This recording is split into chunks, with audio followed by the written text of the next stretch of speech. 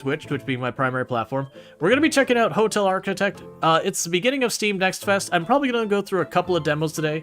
I do know on the list we will be wrapping up with Roadcraft.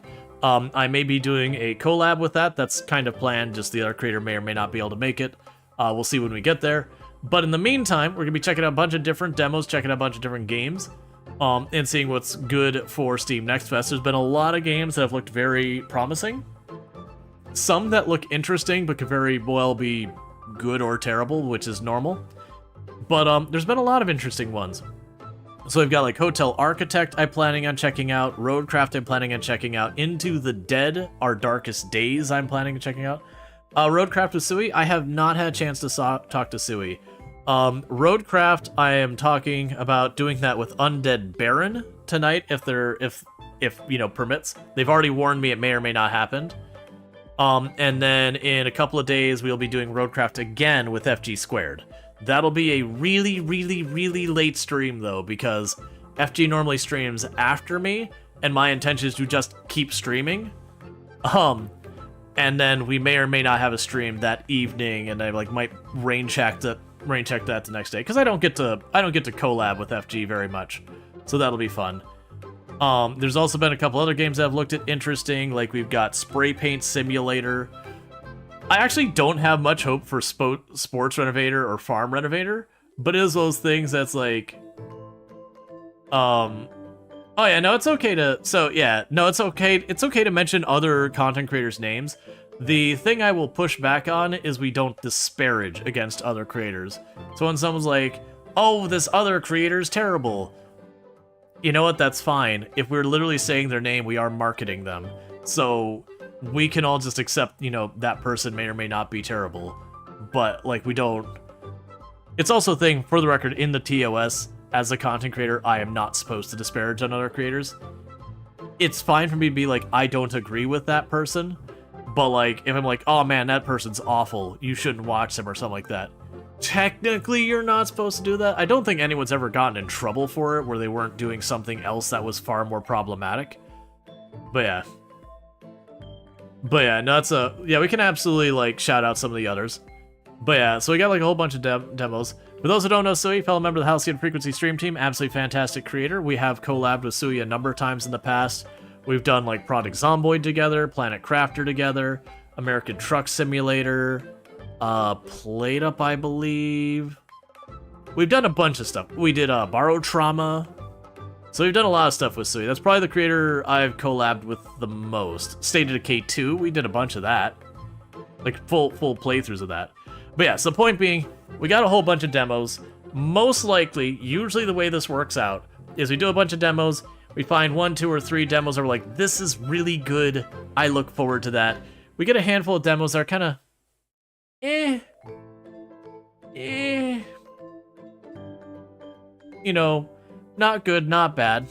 And then we have some demos we break out, we're like, why, like, this is an actively terrible game. Now with all that said, let's forget all that. We already went through our settings, there wasn't much for accessibility here, but honestly, when we're dealing with, like, early access demos, they're usually nowhere near, wait, what was that setting? What was that setting? Oh, that's cheat menu. I thought it said chat menu. I was like, wait a second. Yeah. Yeah, I probably won't do a collab of Raft. I have done multiple playthroughs of Raft on the channel, and one that is a full playthrough. And it's not like there's randomization to Raft, really. You play through the story and it's the same story. And while building the Raft is fun, it also feels like one of those things that I don't feel enough opportunity for creativity with the Raft to really make me want to revisit. Like, if they get, like, a new update or a DLC or whatever, then sure, but yeah. Anyways, without further ado, let's check out Hotel Architect. I've seen a little bit of this game from other creators playing. I don't really know much about it, other than we will have this whole thing where we run a hotel. It's my understanding is, people said it was kind of like The Tenants meets, what was the other game they're comparing it to? Not The Sims. It reminds me of The Tenants from what I've seen, which is a game we did a couple of sponsor streams for way back in the day.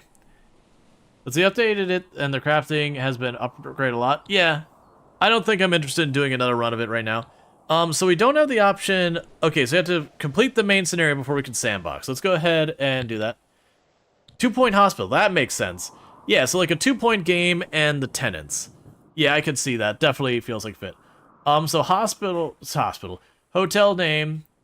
Hotel name.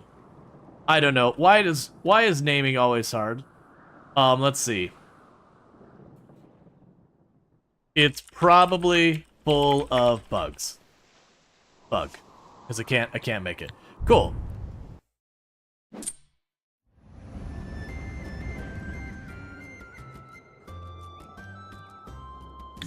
Ahoy there!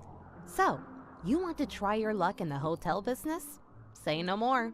My name is Anna, a self-proclaimed hotel guru and business coach, and I'm here to assist you in achieving your ambitious goals. Let me start by welcoming you to the Swedish West Coast. The area is brimming with backpackers and sporties, making these guest types your top priority. Since this is your very first hotel, I will guide you through the basics before presenting you with the main objectives. Let me know when you're ready to begin. So one quick accessibility win, having both voice and text. Because when you're talking about most accessibility, the biggest problem is presenting information in only one format. So like, for example, well, this isn't particularly bad for dyslexia because you do have nice splitting paragraphs and all that. The fact that it is voiced is nice. So if like, you know, say I forgot my glasses, but I could see the screen enough to play, reading that might be really hard. So that's pretty awesome that they've got both. So cool. Psst, I'm over here now. Click on my chat bubble to begin. Cool. So we're tutorial land. Let's start by learning how to navigate your hotel.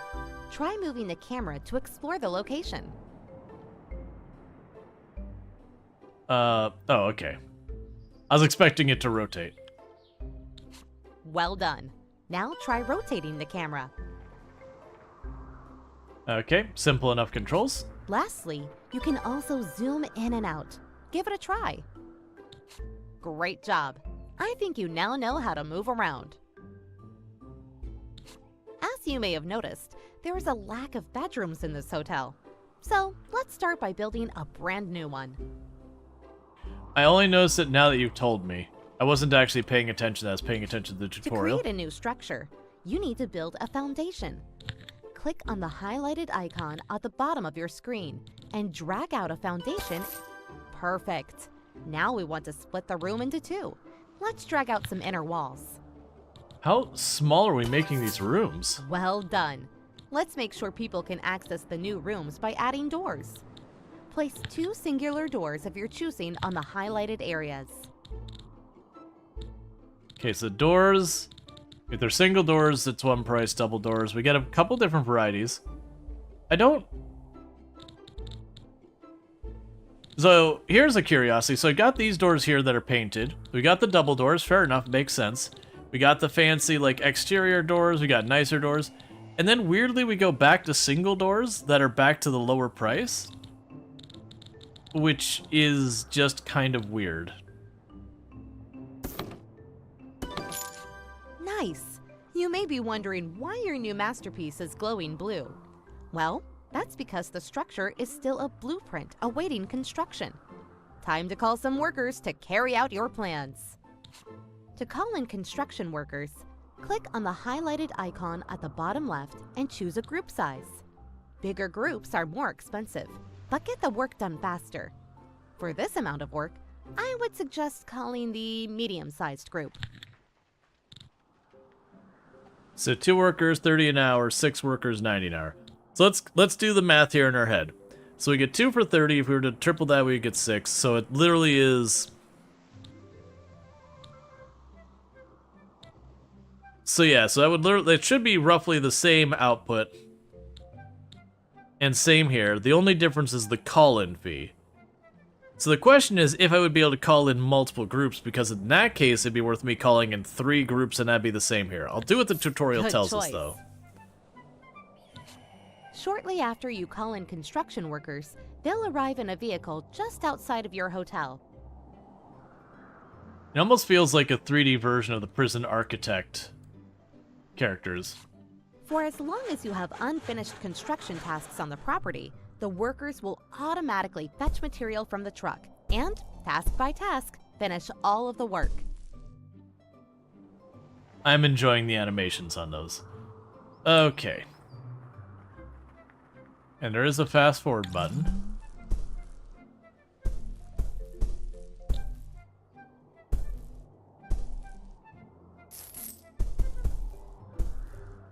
This doesn't feel like a very big space to work with.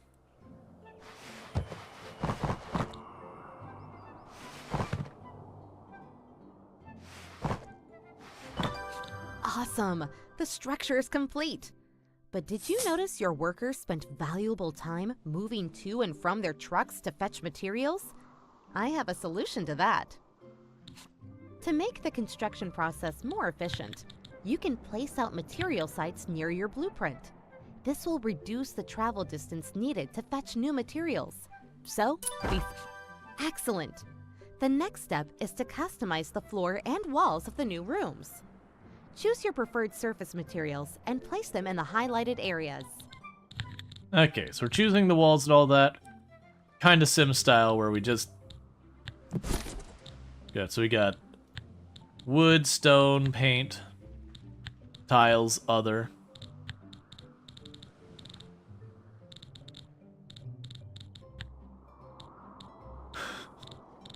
Just make it like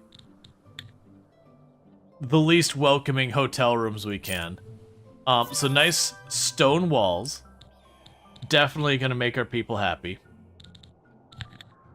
We definitely want to change that to stone floors. Oh wait, ground. Sadly, I can't get the sand in the building. Plastic carpet.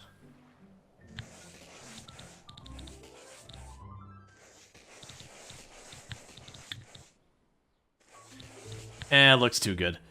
Yeah, so we're just gonna have, like, stone floor. Ah, nice. The rooms are now far more interesting. That's one way of putting it. Now it's time to actually designate your new rooms as bedrooms. This is called zoning. Okay.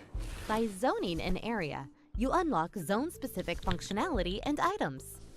Zoning also helps guests and staff to know what kind of activities are to be expected in certain areas. Well done!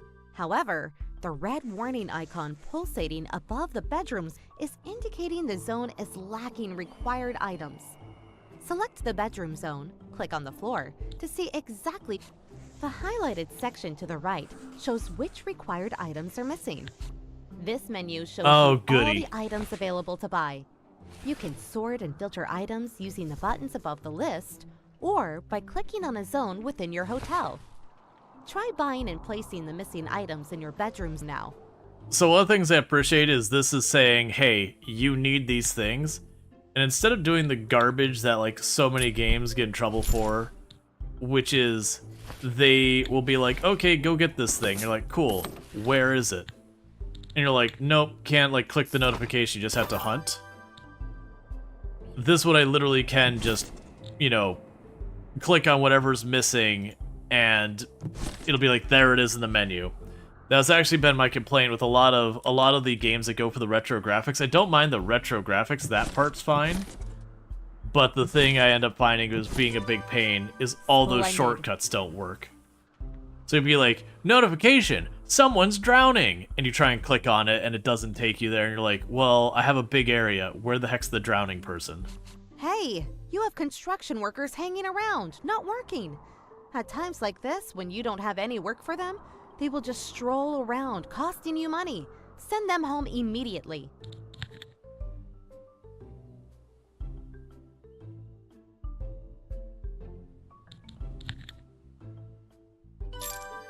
That's better. Only call in construction workers when you really need them. As you may have noticed, beds are delivered without sheets and towel holders without towels. Trust me, this is something you want to take care of quickly if you want to keep your guests happy.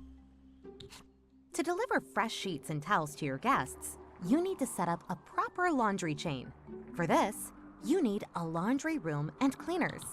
Therefore, it is now time to hire your first staff member. Follow the highlighted windows to inspect your prospecting candidates. All candidates have a certain experience level and unique attributes that will affect the quality of their work. Hire a cleaner of your choosing. Okay. There you go.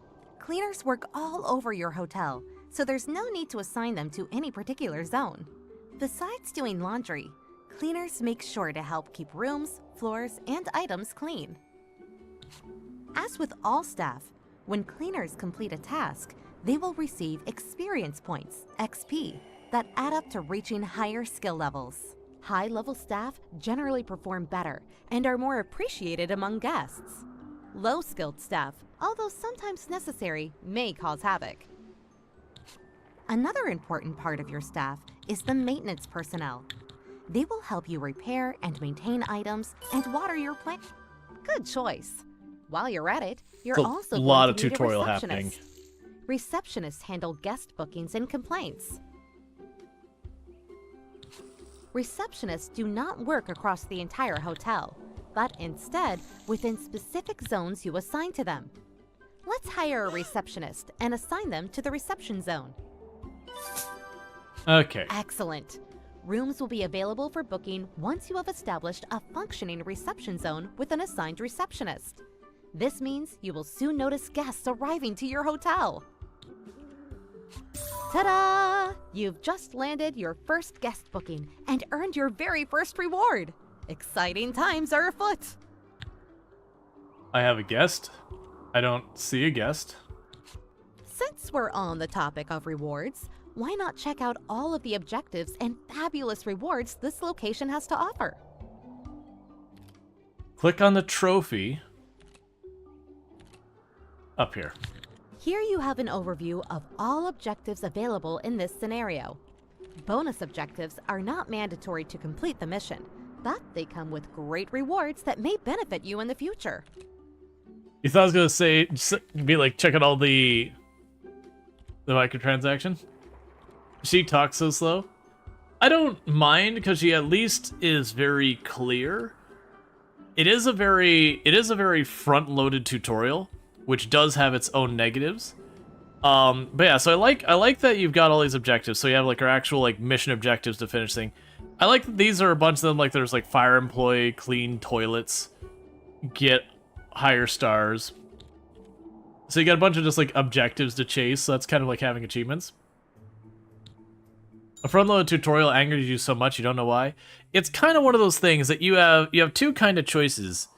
You can go you can go a little heavy on the tutorial, which means a lot of hand-holding, or you can go too little tutorial, at which point, you know, people get lost in your game and frustrated. And there's argument to be made for either side. But yeah, front-loading the tutorial can be a really bad thing.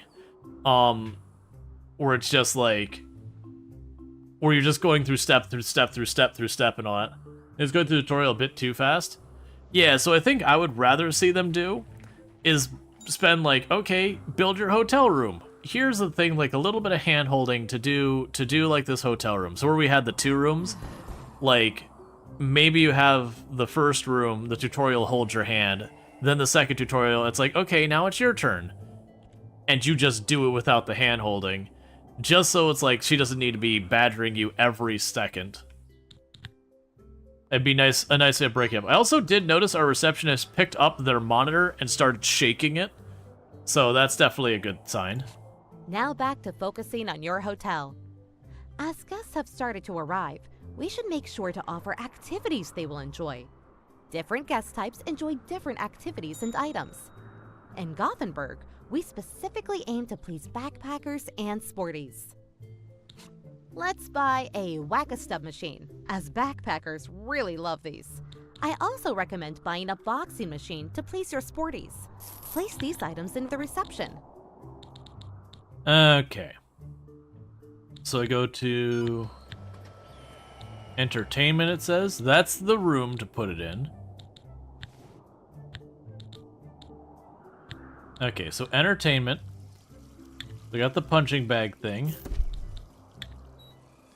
I also do appreciate that it does try to snap to the walls and face the correct direction. So I don't have to deal with that. We'll need to bring in a couple of construction workers to do their stuff. Yeah, what we'll probably do is we'll probably do the tutorial for a little bit here to just get the basics. And then if Sandbox unlocks, we might switch to that right away.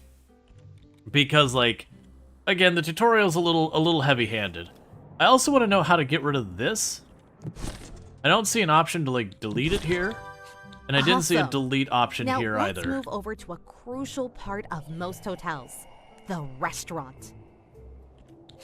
As you can see, your hotel has a restaurant zone already, but to serve food, you will need to prepare it in a kitchen. Let's create a kitchen right next to the restaurant. Start by moving the sofa that blocks the room entrance. Press and hold to lift it up, then click again to drop it. Nice! You can pick up and move any character in the same way, but be warned, some of them won't appreciate being tossed around all the time. And I can't seem to do that with the material site. Okay. Make sure you have enough space for all kitchen items. We can do that by demolishing that inner wall to create one big room.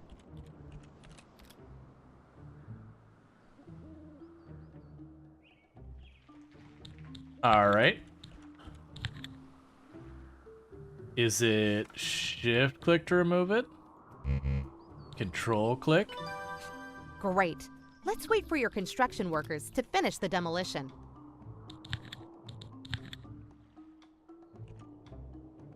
Still know how to get rid of that.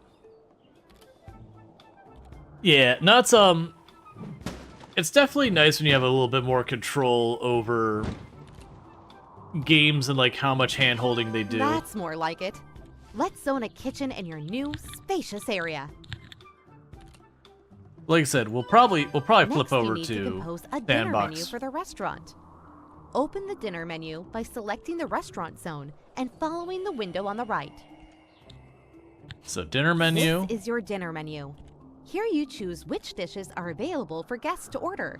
Different guest types prefer different dishes, and their overall opinion of your menu will be displayed to the right. Since backpackers and sporties are common in this location, let's choose pea soup as your first dish. Good value and healthy.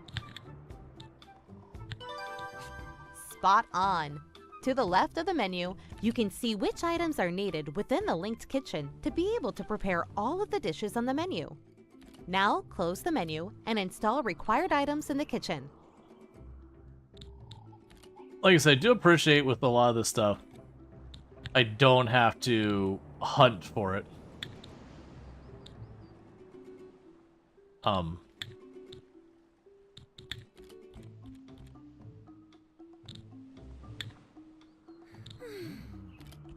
Okay.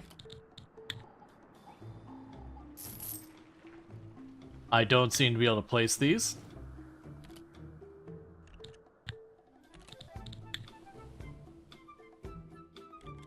Yeah, like...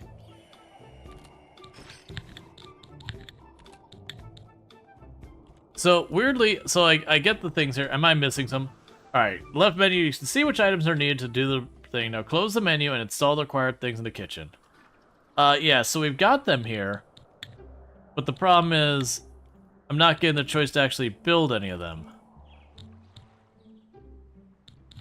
So item, click on the room, click on the item. I have the money. I've got tons of money, so that's not it. But it's not doing. The warning sign has a zone. Maybe that's the problem. But the warning sign has a zone symbol.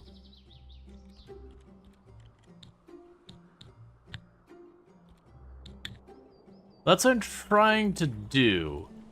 Is I'm trying to build. We do have construction workers on scene standing around. Yeah, so it's telling me that I need these things. When I click the building, click the zone button on the bottom. The zone button on the bottom. I've got you, and then that's blinking. We click on that, and these ones are highlighted as I need them, but then I can't build. Natural's just complaining about staff. I'm gonna see if I can't make it stop pestering me about stuff. And then maybe we can unstick it by doing this.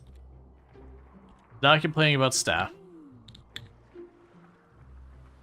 Yeah, no, it has a red triangle symbol on whatever it means.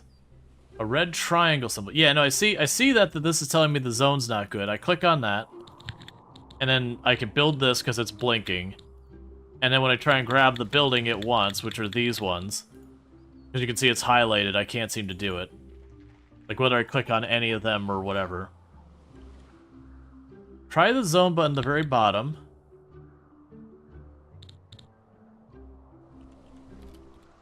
I mean, we've already assigned it a kitchen. That's what this means. This is telling me that it's zoned, but it's missing stuff to it. So it's like, I think there's just a problem in the tutorial that it's trying to keep us from accidentally doing stuff we're not supposed to. And I'm stuck for some reason that's not letting me continue.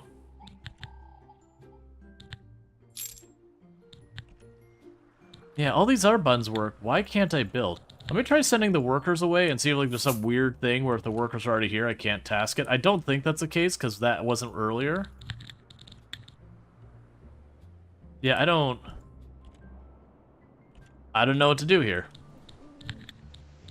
For as much hand-holding as the tutorial did, I suddenly, like, I would expect that button to let me play. So I'm assuming that's a bug. Because that's how we did it earlier, and, like, our objective is to do this. Let's see if we can't open the menu again. Okay, so we've opened the menu. We selected pea soup. Everything seems to be happy here. And close that, reopen this. But no luck.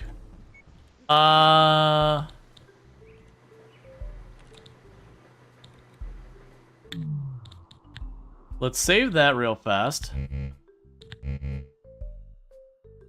You'll be able to create user saves once Anna is introduced a few basics. Don't worry, up until this session will be auto-saved every time you complete a task. Okay. Let's try the strategy of returning back to the main menu and hitting play. Cool, and I can't continue, like I can't do the sandbox yet, so we gotta continue. Spot on. To the left of the menu, you can see which items are needed within the linked kitchen to be able to prepare all of the dishes on the menu. Now, close the menu and install required items in the kitchen. Okay, so that did unstick it. So whatever was jammed, we were just able to close and reopen the save and everything's happy now. That's kind of what I was expecting to be able to do.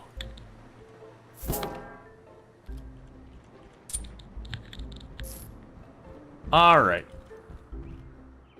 That does happen sometimes where, especially with a early access demo, that you just get weird stuff breaking. At least that one we were able to recover by just unloading and reloading. I've run into plenty of demos in Next Fest Pass where we hit like part of the tutorial, it's like, do this thing, and it's like, oh well, I already did it. And it's like, well, too bad, get wrecked.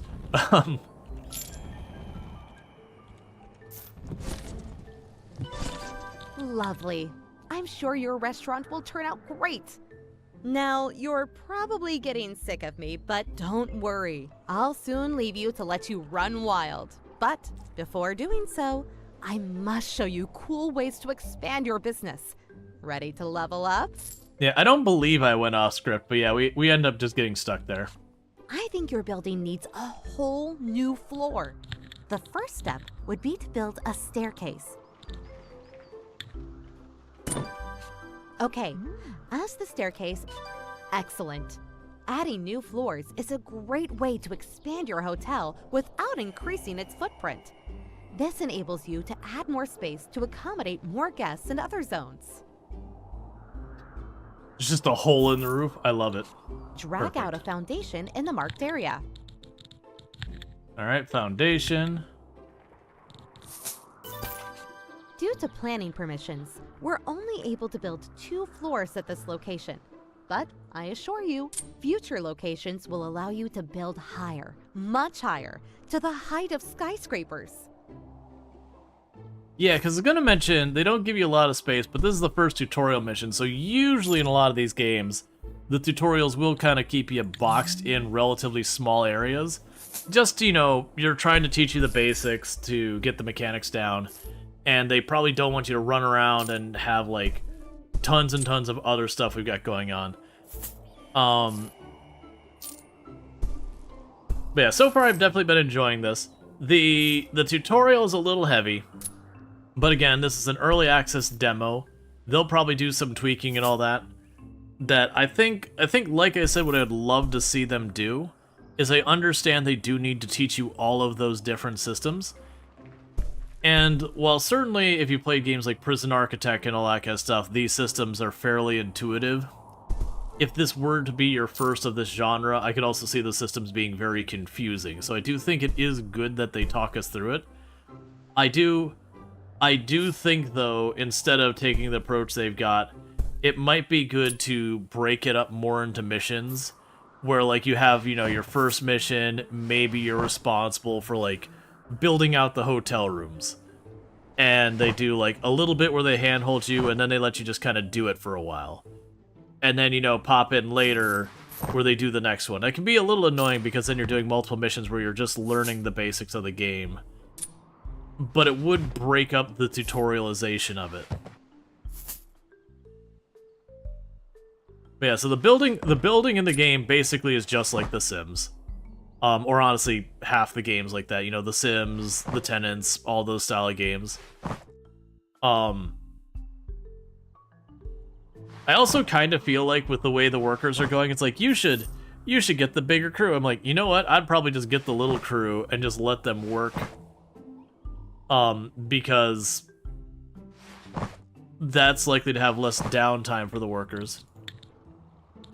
Okay. And just like that, I would say you have now grasped the basics of becoming a successful hotel entrepreneur. And my work here is done.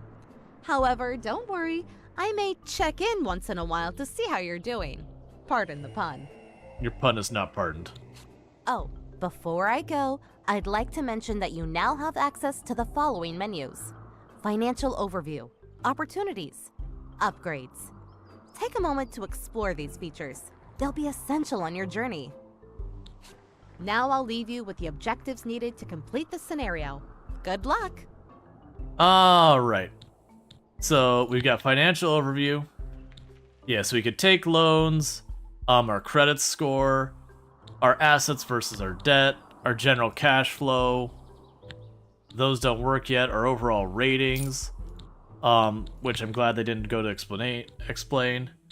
We can spend money and time to upgrade various things in our hotel, which sounds pretty good.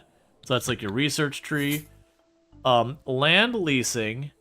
So we can remove radioactive waste.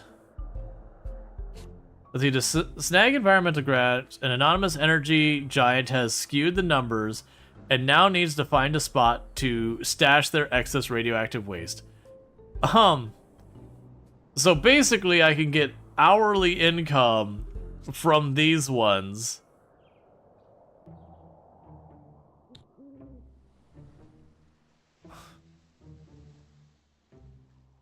I can get hourly income from those, having those horrific things on my property, but I get paid. Alright, so it wants me to research 3 level ups, and it wants me to build some more rooms. So let's start with the rooms. We can go here. I feel like I'm making the rooms much bigger than I need to be. With the food stamp sized rooms they had us do down below. Let's, how do I cancel these?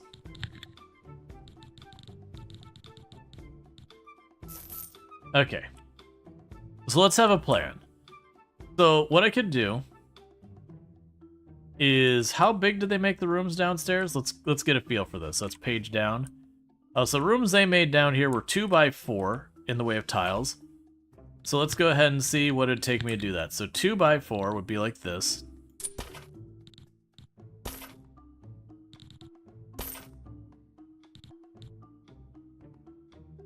So that'll be a bunch of bedrooms. And we can make a hallway here.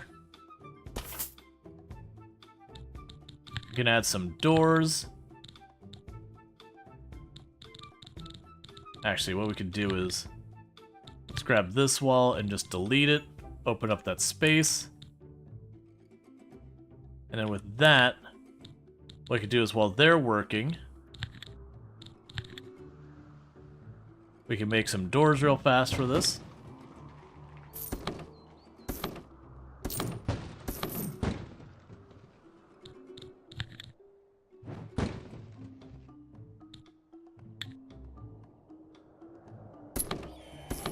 I don't know if windows do anything, but I feel like they should have windows.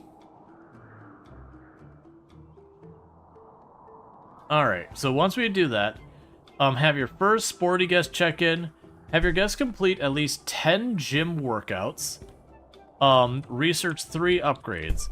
So let's look at our research tree and see what we've got going on here. So we've got bedroom, staff room, financials, miscellaneous.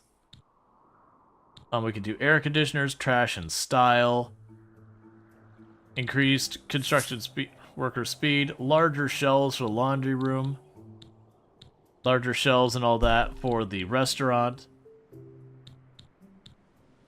Let's see, unlocks new high-value bedroom items, premium toilets,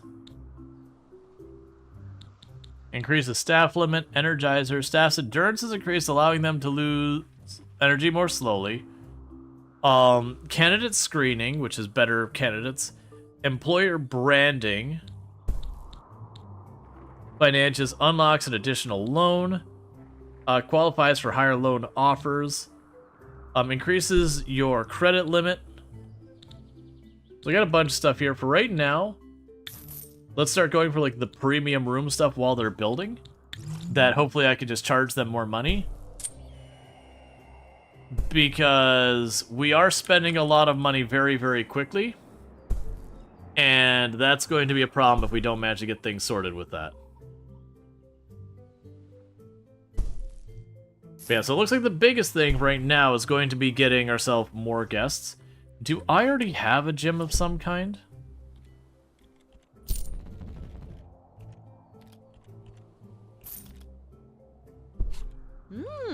Look what we have here. Your very first critic is about to check in. Critics are very important to please, as they determine your star level.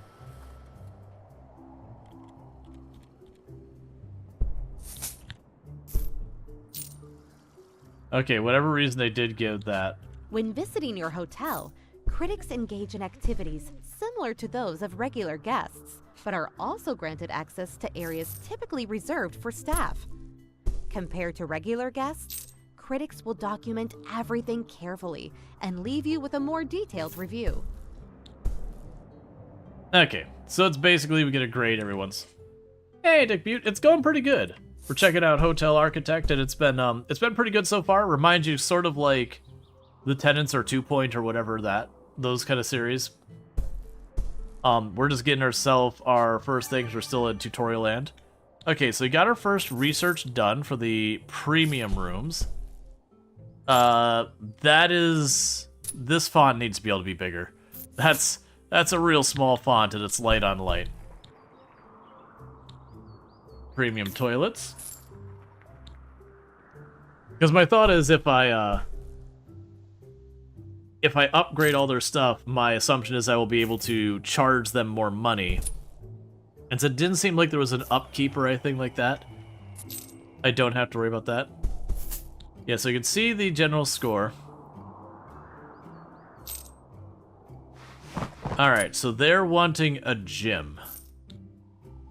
So once I get this room going, I'll get a gym built up over here. I have no idea how big any of these things are. None of these have given me any type of indicators, help, or whatever. Be like, hey, this is how big this room should be.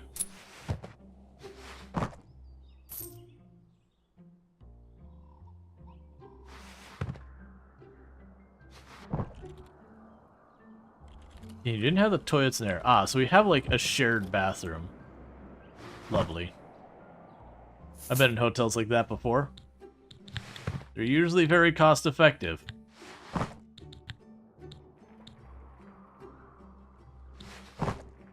Single bed.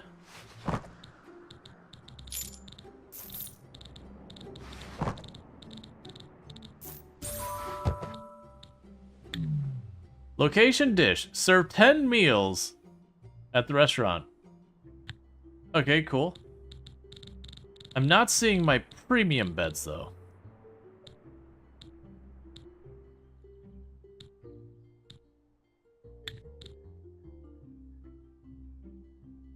And what button was it to rotate? There we go.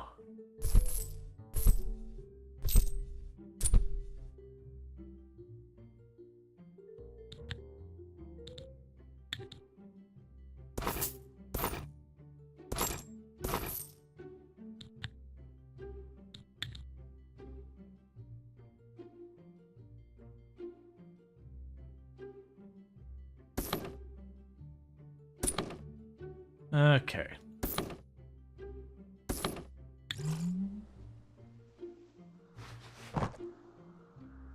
Cool, so we get a bunch of those beds built, so hopefully we can get our money starting to stabilize. We also need to go to the paint and paint our walls once we get there.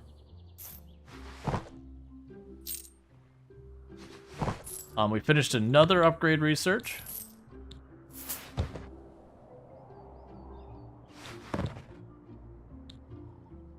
One more round unlocks additional drink slot and menus. We can expand our restaurant menu. Sure.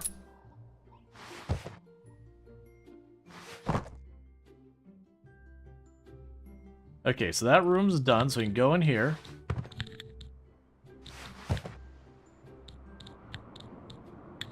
We're gonna stick with the everything's a dungeon theme.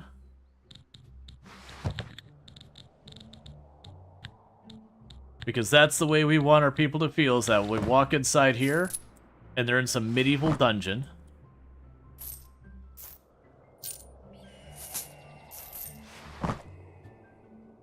Alright.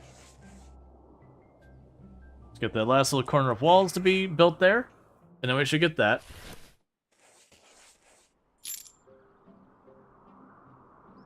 And thank you, Rongor, for the 40 stream streak. Catch the last 40 streams without missing a single one, so I do really appreciate that as well, so thank you. Okay, so we've got enough bedrooms, which is interesting.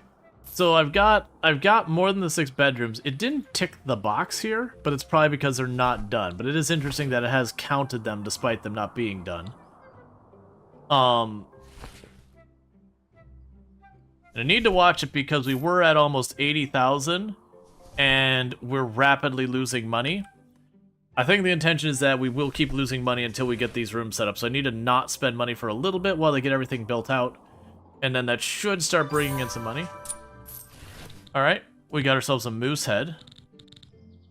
So I finished the research. So before we worry about that, we can go to our objectives here. Okay, well I don't get the choice to do a whole lot with that. And we're not going to go chasing down all the objectives. This is a demo version. Whereas if I was playing the full version, I probably would be tempted to go and be like, let's get all the mission objectives unless one was grindy. There you go. Perhaps not the best, but I can assure you I have seen worse critic reviews. Okay, so the staff experience was terrible. The attractiveness was not great. The bathroom was pretty underwhelming. We didn't have a gym. We didn't have, I'm assuming, a cocktail room. I have no idea what that room is supposed to be. But the whole thing. So I don't really have any of that information. Right now, we just need to get through getting our room set up. And then we can worry about the next thing.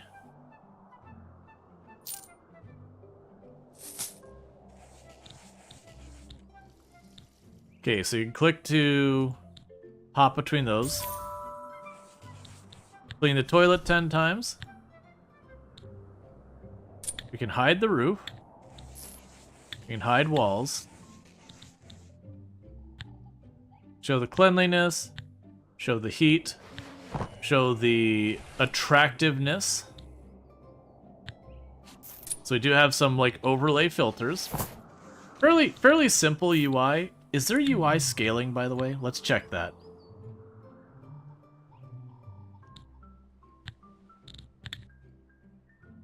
That didn't seem to do anything.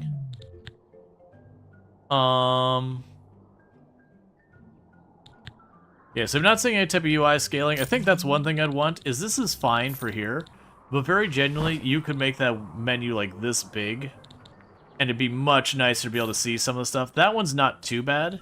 It was when we had the, yeah, this down here, this needs to be scalable. Like, that is a light font on a light background. Like, I need to scale that up. Like, it's fine that this is an option this size, but very genuinely, it's gonna be really hard to read. Like, I can't imagine chat can read that very well.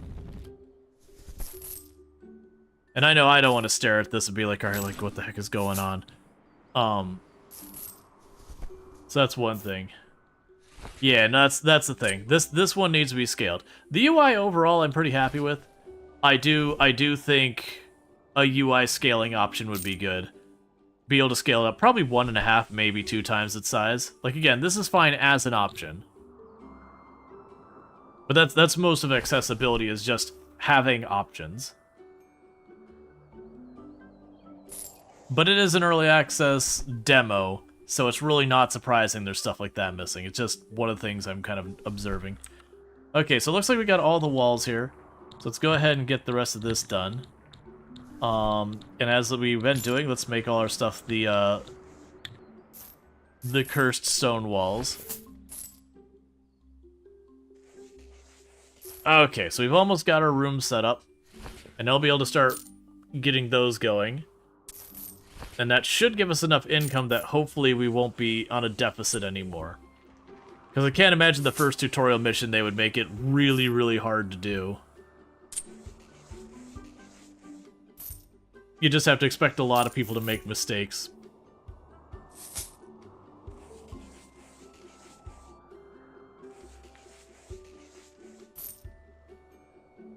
So we've already paid for it. It does seem like the money is continuously going up. So if we were to make a gym...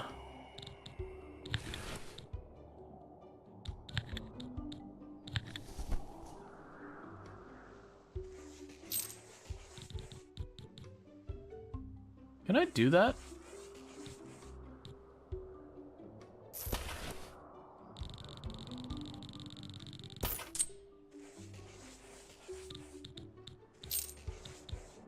Okay, so let's go here. Take that back down to get my money back.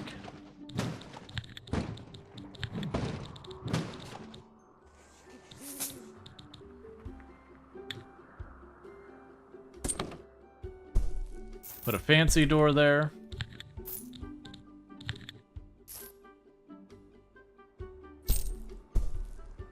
Alright, this is gonna take a while. Alright, so the thing I need to do is get those two out of here. And get like a bigger crew.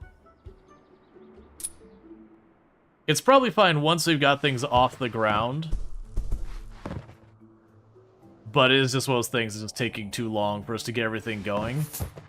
And we're losing out on a lot of money otherwise.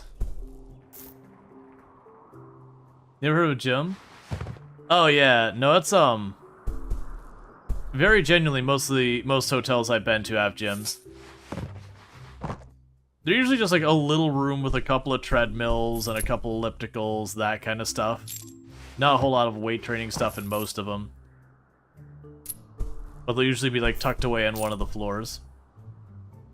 There's a lot of people that's they've got their exercise routine, and even when they're on vacation or traveling, they do not want to fall out of their routine. Which is fair, because it's really easy once you fall out of your routine, it's very difficult to get back onto it. Alright, let's stop building until they get those bedrooms done, because it does look like they're prioritizing foundation and walls and all that over furniture. Which does mean I'm getting, like, no progress into actually making those rooms something people can stay in until we get that. That said, even though it's telling us it's got this ridiculous net negative, it does seem like that's mostly just our construction costs. So we're actually not doing as bad financially as it immediately appears. It's just we're investing a lot of money, and it is counting that against us. I do actually like when games do give us a different figure here, so that you can sit there and see what your costs are. Yeah, so like literally 91% of our spending, sorry, 96% of our spending is just construction. I do like when they have like, here is your cash flow, like not counting one-time expenses, but your regular stuff. Some hotels have gyms, but you need to pay extra or something. I've never had to pay extra for the gym before. I'm sure that is a thing, but like there's been a lot of hotels I've been to that they're like, yep, we have your gym offering, you just need to have a valid like room card or whatever. Alright, so we've got the rooms. Let's go over here quickly before everything gets too far out of hand. We can get you out of here. So I can drop back to a smaller crew. Now I'm not dealing with that, because then I can have them working while I'm doing other stuff.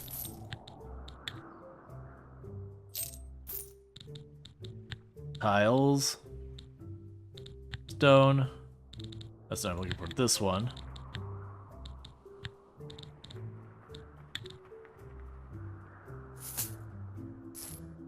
That's a different color.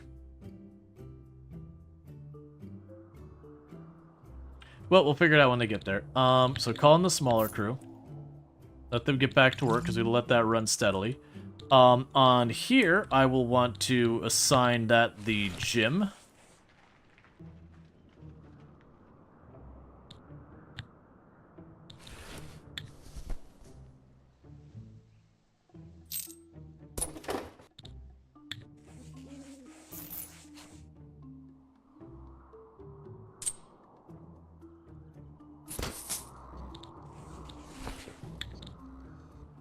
Water fountain by the door.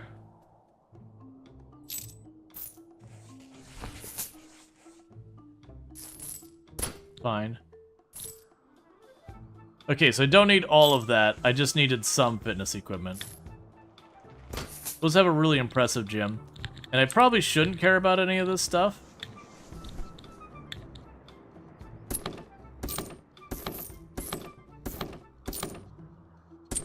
Well, everyone works out.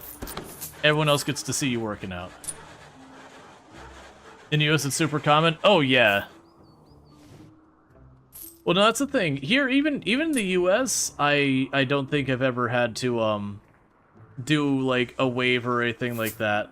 Usually it was more along those lines of, like, hey, you know, this is at your own risk, whatever, whatever, whatever. It's even one of those things that, like, you go on cruise and that, almost always, like, it's a big thing that, you know, even the cruise ships will have gyms in them. That very genuinely, when you go to a place and they don't have a gym, you usually get a lot of negative reviews for it. That's actually, there was a, that was, if you remember, there was a, in the Disney area, they had the Galactic Star Cruise, like the Star Wars hotel kind of thing. And that was, like, the two big complaints they got. I mean, other than the price is just outrageous. But other than the price being outrageous, one of the other complaints they really got was it didn't have a gym, it didn't have a pool. They didn't have, like, basic expected accommodations. It might be common in the city, or whatever, but you live in a rural area and you've never seen it. Well, even, where I grew up, we had a very rural area north of us. And even that one, which is a very low capacity area, still had gyms. Now, for a hotel, you will. If you're talking a motel, like a like the really like tiny budget motels, those ones will often not have gyms. But like an actual hotel typically will. Yeah, if you're talking a motel, where usually, like, motel, for example, when you play Project Zomboid and you go into Rosewood on the north side, where it's just like the 2 floors with just like the little walkway and all that, that's a motel. Yeah, those even sometimes those will have gyms, but a lot of times they won't. But yeah, like hotels, the vast majority of them have gyms.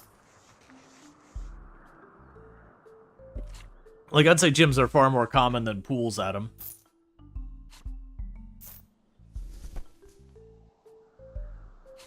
Yeah, exactly. Sage Bike saying, yeah, when you're talking about a motel, it's usually outdoor-facing rooms, where hotels...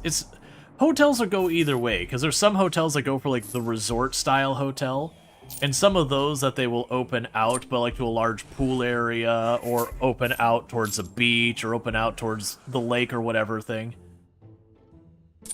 Hotel, motel? Why must we use two words that are so identical? They're very different things.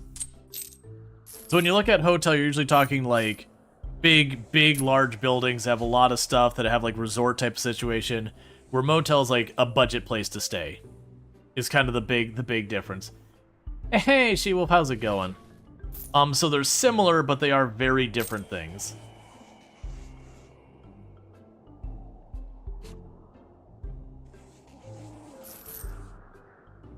Like, hotels tend to be far more pricey, but good thing. Oh, the Demo Nito. Yeah, we're checking it out. We're just building our gym real fast.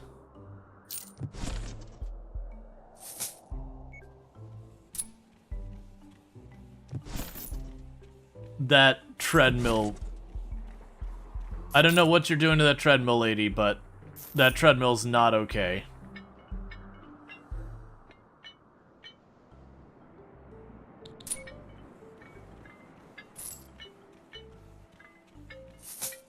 Okay, so room-wise, we have a staff room, which we already have. We already have all these other rooms. Let's drop down a floor real fast.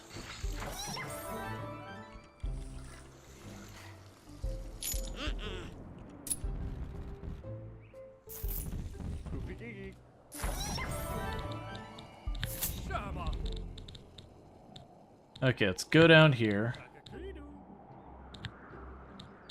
Go to a restaurant.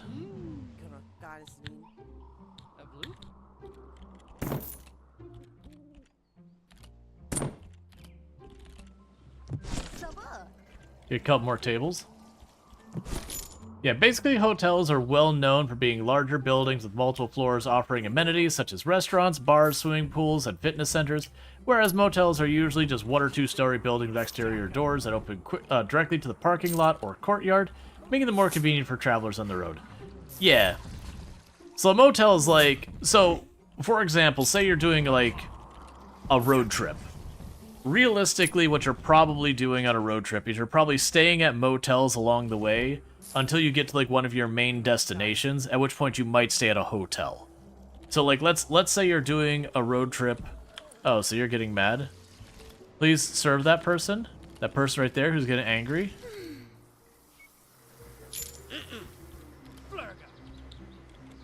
We'll hire a second person. But yeah. Yeah, no, motels are way cheaper. But yeah, so it'd be like one of those things. Say you're taking a road trip from California over to Central Florida with the intention of, you know, visiting a bunch of the Central Florida, like, tourist locations. What you're probably doing is you're probably going and you're stopping at a couple of motels along the way. And then when you get to the other end, you're probably staying at a nicer hotel right by the touristy stuff. So if you're going to be spending your money on your accommodations along the way, you're probably going to spend them primarily at the place that you think you're going to get the most from those accommodations versus everything along the way there. Alright, so you've got all that.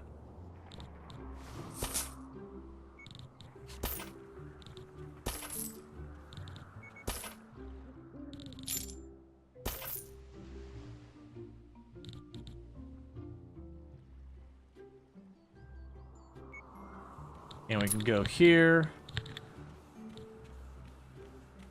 Delete that wall. No bathroom upstairs? Nope. The game has not punished me in any way for just being like, there's one bathroom. So we're doing it the Sims style, where you go, okay, well, where's the restrooms in this place? All of them? One bathroom for the whole place.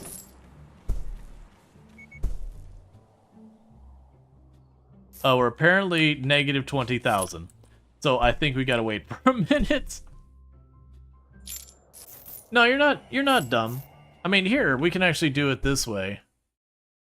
We can go like this. One moment. Motel. It's not what I'm looking for. Motel, image.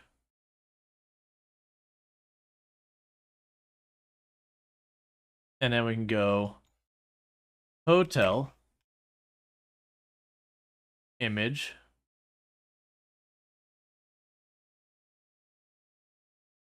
Yeah, so if you just want to like get a really big comparison or whatever,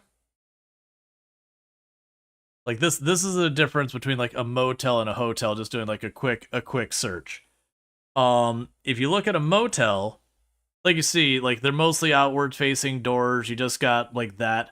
There's not really a major building to it. It's almost like cheap apartments, but it's very budget friendly. You go in, you get your room. There's usually like no frills. There's no pool. There's no gym. There's no anything.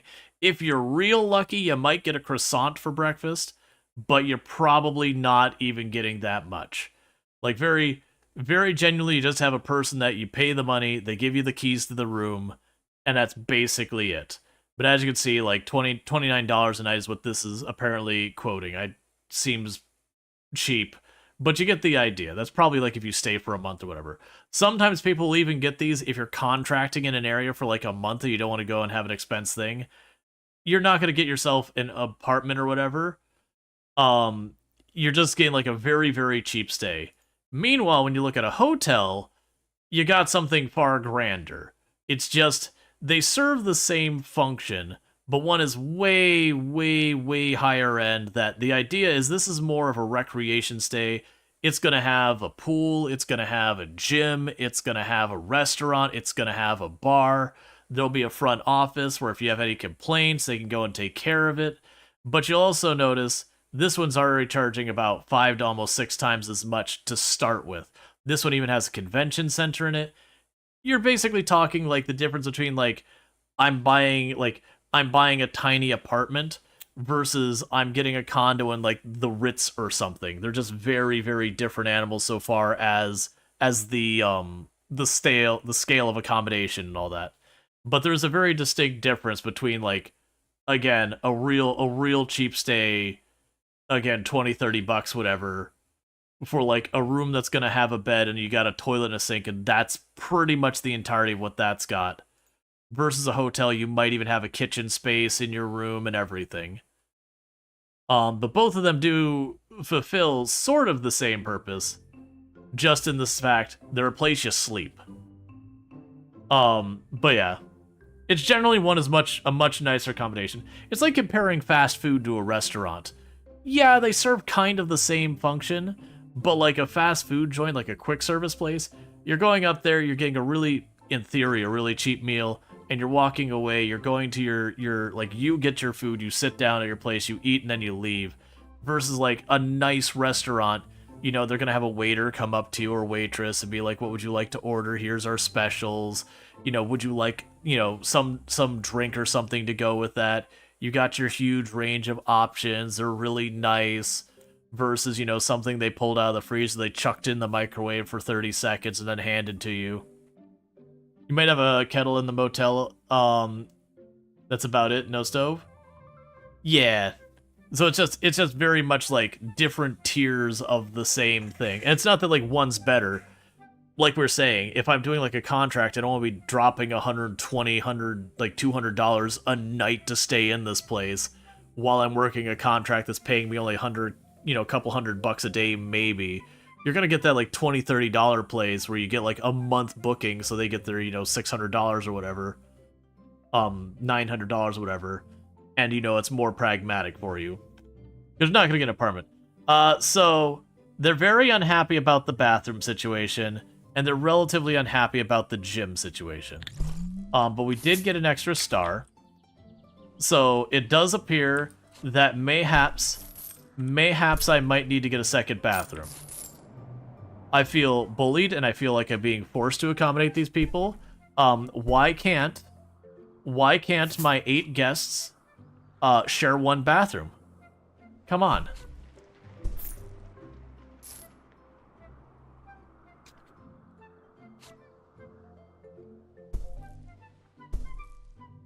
Let's see. You don't know where some of these contracting agents get all their money?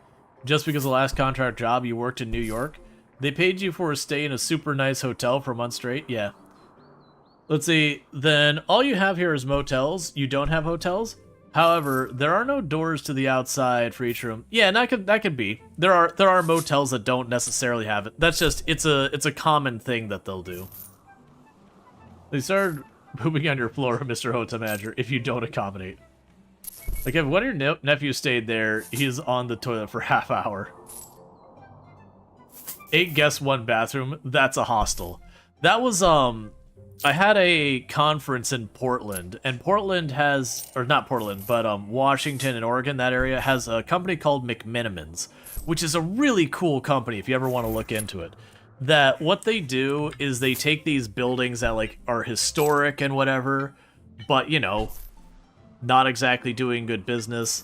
So, like, the old-timey theater, and they will buy the property up versus letting it get, you know, deconstructed or destroyed or whatever. And then what they'll end up doing is they'll go and they'll turn it into stuff. So they had like this old-timey apartment building that they turned into this really artsy motel. And I really enjoyed staying there, but that was the one big negative. It did actually have a shared bathroom per floor, which didn't bother me as much because I just had a different schedule from everyone else. But I remember talking to Toomba, I was like, oh yeah, I'm going to this conference, I'm going to be staying at this McMinimans. And she's like, oh cool, because she's been to other things that McMinimans does, and they're really cool places. Like, yeah, it's this really inexpensive hotel, but like, you know, it's shared bathrooms. And she's like, oh, absolutely not. I will never do that. It's like, that's fair. Let's see, there you go. To add even more confusion, there are places you can rent to stay. There are hostels. Yeah.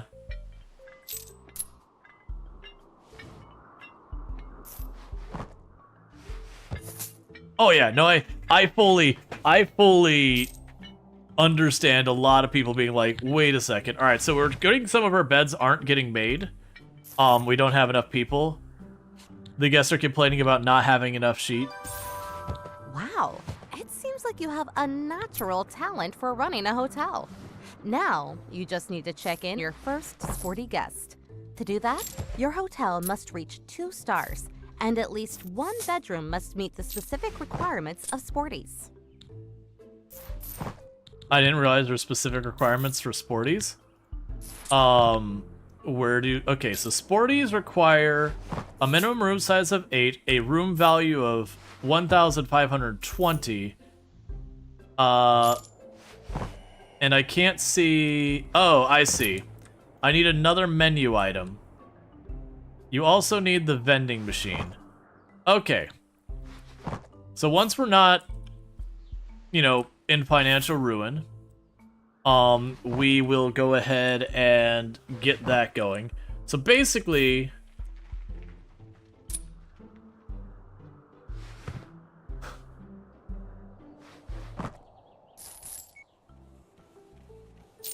It's all good, Cerise. It's just there's a lot of variance.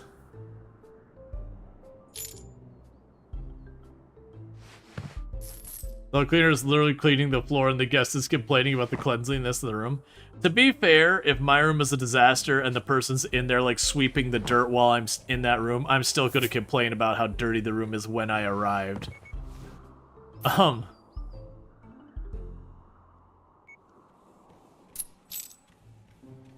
yeah. Alright, meanwhile, you get out of here, because I can't pay you to do more right now. So basically what I gotta do is, to finish the tutorial, I just need to wait on the money a little bit. It does seem like the sporties, I could charge them significantly more money. We did hit the 2-star rating.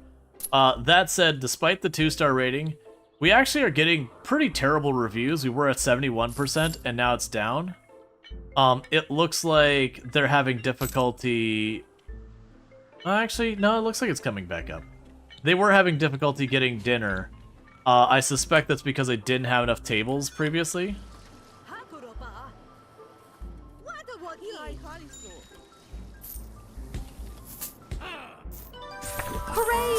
you have completed the main objectives in this scenario. Hats off to you. You can now choose to stay and further improve your hotel, potentially unlocking more rewards, or set off to tackle new challenges elsewhere. Alright, well, so now it lets us sandbox. What does it say the next ones will do? Okay, so this place is apparently really, really hot. I'm a little worried when we go here. We're gonna get blasted with a whole lot of tutorial. Gotcha, and we can't do the other 2 locations. Alright, so it does look like there's one more scenario. So let's check out the one more scenario real fast. It's probably worse. Excellent. So we'll check this one out. If it looks like it's gonna go like super heavy on the tutorial, we might bail out and just sandbox it. That's a cool little place. A warm welcome to Santorini. In the scorching Greek heat, keeping your hotel at a comfortable temperature is essential. A well-placed breeze or perfectly chilled room can make all the difference for your guests. Speaking of guests, in this scenario, you should focus primarily on sunbathers and brats. Make sure to provide suitable rooms and activities to keep them satisfied. And of course, no great vacation is complete without a drink. That's why it's time to set up your very first bar. Okay, so get a bunch of rewards. Look at that! You now have a bunch of new items available. I'm sure some of them will come in handy very soon. Now I'll leave you with the objectives needed to complete the scenario. Good luck! Cool. So this is way like, alright, so the first tutorial, like the first scenario was very, very tutorialization heavy. Like they hit us up every 2 seconds, be like, click that button, do this thing, and you get it. This is perfect for after that, where they're like, cool, you already know the base of the game, get out of here. Here's your objectives, just do your objectives. That is excellent. Alright, so with that, the first thing it wants us to do is it does want us to get research going. Which was here. So we can get the air conditioning researched. And that's good. I currently apparently have 6 bedrooms. Yeah, so we got 2 over here, 2 back there. Yeah, we have a 2nd floor. Okay, so this one they actually have their own individual bedrooms. So that's good. But it needs option probably later release to turn off tips and tutorial or notifications. Yeah, no, you'll probably be able to like mute certain ones, be like, hey, this notification that I don't have enough sheets. Honestly, I'm willing to bet a lot of those notifications, once you learn the game, should mostly just not be concerns that you run into very often. Alright, so we do need to serve drinks at the bar. This gym is gargantuan. We've got a good size restaurant here. We clearly just want to build this over the beach. I figured we couldn't. Alright.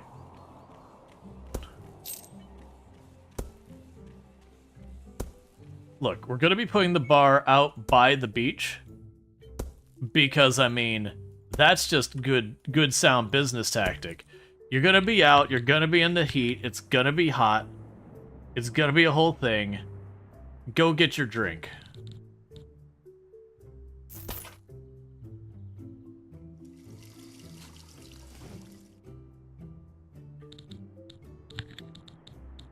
Alright, we can get an entrance door here to make that nice.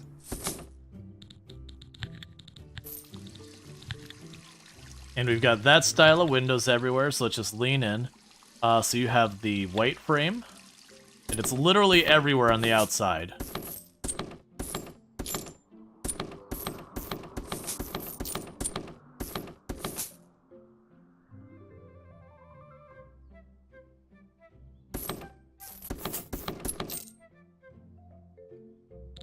Now we can go over here. We will want to choose flooring.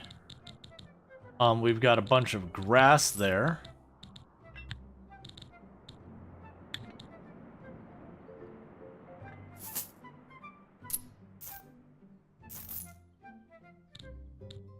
And they should have an eyedropper tool, so you'd be like, I want that floor. So I'm assuming that's stone. Other? Gotta be stone, right? It's concrete. What is the type of floor you are? There we go.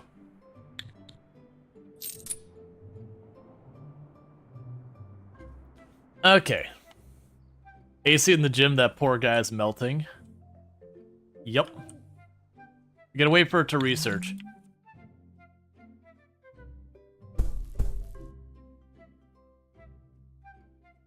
Yeah, so you can put an air conditioner in the gym. That should help. We'll see if anyone else is complaining about heat.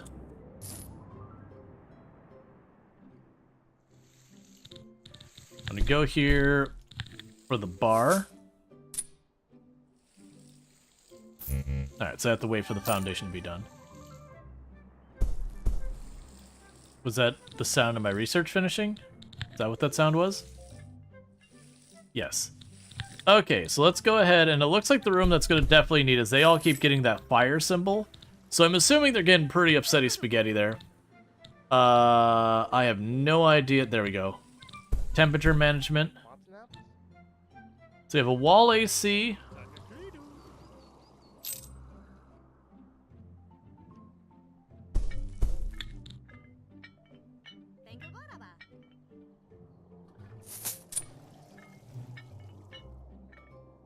Interesting. So we got one we can just plunk down in the middle of the room.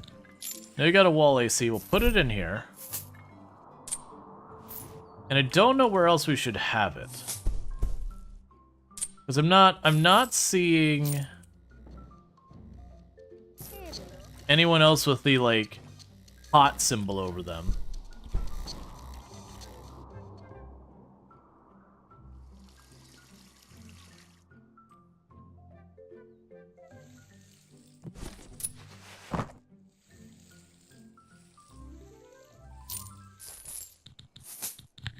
Let's just go ahead and build one anyways.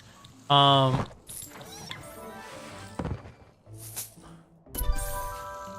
done! I see that the next task on your to-do list is serving bar drinks. To make that happen, you'll need to build a bar zone, create a drink menu, and install the necessary equipment for your selected drinks. And, of course, no bar is complete without a dedicated bartender. Okay, so drink menu. I can't tell who's what.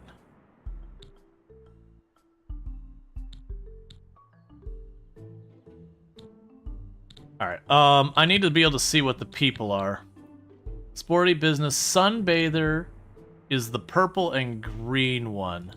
So let's go here. So you want the purple and green one.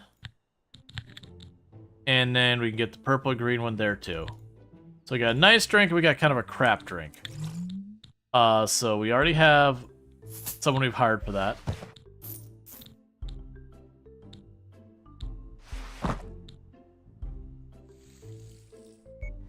Alright.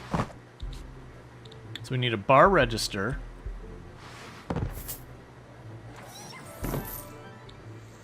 We need bar taps.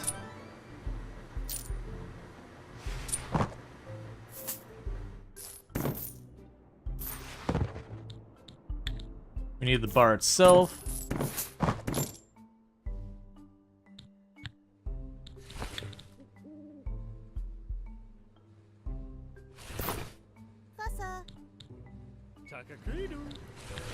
And a glass shelf.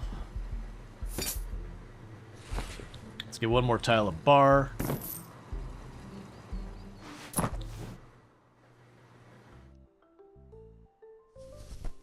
Okay, so I'll have that all squared away. It's a little bit of a snug bar, but that's okay. Hey, Bissette, how's it going?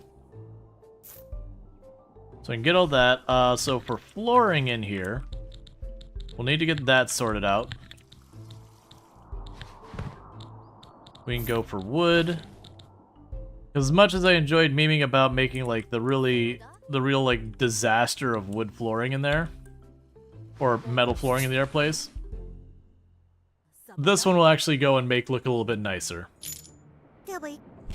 Irritated the bartender because you don't have a place to work. I hired you before you have a room you can work on. So assign the staff. I already have staff list. They'll likely get assigned once we get there.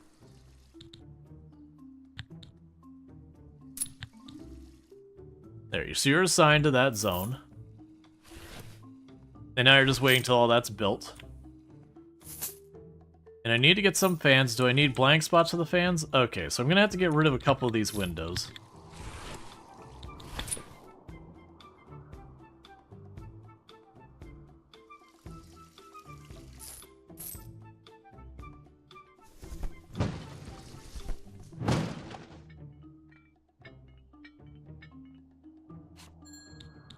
Can we go here?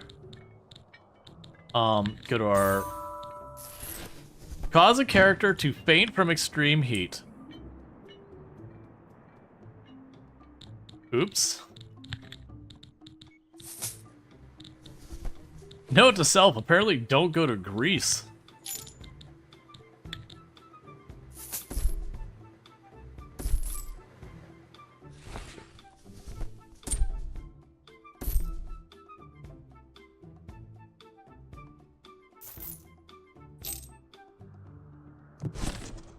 So it was nice today. They bought you a bunch of stuff off Throne wish lists. Mine's still blown. Congratulations, that's cool. I've been pretty not great about promoting my Throne, so it doesn't have a bunch. So you're gonna like get back up, right? You've got fans. Stop whining.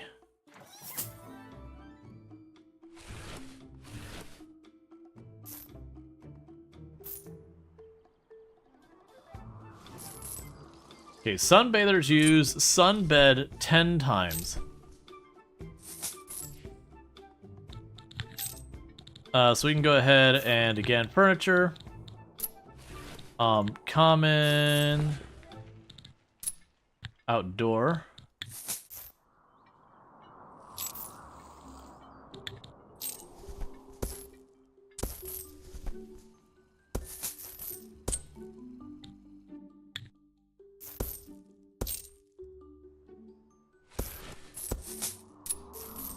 Alright, so that'll speed up.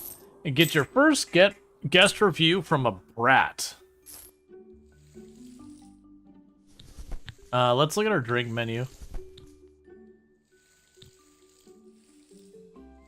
What does a brat look like in the guest list?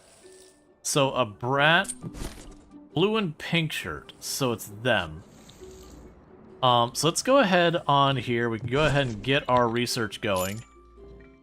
Go to our bar and try and expand the menu so we can make a drink that is appropriate for a brat to get them in here. It does make me curious if, like, when you get to some of the later on things, if you just accommodate way more people, like, can I have a place that will serve all the different ones? A nice rose bush to rip your bare skin apart next to the sunbathe? Yeah, exactly. Just climb out of this, not see the rose bush, stumble over on it, trip backwards on it so you're nice and sit your butt directly on it. And just get yourself all thorned up. 9 out of 10 stars. Would absolutely go again. Oh yeah, I don't think I actually have the throne thing. I think mine was support.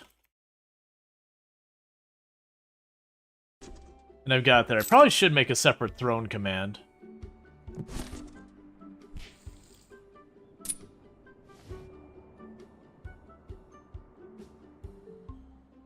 So I think we got everything we need for the bar to work. Yeah, so we've got our air conditioners. So we need sunbathers, and we need to serve drinks. We've got plenty of money, so what we could do in the meantime is let's go up here. Oh, we finished more research. Item needs repairs. I do have staff members to do maintenance, right? Staff list. Okay, we do have someone there. I was going to do something else I completely forgot what it was because I got distracted by that. Oh, right. I was going to go here and check on the bar to add a drink to the menu. And you want to add a drink that the brats will like, which are you.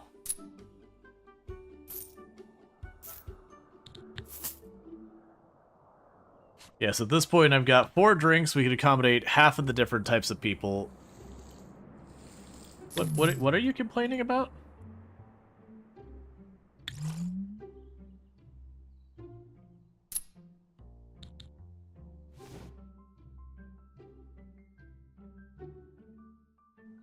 Okay, because I don't know why. Like we didn't have a requirement for like seats or anything here. Let's just check the furniture and go to the bar. Bar tables.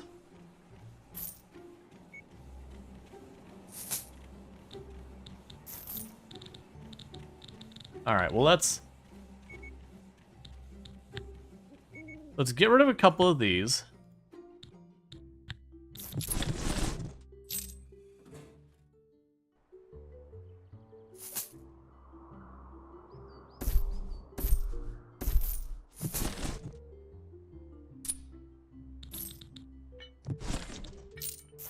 See if maybe that helps. Okay.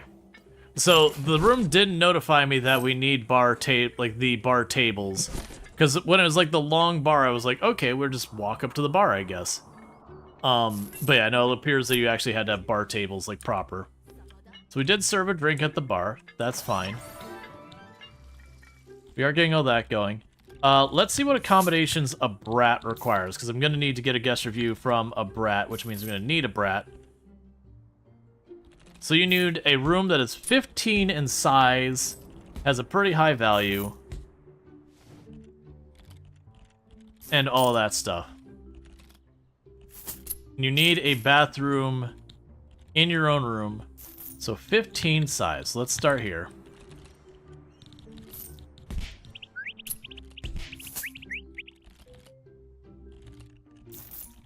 Yeah, that'll work, because we can do this.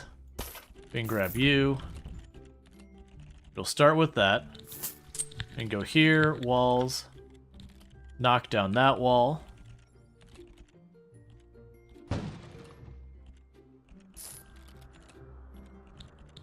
Then we can go over here.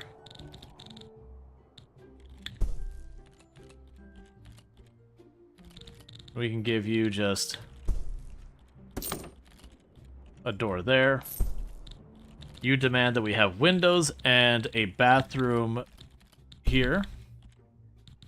So I could bisect your room. And then go ahead and here we can put a door there. And that'll be where your bathroom goes. You require me to have windows. So I'll do the same style windows the rest of the place has had.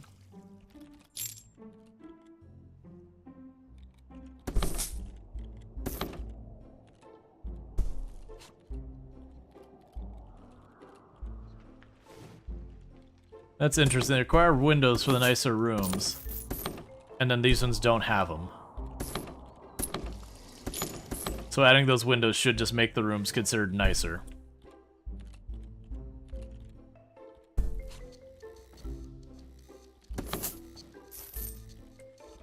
Let's see, basically the person saves up to 6 months and then spoils the crap out of one of his streamer friends. Yeah, and there's people who do that. Yeah, like I said, for me personally, I just don't promote it that much, so it is what it is. Okay. We did build another AC unit down there. Let's go ahead and plunk one up here, because they keep complaining about the heat. So I'm going to take a hint on that one.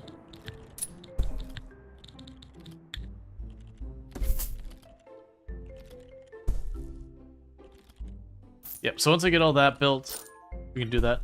Oh, I didn't check. Yes, you already have, like, the correct style of wall for this and everything.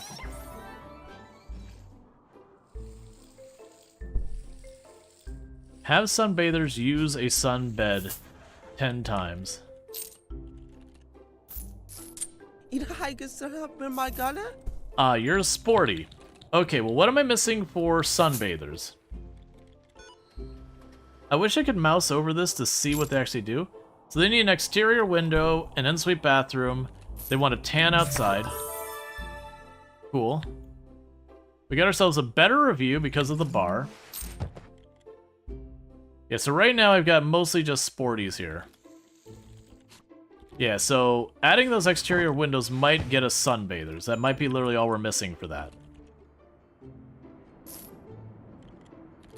Because we only need a single brat to come into our place, just in general.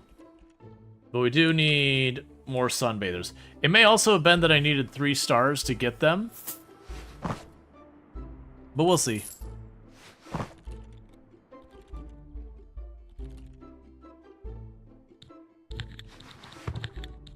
Okay, so we can go here. Common temperature.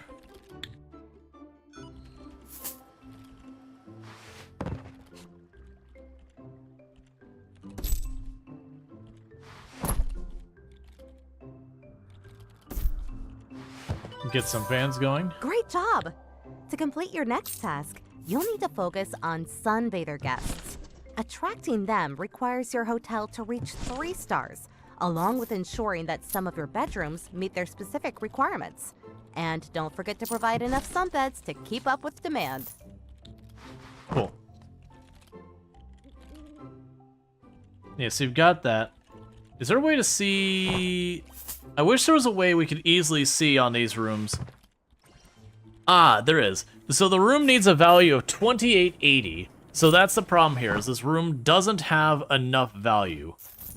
It's literally like 50 bucks shy. So all I need to do is add like 1 or 2 nice things to this room to boost it. Do we have decorations? Because the decorations feel like they would be the easiest thing to boost the value. Oh, we could just slap up a TV. Oh, no, I already have a TV. A really nice painting. Done. And just like that, all of those rooms are now worthy of sunbathers. Well, once I actually put those in. Apparently that's the difference in the rooms. The difference between, like, your petty, only sporty people will go to a room, and then, like, your premium accommodation is a singular painting on the wall.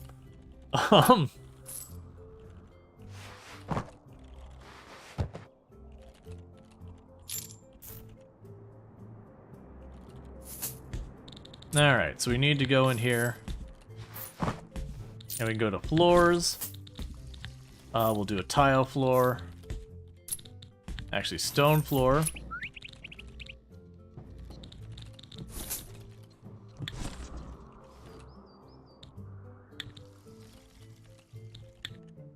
Here. We'll make it a marble floor in the bathroom.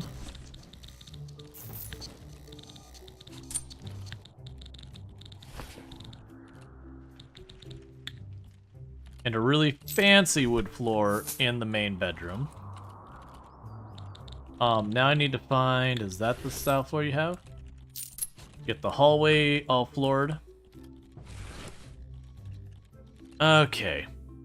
We should go ahead and in the research, get the premium bedding and premium bathroom going. Can I queue up more than one? No, that's fine. So we're waiting on that. Because we'll need to get one capable for a brat.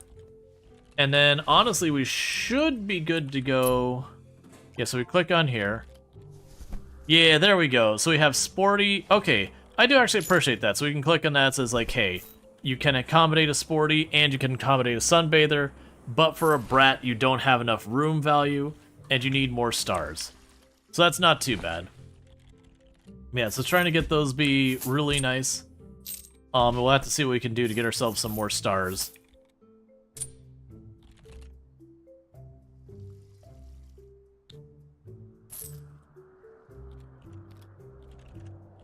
As we check our guest rating right now, it would appear to be... The latest critic did not review the bar kindly because there was no seats. But we'll see how that does as time goes on.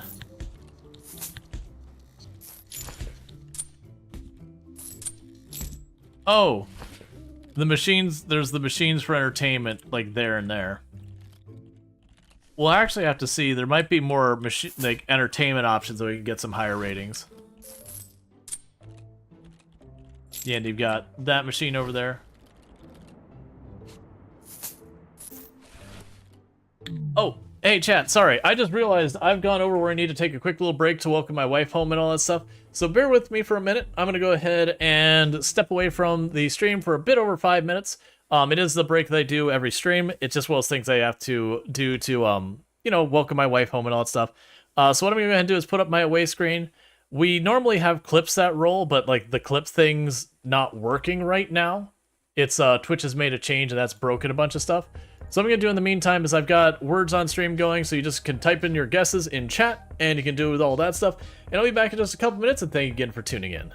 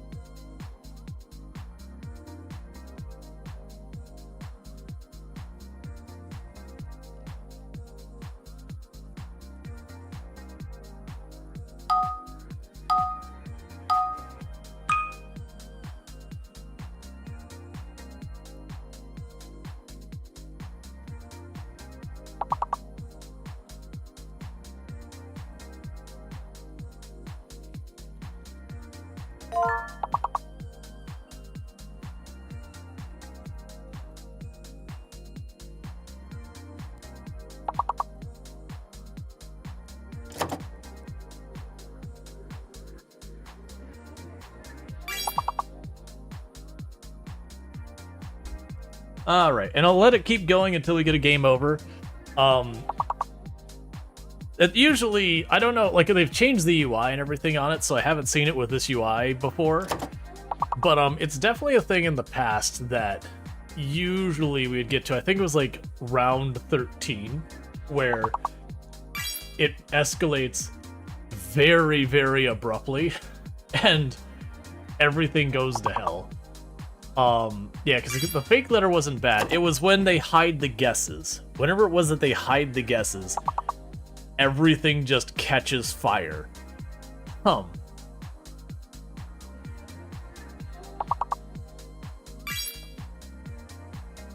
yeah, no, we used to do this a lot in the past. Like, a lot. But we haven't been doing it nearly as much. Yeah, we can get this round knocked out. And for those who don't know, basically the better you do, the more levels you skip.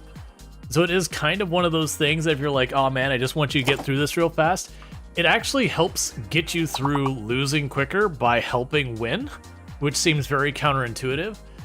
But if you get it where it skips like 3 levels at a time to get to the really hard part really fast, that'll, last second save. Last second save, because there is a stream delay, so it does accommodate for that. But yeah, so it looks like we've got people, so it looks like overall we have, Rual, the very last Lardine, Kataroth, Zidian, C, Purple, Blushy, and a whole bunch of people all contributing. But yeah, so you can see that because we only barely skated by, we advanced 1 level. If it is one of those things like you full cleared, I think it jumps you 3 or 4 levels all at once. So it is one of those things that, like, very genuinely, if we were just absolutely demolishing it, it'd be only 3 rounds to get to where we're at right now.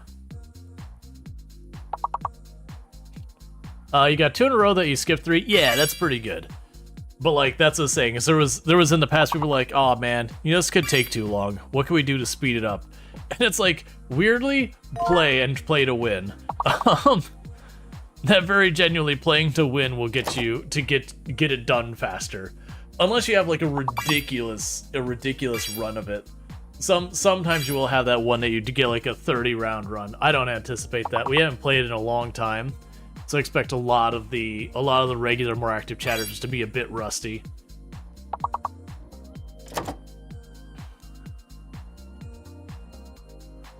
And then there's some rounds that just, the letters they give you, just, you get stuck. Does it look like a fun word game? Oh yeah, no, words on streams are very popular. But yeah, we'll get back to the hotel architect once we finish this.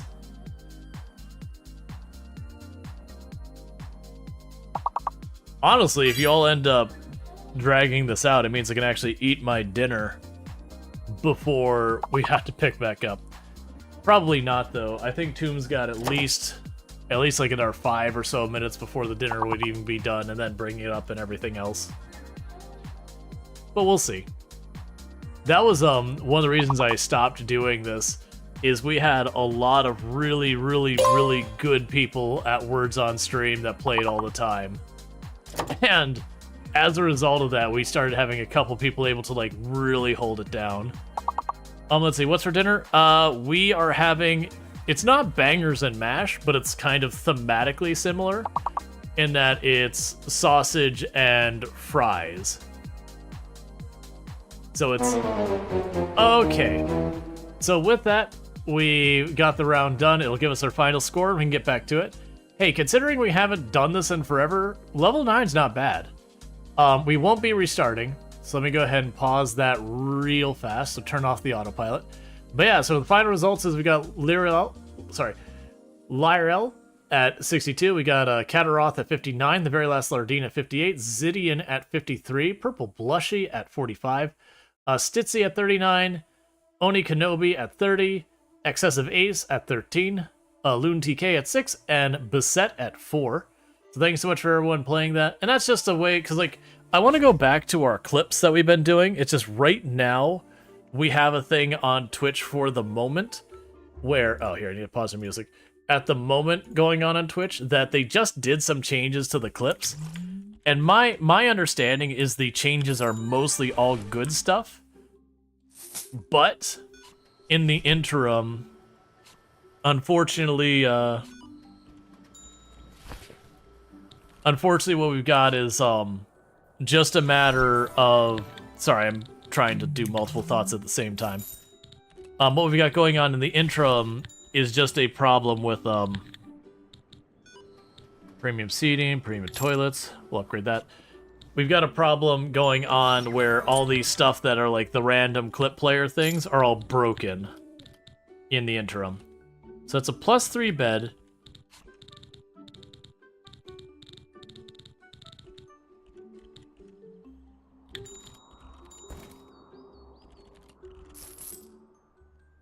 You cannot place this item here.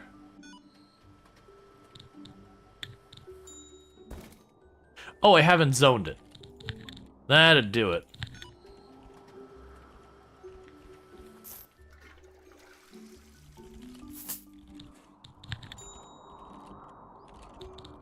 Alright. So I can go here to furnishing. We'll go to common, bedrooms. I'm gonna keep it to a smaller bed. I was gonna go ahead and do the bigger bed, but making it fit will be a little bit annoying. Alright, so to make a functional room, I still need a wardrobe. And get the nicer wardrobe. I need a towel rack.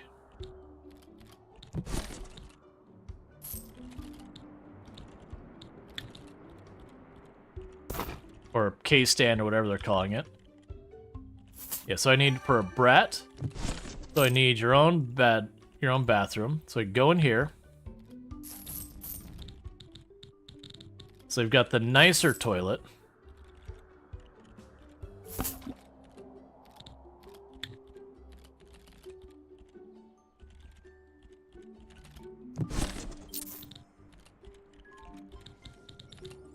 Okay, so you could put the sink there. We'll put a mirror above it.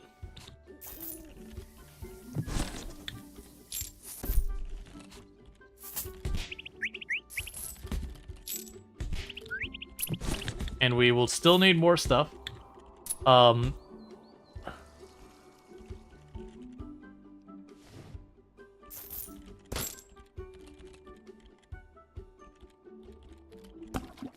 There we go. So we've got ourselves a little bit of a nicer bathroom.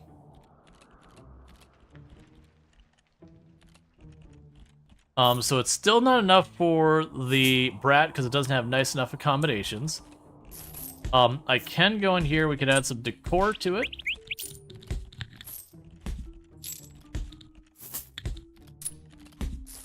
So we've got a TV.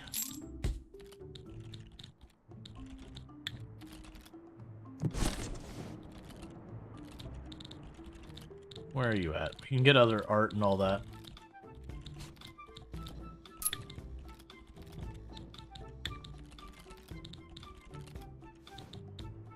Yeah, coffee machines. Entertainment appreciated by brats. Okay. So, it is telling me I probably want to try and fit this in somewhere around here, the golf practice thing. But there's not really a space I could accommodate that right now. So I will need to come up with like a golf course kind of accommodation. So let's see. So it still wants a bit more value on the room.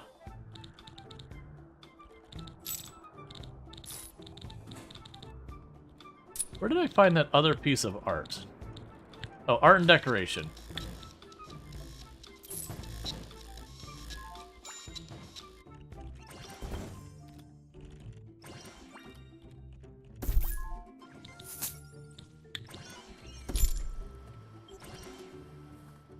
Okay, so let's see how much that boosts the room value. Okay, so we're still not up to that. I still need to get about... Actually, let's see if I have to close and do that to refresh. Yeah, so I still need about $400 worth of room value going on here. So let's keep getting the decorations going on.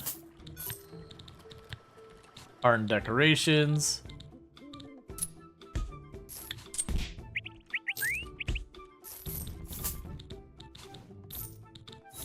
Let's see.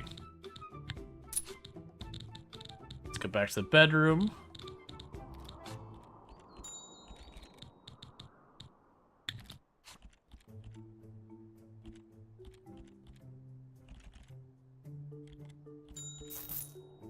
All right. I can place you over here.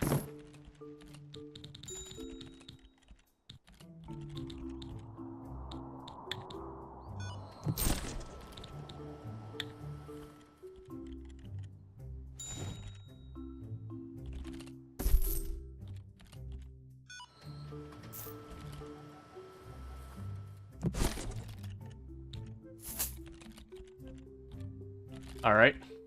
So apparently getting your value up in your room is actually a little bit of work. Get a bin. We could probably add more to the bathroom to make it nicer.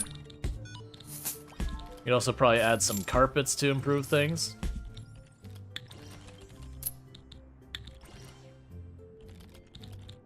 Put a carpet by the front door. Wow, your hotel is shaping up really nicely. Now you just need to attract those brats. Reach 4 stars and ensure you have bedrooms that meet their specific requirements. Okay. So we still need more value here. Coffee machine probably won't help with there. I could give them a dedicated AC. That's probably more than I need to be spending on it. But I'm assuming that, yeah, there we go. Okay, so now we just need a 4-star value.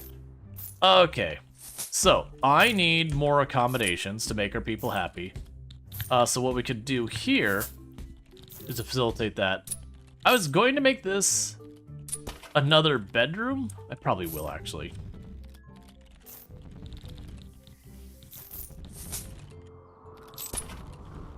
And we'll make that something else. Alright, so you can go over here. Put a door there. A door here. We let them start working on that. We can get the golf entertainment thing. That should boost people's general happiness. And we just need to get ourselves up to a 4-star evaluation. So let's see what's complaining about right now in the evaluation. So we haven't had a new critic to re-rate our stuff there. What is the banana symbol? Refreshments. So Ben was disappointed with the refreshments. What the heck do we have as far as refreshments? Common. Refreshments. So we've got the protein drink. So we got that machine back there. We've got the water cooler.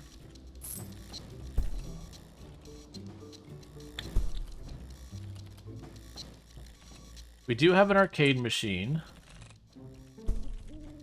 We get a soda machine, protein drink thing, a coffee machine, and a gumball machine. And it does look like the stuff's not getting repaired fast enough, so let's go ahead and add a second maintenance person onto our staff to help keep things going. Let's see.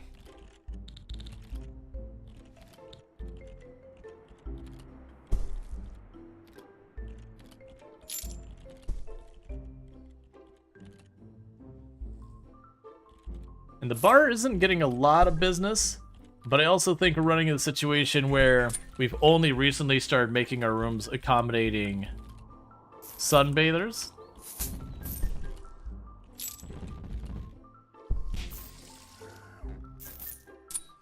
And those are for backpackers, or too small to accommodate the other ones.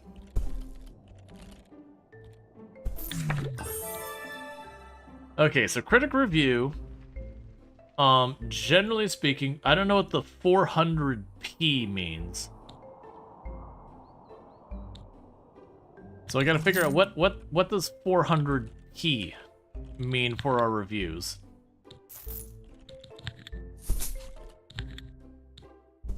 Meanwhile, what we could do is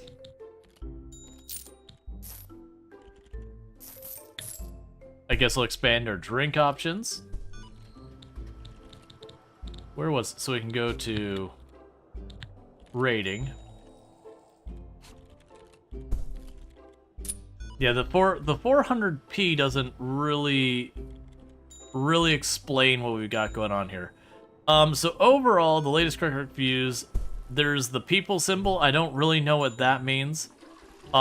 We can make the hotel nicer. The bar is well accommodated. The restrooms are more mixed on. The refreshments got a 0%, as I am expanding my refreshments. We do have the restaurant appears to not being able to keep up, or something's wrong with the restaurant. It doesn't look like from a lack of staff.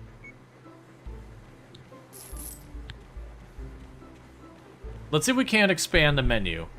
We'll do that for our next research. Does P stand for popularity? I don't know.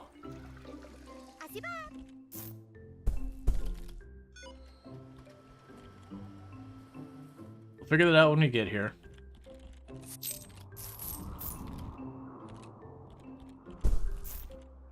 But my hope is if I add the entertainment thing that the brats like, that'll help out.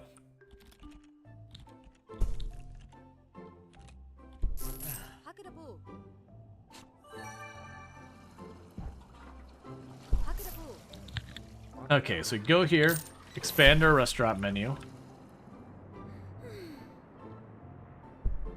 So we go to our bar. We expand your menu again. So this is another drink that brats like. Oh, we can have the same item on the menu twice? Okay.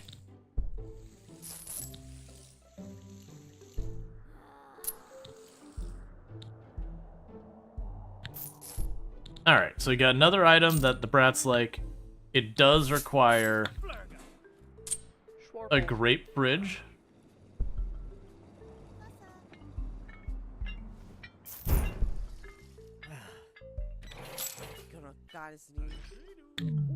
What is your deal? Wants to change into nightwear.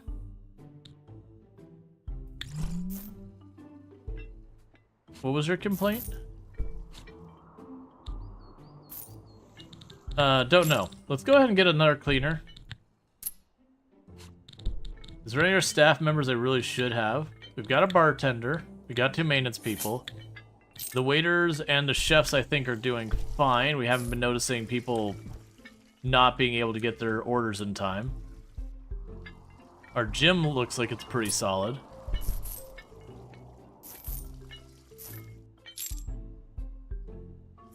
We've got our tiny little rooms here. We got a refreshment room there. That's alright, so that's a staff room. Okay, we finished another research. Just gonna keep expanding our menu more and more. Okay, so dinner menu. We have pea soup, we can get salad, and we can go up to oysters. So let's go ahead and... These ones don't tell me what they like. So that's salad. Ah, oysters. Oysters is king brat food. It doesn't look like I need to do any... Oh, we do have to do stuff in the kitchen. We do need a seafood tank.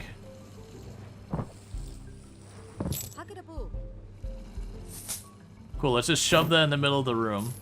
They'll definitely knock in people's way. Thank you, wifey. Enjoy. That looks nummy. I hope so. Love. Yeah. 400 squares per room? I don't think so. 400 squares would be very, very large.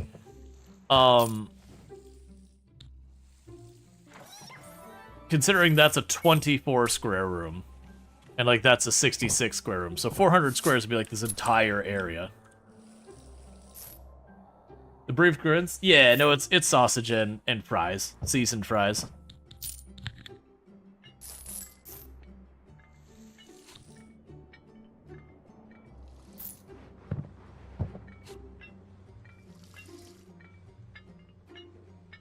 Okay.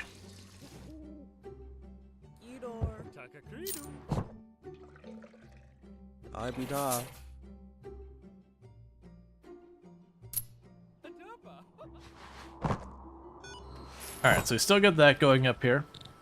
Another research done. We'll just keep doing the upgrades. Yeah, the dishwasher and all that.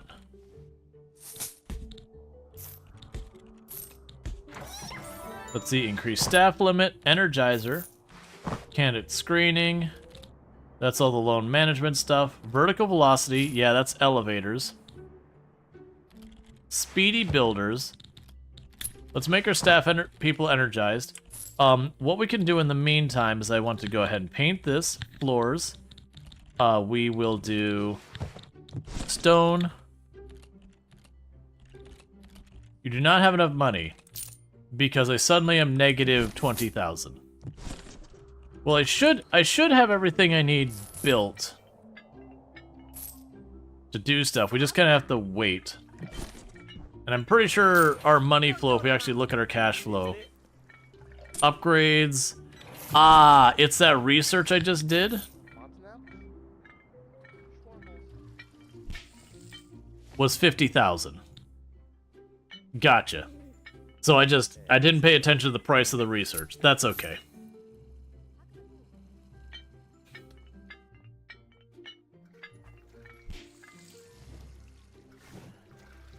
Because I'm actually making relatively good money. I just overspent. Why? That is a very angry drying cabinet. Duh. Die Schlimmste. Schwarpels. Eine. Okay. Everyone's gaining levels. Because it was one of the things they talked about is one of the critic reviews is your staff experience. So it is one of those things that we should see the staff experience going in. Did that last room get fully built? So the bed was not made. That's not helpful. So like these two rooms don't have their stuff set up yet. You like how the bar is a fully separate building? Yeah, no, I kind of went with the aesthetic they had here. So instead of like rerouting the paths and everything, I gave like a dedicated bar. Because this was just beach before. So I was like, okay, we had like the sun things. Like, you know what? If the whole idea is supposed to be a beach thing, you're going to have your bar right by the beach. Now, normally you'd probably have a window on this side. So you could serve the beachgoers without them making go inside the building. But that's fine. Yeah, so you are making our money back. It's just going to take a little while. And our staff is gaining experience, that should help.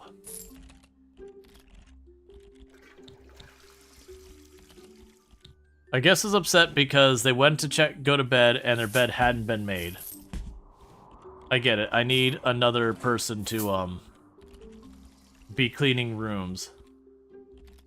I mean, actually, we might not. Because of doing an upgrade, that means we'll have more energy. But that's fine. Oh, you can go home for right now. Research complete.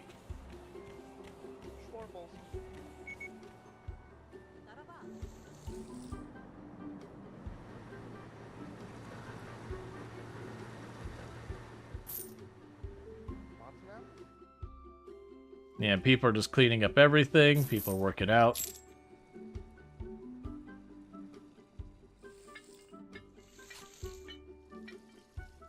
Alright. Yeah, so you'll notice the negative cash flow is just burning down as these things drop off. It'll be a matter when the 24 hours goes by that the upgrade drops off, the 50,000, and that's just going to suddenly jump like positive 20,000.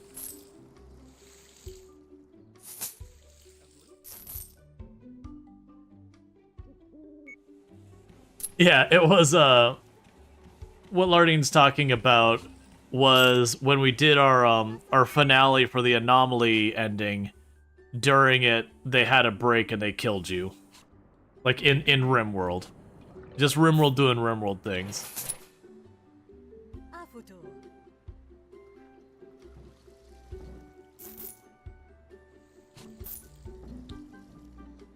All right.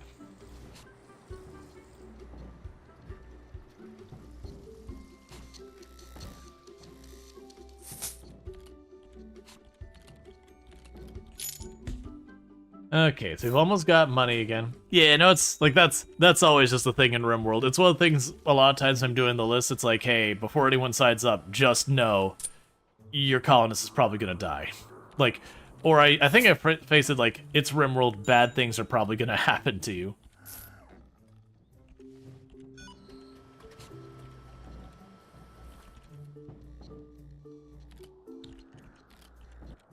Yeah, so right now the backpackers. Why are you giving us such bad reviews on the bar? Like the overall score here. Ah, I see. So this is the overall score. Right, so we gotta get that up. I still don't know what this means though down here, the little people icon. Because it's definitely lower than these are.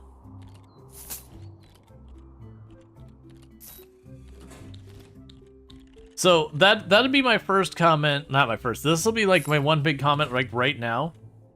I should be able to highlight over that and you tell me what the heck that means. Because, like, that's not how crowded my place is. It's not a collection of these reviews, not unless I'm grossly misunderstanding how that's calculated. That could be... Well, those are 3 maxed out. Yeah, that could be a average of all these, which I don't know why my refreshments are at 0%. I've got lots of refreshments all over the place. They're, like, everywhere.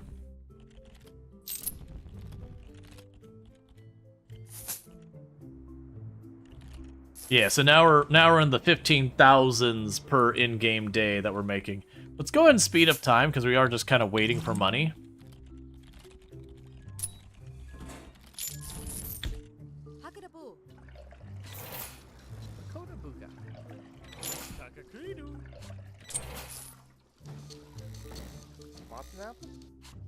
Are you...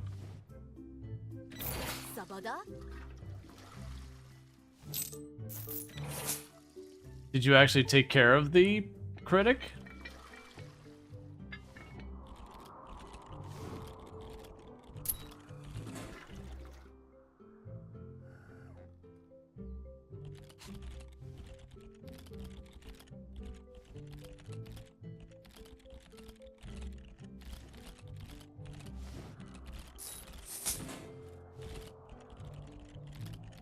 Okay, so you're heading to dinner again.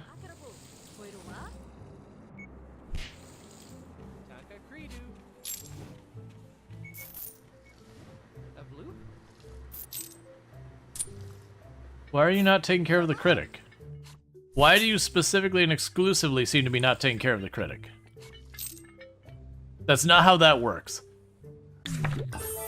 No, the advanced tab doesn't do anything yet.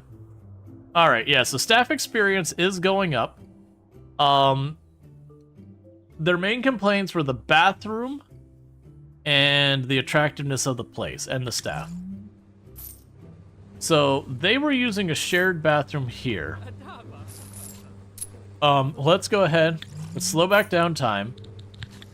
So one thing we need to do is I am short on a cleaner. There's a new cleaner. Get to work. Let's try going into the bathroom and seeing if we can add like some decorations to make it nicer.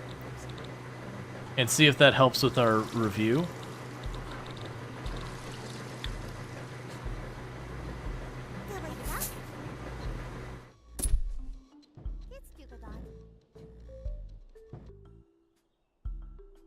You could stare at some art in the toilet.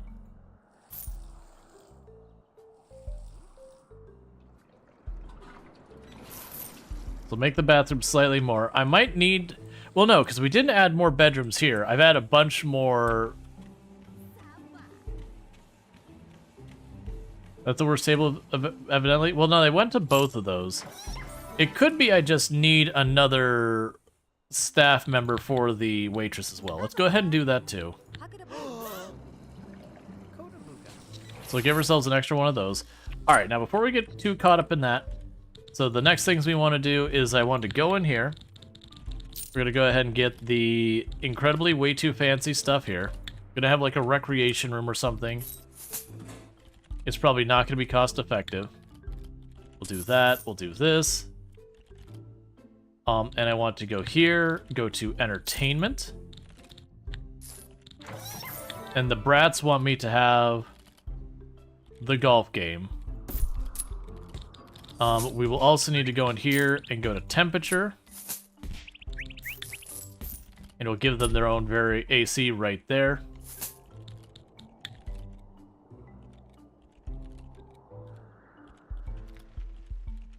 And to leave it at that for right now until we have a better idea.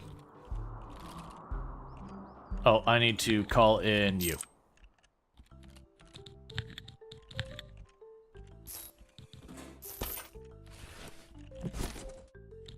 Then I can go like this. Get our windows.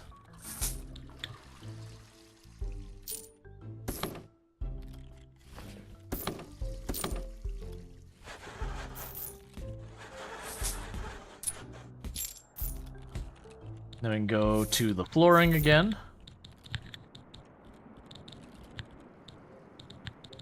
Get a really nice wood floor.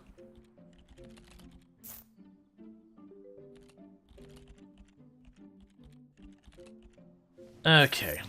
There isn't like a copy room, is there? That'd be nice to be able to like just duplicate a room. So that's the bathroom.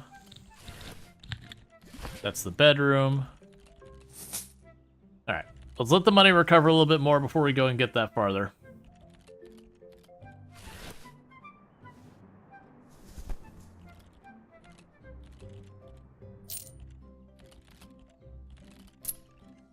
Honestly, probably could have made that hallway end there and it'd make more sense, but that's okay.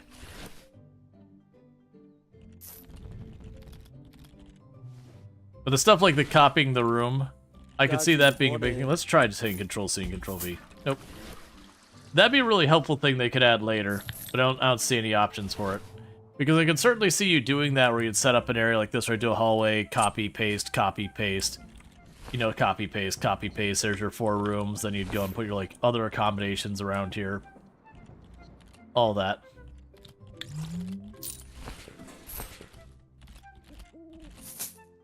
Alright.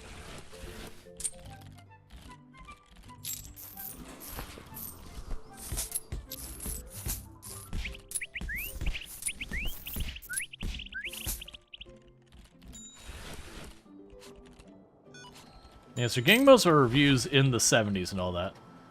I want to give them a moment to get this, because that's one of the things that the brats want. We'll try and go ahead and get this last objective done. And then we can figure out where we're going from there. Because the plan is for the second half of stream. When I say second half stream, not my usual split time, but at around midnight. We will be switching over to Roadcraft and potentially collaborating with Undead Baron. Like I said, he did warn me that he's been having problems with the sleep schedule. So, like, he's like, hey, you know, if something comes up, like, don't sweat waiting on me kind of thing. Which I get. I've been dealing with some pretty bad insomnia myself, so I'd rather someone be like, hey, I may not be good for it. Food ingredients missing.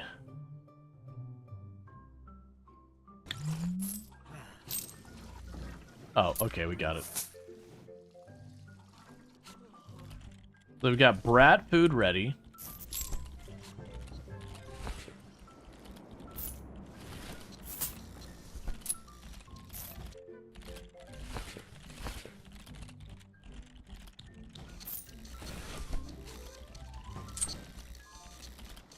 Alright, so just about to finish that room. I can definitely see where this would be good. Okay, so we got that all set up. So now let's start turning around and getting this. So we're going to need to go in here. We'll start with the temperature stuff, since that's like the whole gimmick of this level. Is that, you know, it's heckin' hot.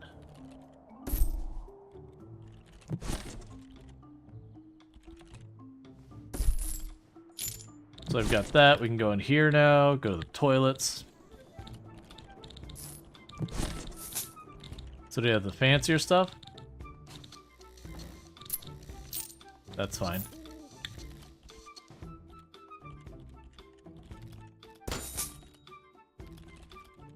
Okay, so I've got you. The nicer toilet. The sink. A mirror. We can put down the carpet in here.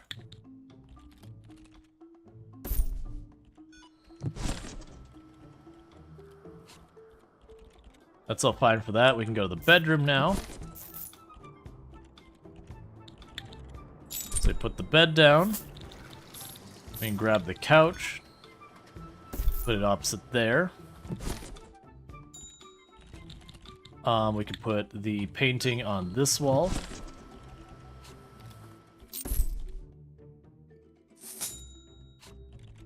And let's see. We have the big TV. Got the radio. We can get the little side table thing. We can get the dresser. We'll get a rug for the room as well.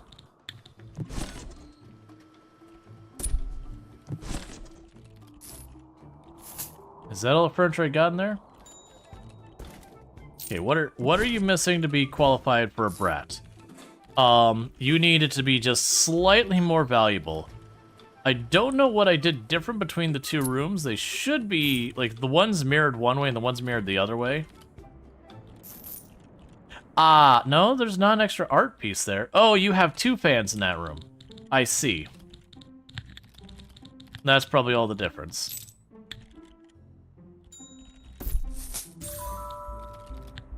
Cool. And that has you still a little bit shy.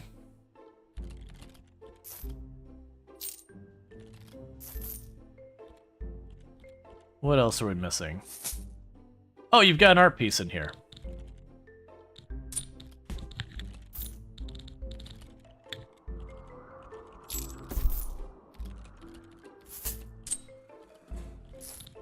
Because I want to make sure it's Brad appropriate. No. So what's your problem now? Okay, alright, so we got everything but the 4-star rating. We do have this recreation stuff. Let's go ahead and make this like an entertainment room. So I'll go ahead and put this thing in there. We can put the arcade machine in here. We can... What else do we want?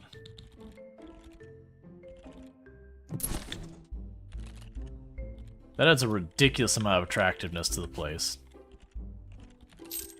There's some place I could add the fountain. I'll deal with it later.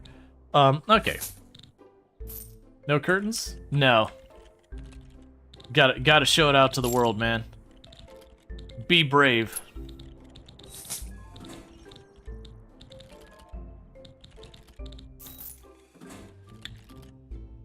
You have a model ship? Oh, I got some little corners here in the lobby we can tuck stuff into. There's a model ship. I'm just gonna add 2. They're just making the general... Oh, right, we have that whack-a-mole game. Where's the whack-a-mole game? Entertainment. Got the kid. There it is. Got the whack-a-mole game.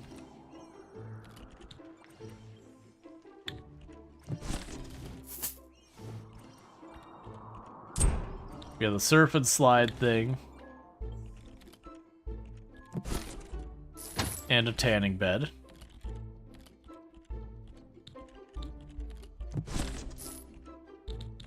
And then we can go in here, and we probably want something for decor.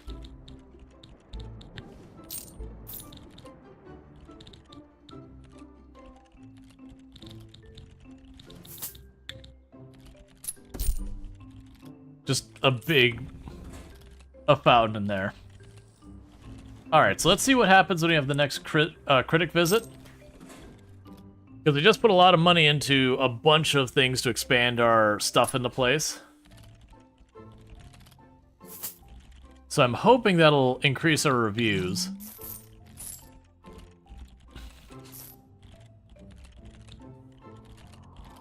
Yeah, and we have a lot of accommodations and all that. The advance doesn't do anything yet. Rating-wise, our diner's still only getting okay reviews. Oh, our critic's already here. Staff experience is still low. We still have a complaint about bathrooms, but everything else is up. And we only missed by 6 points. So very genuinely, it's probably just a matter of maybe adding another small bathroom or making the bathroom nicer. Might be all we need. I mean, it doesn't seem like they're waiting in line to use the bathroom. Let's just try making the bathroom nicer again. We'll add a rug in there.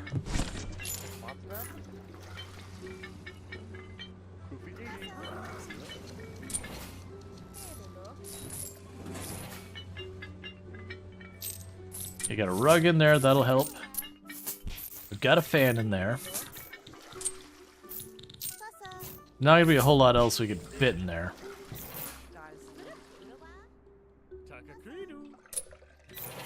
Okay, so let's check back at our critic review and see what we got going on there. The bed was not made. Okay. So we got people complaining about beds not being made, unfortunately. So let's go ahead and hire another person to clean. Look like there's need to be more than one toilet. Yeah, I'm not sure. So you're complaining about the cleanliness in there. My big thing is where the heck am I gonna fit another bathroom that isn't just unrelated? Because they all have their own bathrooms. They have their own bathrooms. This is a bathroom that's like a common shared area. It feels like we probably need a bathroom serving the bar. And about the best I can think is to hack down one of these areas. But I'm kind of concerned if it's not as nice of a bar as the other, or not as nice of a bathroom as the other bathrooms, it'll actually serve to hurt me. An item is completely broken.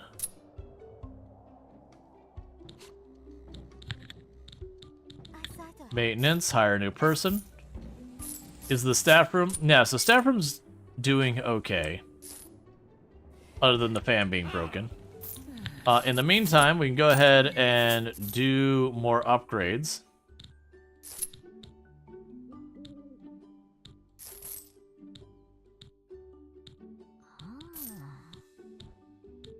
Trying to see what we even want to...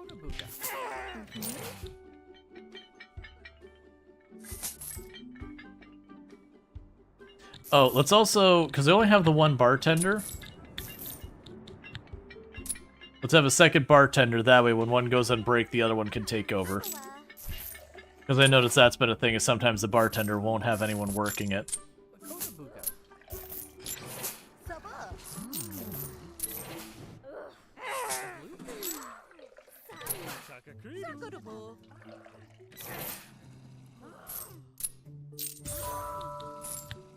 Ice cream machine. Upgrade research complete.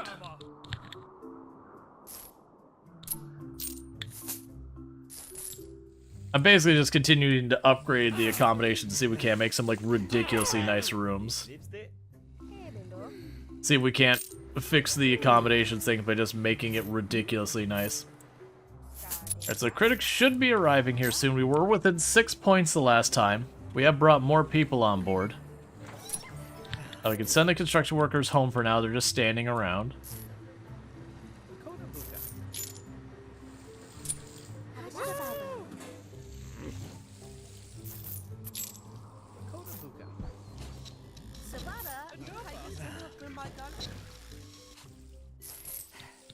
We might need another cook as well.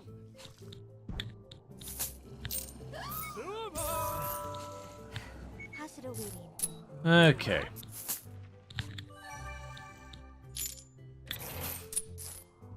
If you now add an elevator by the staff room, you can expand the bathroom where the stairs are. Just a thought.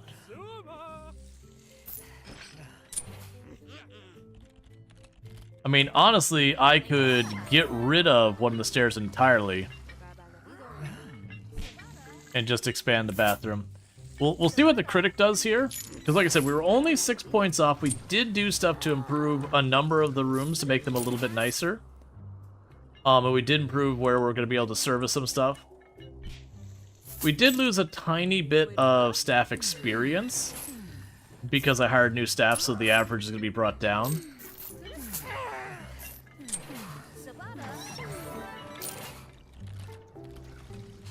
But we also added new forms of entertainment, too.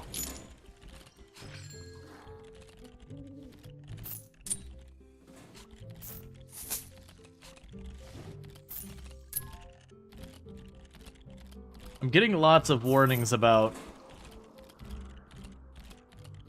stuff not getting done, but I see my staff standing around without things to do as well. Like, why is that not getting fixed? I got multiple...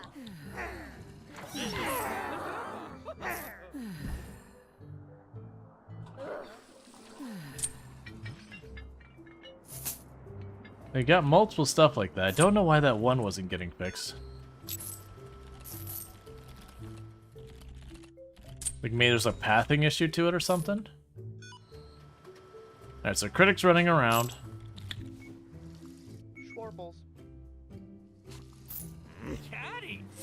So actually get them their food, please. Please give them their food. There you go. You got your food. And it wasn't that long of a wait. You were looking for somewhere to sit. We got benches and all that out there. Enjoying a drink from the bar.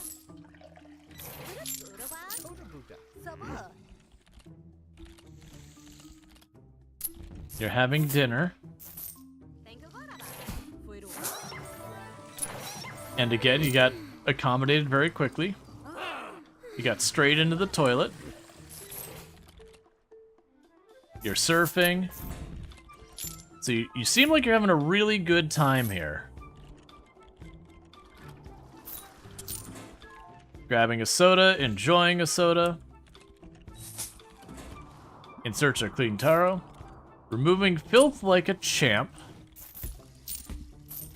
And you're in one of our sunbathing rooms. So I'm hopeful that the better stay and all that we might be able to get our 4 stars.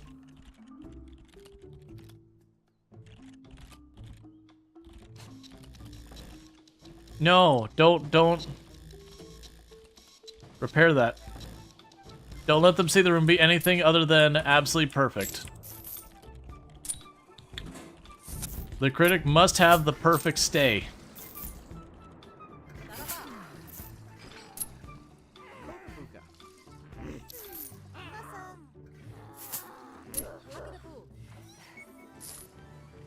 That person's ordered oysters every time.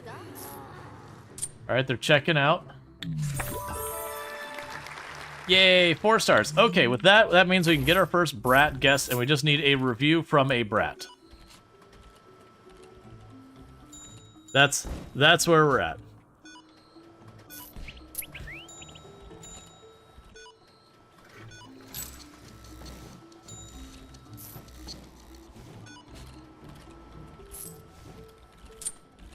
All right. But then once we get a review from the brat, that should finish this scenario, and then I believe that's the demo's content.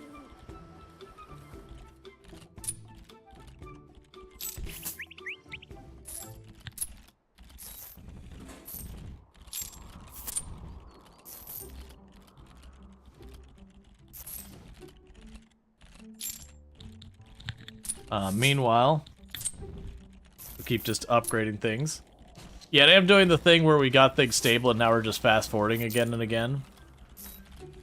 Tried true. So I do like what we got going on in this game. I am curious, the game talked about eventually we'd be able to build up to like skyscrapers. This one does seem like we'll be able to go pretty high. Because I could apparently build on this floor and then maybe the floor over there. So it looks like it says like max 3 floor. I'm assuming the last floor is just the ceiling. So it does like I can put a whole other floor in here. But they did allude to us being able to build ridiculously big buildings. I am curious how that works in actual practice. Like if we will actually get that, or that was more story dialogue, that kind of thing. We'll see. This is an early access demo. So we'll start to see like, as they develop the game and it gets ready to launch.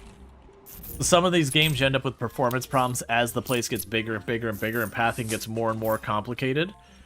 I am curious, because like for example there's a game Foundation, which is a city builder.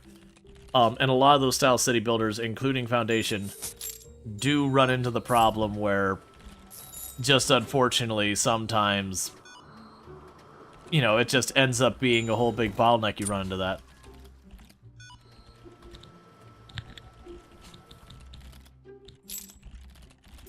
Yeah, so you are available for brats. You just gotta have a brat actually show up and review the place. We've got everything we need to accommodate brats. We just need them to actually show up.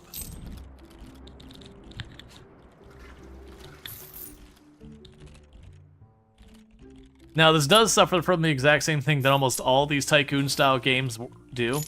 Is you can get yourself to a point of stable and then just fast forward until you have ridiculous wealth. And effectively have infinite money. I don't actually see that as necessarily a true problem.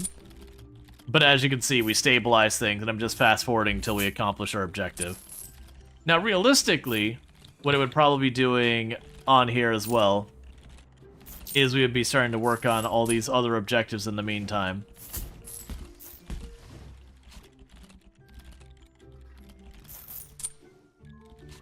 Yeah, so I would just need to add a new drink onto the menu. Those are just waiting for better reviews. That'll be something I'll just get done by the guests anyways. Research all the upgrades, just take times. Get at least 1 million cash. Yeah, those ones are just kind of time. That one will be a little bit more work. And then the other ones, honestly, almost all of those are time. But that's not necessarily bad. Because what it does mean is for what we're dealing with, we have a lot less worries about it.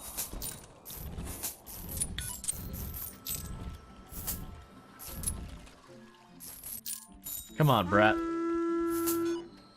Hey, Analog Amber. Thank you so much for the raid. I do hope you had yourself a good stream and all that. You are valid, you were either loved. Well, thank you. I appreciate that. Let me go ahead and get you a shout out. And we'll go ahead and get that. Which, for those who haven't checked out Analog Amber, according to Twitch, has been playing some Baldur's Gate 3, but Twitch has been known to get that wrong. So how was your stream? What were you playing? And again, thank you so much for the raid and for the positivity. Both are appreciated. And I understand if you got a raid and run, don't let me hold you up, but you're obviously welcome to stay. Right now, we're getting ready to finish up the Hotel Architect demo. We're just waiting for a brat to show up. That's not me being, like, mean about it. It's literally they are a guest type brat. And review our hotel and tell us we're all garbage and crap, and that way we can feel bad about it. And then we'll have to turn to that positivity to feel better. Actually, it'll probably be fine. We just need them to show up. But, like, we do have 2 rooms here that can accommodate brats. It's just waiting for them to actually arrive and review our place. We're just too popular with the sunbathers. It's really making it difficult to get, like, guests that are jerks. So you're doing demos tonight? You played through Wanderstop, Wholesome Out and About, Post-Trauma, Duck to Tevin, The Ghost Glampening. I actually was unaware of all those ones, because the ones I've been looking at is Hotel Architect, Roadcraft is now what I'm looking at. I'm a little curious about GameStonk. I think it'll be just a supermarket simulator, almost clone kind of game. But it's like, you know what? It's supposed to be a GameStop kind of store, and it looks like they may have added a lot of humor to it. Maybe it's good, maybe it's garbage. Who knows? We'll figure it out when we get there. Okay, so we still have the reviews we need for brats to show up. There's a couple random games I saw, like I saw one called Sandistry, which is supposed to be an automation game with sand physics that you, I guess, do sand. I don't know. Come on. Hooray! You have completed the main objectives in this scenario. Hats off to you. You can now choose to stay and further improve your hotel, potentially unlocking more rewards, or set off to tackle new challenges elsewhere. Alright. So, unfortunately, with this demo, the other 2 locations here aren't in yet. It does look like... I'm not sure if this is saying there's going to be 7 total locations, or that down arrow to me implies there's probably more. Yeah, you saw GameStop. You think you even have that one downloaded. Did you see Contain Corp? That one looks like RimWorld, down to the entire village being on fire, like mine normally are. I didn't realize it was that kind of game. I saw the image and it was like, okay. But yeah, so that so far has been Hotel Architect's demo. I've liked this. Obviously, it's early on. We did run into a couple of little pain points of like information being a little buried, but generally I would say it's actually got a really good start. How are we doing on time, by the way? Okay, so I have an hour and a half before I'm supposed to do Roadcraft with other people, potentially. So what we might do is I might just jump into Roadcraft early, mess around with it on our own, and then if all things go well, we'll hop over to the other one. Well, I mean, okay. I got 2 choices. One is we can hop into a game, do something really fast, and then hop back out of it. Or 2, we can go into Roadcraft early, knowing I'll probably start something and not have to back out and then start over again if we end up doing the collab thing. Because I'm supposed to be meeting up someone who may or may not be able to make it. Because a lot of the other games, I don't think an hour and a half is long enough to do stuff. It's really hard to tell with demos. Because a bunch of demos we're looking at is... There is a couple renovation-style games that I have very mixed feelings about. Those can be really good or really kind of not so great. But they take time. The Game Stonk one, I think, will take time. There's a slice of life game that I don't know if it's a good. I might poke at off stream before I subject people to it. Mind Machine looks kind of arcadey and might be fun, but that one's gonna take time. Yeah, and I think an hour and a half to start a new level in this. Maybe we just go on to Roadcraft. I think that's what we're gonna go ahead and do, just because I do think if we go and try and like start something else, we won't have time. But yeah, so that's been Hotel Architect. Like I said, I've enjoyed this game. This is a very promising start. They apparently did a Q&A and all that. I kind of really do appreciate that they've got this highlight stuff in here. But they definitely have a really good basis for a really solid game. The big questions, yes, they're saying like, hey, there's going to be new locations, all that stuff. Now, the big things, for the record, that the devs want you to do with all these Next Fest is they want you to wishlist their game. That's the big ask. That's the reason why right up there they're like, hey, please wishlist our game. That's the goal. Wishlisting the game does help the devs a lot. So give me a moment to go ahead and mute the game audio real fast while we switch over to Roadcraft. I'll have to update my title. For the record, I do have a sponsored thing going on with Roadcraft. It's not like your standard sponsor of play Y hours, get X dollars. It is a dare drop thing, which basically just means based on how many people hang out and view it, you know, like I get paid based on the highest average viewership over 2 hours.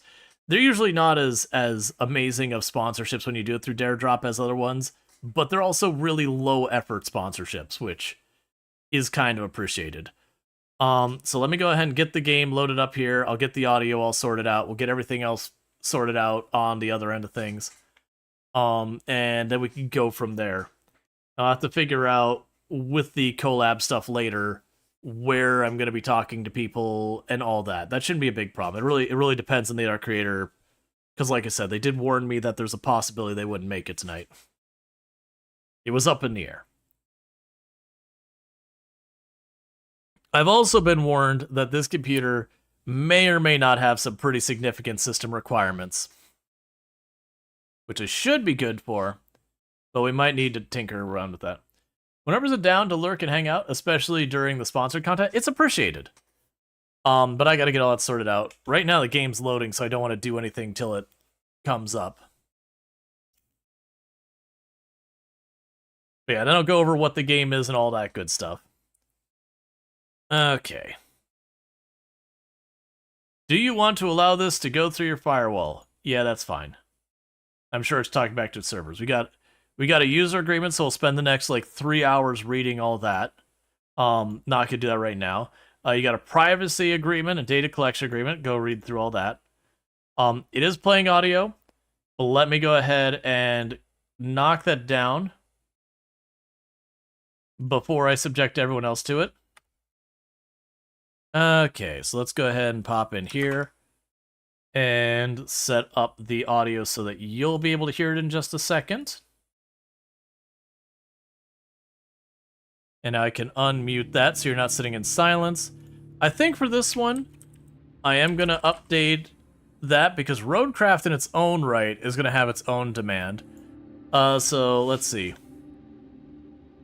Let's check out some Roadcraft. Others. Oh, let's see. I'll just leave it at like we'll see what happens with the collab. Roadcraft, and then we have the Dare Drop. Let's see, Roadcraft demo. And thanks for sponsoring.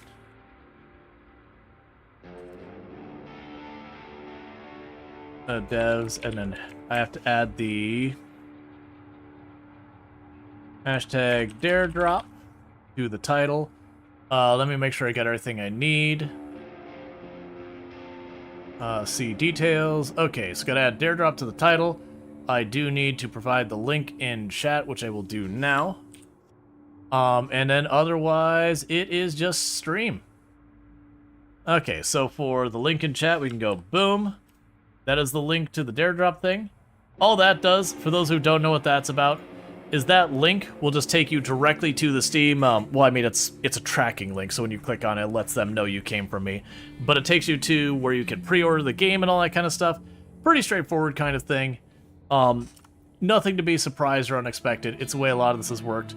But with that said, I believe we've got our audio set up and all that. So let's go ahead and get right into it. And I do know for people on YouTube, it's just going to stay in gaming. It's not going to show Roadcraft. I'm not going to split up. It is what it is. But with that said, I usually like to take the time to showcase what type of accessibility features and all that we've got. Yeah, Analog Hammer being like, click that link. Yep. But we do like to go in and check the accessibility stuff, like because I do advocate for people with neurodivergent conditions and disabilities, and so it's not that the absence of these settings is any kind of a problem, but it is good to just kind of go in and say, hey, you took the time to do this good thing. Let's recognize it. So we've got borderless, native, all that. That's just graphic stuff. Motion blur is off by default. I will drop my frame rate to be locked to 60 so that we get smoother play.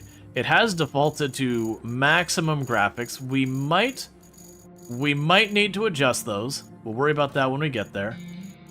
Stereo audio, all that's fine. You can adjust all your audio stuff individually. You can choose whether or not to have voice chat. I know.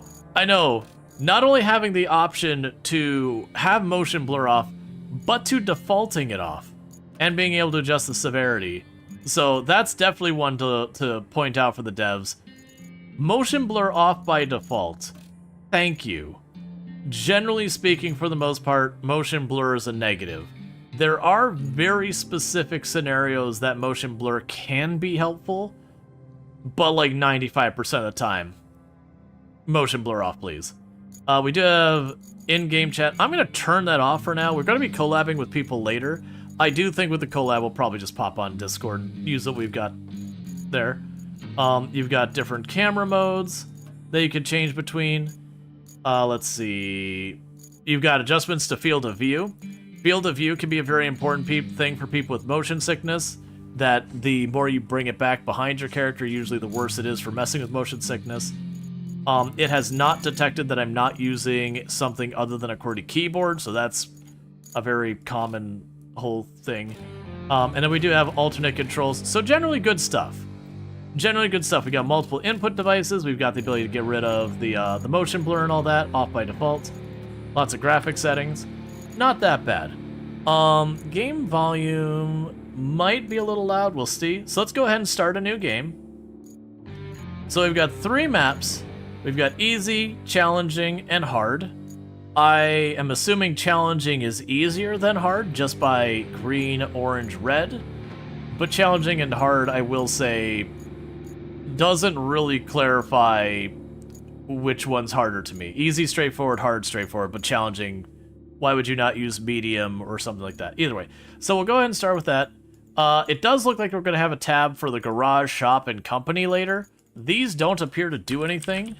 It is a demo. Don't be surprised if a lot of functionality is disabled.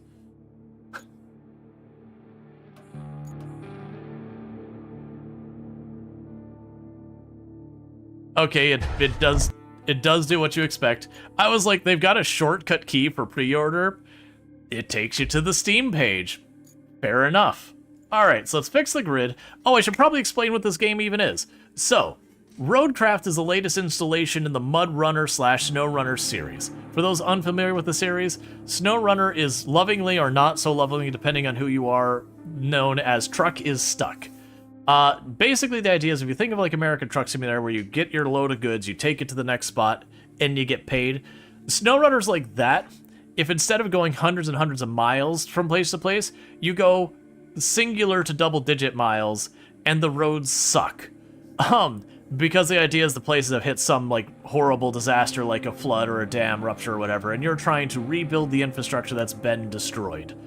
Now, in SnowRunner, one of the things that added the challenge but was also a pain point is you get to like the area that's all muddy and you'd have to use like a winch to like drag your vehicle through the mud and try and figure out how to navigate it and all that. And so there was a lot of finagling with that.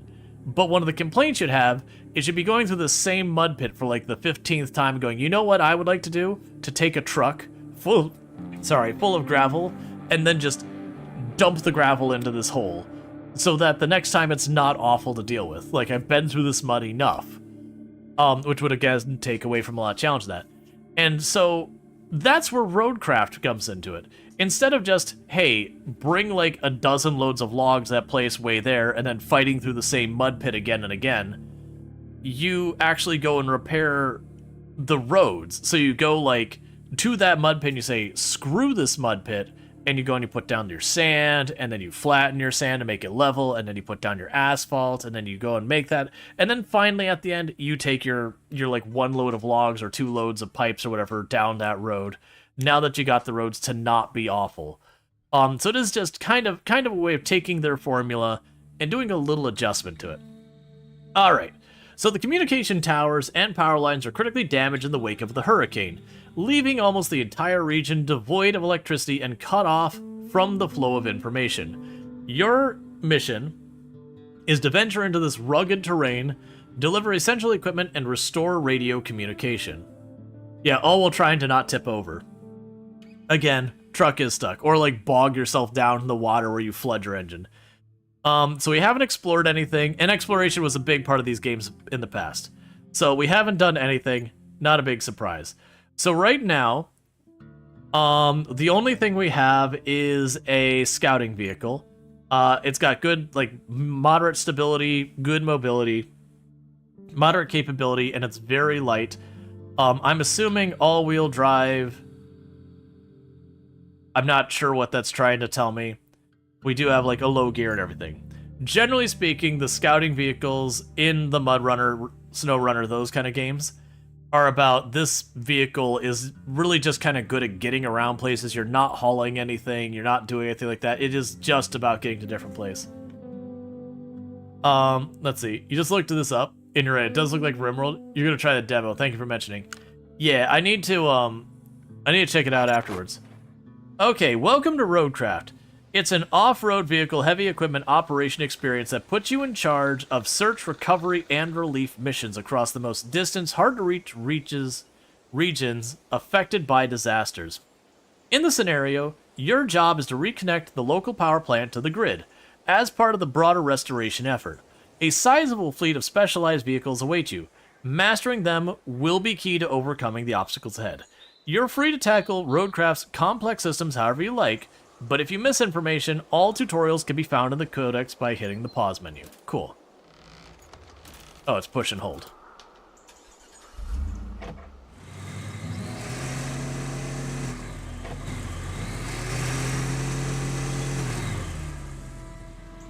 Oh, my parking brake is on.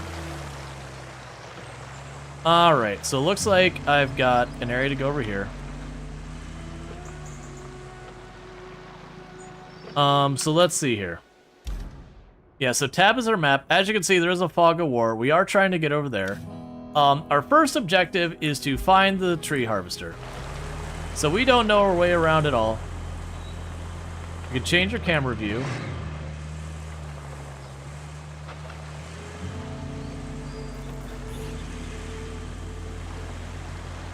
We've got scanners.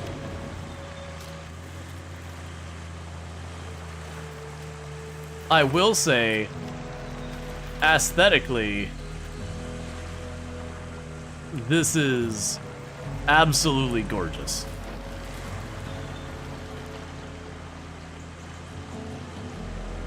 But as you can see, we are spinning our tires a whole lot. Let's try and get out of that mud.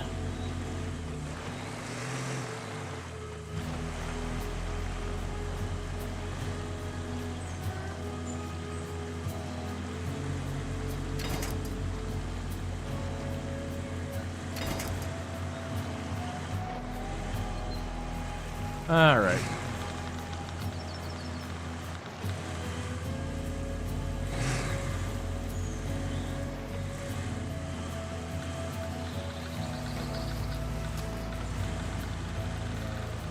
Oh, right, we can just turn on all-wheel drive. Okay, so all-wheel drive was what that symbol is. I'm assuming that's different. Yeah, that's diff lock. We don't need that right now. Or people yell at you to turn on diff lock all the time. You're like, that's not what diff lock's for. It has its purpose, and people are like, you're stuck. Diff lock. You're this. Diff lock. And you're like, that's not.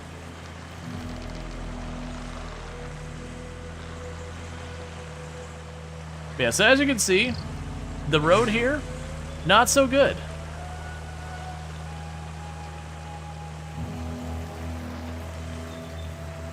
And I can't speak for this one, but the past games, like finding upgrades for your vehicle is a huge part of the game. So you can get better tires or better traction and all that.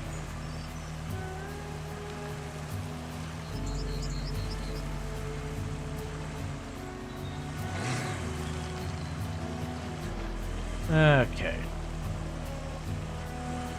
I am noticing we don't have any type of life bar or fuel. That was something, like that might be just the demo. Okay, so let's get, that looks like it's more of a road than we were dealing with. That was a big thing we had in the previous games where you go or bump your, and your engine would take some damage because you bottomed out or whatever.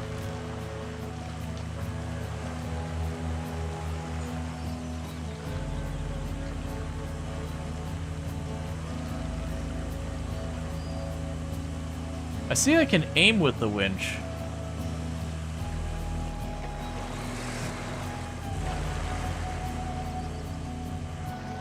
But I haven't figured out how to actually, like, attach it. Because that was one of the things that I have heard is a big difference between this one and SnowRunner, is SnowRunner, every vehicle is equipped with a winch. My understanding with this game is that the number of vehicles that have winches in this game is actually very low. It's only like 1 or 2. That the idea is when you're exploring, you've got your winch all ready to do what you gotta do. But then when you're in your actual, like, big hauling truck, you're not taking, you know, literally hundreds of tons of logs and truck and everything and just slapping a winch and expecting it to be fine.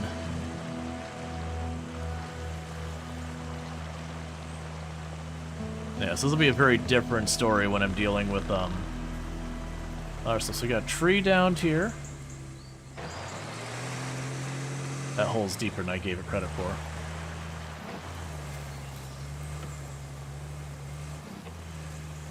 Alright.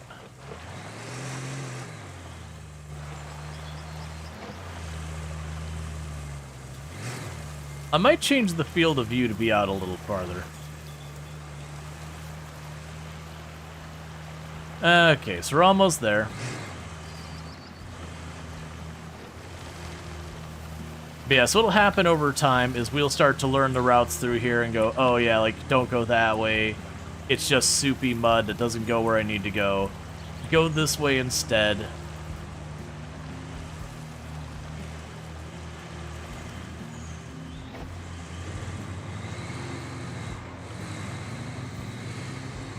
Alright, first objective done. Alright, get the tree harvester at the sawmill. Okay. Great work! Now, all we need to do is fix up the plant's power supply. You'll want to use the harvester to cut down the trees around the transformer station. Besides, we need the logs. And killing 2 birds with 1 stone is the environmentally responsible thing to do, figuratively speaking.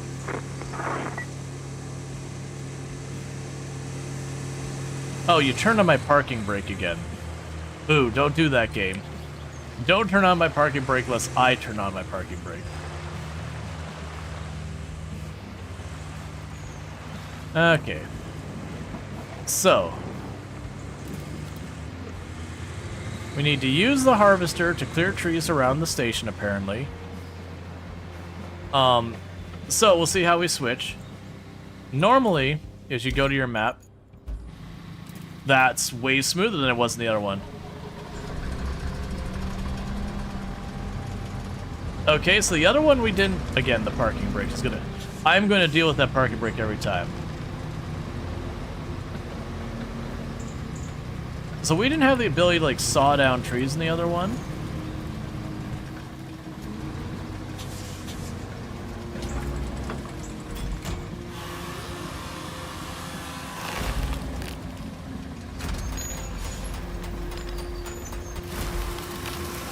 Okay.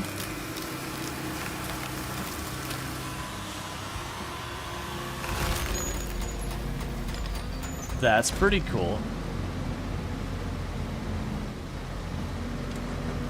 It turns on the parking brake when you start processing a tree. That's gonna be the end of my entire everything.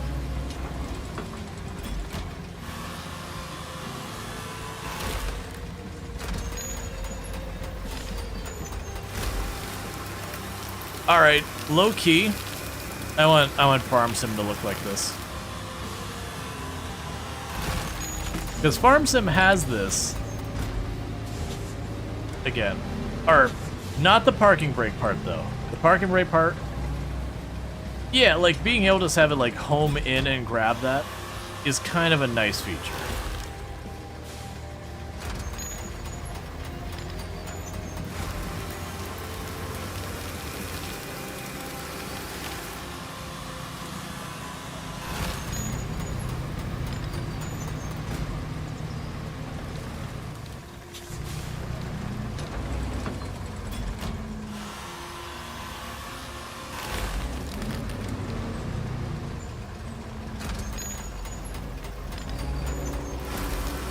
Okay, and we can still take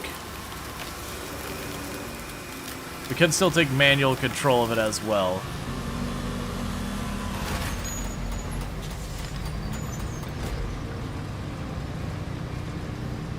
So I'm assuming that'll be like a easy difficulty versus hard difficulty. Like the hard difficulty, you have to control all that stuff, and the easy difficulty, you can just be like, hey, drive close enough to the tree, hit the button, and it just does it.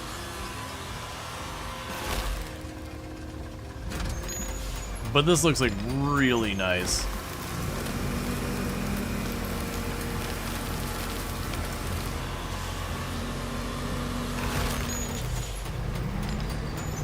Because this one, it's up the hill a little ways.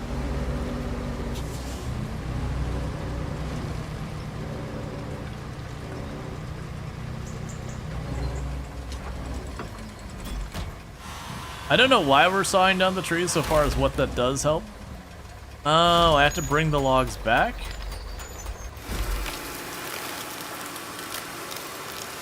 I'm curious what we'll use to actually bring the logs back.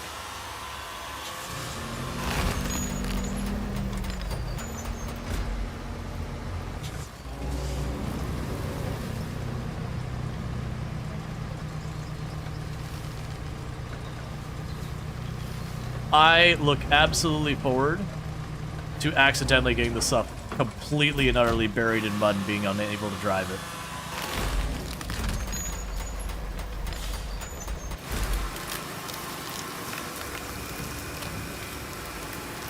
All right.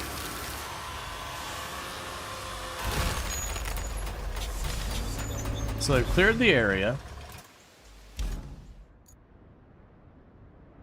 So we've got a harvester. So that's to get rid of the stumps.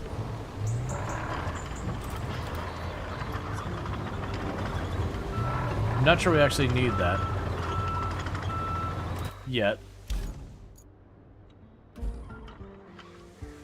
Okay, there we go.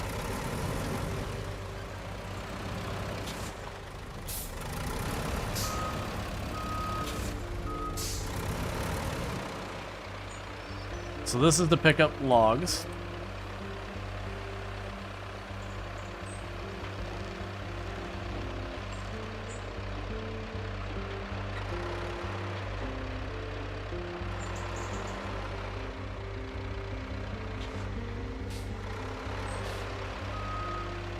I do like that there's like a hesitation when you switch from forward and back. Like you do have in like real vehicles where it's not just you put in port, it just goes. Just kind of that like the chunk.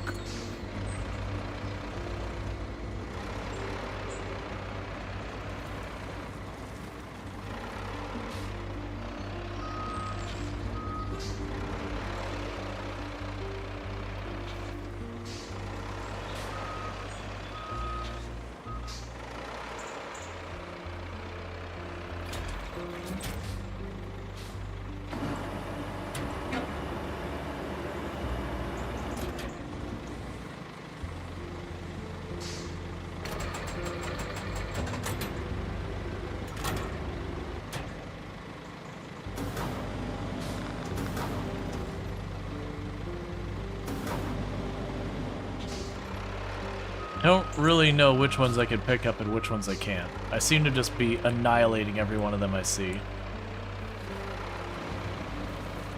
So that's a pretty big log there.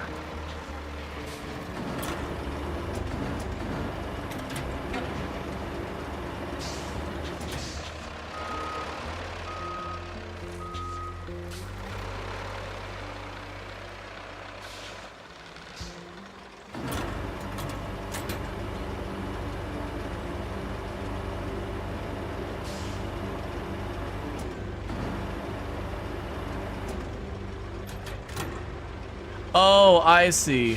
It's not like I'm setting it to a certain... Okay.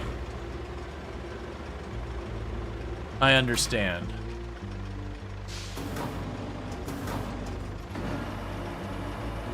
It's like we're turning the lever.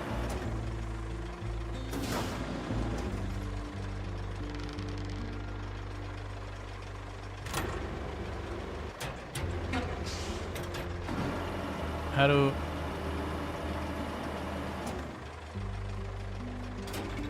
Oh, I have to hit the toggle claw button.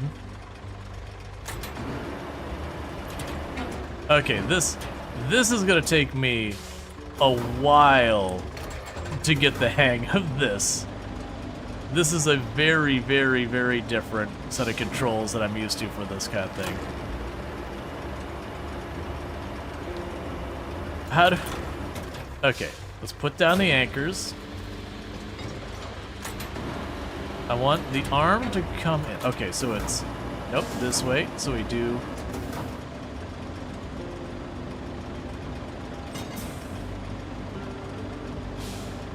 I want to retract it.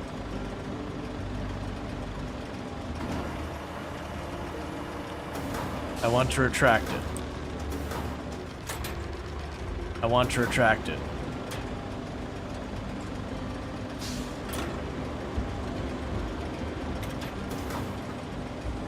This is actually kind of frustrating. I do not like the controls of this.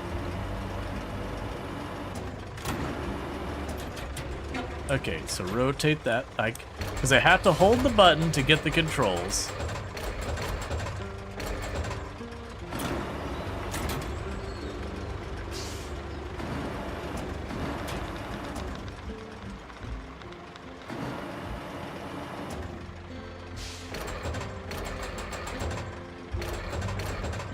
Yes, this will take some getting used to these controls. Because it's kind of like an off-center thing.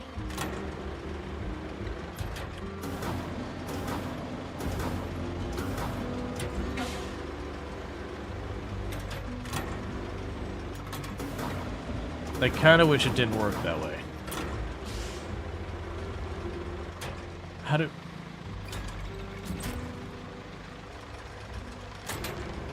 I am gonna really struggle with this. That'd be my first major complaint, is the controls for this. If you're using a controller, this is probably not bad.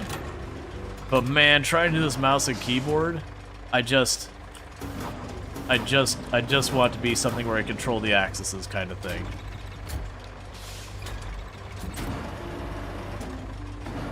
And not have to do this like I'm controlling a joystick with a mouse.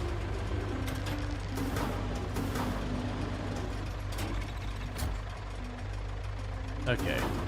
So up.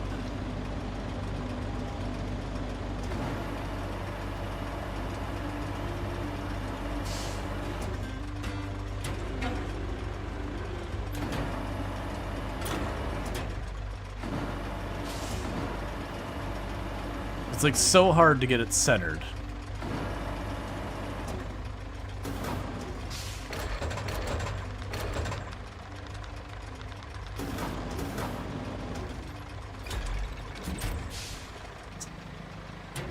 I was nowhere close.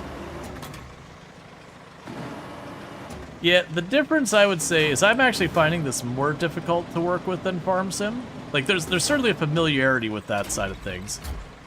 But, like, it's very much like I'm trying to control a joystick with a mouse to, like... It feels like I'm a full step removed from controlling it, where I'm controlling the joystick to then control this thing. And it does not feel amazing. Let's go into, in just a second, let's go into our control settings and just see if I could get a different control scheme. Oh my god, please. If I can get a different control schema to work with.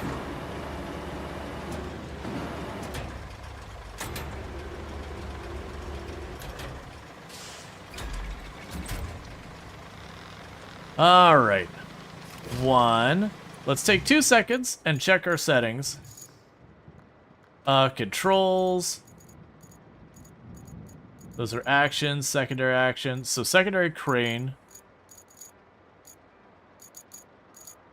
We should see if I can use the WASD with it, because it doesn't look like I get controls out of that. Yeah, no, WASD does that.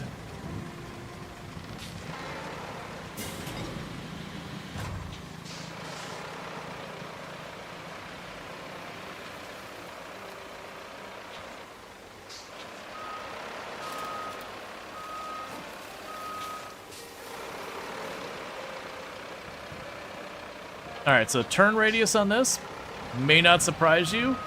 Real bad.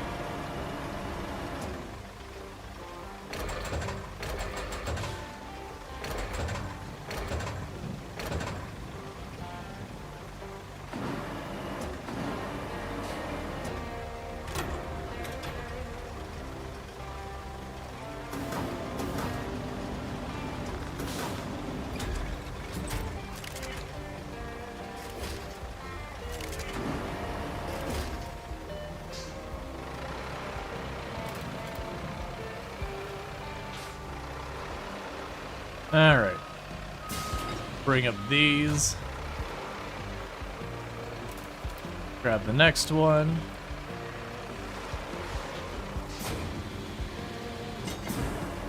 I do imagine this is one of those things you get used to.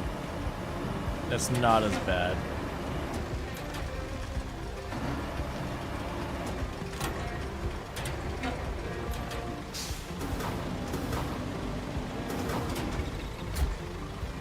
The worst thing is this is right after me making the comment that I was really happy to see that they gave us a way to not have to like manually do all like the little nuances. And then this one is just like really finicky. Yeah, I do think this is gonna be one of those games that mayhaps consider a controller. I don't like controller for gameplay, like I'll use it for like Souls-likes or whatever. But I much prefer playing my games otherwise. Okay, so you gotta take 3 logs to the objective. I'm assuming I gotta take them there with that. before we go and start getting ourselves stuck with that, let's be smart. Let's try and reveal some of the area around us.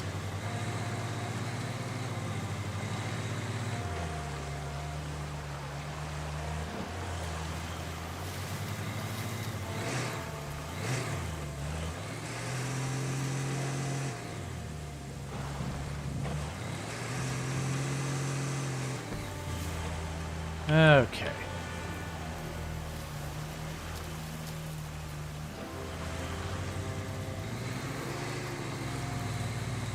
That area on the right here seems relatively easy to drive on. I think our little crawler thing will do just fine. The swamp area on the left. Oh, we got a rickety bridge over here.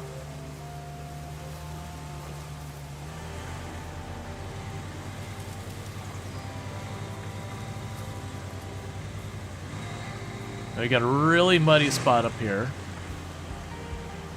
So I'll have to go along the side of the road here. No.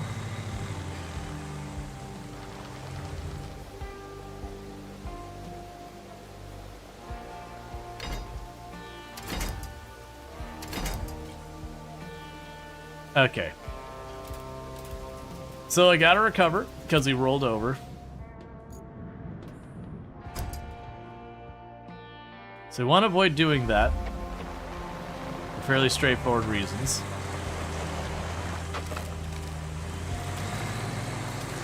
Later on, likely when we're not in the demo, we'll probably have to manage money or other stuff that there'll be a consequence to recovering. I know in the easier difficulties in SnowRunner, the consequence is relatively nothing. Whereas the harder difficulties, you had to be very careful because it could literally get you into an unrecoverable place if you just kept recovering again and again. You just financially ruin yourself. But that was only on the harder difficulties. Okay, so that all looks fine there.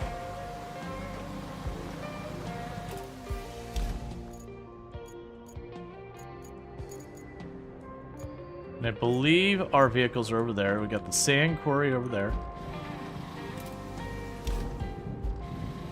So let's turn around this way. Because the scout, the whole point is it's the vehicle that's best for just driving around, checking out the map. And a big part of the SnowRunner series has always been exploring and just kind of being like, alright, what route do I want to take all this? Because sometimes with areas like this, you can just send it even though it is deep mud.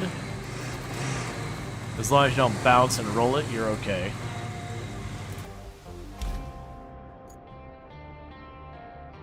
Yes, there's a road there, but that one looks pretty bad. I can probably go this way. We'll see how bad that pit of mud ahead of us is.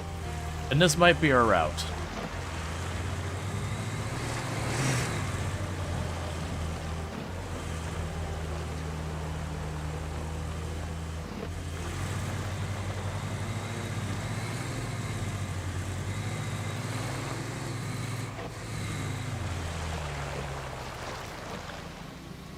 So it's not looking very good over there.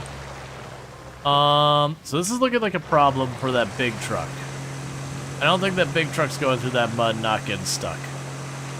So let's go check around this way real fast.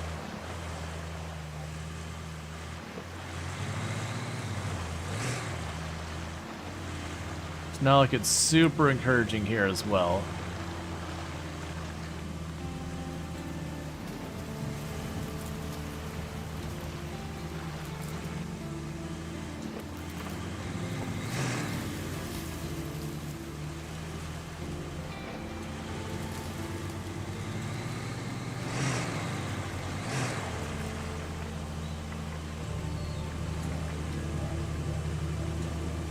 There we go.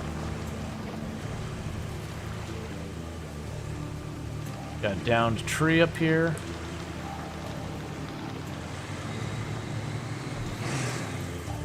Now let's take 2 seconds to look. Alright, so we've got our truck up here. That is what I need to get over there. That's all deep mud there. That's going in the swamps. That's not going to be the way we go. I can probably cut through this area over here. go up through there. That'll be a straight shot. So I think we've got that. Can I add waypoints this game? Oh, let's switch to you. Use the harvester to clear trays around the station. We already did that. Okay. So what we want to do is I need to find the button for marking. Okay, we could go place marker.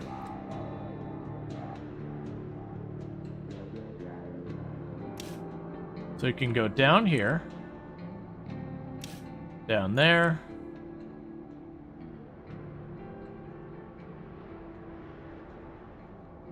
down there.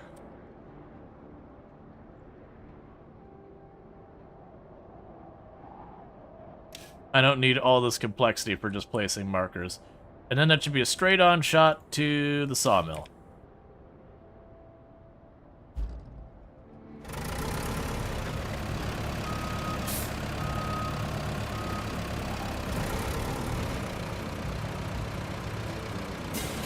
Helps if I lift up my braces.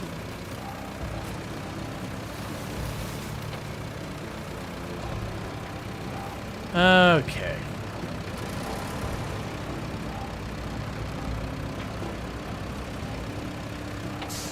Oh, those don't disappear? Okay, I mean, that's something.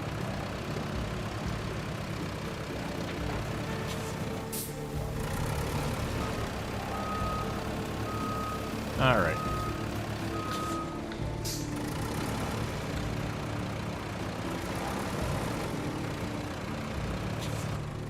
Okay, so right now they haven't given us any of the tech to be able to make any roads or anything. So we're just doing our best with what we got. But as you can see, off-roading and all this is going to end up being problematic over time. So we're going to want to come up with routes, which I think is what they want you to do, is I think they want you to fight with this on the first one and be like, man, that was a little rough. What can I do to not make this? Can you just climb over that? You got some big chunky... No, there's a dip. I was gonna say, you got some big chunky wheels. You might be able to go right on over. I think we go far enough that we don't get caught in the hole from where the tree uprooted. We can probably get around it. I was gonna go on the other end of it, but from the map I could see that that was a very steep incline.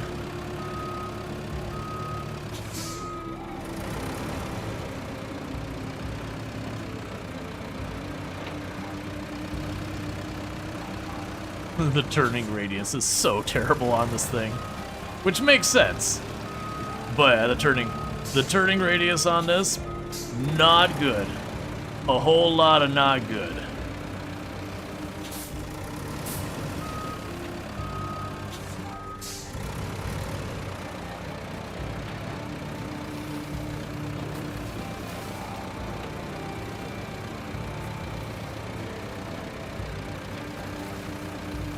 Something tells me you're not just shoving over tree after tree like this.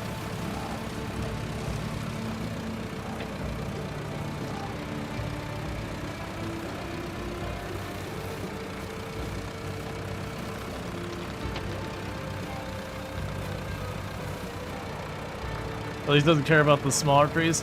Yeah, I feel like in real life, even as ridiculously heavy as this vehicle and how much horsepower it probably has, like the little teeny tiny ones, like this little sapling kind of thing there, sure. But like what is a full-on but relatively small, like a full-size but relatively small pine tree, it's like, okay, it's gonna take a little bit of work to get through that. Alright, now it should be the straight shot right on up here. We've got 3 logs on here. It does look like this thing actually off-roads relatively well. This is the catchy spot. Let's try going around. No, the right is pretty soupy. Let's go a little bit to the left. In SnowRunner, that dark mud means bad time.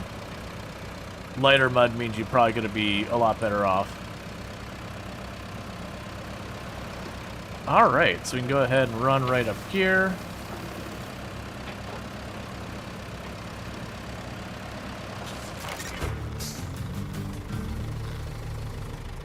Okay, so we use the harvester to clear stuff. I suppose suppose it's about time we got that power supply going. Installing the power cable should be pretty straightforward now that you've cleared out the trees. But there's one catch. Since it's concrete we're talking here, we can't have the mixer stop once the process has started. This means that we need not only a new power cable, but a backup power source too, in case something goes haywire. Luckily, there's one at the transformer station. So, you can fetch it when you're done installing the power cable, or the other way around. Create your own destiny. Okay. So now it's going to give us more missions. Okay.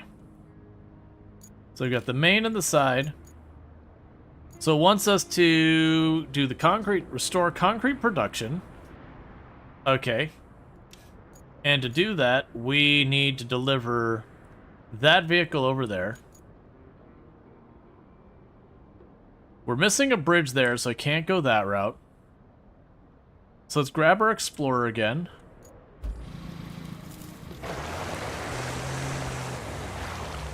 Oh, we also should get rid of our markers. They don't mean anything anymore. Okay. So let's go up this way and then try and cut that way and just see what our routes are that we can even take to this place.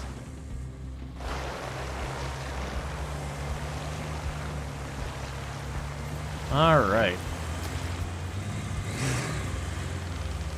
I'm suspecting we will get, like, the tire upgrades, the engine upgrades, that kind of stuff that we got in SnowRunner.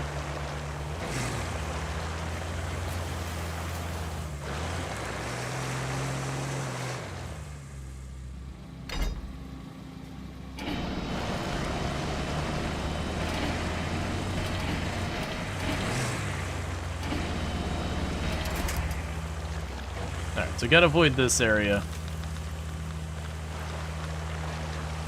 It's just real soupy.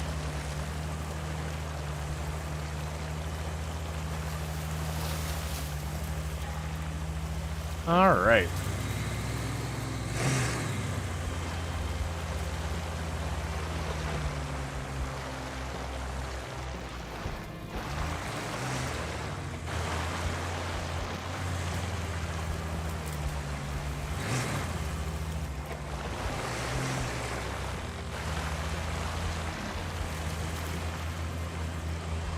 I'm also curious if, like, it may not be a thing in the demo, but when we get the full release, SnowRunner likes to do a thing a lot where they would dump vehicles like that.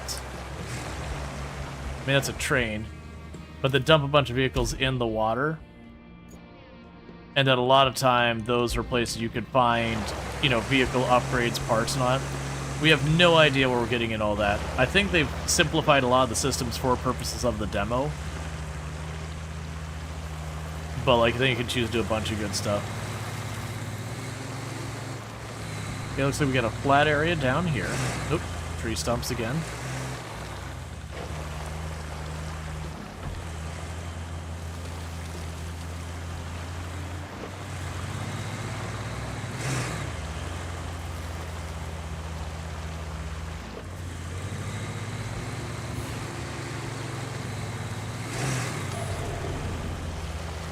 Yeah, so the terrain scanner in SnowRunner and Expeditions, or I think it was Expeditions, you could use that to see how deep water was, since it's hard to tell from, like, eyesight. That way you didn't just, you know, plunge your vehicle into the lake and go, oh, okay, goodbye, vehicle.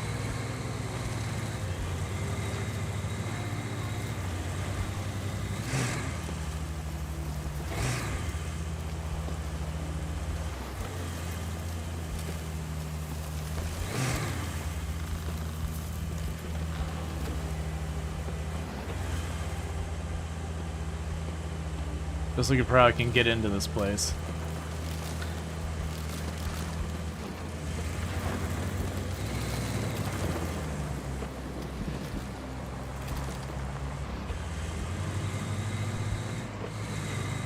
Okay, so there's our objective over there. That's what we're trying to get to. So let's see what our map looks like now I've driven through here. It does look like there's a northern road that goes up here. That southern road looks like I would need to build a bridge here. So let's... Ooh, I don't actually see a row attachment.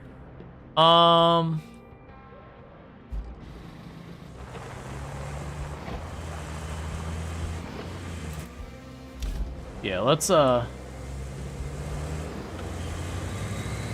try going through this way and see what the situation is, if there's a way to get around that bridge.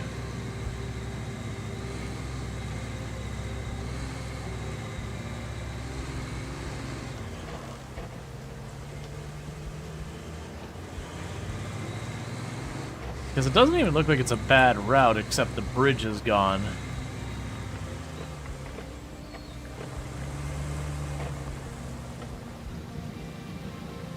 There is a railroad track there, but I don't see a good way to get on and off. That might actually work.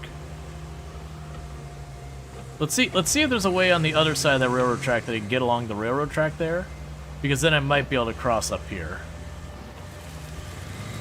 It also might just be blocked up where we can't cross. No, that's pretty blocked up on this side. Other side might work. Yeah, that's what we can do. So I can grab you.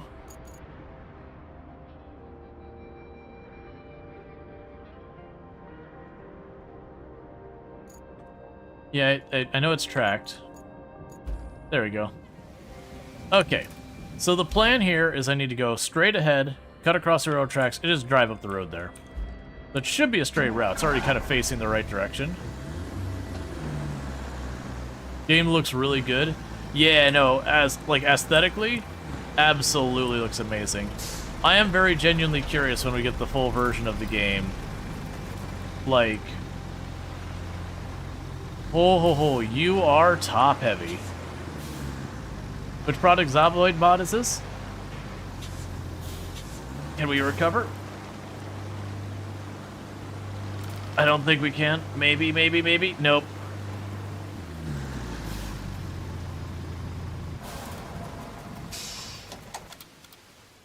Alright, let's put it back to the objective start point. We sank in more than we wanted. It's Product Zomboid is a mid-game that no one cares about. Nah, I'm just teasing. Each always hears like, is this whatever mod game? And I know it's a meme, but it's just like, but it's just not. Yeah, so there's a lot more of a ledge than I thought there was there. Yeah, this is a very top-heavy vehicle. But sometimes truck is sleepy.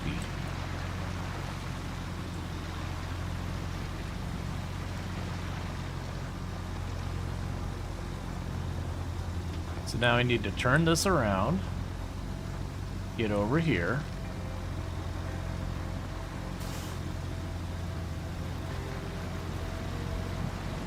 And then with that, I should be able to just jump on the actual road here, and it'll take us straight in. You know, I enjoy Product Zomboid, but there's more out there in the world than just Product Zomboid.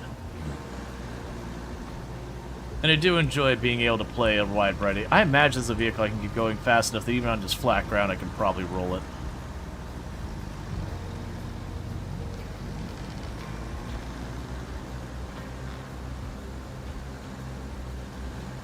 This is like a portable power supply vehicle.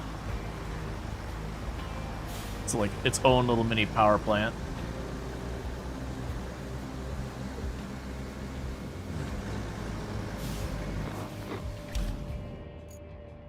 Okay. So the radio signal's too weak. We need to find a way to amplify it. We still don't have more side objectives yet. In the other game we had tons and tons, so we also need to infrastructure electricity.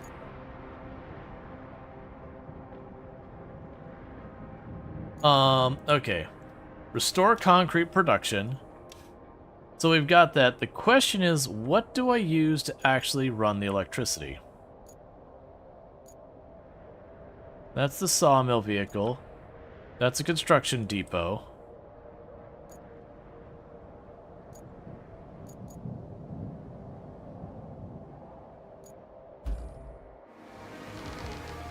Ah, so we have a cable layer. Okay, so got the cable layer. That's probably a very tenuous ride over there. I think we're gonna take that way. But I think we leave to the north and we just kind of follow the route we went before. And just try to avoid the soupier spots of it, because then I just need to roll cable through there. Which I'm curious on how that works. Oh, you got like treads.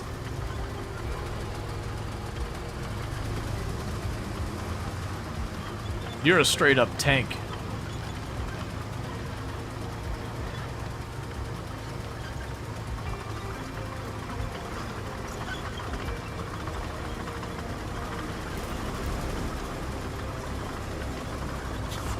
Something's not right here. Is that an old waypoint?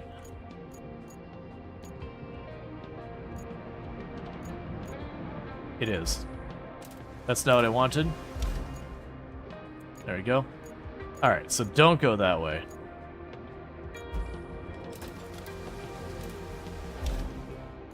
Okay, so yeah, the transformer... Oh, I have to connect those to each other.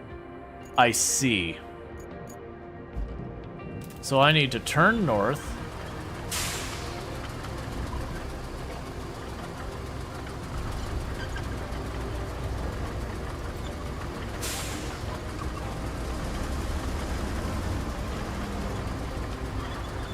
Is that right? Yeah. Okay, well...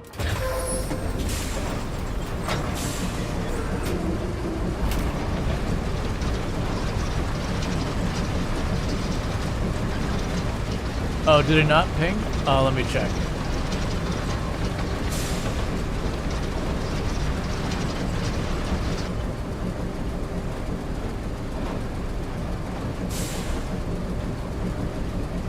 Alright, I just got confirmation that we will be going solo tonight.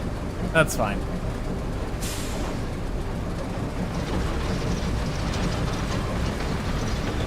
Because we had a maybe collab, but I was warned that it might not happen.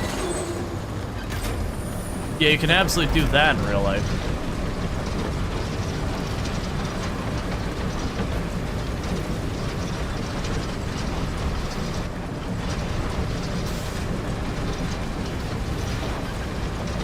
Oh, right. The whole thing that started there is I meant to go here, announcements, at Twitch, switched to roadcraft.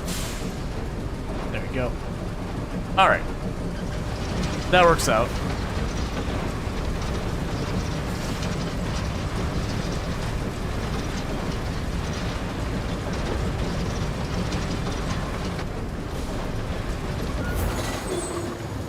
Oh, tree stump. I understand.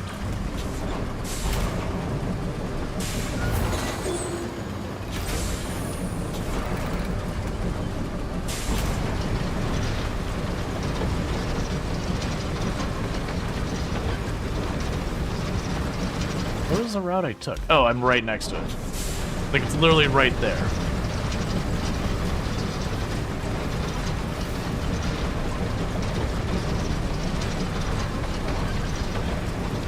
Yeah, so my assumption of what I probably should be doing is probably... wasn't this sponsored? Yes. There is the hashtag ad, hashtag dare drop, all that stuff going on. All that should be set up in the title. And then where'd my pinned message go? Do we still see the pinned message at the top? Or did that disappear? I may have minimized it myself so I could actually see all of chat.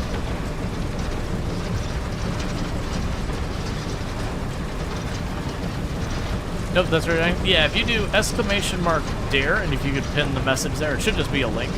I'd appreciate that. I don't know why it disappeared. I did say it sent for manually to not really. Oh, nope, that's not the right one. My apology. Dare drop.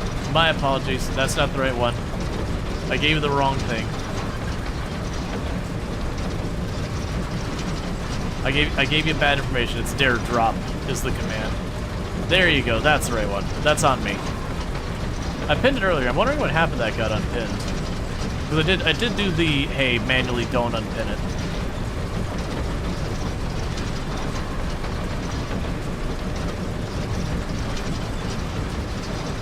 Right now, in theory, we're running high power cable between a power plant and a concrete factory.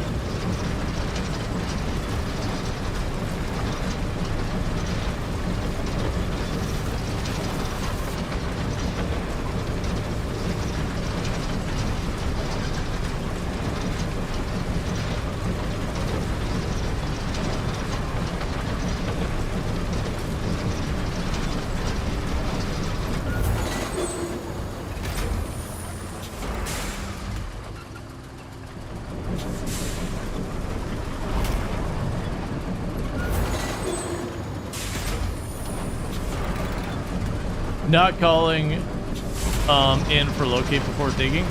To be fair, we are doing the entire place is wrecked, just get it back online disaster recovery situation. As opposed to like just your regular thing. We're in the middle of nowhere rural, just being like, we need the concrete up before we could like save everything going on. Alright, goal complete there. Oh. That was apparently the end of that mission. Yep, so it's basically saying, and there's 3 maps, so it's going to have 8 huge maps, 40 unique vehicles, company customization, crossplay with other vehicles. That's all fine. You finish the demo objectives on this map, so we'll return to the hub. So yeah, so basically that one was teaching us that we could cut down trees, process them, and all that. And I imagine like you would continue that map, and you'd have to go through like a dense forest. Yeah, well no, that's not the whole demo. That's just that map. We have 3 different maps they're showing us. And for those who haven't seen, I can't speak obviously for the game its released version yet, because we haven't gotten there yet. But it is a thing in SnowRunner that the maps are absurdly hard. Hey boss, remember how you say fix it, just fix because nothing is working? Well, it's still broken and now also on fire. Yep. Alright, so we're gonna be fixing pipes. So that'll be good times.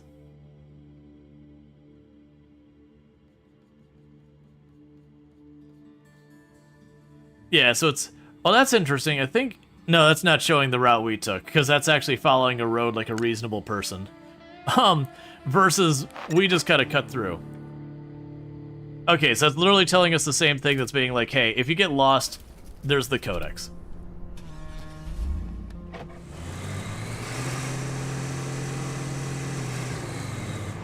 Car doesn't go well if you leave your parking brake on, in case you're wondering. I've seen many a mess on this job, but this may just update the definition. Looks like my kid's room after a study session. I use the term study loosely. I guess it falls to you to play the parent and clean the plant yard. Then you need to build a road and use it to deliver the vital equipment. I'm sure you can handle it. Okay. So, we need to clear some areas. Alright. So so those are vehicles. I'm guessing these are the areas we're clearing? Yeah, so it looks like those 3 we're clearing. This doesn't look like a situation.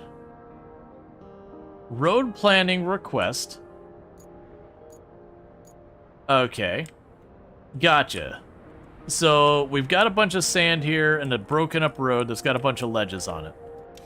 So let's go ahead and start tracking this one.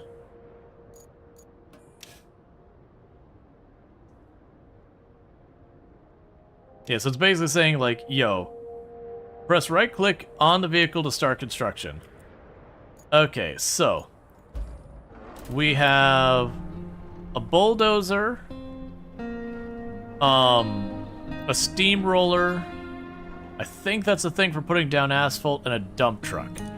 I think we need the dump truck first. Yeah, so it's just...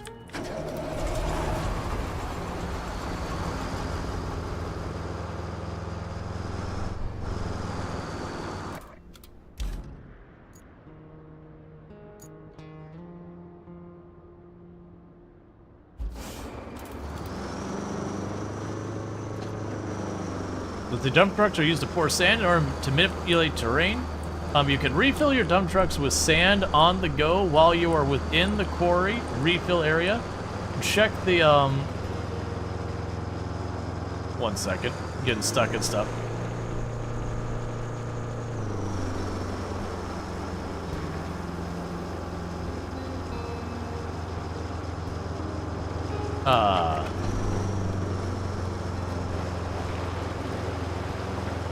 I guess for all, like, we haven't run to sand much in these games before.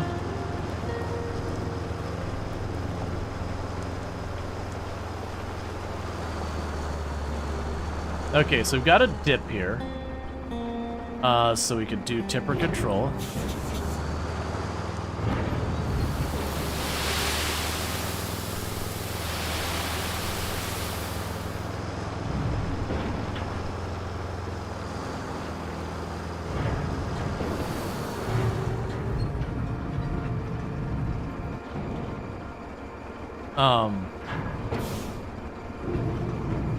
Oh, I could just use the 1, 2, and 3 to dump, as opposed to doing it manually. Okay. It mentioned, oh, G? Why would you give me this power? Why would you give me this power? I can ruin so many things. Yes, we actually have a place to actually use diff lock. Lose sand.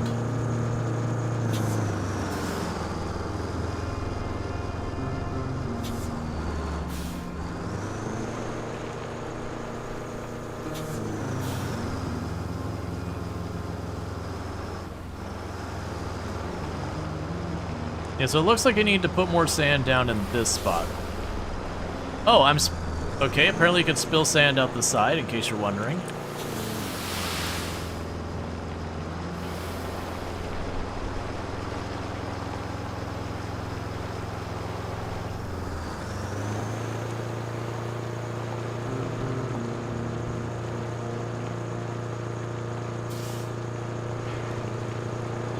I'm making this way worse for myself.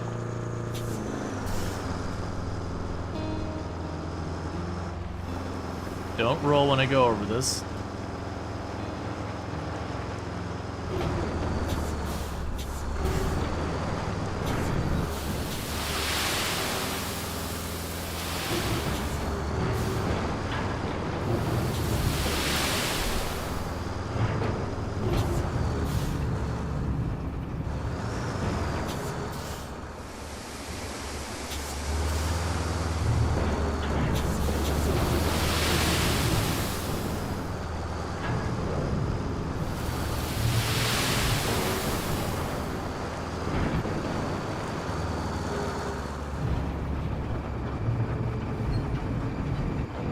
Okay, we're definitely doing a terrible job of all of this, which will be perfect.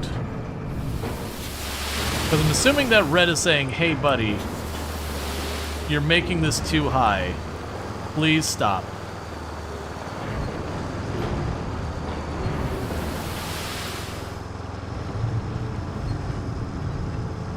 Alright, let's get you out of the way for a minute. So my assumption is next.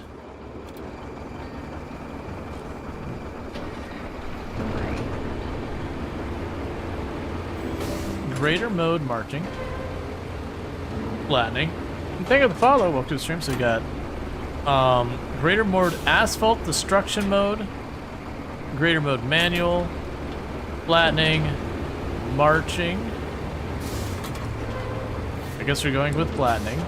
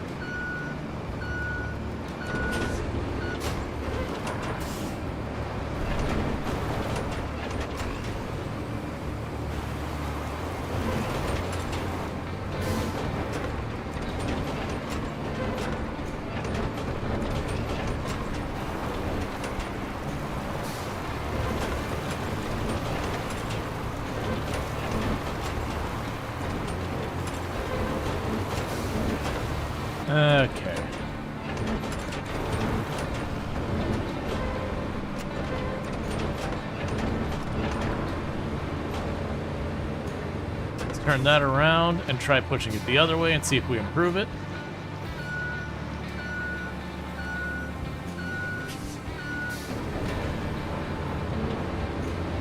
Yeah, so just giving the basics for making the road.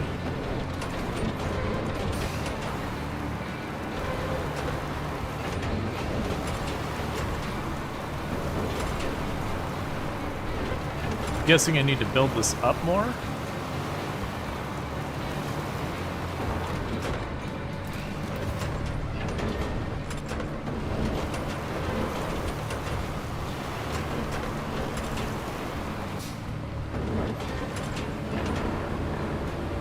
Okay, let's just try switching back over the dump truck. No, it's fine. You do your thing. I don't need a parking brake.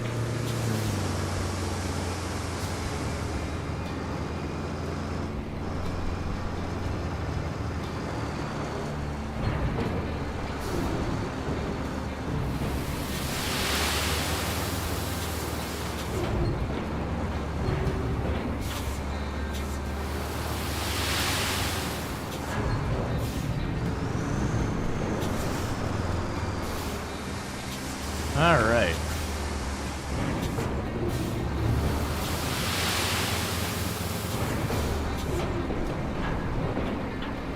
I could see where this would be a lot of fun with multiple people. So you could have one person, you know, going back and forth, smoothing out the terrain, the other one putting down the sand. Well, the next person could, like, scout out the next objective.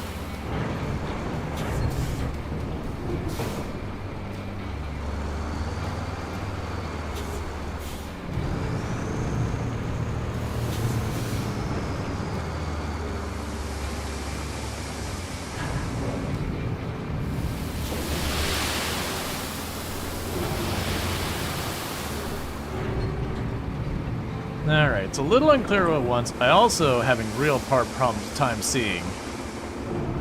I think the idea with this map, from what I saw, is I think it said there was like a big sandstorm or whatever ruined everything.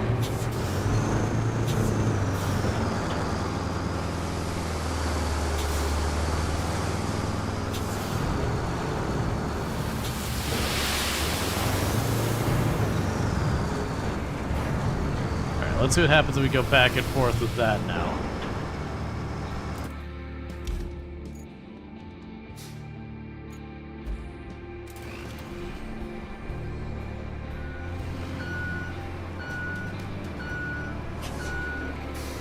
I am glad there's guides, because otherwise we would not see. That needs rework. You're dumping sand in the ground during a sandstorm? It's probably fine. With how much you tooled around spin tires back in the day, you're actually surprised you haven't played any of these games since then. This does look pretty much up your alley chill game.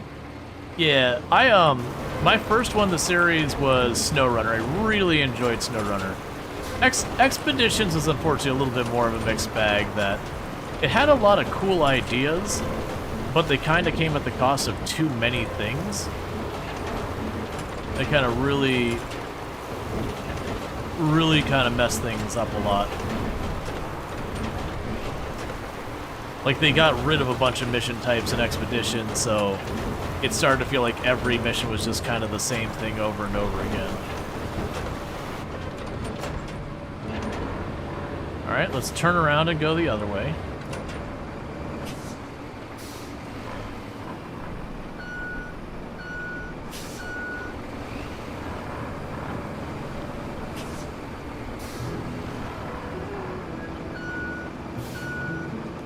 I am curious if they do the really hard mode like SnowRunner had with the really high maintenance and fuel costs. I could see it being a whole thing. They'd have to put a lot of consideration to where you put your roads, just because there would certainly be an expense to doing so.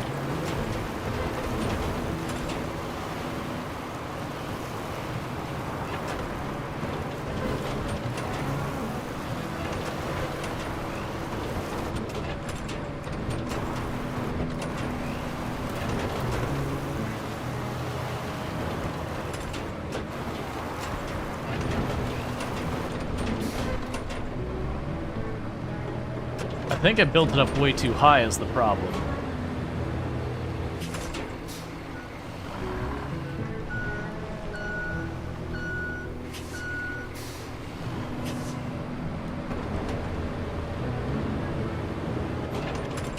So you can just work on going back and forth and shoving all the sand out of the way.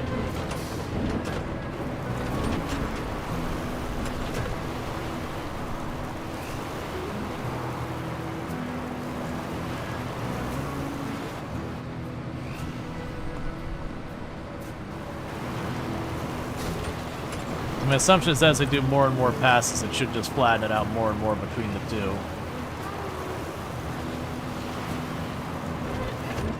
Can you use a compactor to flatten things out?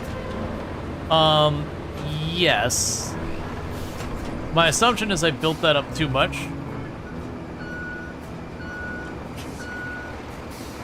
Grade 2 flatten. So we have grade mode 1, sand flattening. Grade mode, asphalt destruction, manual, and then we have marching, which is, I think you just keep that up where you're not messing with it.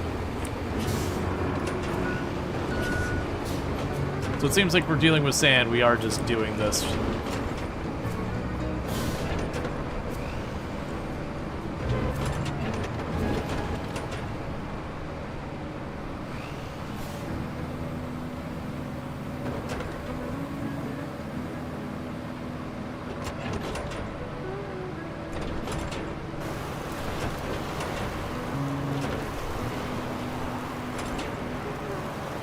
Because this was blue on this side.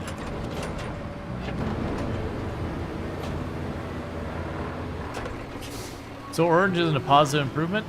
My assumption is the blue is good. Because it was mostly blue, except for like the whole middle section that was really low. And so I think the problem is I've got like a hill on this side that's higher than that middle part.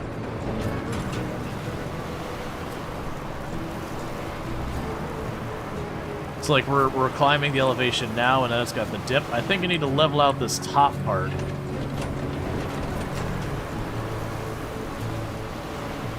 And smooth out this lower part here.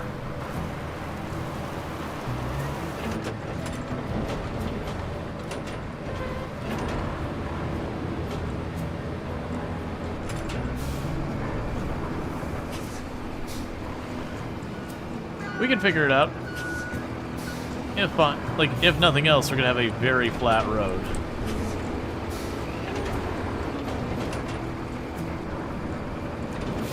It's a construction game. Orange could be good. I mean, it'd be real confusing if this is the things are good. Alright, so let's get the sand truck. As you can see, there's this spot that's really low there. Then maybe if I build up that one spot down there, they'll be happier with it.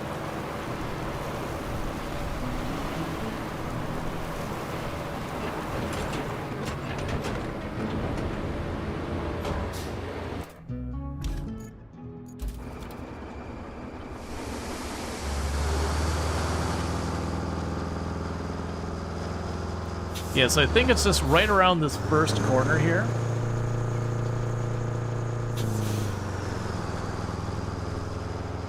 I didn't know you could make roads. Yeah, that's the big difference between this one and SnowRunner. Is SnowRunner you just kind of have to deal with what situation you find yourself in.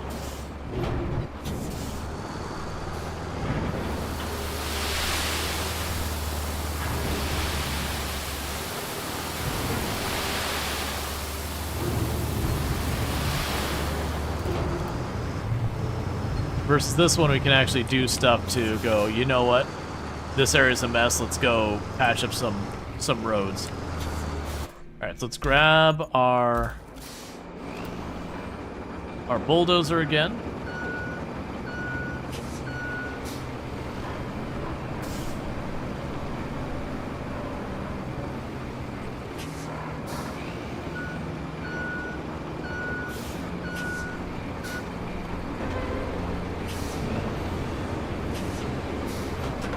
And it's definitely not us waiting for the asphalt, because it is something that we got the blue just from working on a lot of this.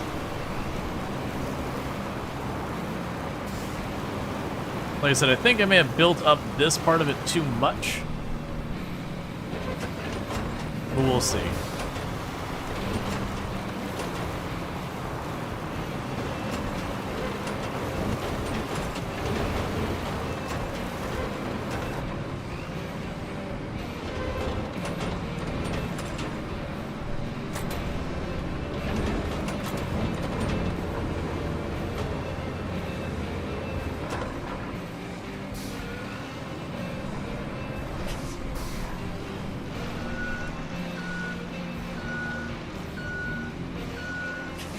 Okay, so I got a dip there.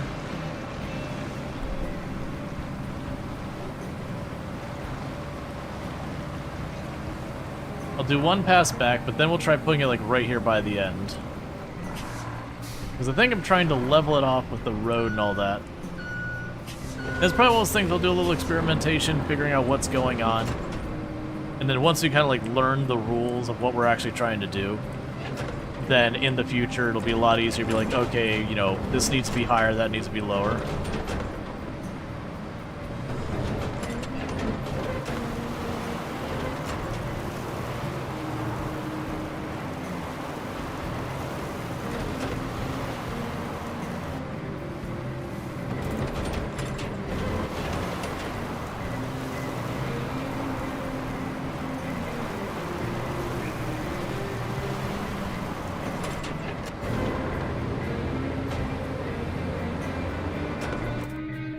Grab you.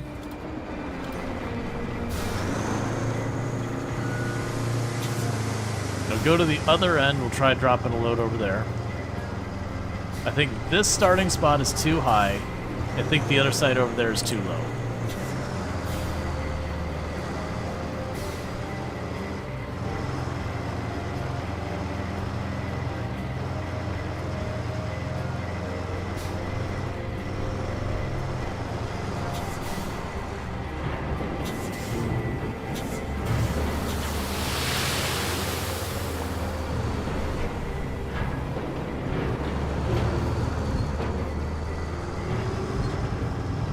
Get you out of the way.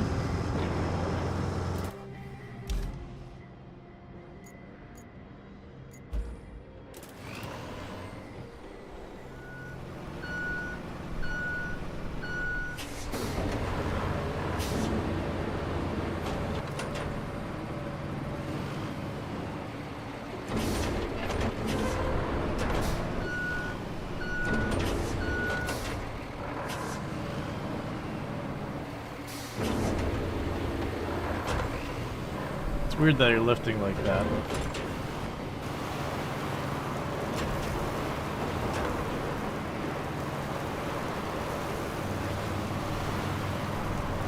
You got a little bump up there.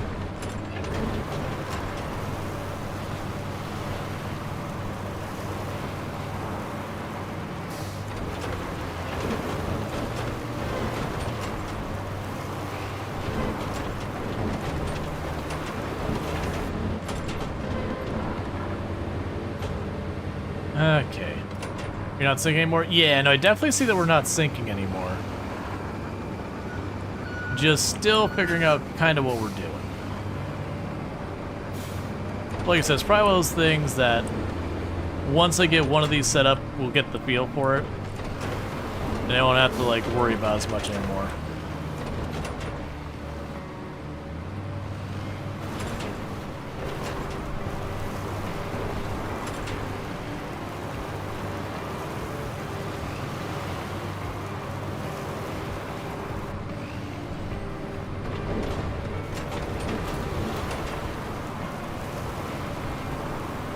Dips so much to the blurry. That's the same thing I'm thinking. That's actually the reason why we parked the dump truck over there.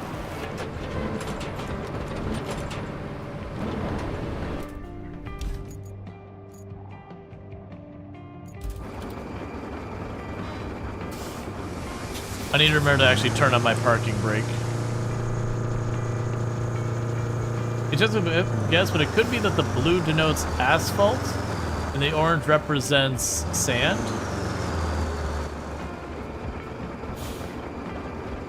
That's possible.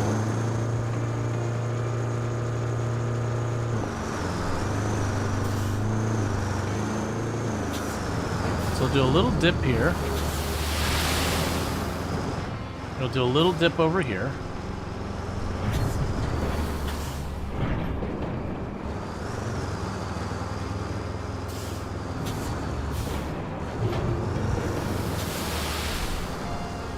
Yeah, so let's see if I bulldoze that back down, if it makes it happy.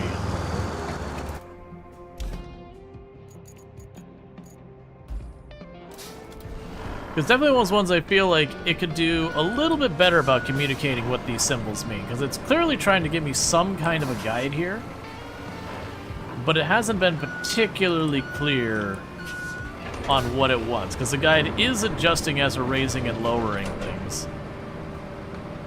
That's fine, we can figure it out.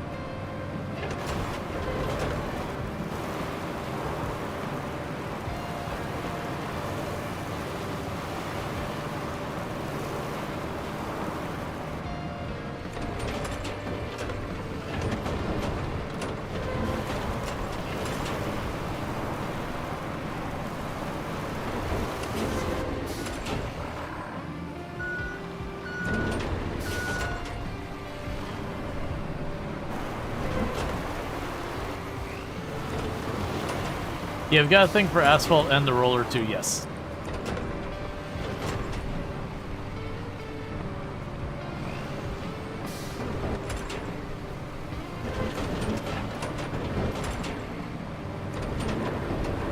It'll do the same thing we did last time, where I'll go one way, then the other way, and I guess we'll try putting down the asphalt to see what it does.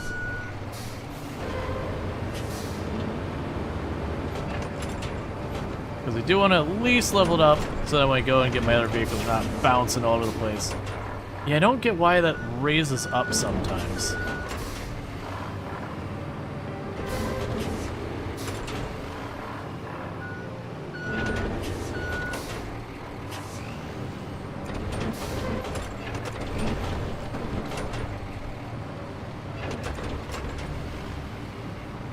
Yeah, no, you might be right, that it might be a matter of, it's trying to tell me whether it's sand or asphalt.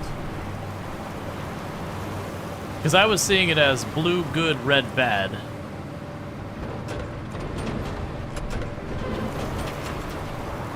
Which appears to not be what it was trying to communicate.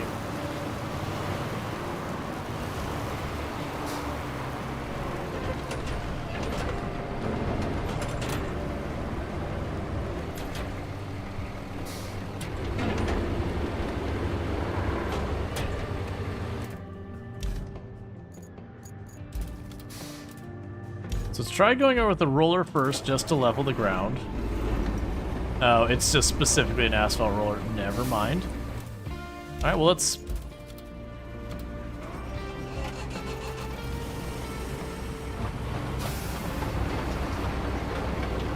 get you all sorted out.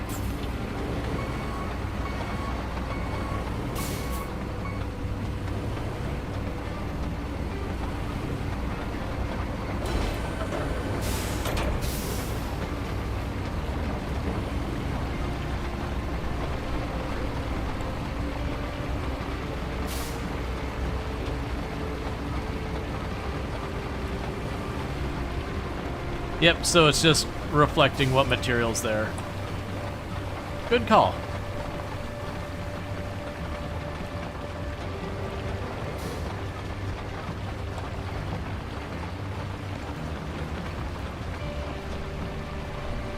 This machine, kind of a booger to steer on, Stan, not gonna lie. Like, kind of drifting.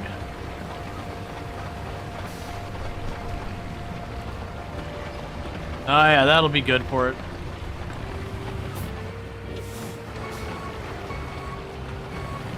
Let's try that again. Probably ruining a whole bunch of stuff.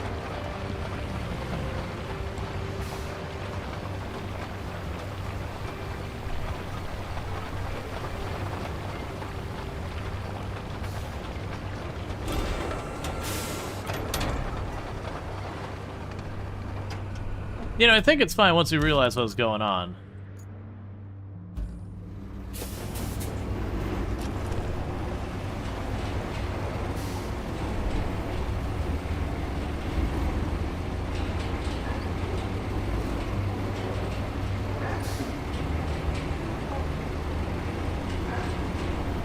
Yep, they consider that a good road there.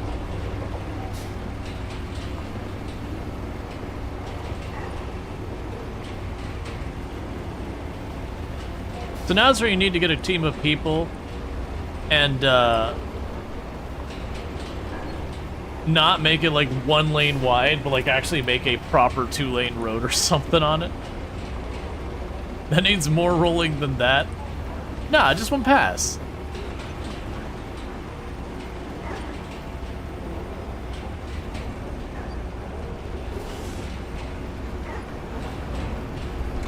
And just like that, we have a good road. Alright, so let's get you out of the way.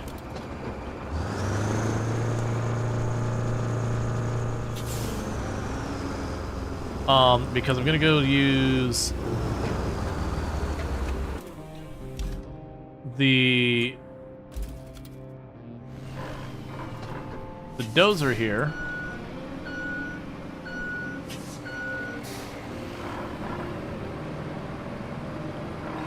It's fine. The road's just a little lumpy.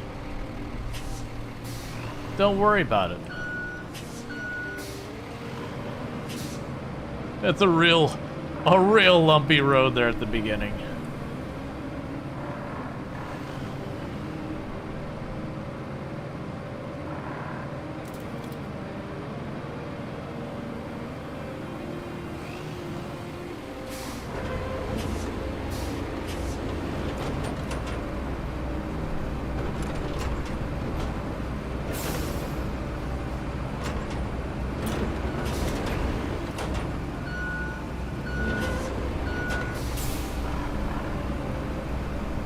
The chance of a ship that road's gonna be messed up in 2 to 3 months?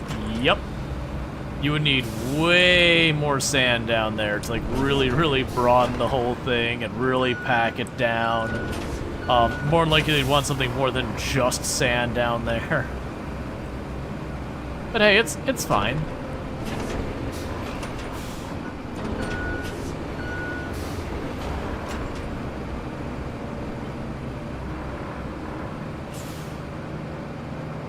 Okay, so let's grab you.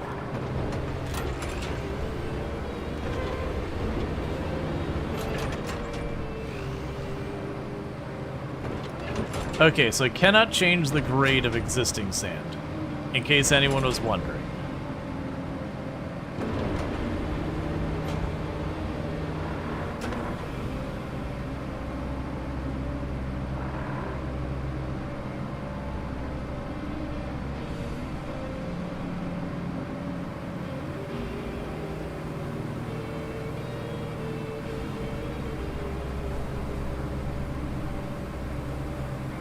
Alright. So clear the area of objects. Do you mean just take our bulldozer and just shove them out of the area?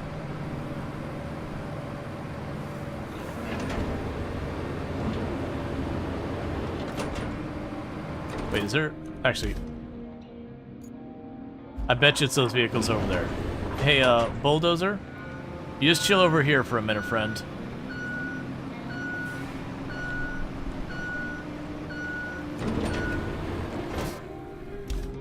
So what do we got here? We have a mobile crane, and we have a heavy mobile crane. Well, I'm gonna just go to the heavy one. Why would I use the not heavy one?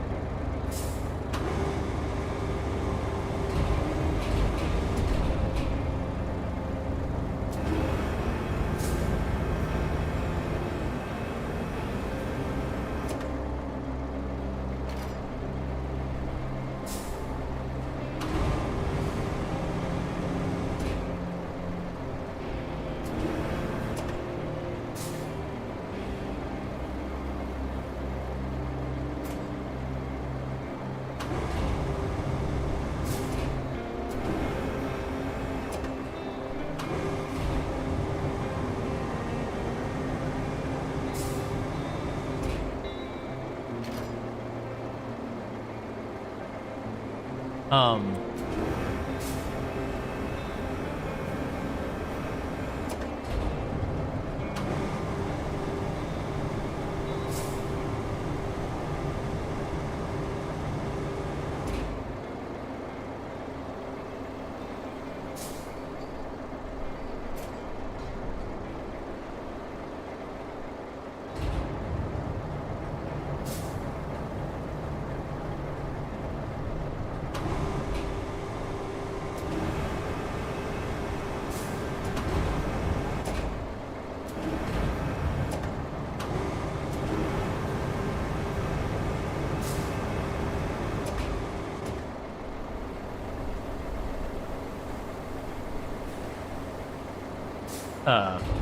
why can I not attach that one?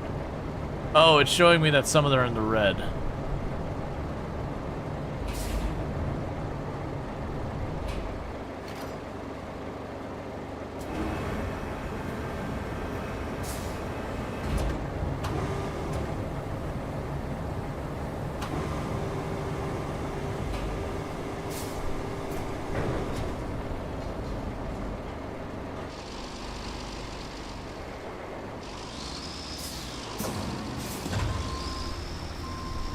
I wonder if I can move those with the dump truck. Because I feel like that'd be less of a pain in the butt. The question is, what weights are we talking? So could I shove you, or just is like just straight up, straight out? Yeah. This is way more, you know, way less annoying to deal with than the crane. Granted, I can't see anything because of the sandstorm.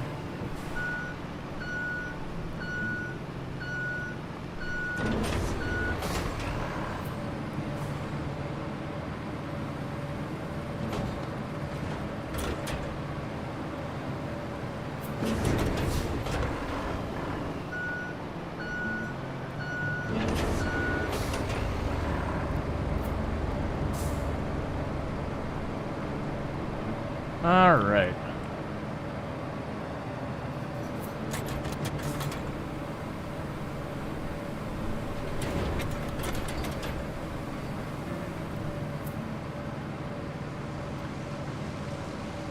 So let's turn back around here. Then we can shove those off the side over there. I'm assuming what'll happen is it'll be one of them doesn't really have much space, so I gotta put it on top of something to make the crane needed.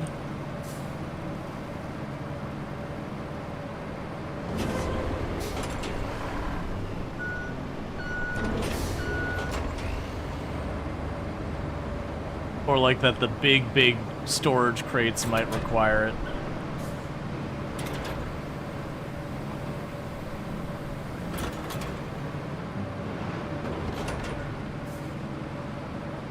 Okay, so we got you.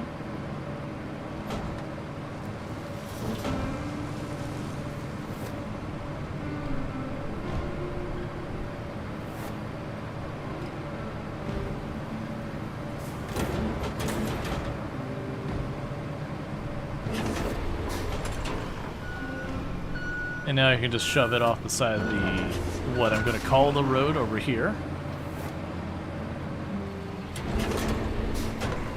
It's fine. I'm sure none of these have any value whatsoever, so just smashing them all over the place is totally not a big deal.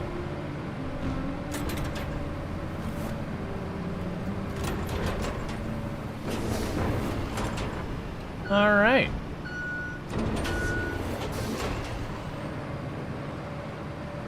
Kind of looks like the tractor that's built for pushing things is pretty good at pushing things. I know, right? That's the thing, it's like there's all this crap in here. I can pick it one by one by one. And, you know, eventually get it all sorted. Or I could just shove the whole bulk of it just out of the way and not have to worry about it. Okay, so that's solidly there.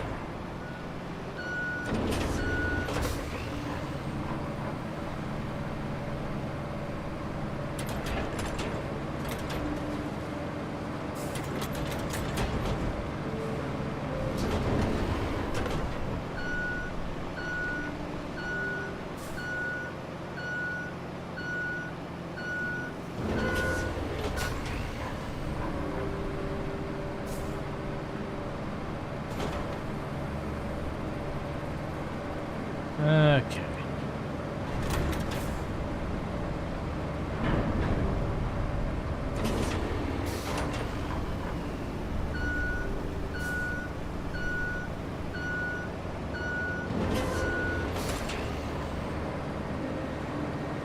And we can go ahead and... Oh, I need to adjust a little bit. And we can just go ahead real fast and shove these off of here.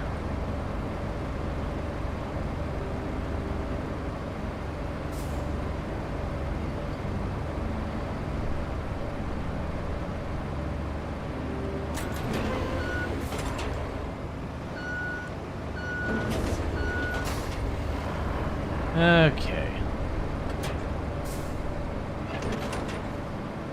But yeah, I see, like, with all the mechanics for, like, clearing the roads and all that, I can see a lot of good coming out of this. And this feels way more interesting to me than just... one of my complaints of SnowRunner would just be the fact that, like, you have very little impact on the map. There's just, like, specific areas where it's going, hey, bring me a bunch of materials and I'll put a bridge here. And that's not terrible.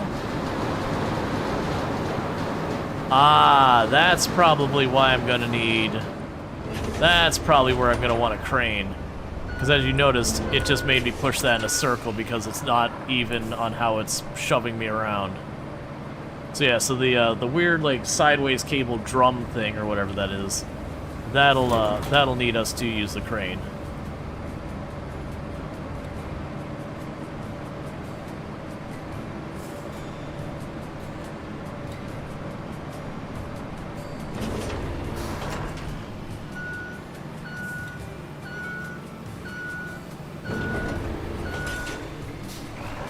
The game interests me more than Mud Runner and SnowRunner because building roads is neat. Yeah, well, it's the fact that you can make the choice of saying, okay, do I want to just muscle my way through these? Is there a way I can do that? Or going, okay, or instead I can invest some time to build up infrastructure, and then once I've got the infrastructure there, I don't need to do this other nonsense.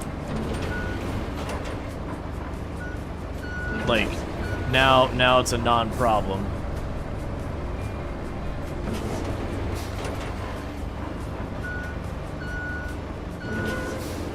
Okay, so you can grab the blue crate and shove it off.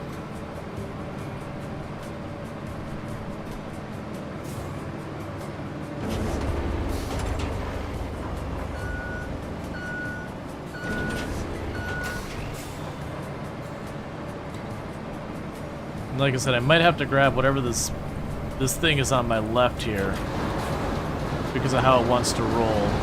No, actually that might work out. Yeah, you just keep being mashed together. This can work.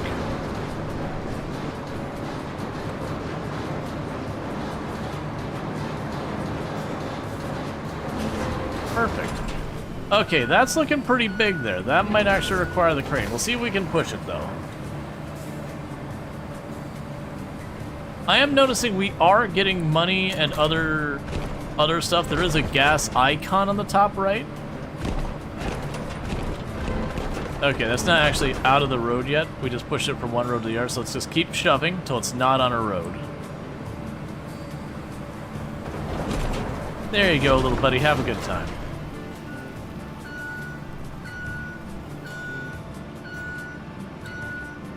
And then we can just shove this one out of the way. And then we'll have cleaned up the area.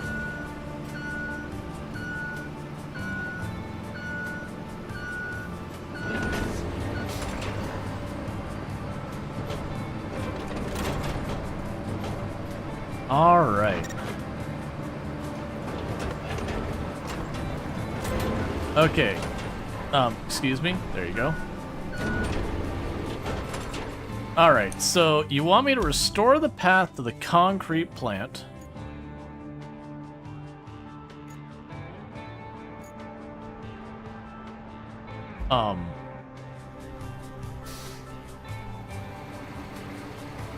Restore the path to the concrete plant.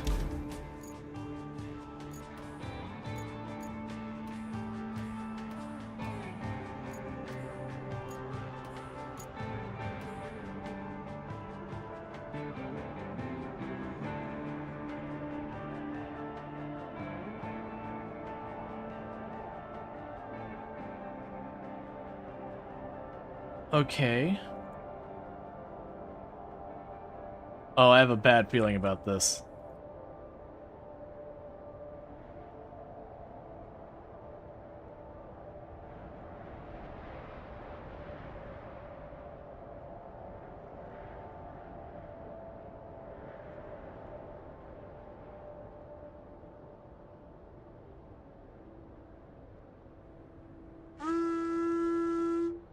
Hey, Sui! Thanks so much for the raid!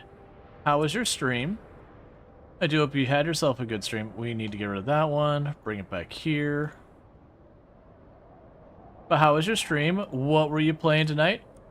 And welcome in, Raiders. For those who don't know, Sui, absolutely fantastic content creator that I highly, highly, highly recommend checking out. Fellow member of the Halcyon Frequency stream team. Dispatch vehicles. Oh. Oh. Okay, so now I have to let the AI actually use my road, and we get to figure out if it's any good. Cool.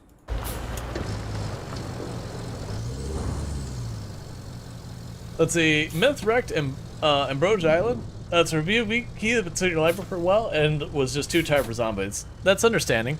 But thank you again so much for that raid. I really do appreciate it again. Check out Sui, absolutely fantastic content creator. At the moment, we're playing some Roadcraft, and it is the newest entry in the SnowRunner, MudRunner expeditions, that whole series. The big gimmick about this game versus the other in the series, instead of just like SnowRunner where you get to your logs and you'd schlep through the mud, and then you get your logs and you'd schlep through the mud, and you'd get your logs and you'd schlep through the mud, and then after about your 10th time you're going, why the hell can I not like dump a bunch of gravel in this mud to at least make it slightly less awful to drive through? Well, you can do that, because like you see where this road is right here? That road didn't exist. We made this road. This section of it here, the section that looks nice. But yeah. So this is kind of a cool thing. It is the demo. We've already finished, there's 3 maps, and we finished the first one. This is the second one. Yeah, so it looks like this is going smoothly. But it's kind of interesting that I was like, okay, why can't I just, you know, as the player fumble my way through, and it's looking like we have to hand over the keys to the AI to do deliveries later. And we either repair the infrastructure good enough that they make it, or we try again, I guess.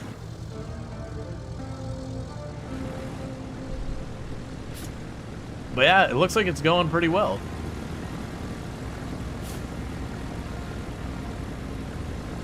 I'm looking forward to having a level where there's just straight up no roads, and you have to like make it all from scratch yourself. I could see a lot of fun with that, and then getting the AI to work on it and all that. Probably make the roads wider than like the single lane that all these are, just for the sake of making it work better. I also find it interesting that there's a bunch of different vehicle sizes as well. But we started stream with Hotel Architect, which actually was a lot of fun. Ooh, I did not check to see if this is clear. Yeah, ooh, okay. Alright, you made it. I hope the others make it, because I didn't mean to drive them over the rock.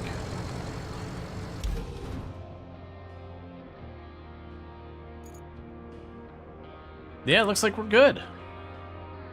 First try. I was waiting for that one to get stuck just to mock me.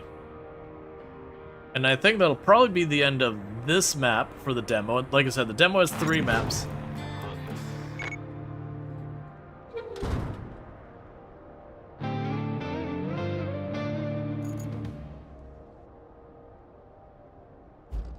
Yep, okay. So just basically being like, hey, game's coming out on May 20th. We got some huge maps. Let's return to the hub. So we've got one more map to check out, which my guess of what this map is going to be is either A, it's going to show us some new mechanic that we haven't seen before, maybe building bridges, or B, it might be like a culmination of being like, hey, go ahead and cut a path through. Alright, so we have not done anything here yet. They're going to start us with the Explorer again. But yeah, it's been a lot of fun. It really does. It's like SnowRunner. So like SnowRunner to Expeditions, the big pain in Expeditions is I felt like Expeditions, you just didn't have that feeling of progression. SnowRunner, you had that feeling of progression with your vehicles, with your upgrades and your new buying of vehicles, and then like adding a couple bridges here and there. But it really felt like the map, you had fairly limited impact on it. Alright, so this is all washed out and flooded.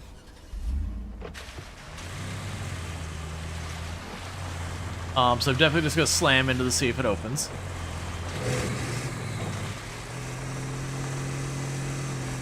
Oh, all-wheel drive. Alright, so where are we going? Okay, so I've got a handful of vehicles here. We need to... Alright, so we need to find there's an object down there.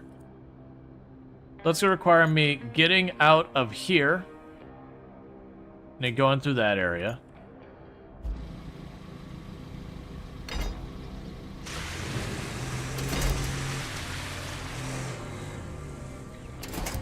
There we go.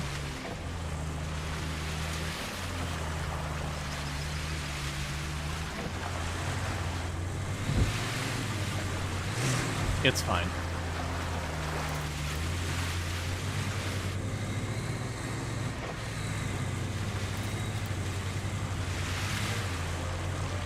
Okay.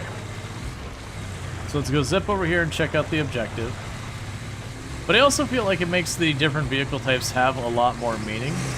I did find in SnowRunner, they had like their 3 or 4 categories of vehicles to drag stuff. And it really felt like there was ones you just didn't have to worry about. So one negative here is that road is fully swamped and we're just digging it up. So I think our big loading trucks are going to have problems on it, but we'll see.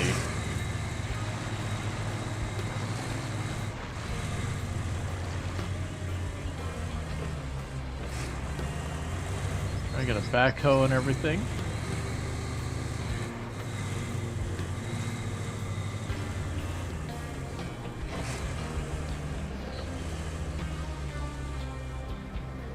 That feels tenuous.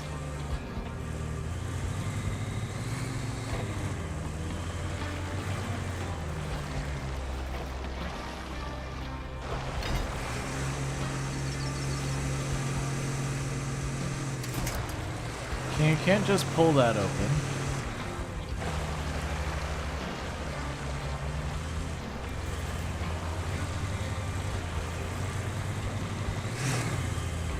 Is there another side I can get in here, maybe?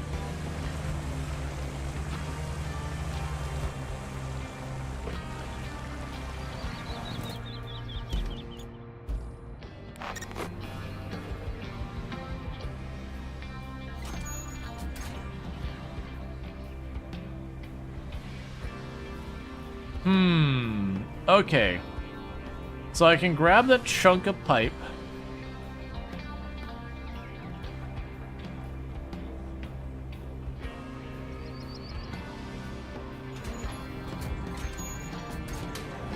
Oh, this one controls entirely different than everything else we've had so far.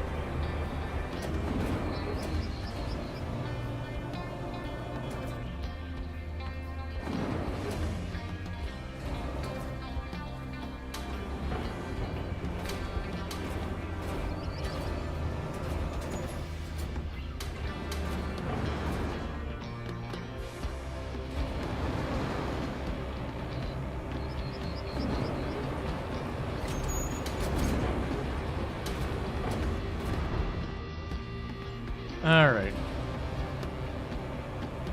So it looks like I need whatever that is.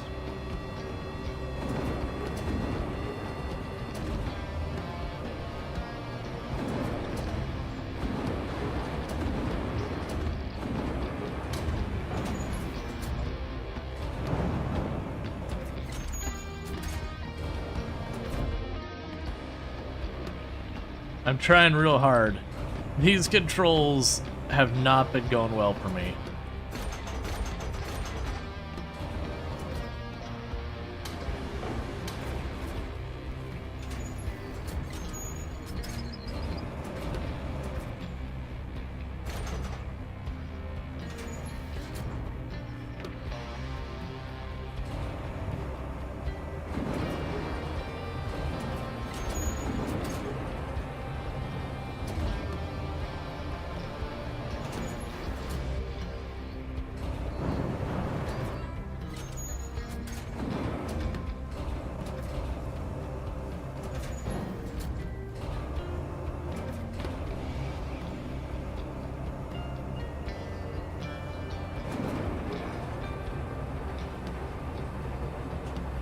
Okay, so my assumption here...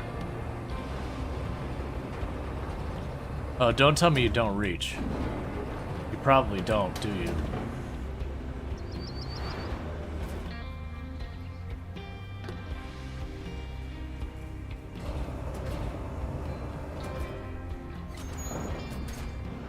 There. It's all ready for you and all that. Yeah. The claw! Alright. So we found our objective, but what we need to do, so... Alright.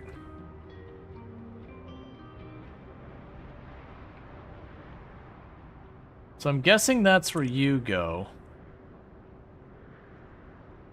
Alright, so it looks like I've got to deliver the pipe over here. There is a hill there. We can go under this way. We got a gap here that I've got to figure out some way to navigate.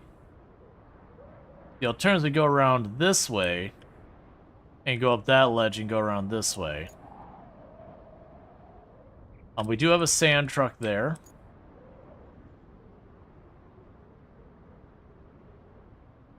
Alright, let's see. Yeah, so it looks like my goal is to get that there, and they're kind of just letting me figure it out however I want to.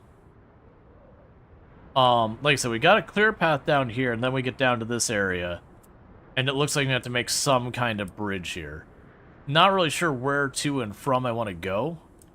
The alternative is to go along this side, but I feel like all those tight turns would be worse. So let's plan to go here, and I'll put one spot there. We'll cut across to here. And they'll cut across to there. To hopefully be able to circumvent all of this swampiness here entirely. And then meanwhile, I also need to put a spot here. To cut across there. That's our bulldozer. You both carry parts. And then you are the crane, or you are another crane.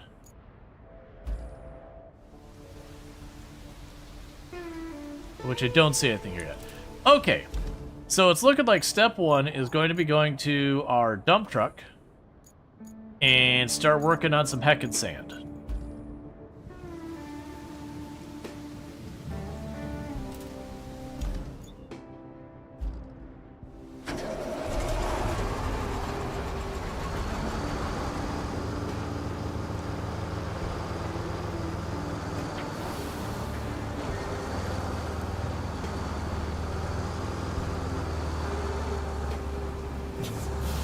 Alright, let's figure out where we want to start building this road. It's gonna be a messy road, because that's way more elevation than I thought we were dealing with. Alright, so I think what we do is we go up here. We don't worry about the exact position of those stars. The point was just to get ourselves a plan of attack. Oh, I should probably back this in, not forward it in.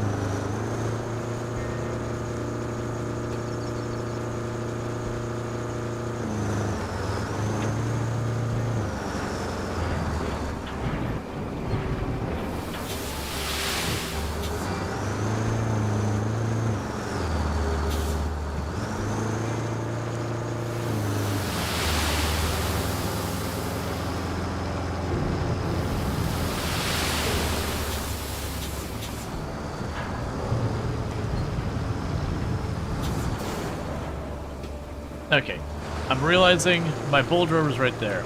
We do have infinite sand, right? Yeah. And I can just reload it, like, anywhere remotely near the quarry from the looks of it. Let's see. Yeah, so that's to that objective.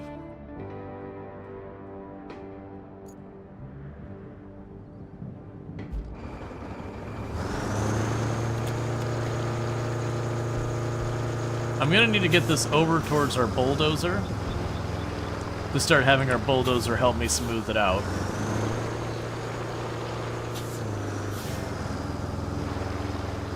Because then we can sit there and just do laps of dump sand, move stuff, dump sand, move stuff.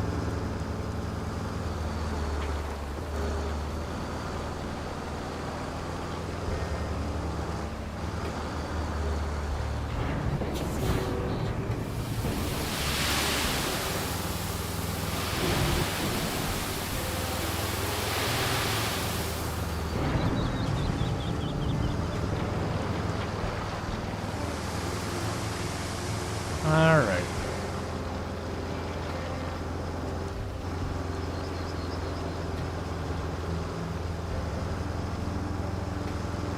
Because my assumption is going to happen is when we get like the actual delivery truck type trucks, they're going to be absolutely terrible when it comes to any level of mud that they'll just sink in and get stuck. But I probably will be able to like get them out by just dumping a bunch of sand at their feet and calling it a day. Oh, that's not what you want to see.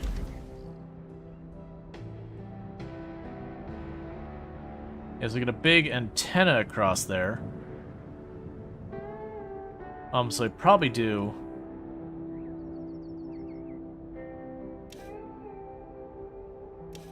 something like that. So I go around and over.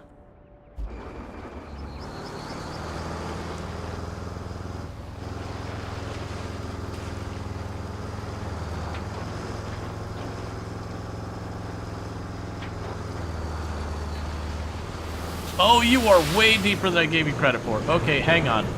New plan. New plan. Way deeper than I thought that body of water was.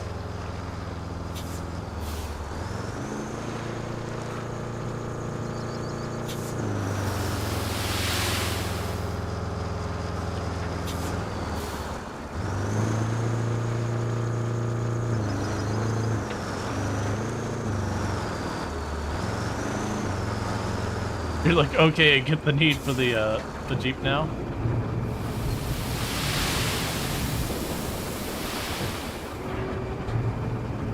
That's some, honestly, really nice water physics.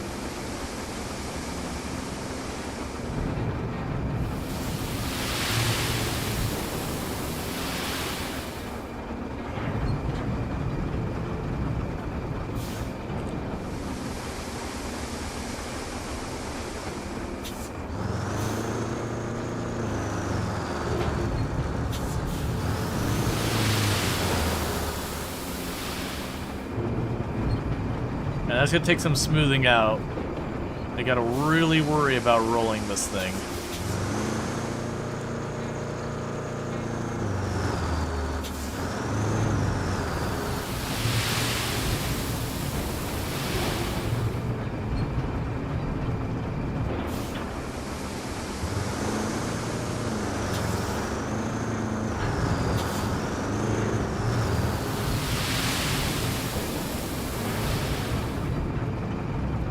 Okay.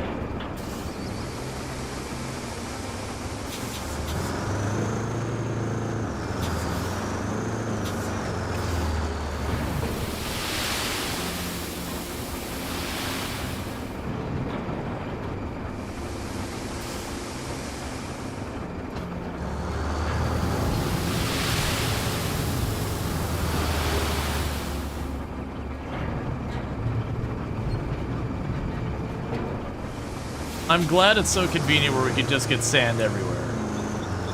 Because if I had to do this one lap at a time, this would probably get old real fast.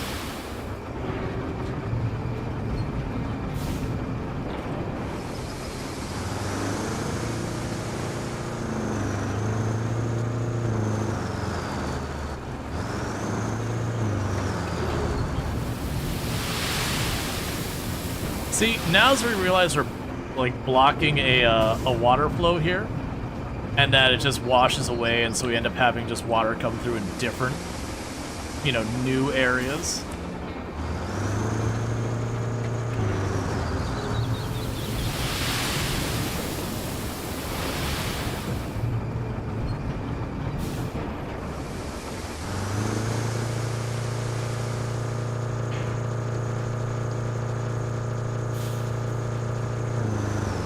Actually, there's a pretty good dip there.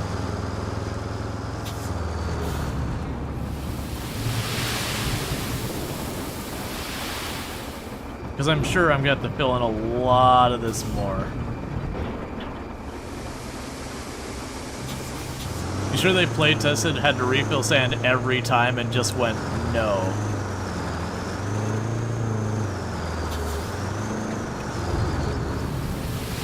It could even be one of those things that, like, you have that this might be their equivalent of the easy difficulty, and that, you know, on the harder difficulties you have like a lot more stuff like that, like limitations on a bunch of that.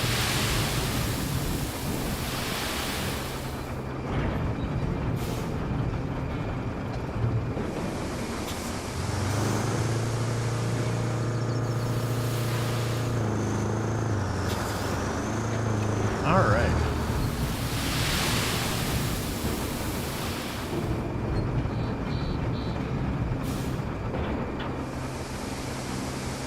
We got a lot of road to make.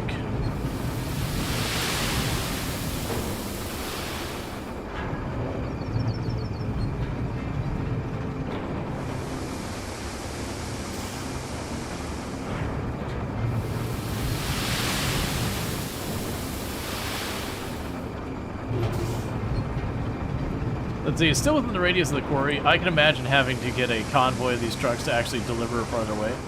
I can see ways they could do that where you have to start prioritizing, going, okay, what is the most efficient route for me to get the materials to make the road to make the efficient route?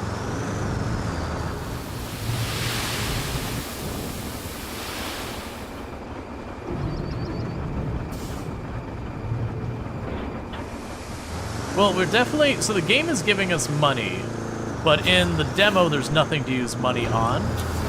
There's also clearly an icon for gas, but we don't run out of gas in the demo either.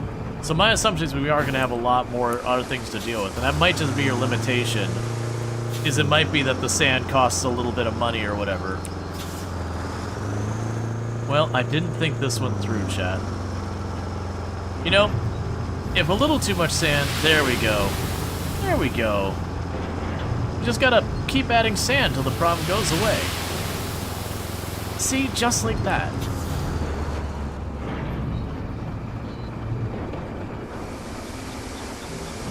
It's too big to fail? Exactly!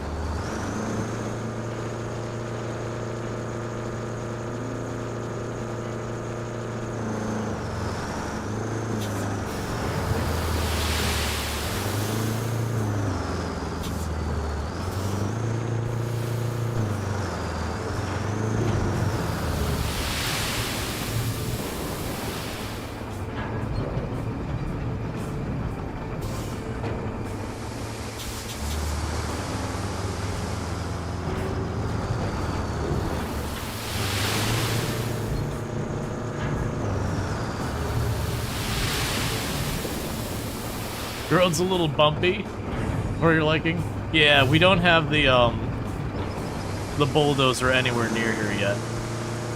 It's gonna take a little work to get this road to not be absolutely terrible.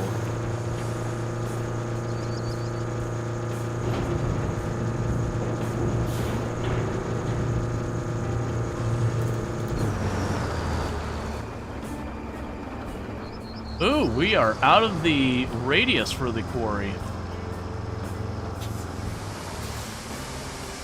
Alright, so let's take a look at what we're dealing with. Okay.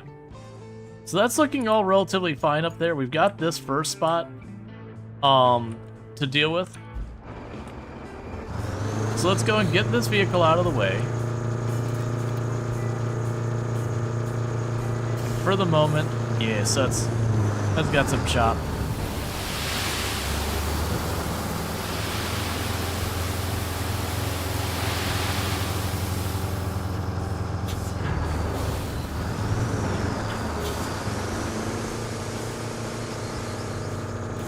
What's this magic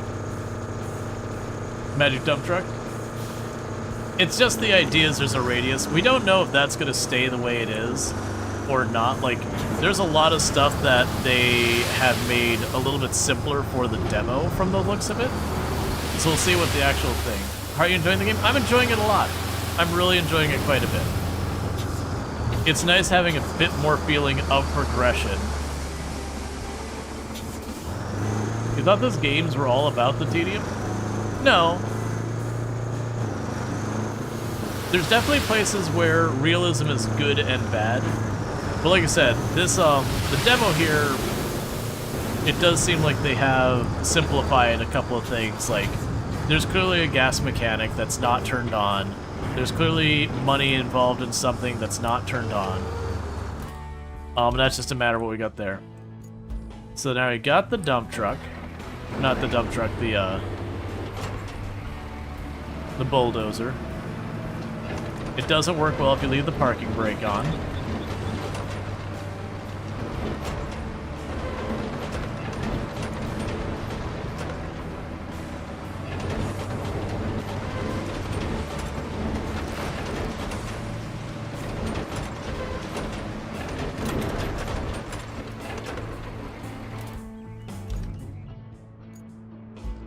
Okay, so I need to... That's literally the sand hills right next to me.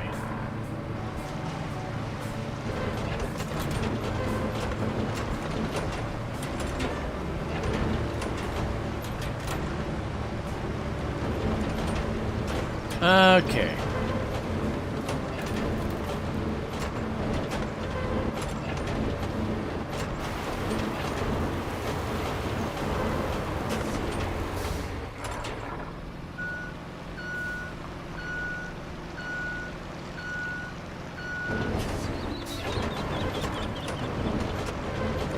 How big is the download? Ooh, I don't know off the top of my head.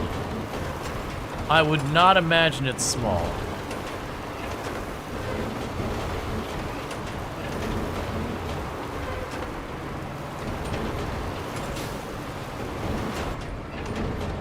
It was 50 gigs? Gotcha. Thank you.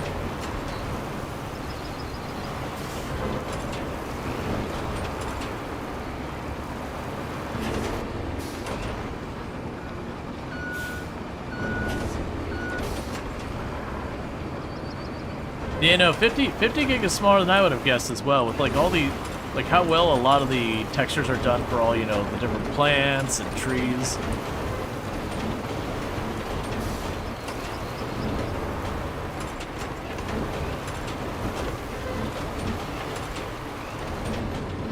All right.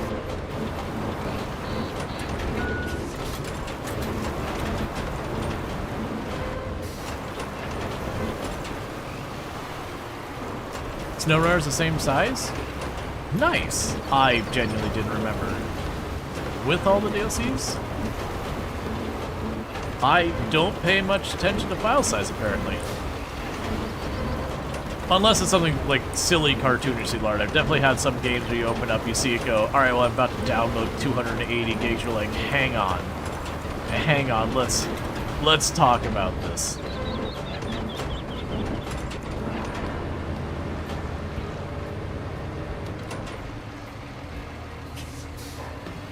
All right.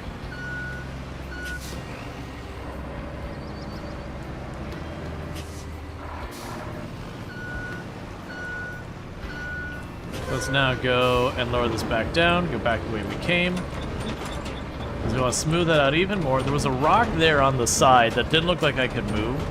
So I may need to put like a little bit more dirt or a little bit more sand to get around the rock.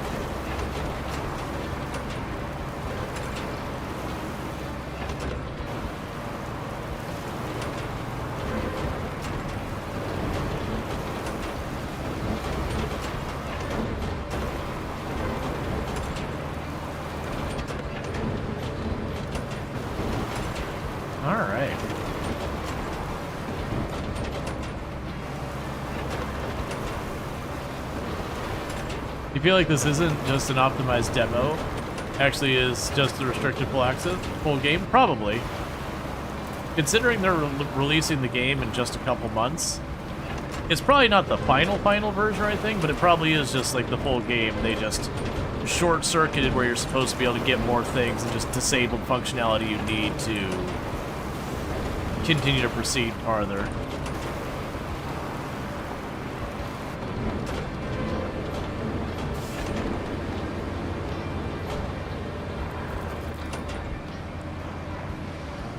Alright, as much as we're bogging down on this, might be worth putting down more. We'll see. Could do one more pass flattening.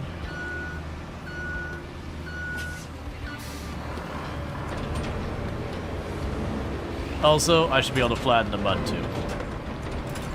I get why it isn't that way. They don't want to go and take the time to do all those mechanics, but...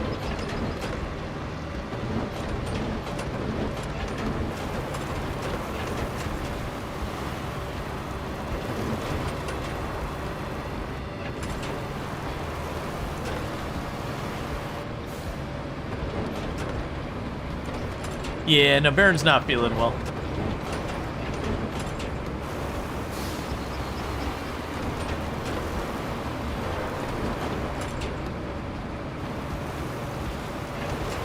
Yeah, I've been looking forward to collabing for a while. We've talked, like, we've had a couple of collabs, but we keep talking about it. It keeps not happening because of categories and everything. He's pretty bummed that didn't happen.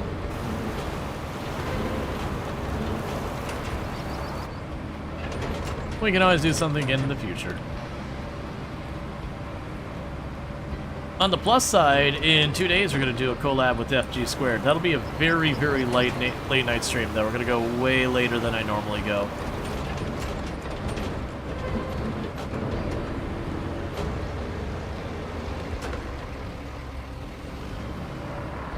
Alright, so let's go ahead and get you out of the way for a minute.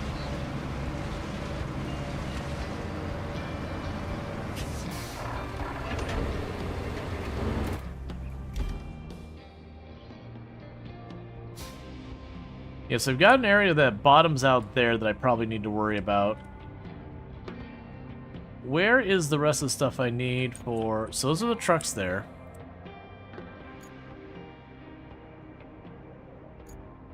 That's the crane and the Explorer. Where is the rest of... I mean, I could be doing this. Oh, actually...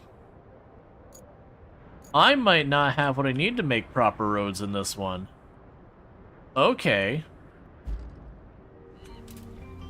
We might be just putting down dirt and packing it and hoping for the best.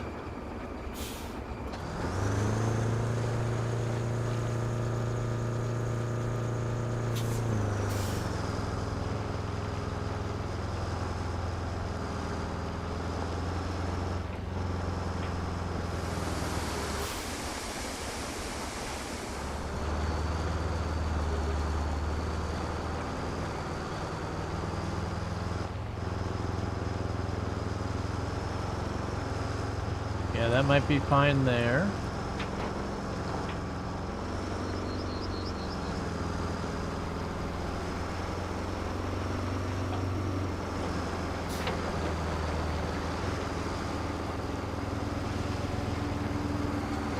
Okay, I was worried I'd have to do stuff with that, but that looks like it's fine. Oh yeah, the giant mountain of sand I left up ahead.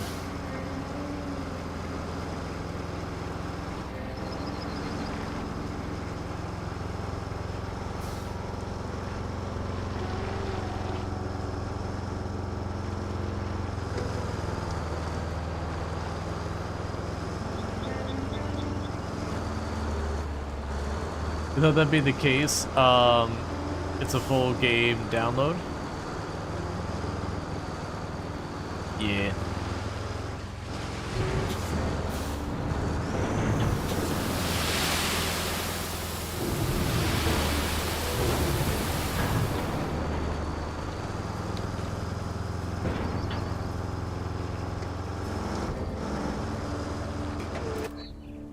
Alright, and we can grab you.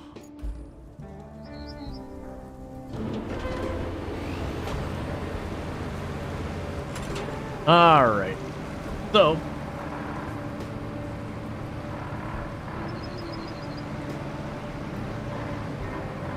why are you struggling?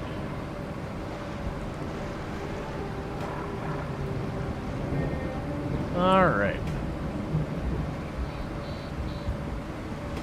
I didn't see one.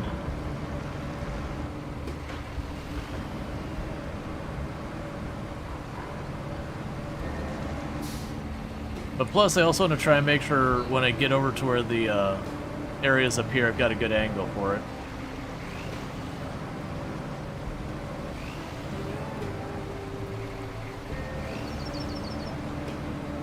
Yeah, because maneuvering through there I think is going to be tricky.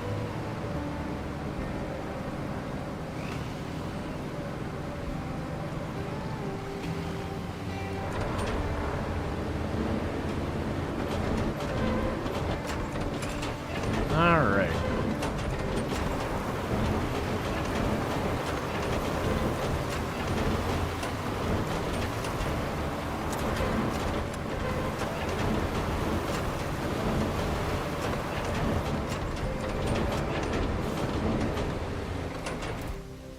Put that in the way.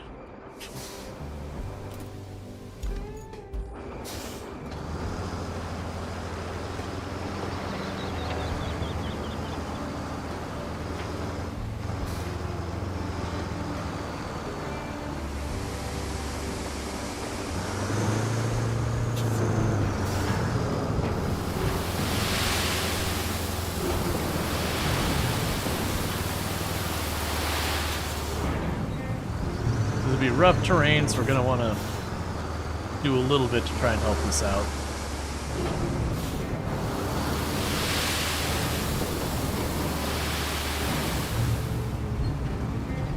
I'll probably even need to do more than I am doing here.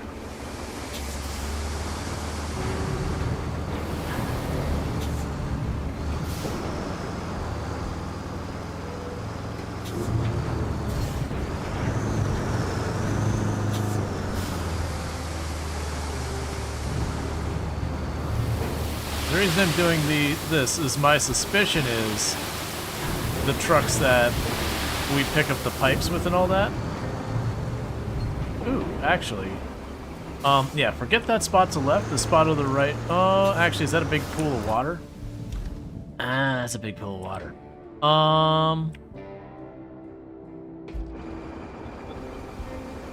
I'm still gonna do the big pool of water.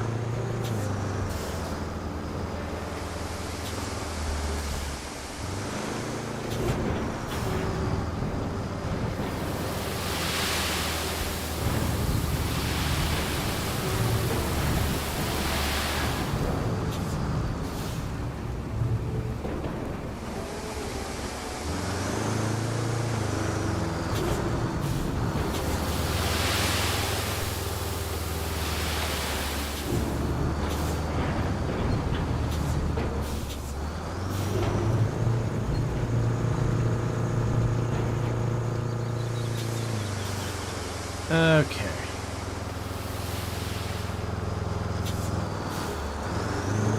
So let's go ahead and try and start filling up a lake. Don't worry about it. It's probably fine.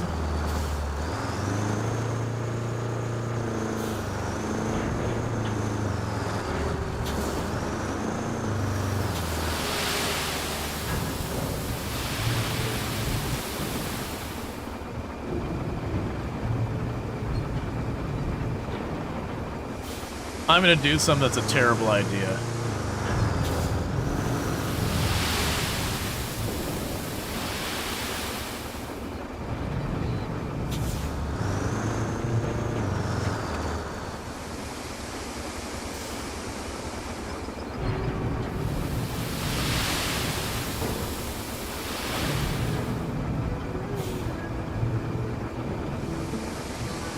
Okay. I'm sure there's an environmental impact study to evaluate filling this water up. Yeah, no, definitely. It's definitely no creature's natural habitat. And definitely is not like the primary water supply for a neighboring town or anything like that. I'm sure it's all fine.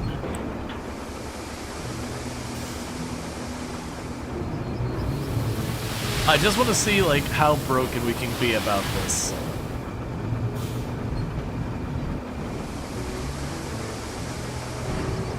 Also, that is some pretty deep water that I could dump this many loads of sand into this like little stream here.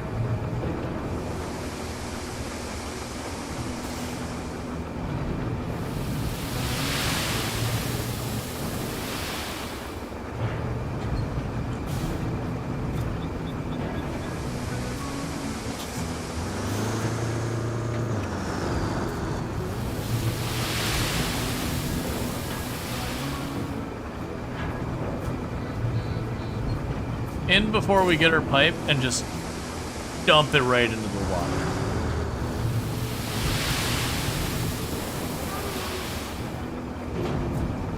Little stream, soon to be Sahara. Exactly.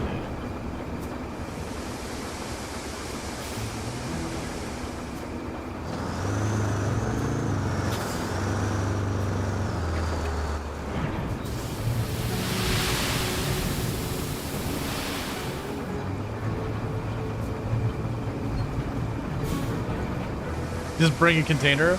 Oh, that would be such... Man, I wouldn't be surprised if later on... I mean, realistically, speedrun strats would end up being breaking the physics to, like, launch your vehicle or something like that.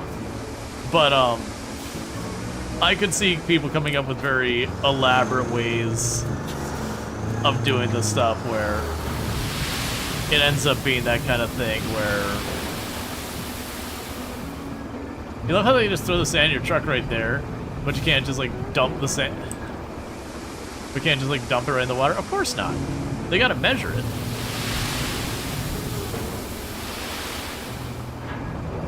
But, yeah. Just...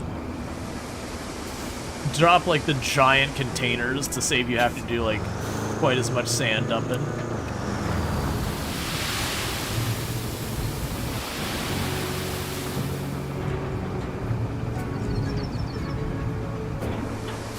Nothing like a little bit of an environmental catastrophe. I'm sure everyone can see what I'm doing here. Is rather than taking the roundabout way, we are just going straight up that hill.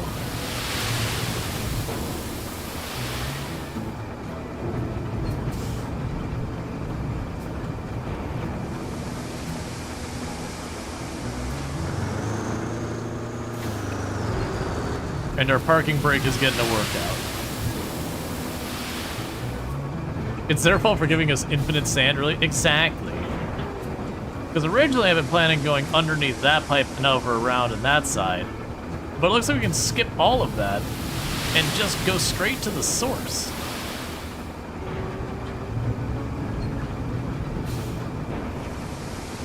Because this isn't even going to take me that long to do this. The controls are terrible. The only controls I've been really upset about is the crane. I do hope they give us alternative crane controls. Like the big crane is fine. It's like the little crane from like when you're doing the logging, where it's like weirdly you're using your mouse to control a joystick to control your vehicle kind of thing, and how it plays. That one I'm not happy about. That one, I'm sure I can get to the point where I'll manage, but it definitely feels like, it's like, alright, come on, man. This should probably really work a different way. There's gotta be better.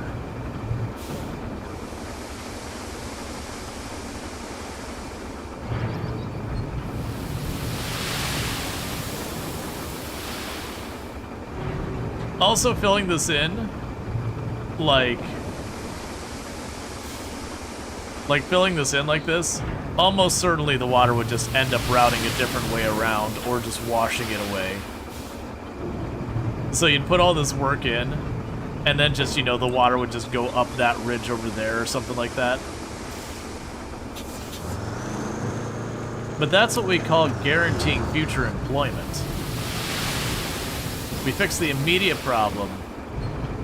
But you try to demo, you feel like the controls are more for a controller than mouse and keyboard. I'd agree. The like I said, the crane very specifically that I ran into on the logging level, that 100% feels like it was designed specifically with controller in mind.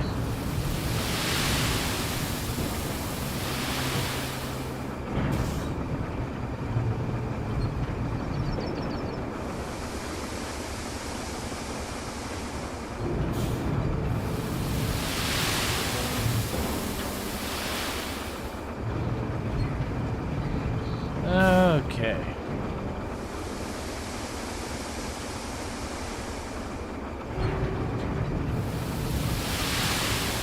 Well, I mean, there are some games that just the genre caters to it. Like, I don't use controller for hardly anything except Souls-like games. Because genuinely speaking, the vast majority of Souls-like games have real bad mouse and keyboard controls. Not all of them, but it's definitely one place that genre really, really does favor controllers just in how it's played.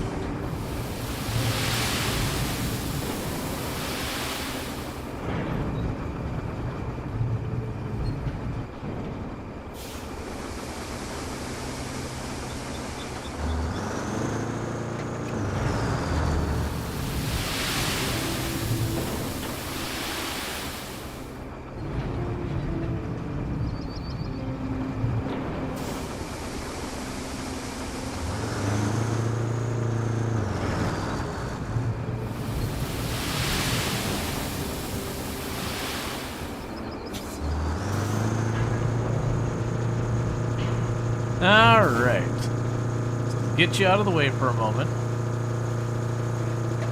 And it honestly looks like, if we look at the map here, I just go right up here, right up there, and that's where the pipe goes. So let's go ahead and get this.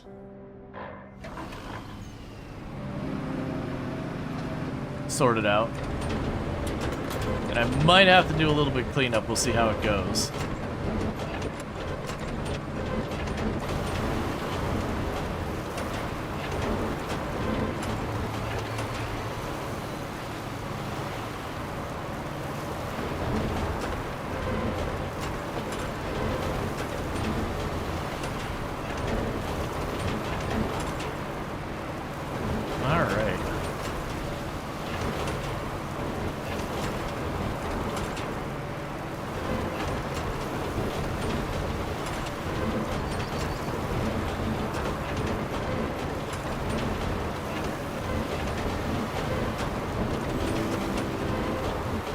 The follow. Focus stream. You really like the cons being built anywhere? You think the camera controls need tweaking? Yeah. I don't think it's like unsalvageable or anything like that. But yeah, I could certainly see that. And would you look at that? That almost looks like a decent, not quite paved road.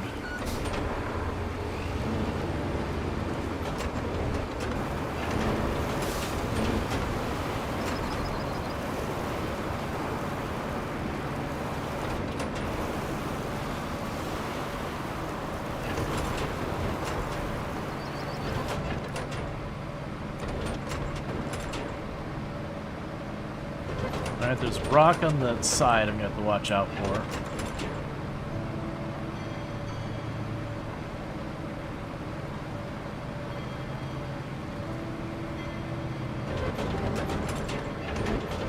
I'm deliberately trying to widen the road a little too, because I'm imagining the handling on those trucks is probably going to be way tougher than what we got here. Alright. So, with that, we've got ourselves a tenuous road. And like I said, I didn't see the thing for putting down the asphalt and all that. Okay. So we need to replace pipes. We don't see a pipe that's any good here, which makes me curious. That's you for this. I know we had the pipe way down here somewhere.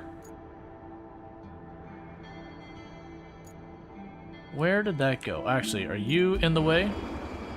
Yes.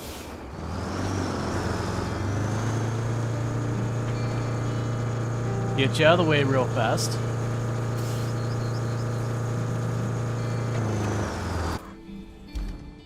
Yeah, so it was... Where was that pipe? Was it up here?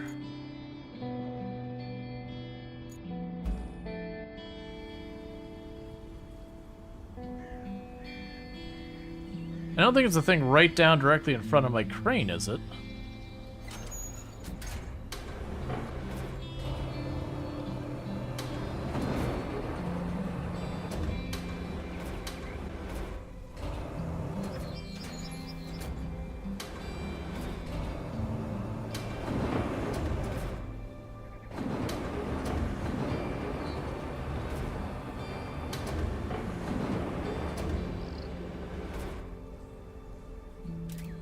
So that one's we got all prepped.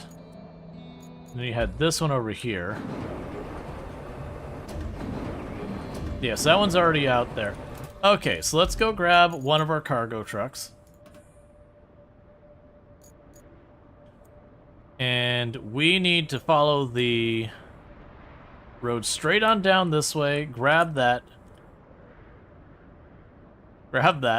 go straight on back, and then take our tenuous road of death. Cool. Heck yeah, man.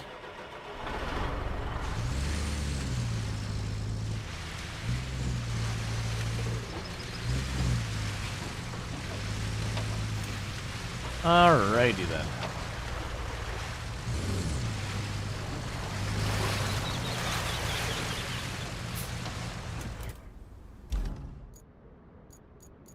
Yep, okay, so we gotta go right, go under the arch. My assumption this will make us fairly top-heavy. And then also, my other assumption is that this vehicle will not handle the mud nearly as well as the other vehicles.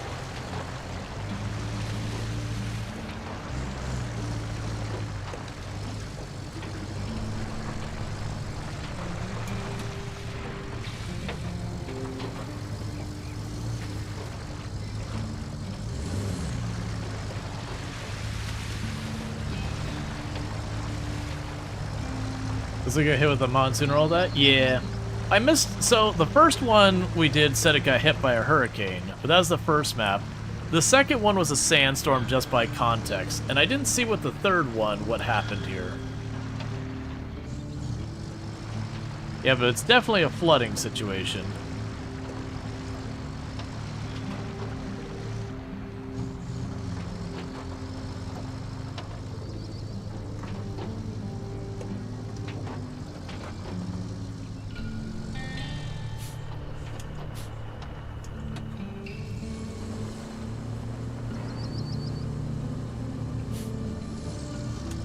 All right.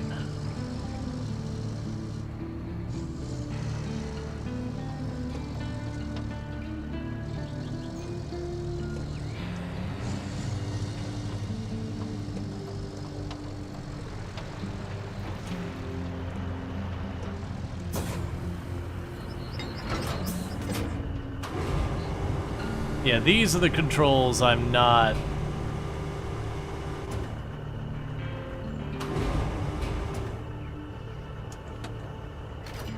I'm not a huge fan of.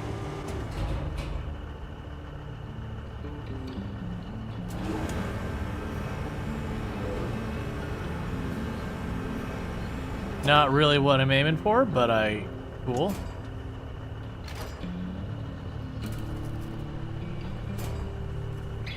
Alright, so I need to...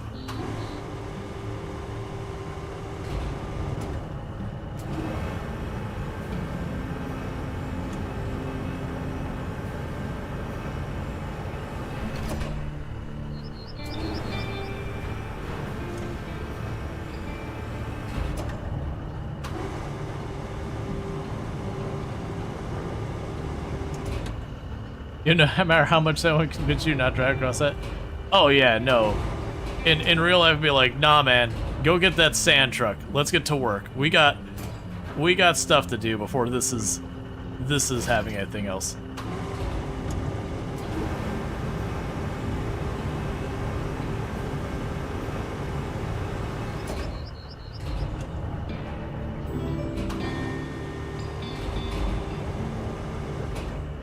Okay.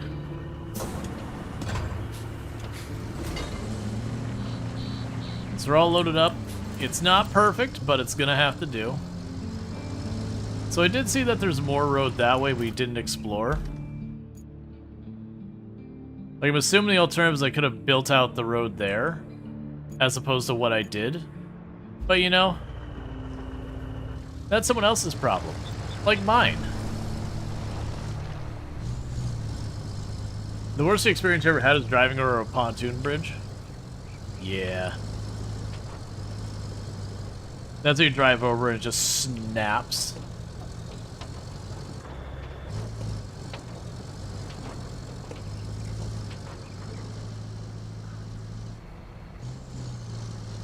Alright, let's get moving.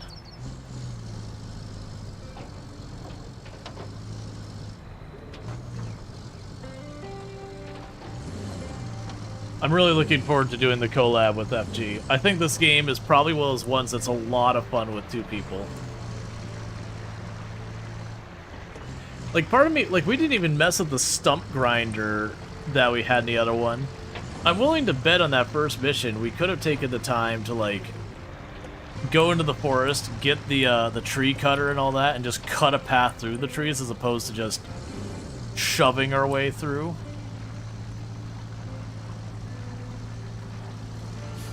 Is this? Yeah, this is the right way, because I need to get right over there. So I got one mud spot I did not deal with. I think this one I can make it through. The other ones are like straight up ditches we would have just fallen into and not gotten anywhere.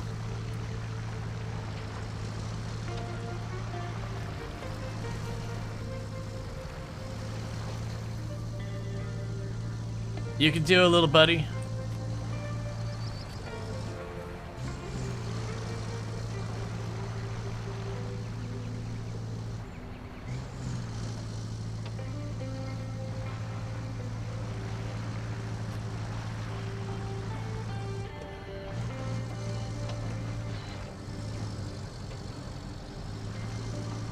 Waiting for someone to pave every square inch of the map.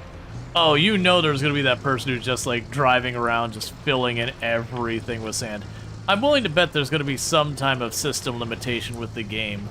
Because my assumption is you have the base map and it adds the sand to it and it probably does some calculation about where the terrain is and all that. And that kind of stuff usually lends itself to having problems when you get like too much extremes.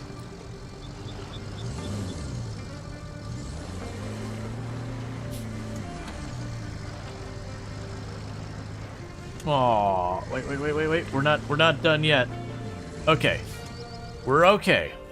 That can be salvaged.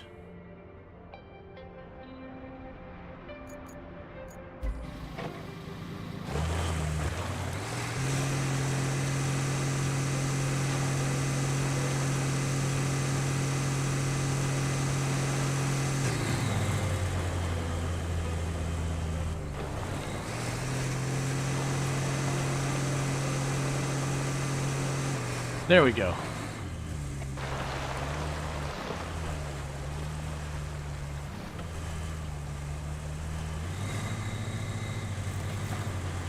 Yeah, so I got a couple solutions. One, I'm just gonna try and take this, shove it up against the side, and then we can just give it a little bit of a nudge and get it back up on its wheels.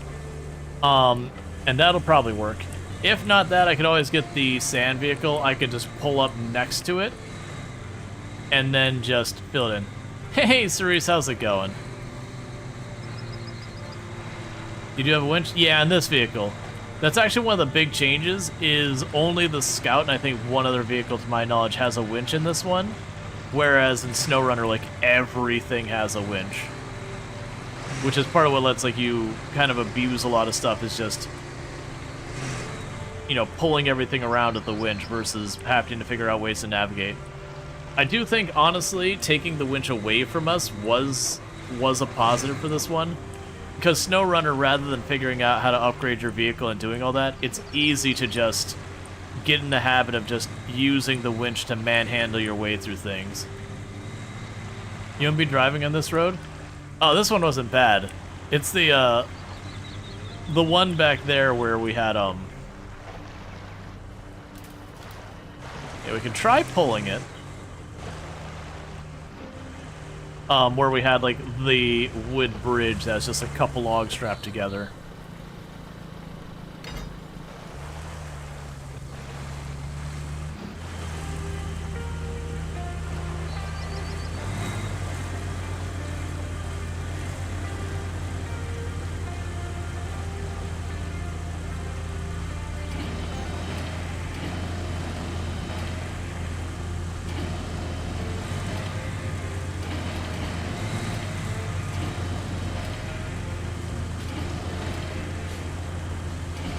Come on, you can do a little bit. You're almost...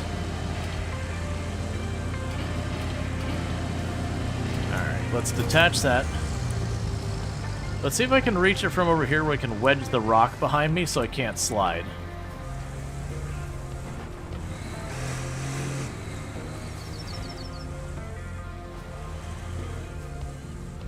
Yeah, too far away here. But if I can have it where I'm being pulled into the ground, it makes it a lot harder for it to drag me.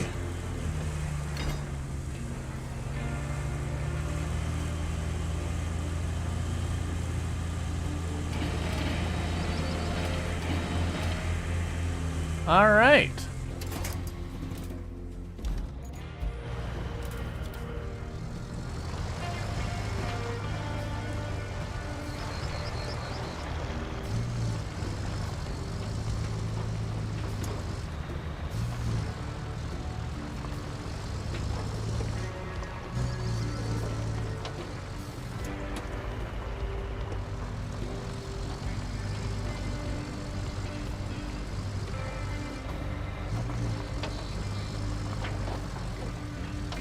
There's the 2 bumps.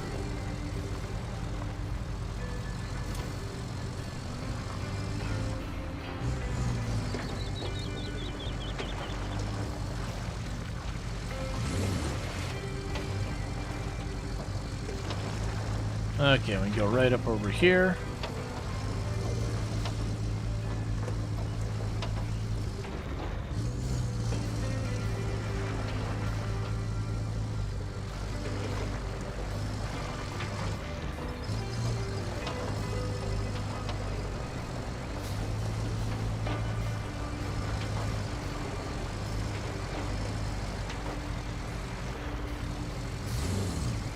And there's that spot all sorted. And then here's the scary one. It's got a couple of rock outcroppings in it, and it does just go across the lake.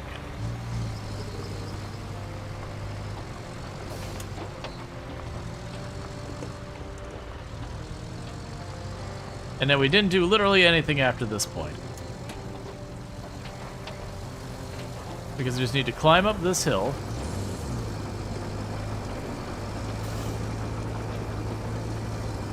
Don't tip.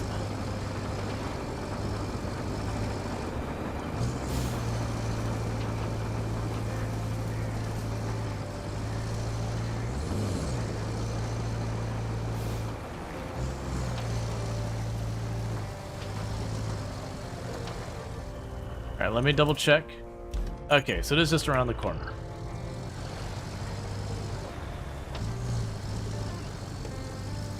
Okay. Now the tricky part is I have to get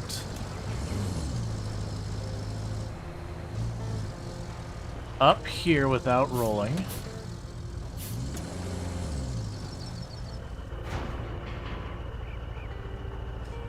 I was saying there. Oh wait, we're not stalled. Oh, there we go.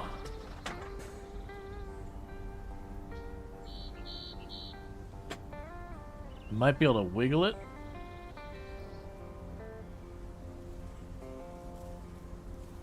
I can wiggle it just a little. I might be able to get to tip back up on its wheels just enough to start the engine. Oh, it started there for a second. Worst case, we just get the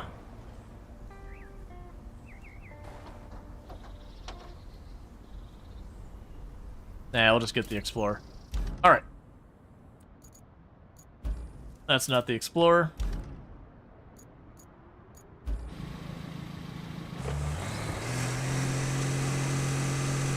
Oh, right.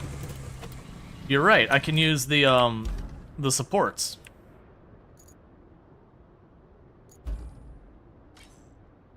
No, I can't. It's stalled.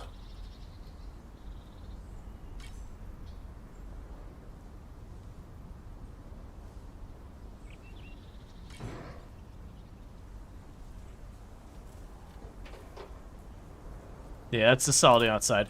Okay, yeah, and if I would have done it earlier, we probably would have been okay. I could have used that as a way to make it harder to tip. Alright, that's fine. We can just quickly get the Explorer over there. I got plenty of rocks to wedge myself up against to then yank that back onto its wheels. What we're doing is we're just getting maximum replay value or maximum play time out of the demo. That's all we're doing. Just trying to maximize our good times with this.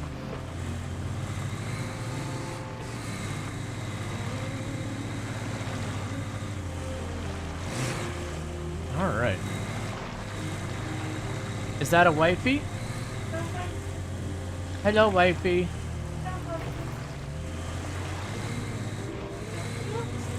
Nope, I'm tipping over vehicles in the mud. Nope. We didn't waste any time. The lake was asking for it. No, we definitely just went ahead and filled up a lake with sand rather than take the obvious path that we were meant to take because they gave us infinite sand. And I agree with everyone else. That's on the devs for giving this that power.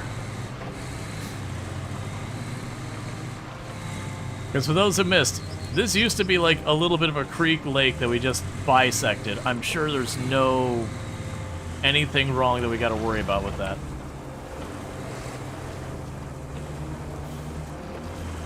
Alright, so we can just kind of zip up here.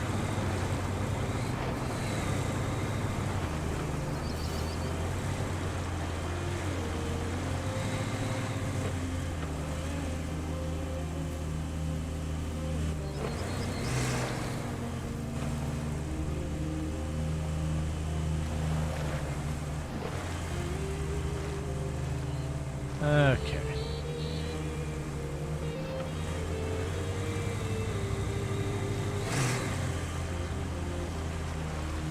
Alright, where is the best angle I could pull this from? So I gotta pull it from over here. It actually doesn't look like I got much in the way.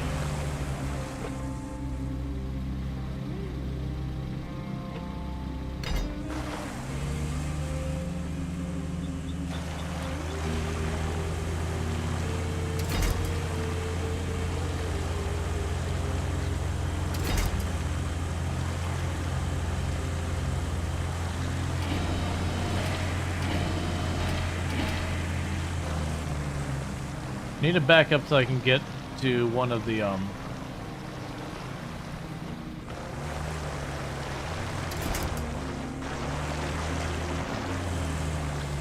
high points. If we can get the high point, we can tip it. We're retiring the rocks? Yeah. The only catch with that is I gotta be careful, otherwise I can roll this over too. What I want one of those high points.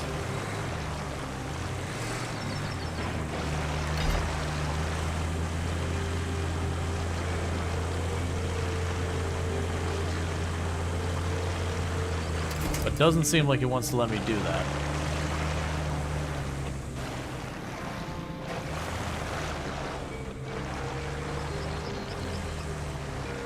You drop the pipe too? Yeah.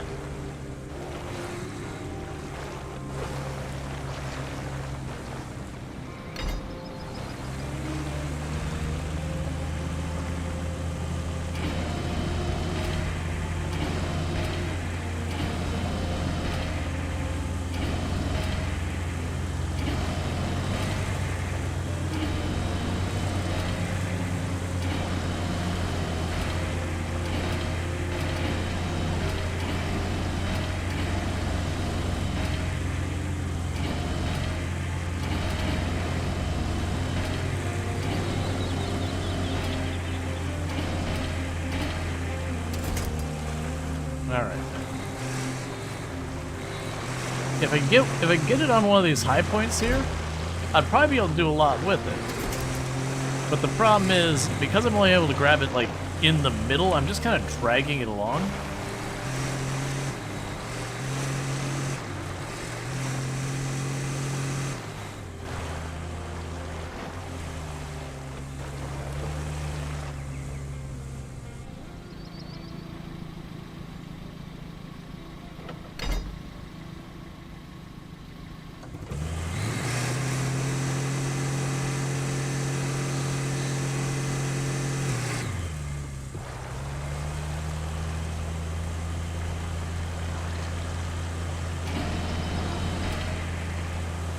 Come on.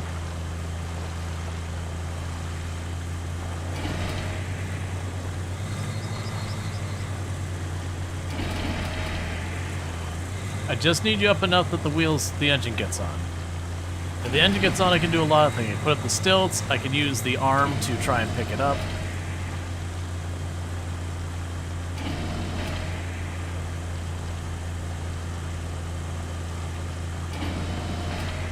Alright, let's try a new plan.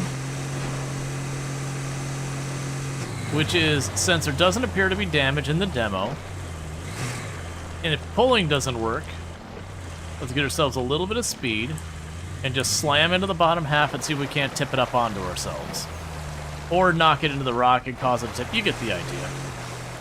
I have a good angle to try and hit it on the flat, though.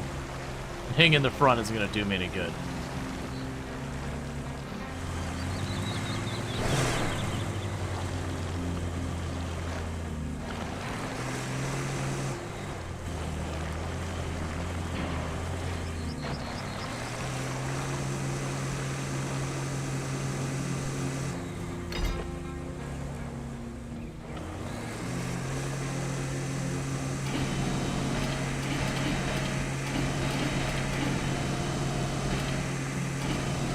Come on, buddy. You just gotta tip slightly more.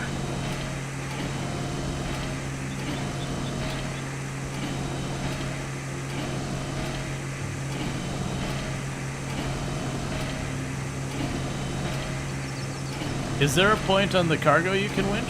I don't think so.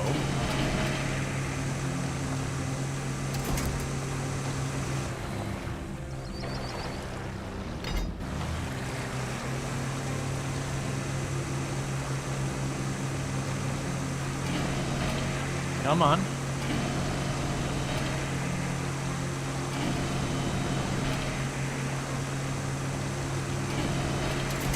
Alright, let's try switching sides over here. I'll try pushing it. Because I'm hoping if I get on that rock just enough, it'll tip it up just enough that the engine will start on this. Once I have the engine started on this, it'll be fine.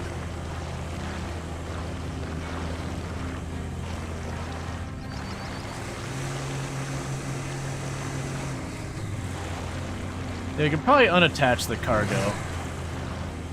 Probably have this, trying to avoid it.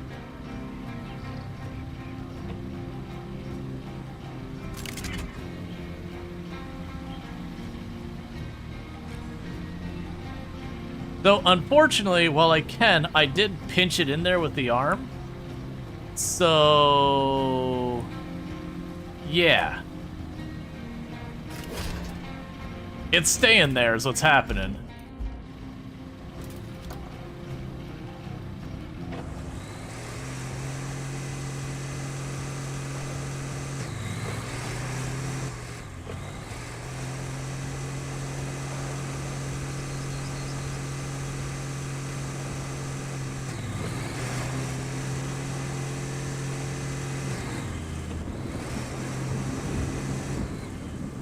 Alright, come on. We're beached up on the rock. We can just get a little bit more space, will be good. Oh, parking brake. I dislike the parking brake so much. It serves its purpose, but I dislike the parking brake so much.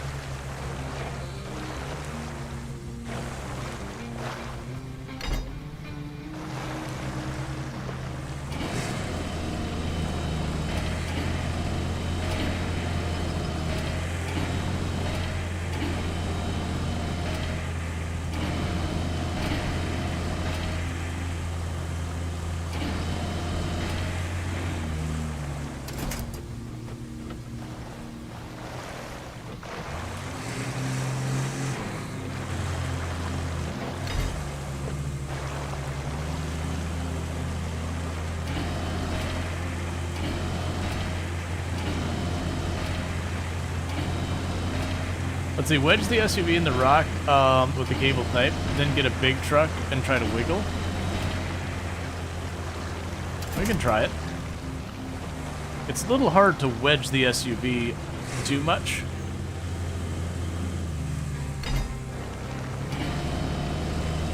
Oh, that's pulling a decent amount there. Come on.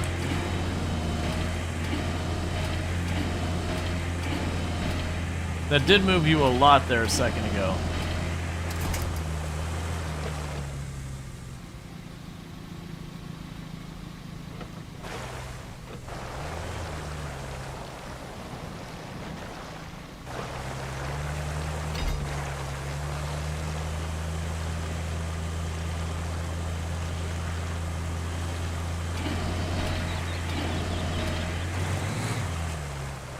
Yeah, so putting on the parking brake, it does just slide. What's my next closest vehicle? I'm down to try and ram it.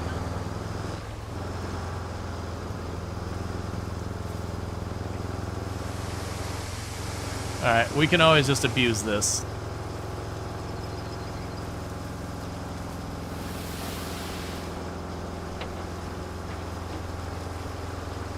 Because worst case, I'm sure we can pull up next to it, just dump sand right next to it, probably just shove the vehicle up.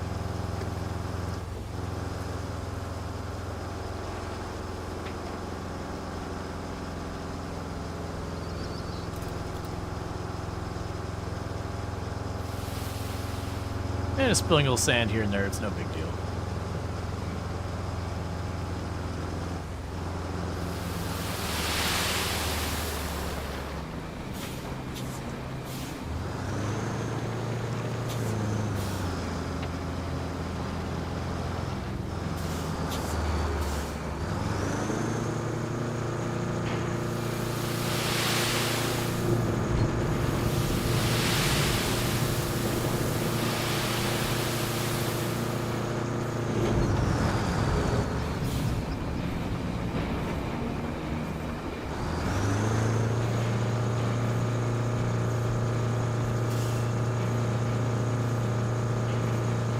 Come on.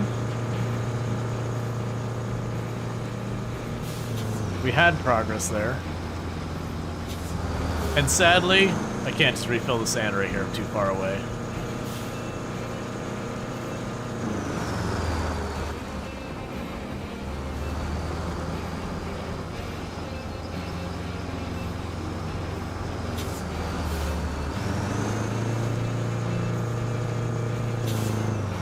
Honestly, I could even potentially push it into the sand pile and that might even work. What I'm gonna try and do is shove it till it does.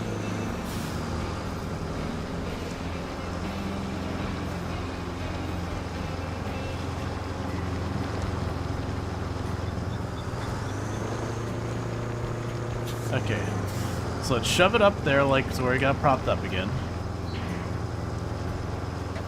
Handbrake it.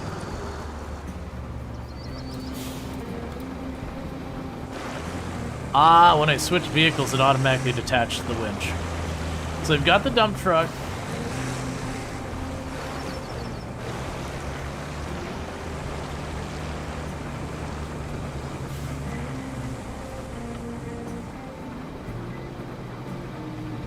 Why would you just not let me choose any of the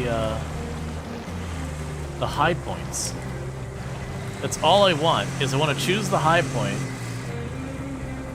Because we could choose the high point. Then I get way better leverage. Or not leverage, I could try and pull it to roll it.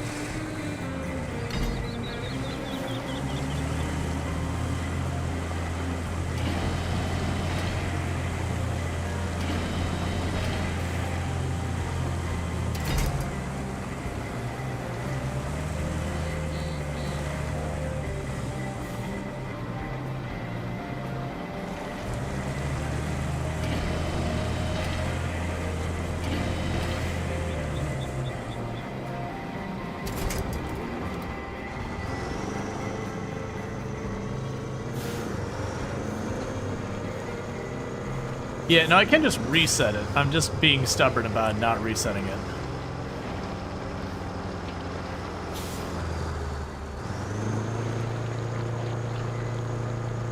Because it's one of those things, I just I just gotta tip it up. Like, it doesn't even have to get onto its wheels. If it just tips up a little bit, then its engine can start, and I can just turn its arm to force itself back onto its wheels.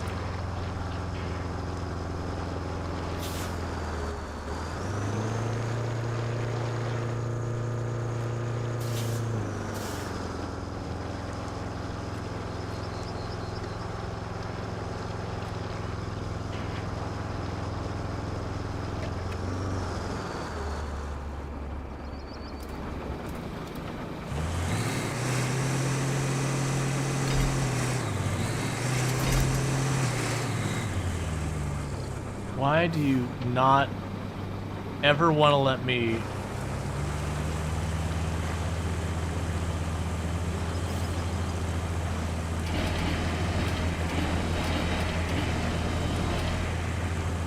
Because honestly, with all this wedging and everything, I think we could get it if I could just get it to let me hook up to that high point. Because we can get to the high point.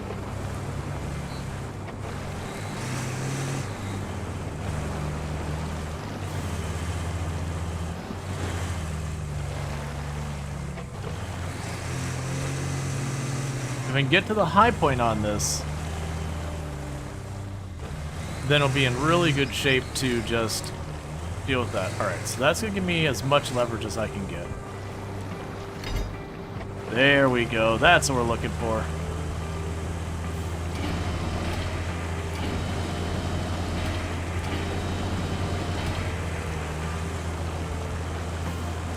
Come on, you're right there, buddy.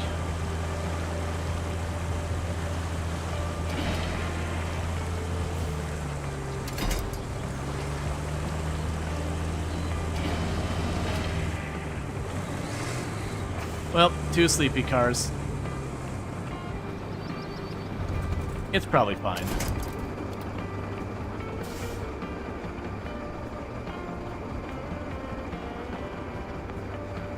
All right.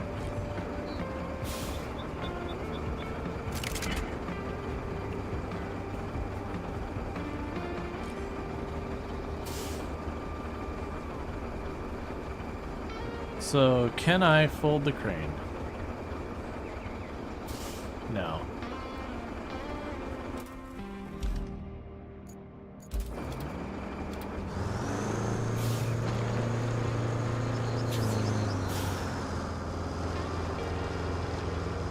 Oh, back it and try doing the tipper?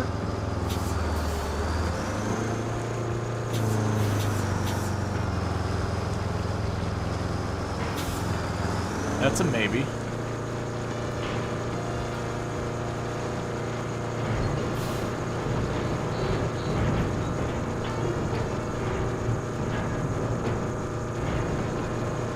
You can do it. You can do it.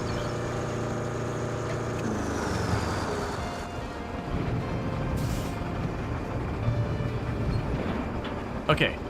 That's probably enough. If we could switch to it, that should be enough to start it. As long as we can get to it. Oh, I switched the wrong vehicle. No! Alright. I really wish there was an easy way. Like, the other one, you could just click over to it. And I can't start it? Yeah. So the other one, there's a much easier way to controlling it. And so it's having problems trying to shift vehicles. Because if we got to it, it was definitely leaned up enough it could start the engine. And then with the engine started, I could get the arm and just start dealing with that.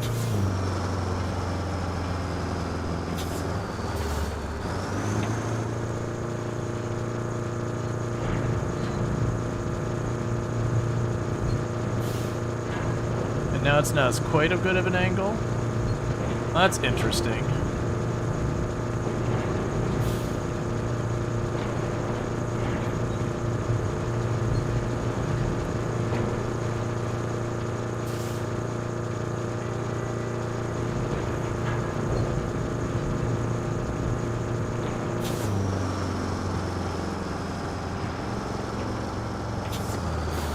All right.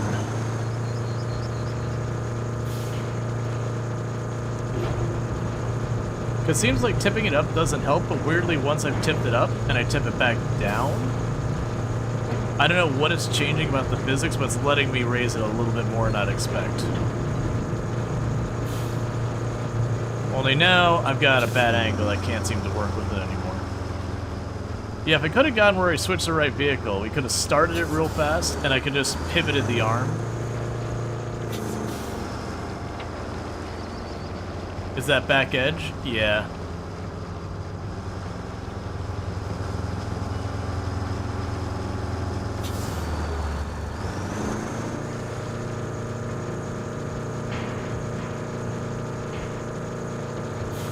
It's not gonna work the way I want it to.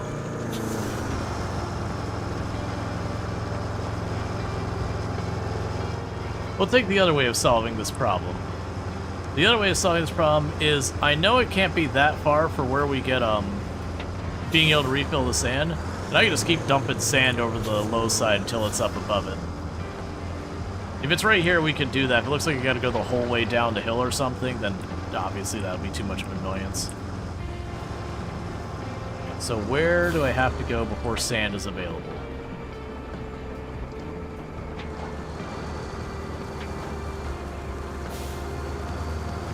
There, that's not too bad.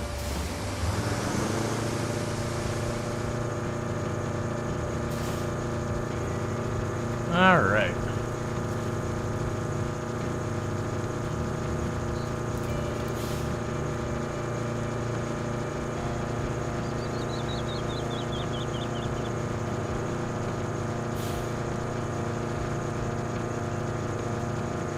Let's get up here.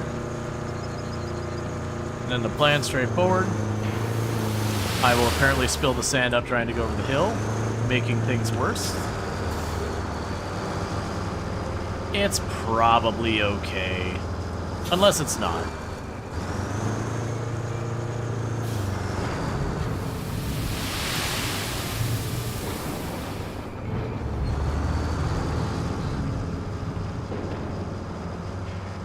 Alright. Yeah, and with two people, there's probably more we could also do to mess with this. I'm gonna try and go straight up the hill this time instead of backing up the whole way, just because hearing the engine redline the entire way is a little annoying.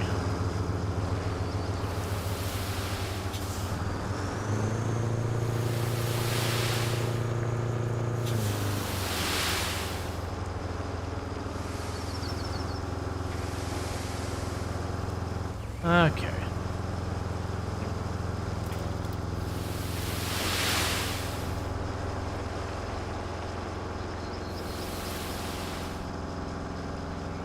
You feel like respawning the Jeep would be cheating at this point? Yeah, that's the thing. I could easily just reset the whole thing and just redrive, and that'd work. That's probably the more correct decision.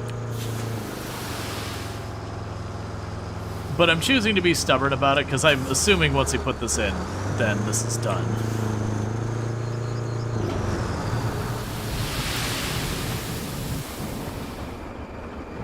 Alright, you're almost there.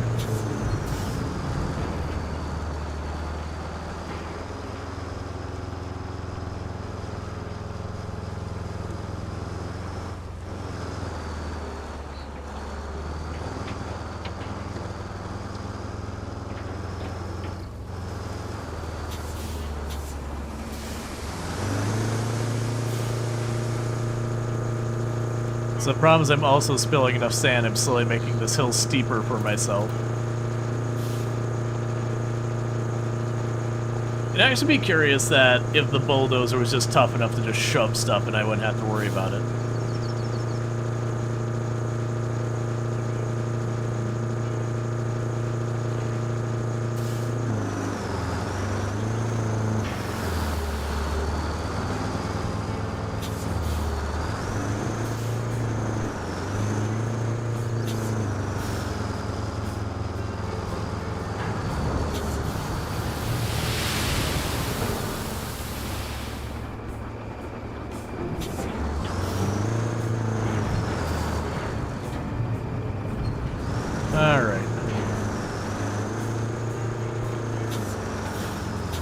Let's try pushing it now.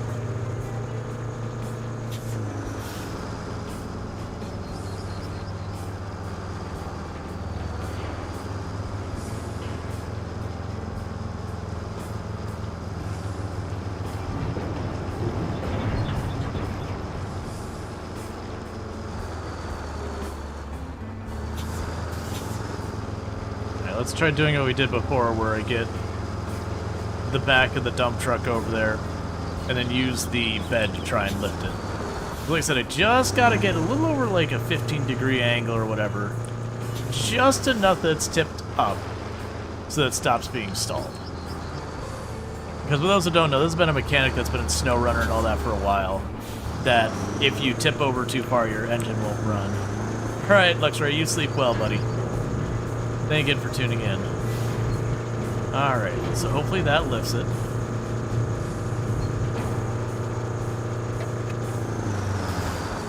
Alright, let's see if that's enough. It probably isn't.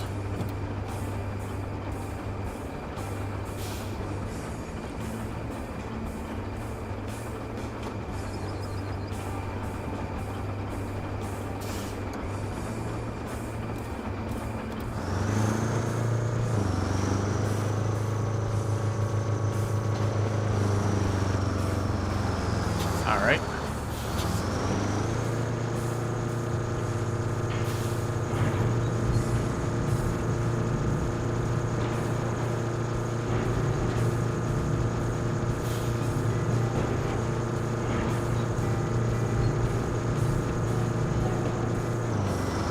That's fine.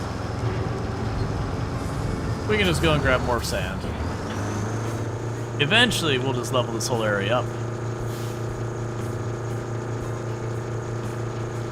Alright.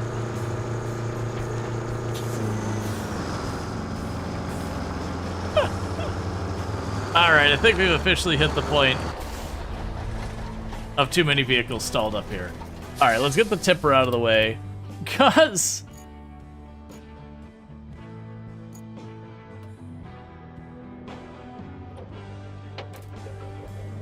that's starting to be a problem. Alright, so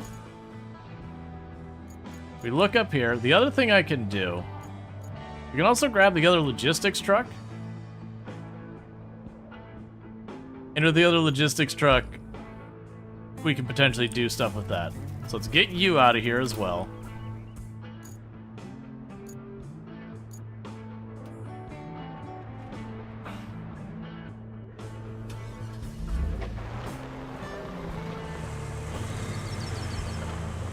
All right.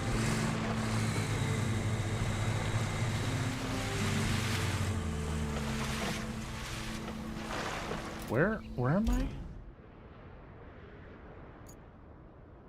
Oh, we're way down here. Okay.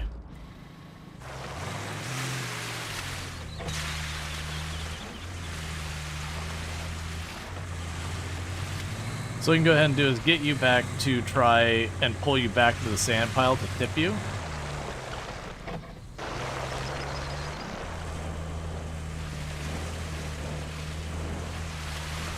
Yeah, that's what I'm gonna do. If this doesn't work, we can go grab the other logistics truck. Man, I am so confused with where we are.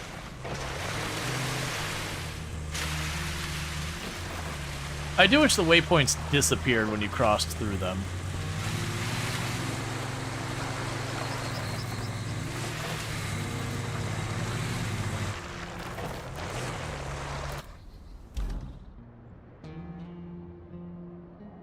Ooh, I don't know if we can go that way.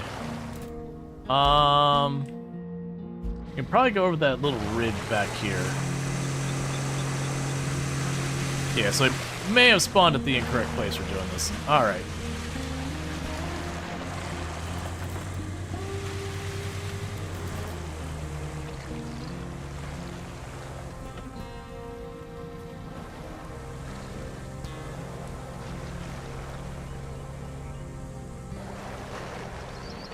Yeah, no, it's definitely too deep over there, though. But we just crossed that little ridge there, and we are good. The other thing is we could always just take the bulldozer and just shove it. And see how that goes. It's honestly not a bad position for doing it either.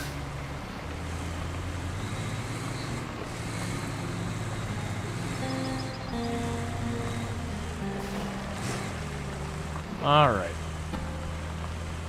And it's funny, like, doing the messy just dumping sand everywhere worked great. And then you just get to, like, the regular old hill, and I just took a turn a little too tight. By the time I realized it just couldn't recover. And then we've been trying to fix it without doing a full reset of the vehicle with the payload.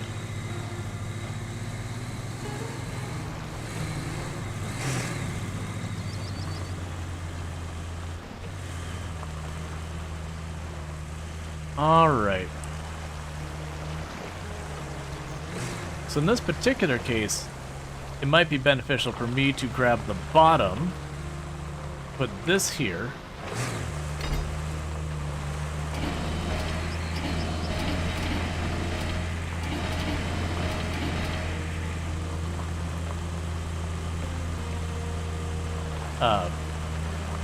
do something.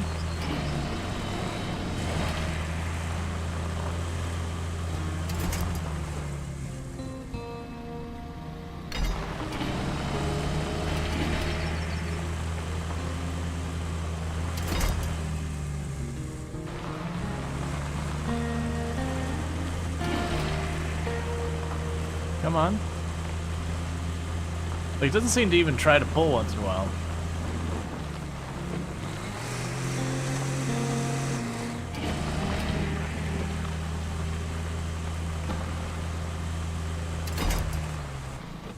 Oh, that's interesting.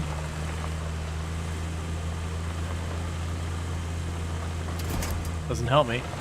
Is there another game you're looking forward to? I've got a couple.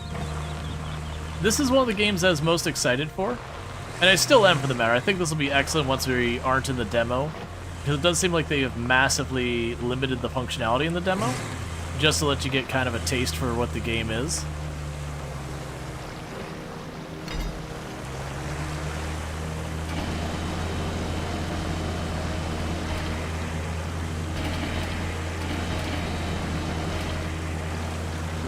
Okay, so that's not gonna do anything. Let's get this out of here. Alright, so let's try switching to... Where are you? You.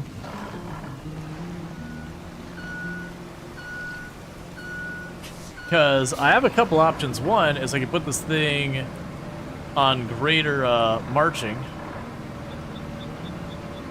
Within greater marching, that gives me a high angle. Why are you being this way, vehicle?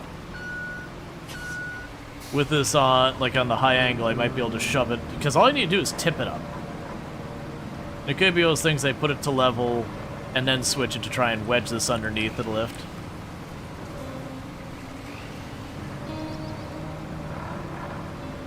Alright. I dislike vehicles that pivot in the middle. I find them very difficult to steer. It's just so easy to oversteer.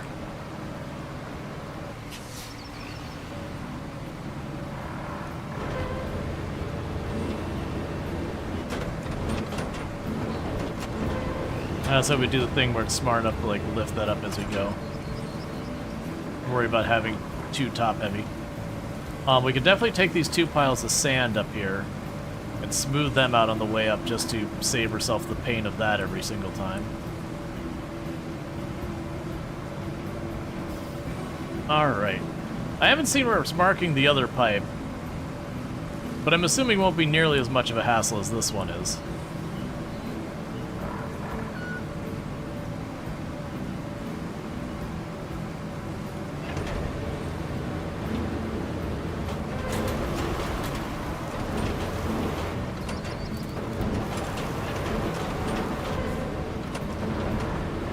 Okay.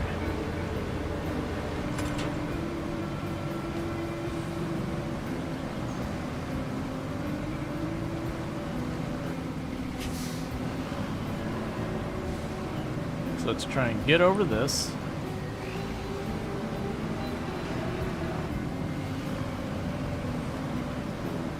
we do know this thing's got some pretty good force behind it from what we've seen.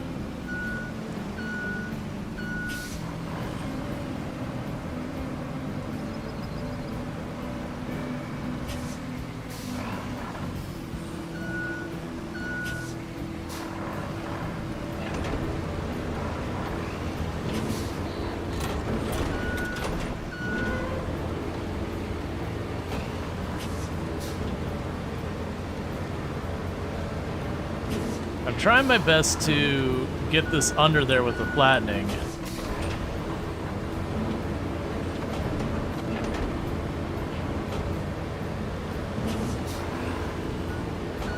All right.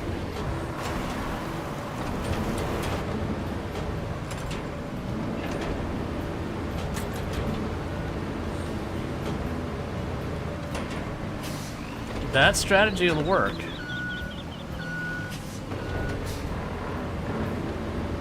We got really close in that one.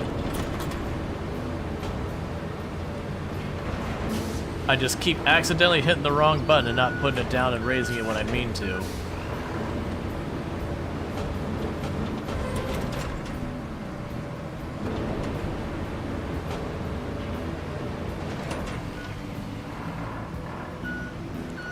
If I can get it in the back, if you can actually snag on this back segment here, would you settle down, please? There you go.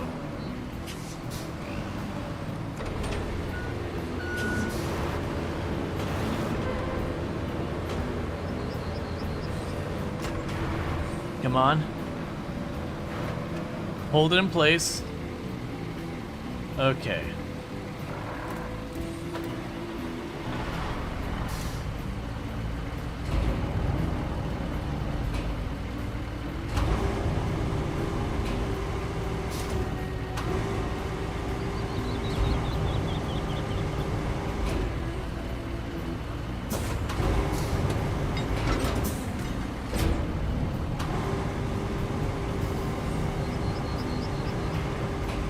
Alright, now I need to untangle them. So I can switch back to you.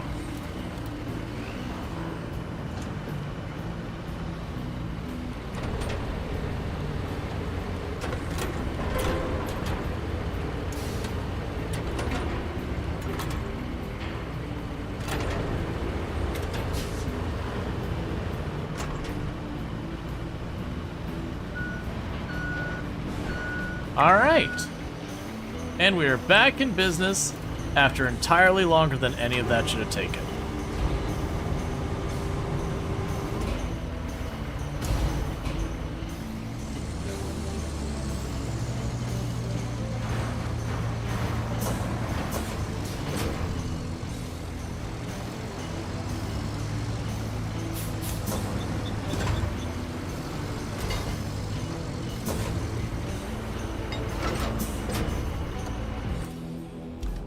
I need to get you farther away.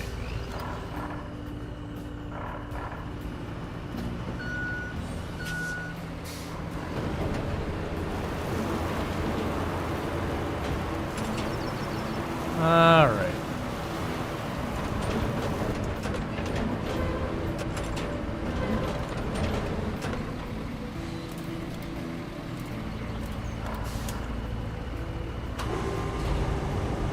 Yeah, so you dropped the cargo? Yeah, and that was in our experiments of trying to,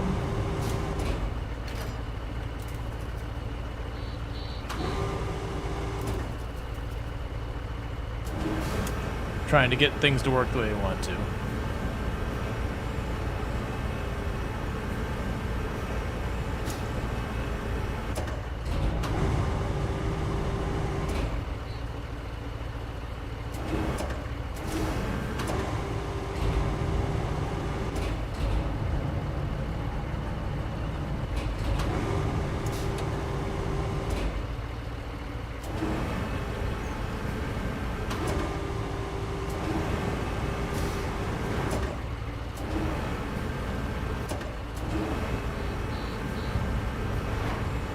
These controls would be so much better if they worked any other way than how they work.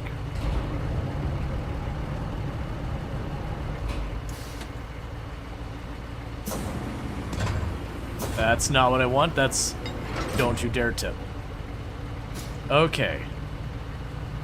Wait till it swings to the left. Detach. Secure. Stow the crane. Lift the anchors. And let's be very careful this time. Because we were right here. This is where I need to get to.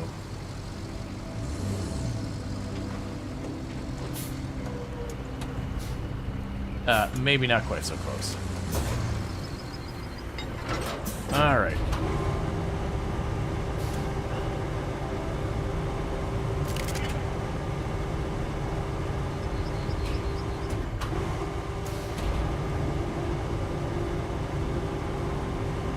Alright. So there's one.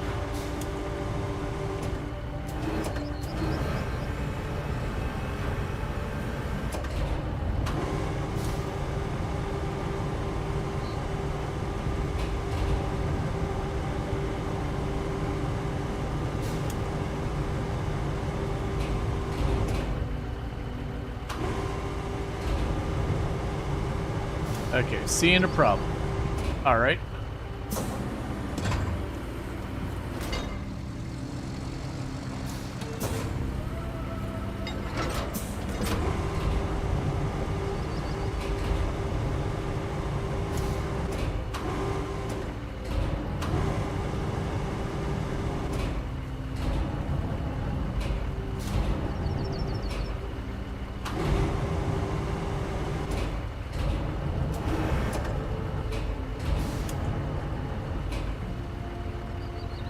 I'm a little too close now, and it's causing me grief.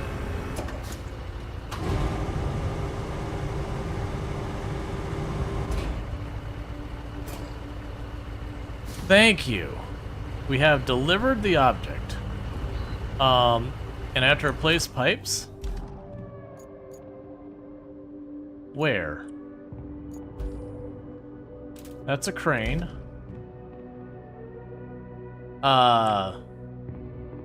Objectives? Oh, here we go. So I've got a broken pipe where?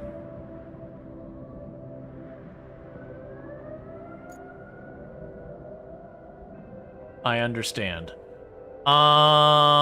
Yes, I got a broken pipe there. Link objective to the repaired pipe. I get a mark saying a geothermal.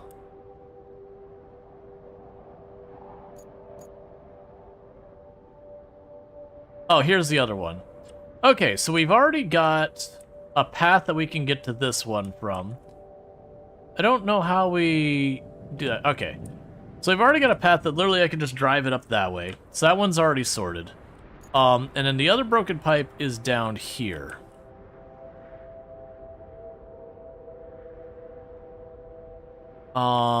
Which means filling in that spot. And then I think we're good there, because I can go down this way. And I might have to put a little bit there. Okay, so that should be fine. So what we can go ahead and do is I will need to hit tab, go to our dump truck, as soon as I figure out how to do that again. Vehicles, go to our dump truck. Right, so you are right next to the broken pipe. The broken pipe is where? Yeah, it's like right here, right? Had to go through, wiggle this way. Yeah, there's a... Oh, it's like, it's right there. Alright. So let's mark the broken pipe, because I'm going to keep finding that again and again. So there's the broken pipe. And that's where I need to put the sand. Alright. I'm in the wrong vehicle again.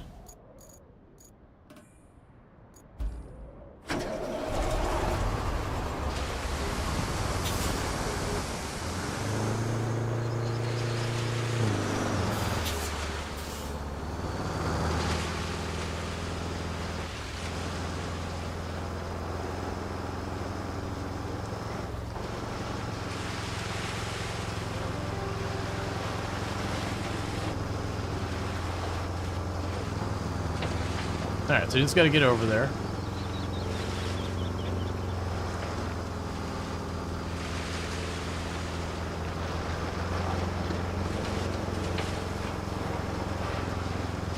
Yep, and there's the spot I gotta fill in.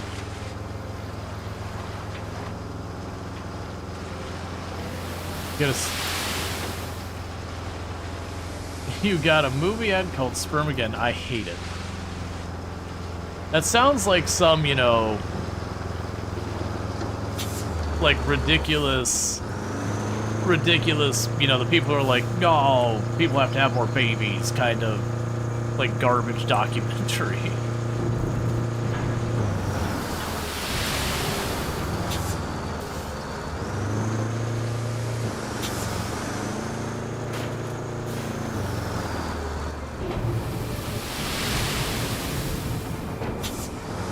From the makers of Sharknado.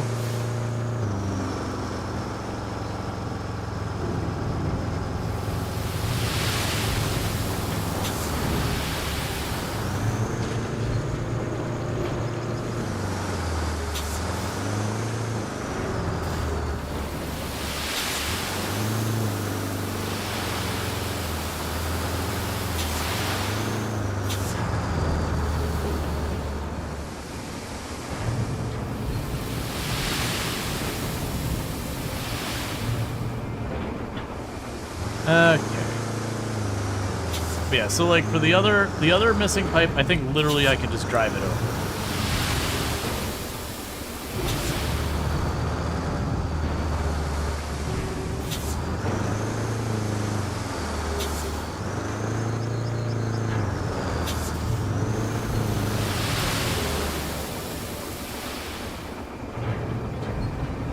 And this one, I think I just gotta go here. We can level it out. Then I gotta just figure out where I get my pipe from.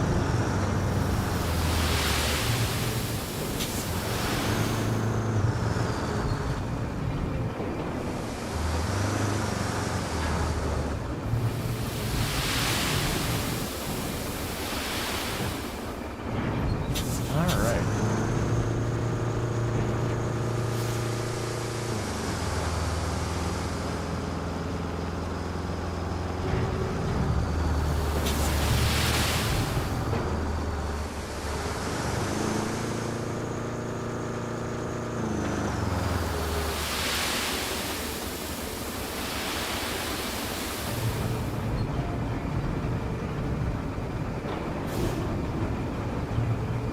Trying to avoid tipping right there.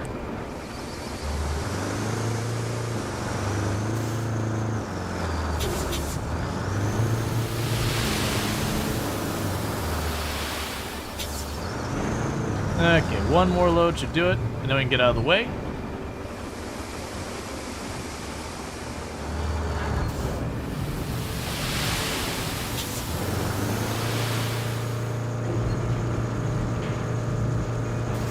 Alright, so get you out of the way over here.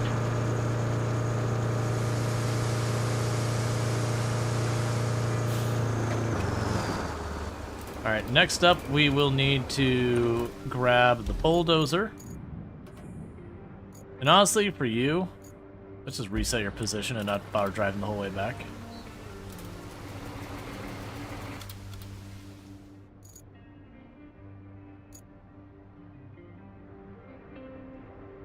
Okay, so you're the one I want. Alright, because that'll put it really close to where we're at, and we'll literally have to cross its path to get where we want to go.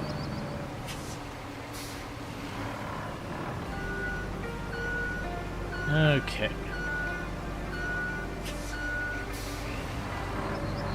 Then go ahead over here, we'll flatten everything out and get all that sorted. Oh. Turn that off. We want to go at speed as best we can.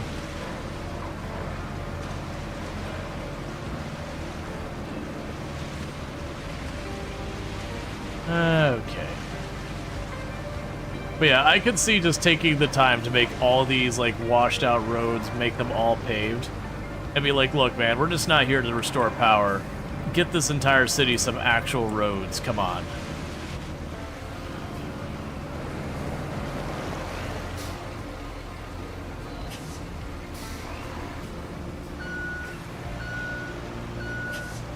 How's the game so far? Very much been enjoying it.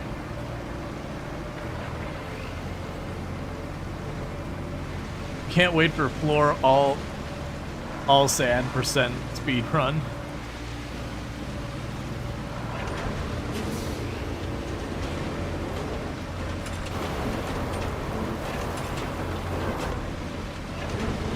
Just did that before I spilt the sand.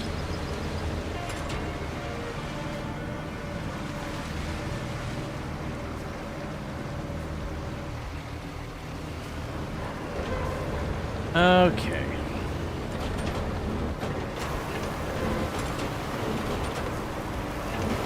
Like people in mind all blocks in Terraria. Yeah, there's been all sorts of silly things that people have done like that. Just, you know, it's how they build time. Usually it's like a very passive way of playing the game.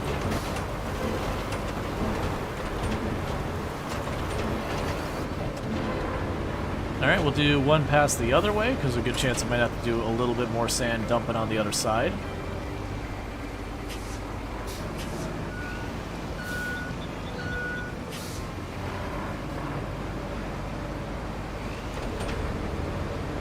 But I'm real happy the way this game is.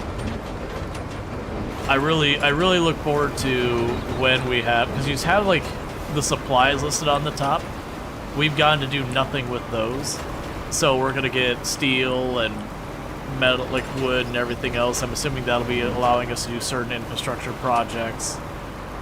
And a whole bunch of goodies.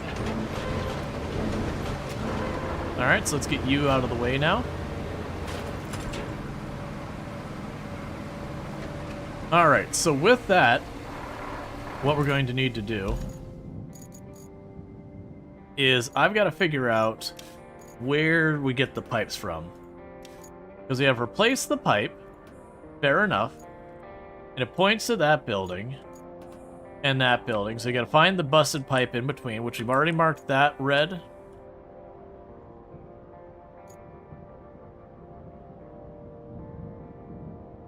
And we can go over here and mark that red.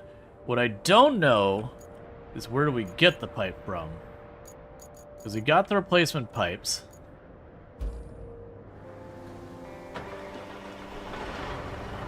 Got my vehicle here.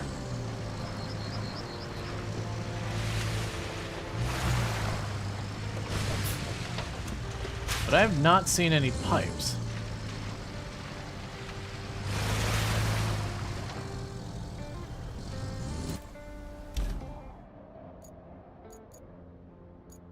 Steel pipes facility, bring rubble of the appropriate color.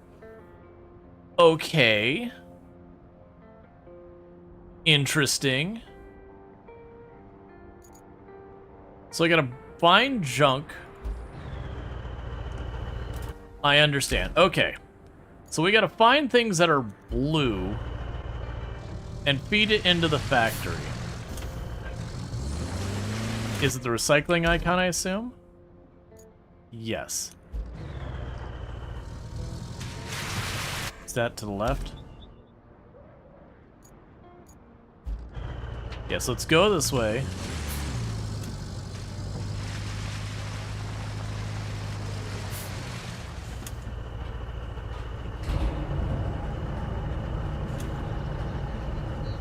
So that doesn't have the color to it.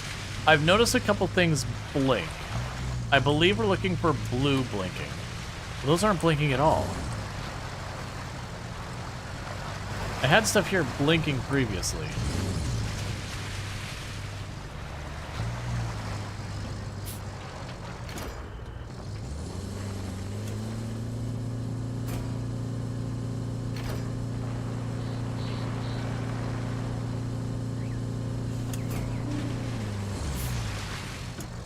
Maybe we try pushing him?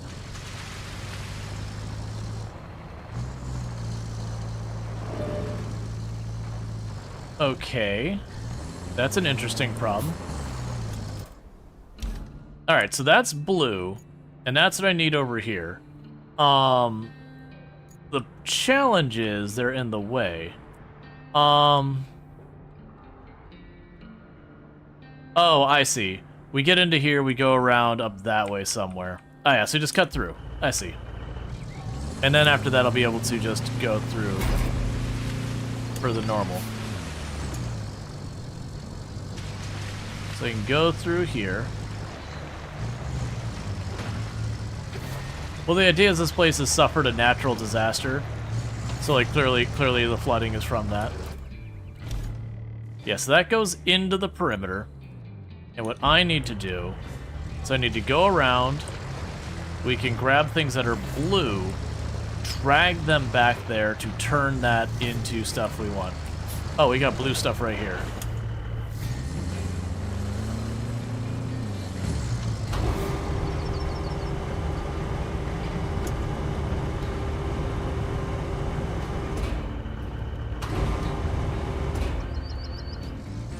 I want the big chunk of pipe. That's to be way better. Fine, give it to me.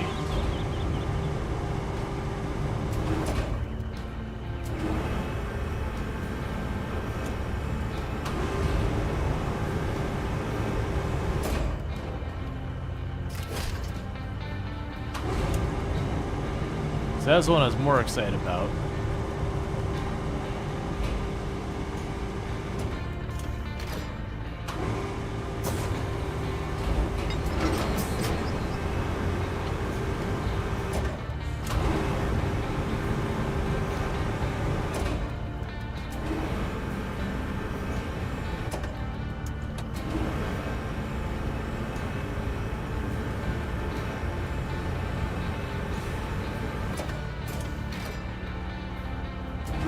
All right.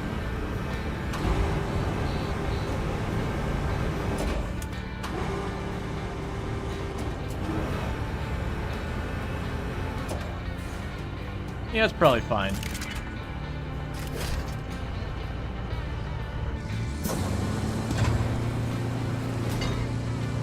Okay, so my hope is it doesn't take a lot of the blue stuff.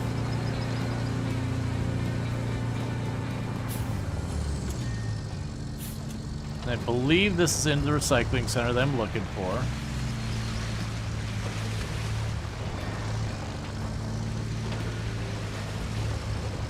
Oh. Well, that'll be interesting.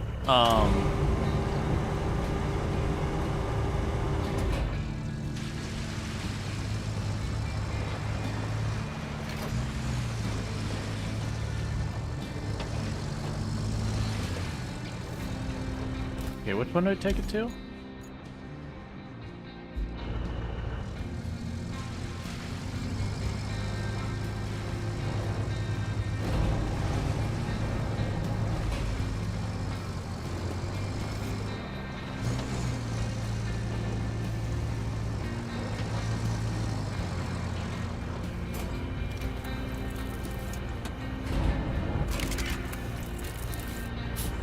I see. Okay. Hey, can I have those pipes right here?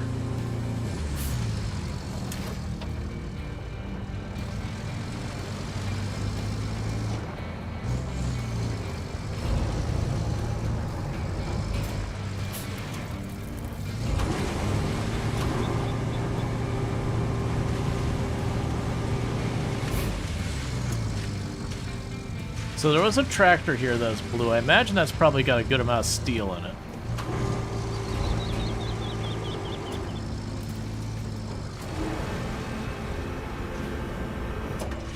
Alright, so let's grab that. Yeah, so it looks like the idea is I gotta get the pipes.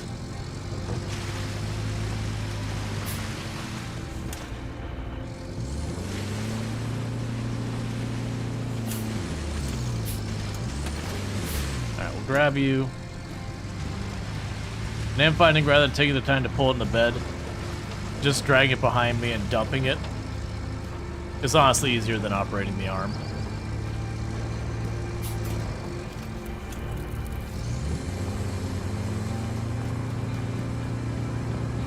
Okay, with that, I probably can grab the tractor now. And I imagine that tractor is going to be a bit of a fight to pull. But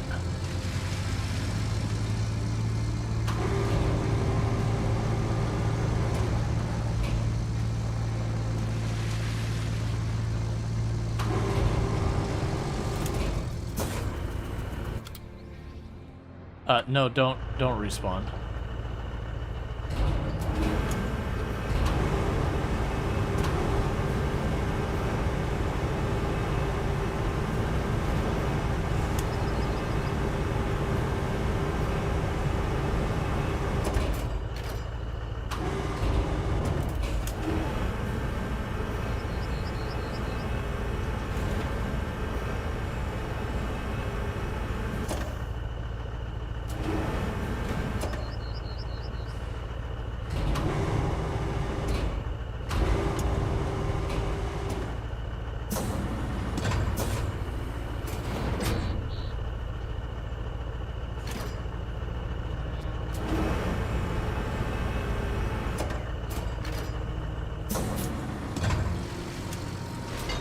Be real careful. We are very top heavy.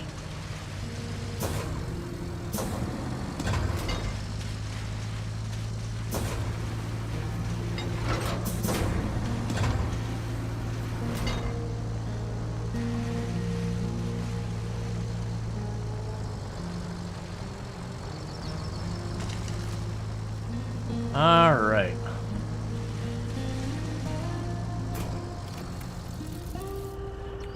Okay, that's enough for 5 pipes.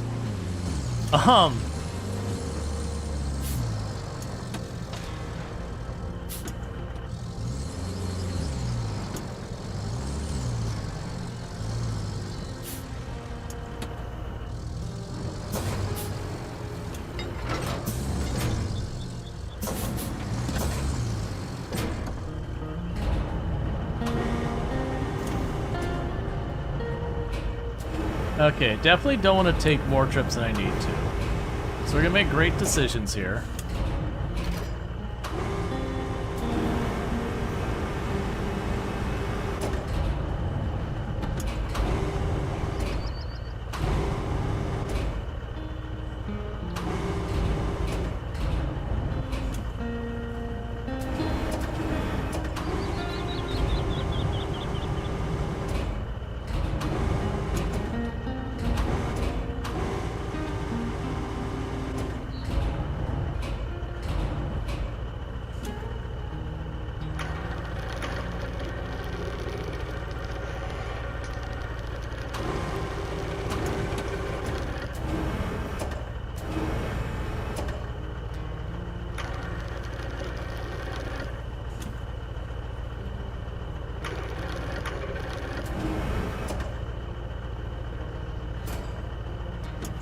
Cool, that's 1.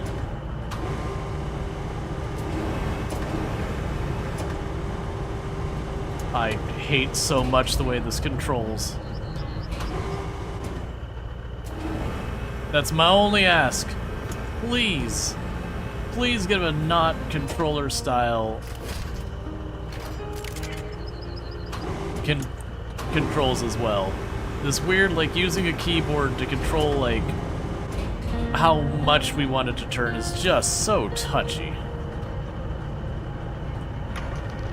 Like, I'll eventually get used to it, but it just isn't a feels good kind of thing.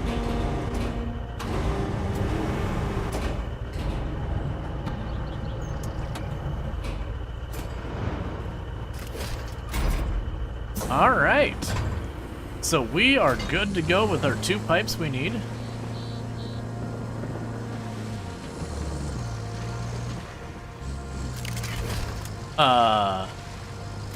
It's not letting me...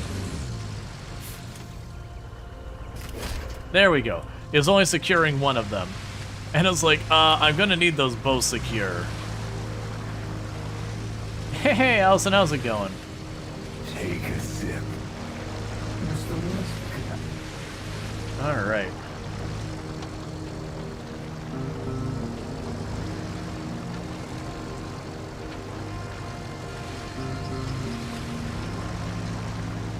Okay, so we go down this way, we take a right. We go between my two sand bridges. Straight across, we drop off the first pipe. Then we go up to the hill where we did the second pipe, but we take a left a little bit before that. We turn here. The game's good. I'm very much enjoying it. It's a fun difference on like the SnowRunner Mudrunner series, because like so much of SnowRunner is just manhandling your way through mud and like figuring out ways to navigate and like getting up on the ridge, and there's still a lot of that in here. But the fact that we can go through and be like, that spot right there, it sucks. I am going to go out of my way to pave a road there. And then very genuinely they have places that's like, okay, you're paving a road here. That's just, if you want to get through there, you're paving a road here. Am I going the right way? Why does this not feel like the right way? No, that is the right way. It's probably because of the first time we're actually hauling something up here. So where this wasn't an issue with the regular weight. We're struggling a little bit more with this extra weight. But yeah, no, it definitely feels like an excellent addition to the SnowRunner Mudrunner series that does a way of differentiating itself that feels good so far. Obviously, it's a demo, so who knows when you got 50 hours in it how it feels. But it's like Expeditions started out, and you're like, oh man, this is kind of promising, and then very quickly. Do the trucks have fuel like SnowRunner? Not in the demo. We do have a, if you look right above me, there is a fuel canister icon, but the demo does have a lot of functionality turned off, which I think is to make it very accessible to a whole lot of people just to try it without worrying about like getting good at the game or whatever. And it wouldn't even surprise me if maybe your first mission or two in the game they hand wave a couple of those mechanics just to get you started. My suspicion is we will have fuel and all that to deal with. Like, we're also getting money, and we have nothing we can spend it on in the demo either. The shop is disabled, the garage is disabled.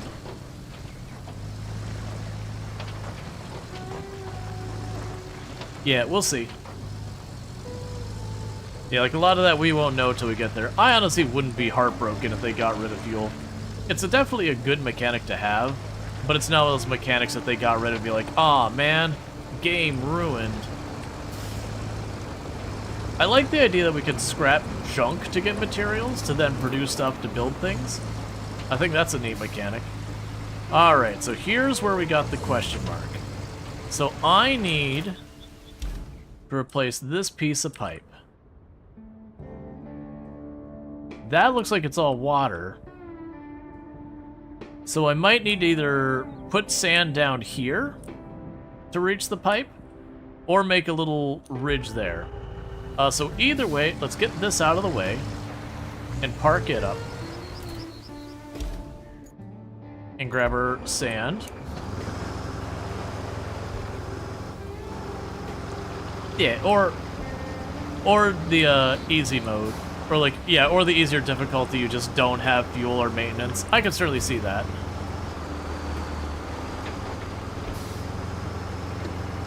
I think this will be less of the pain.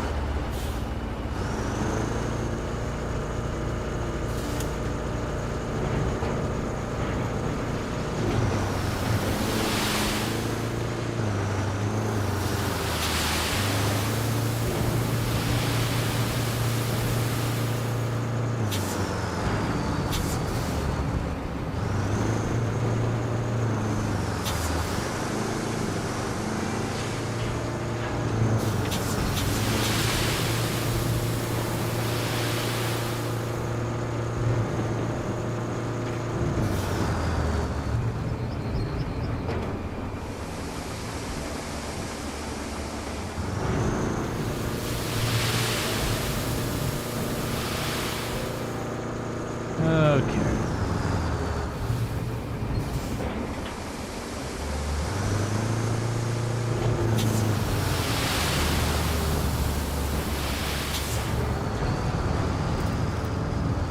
These sandals are satisfying? Yeah.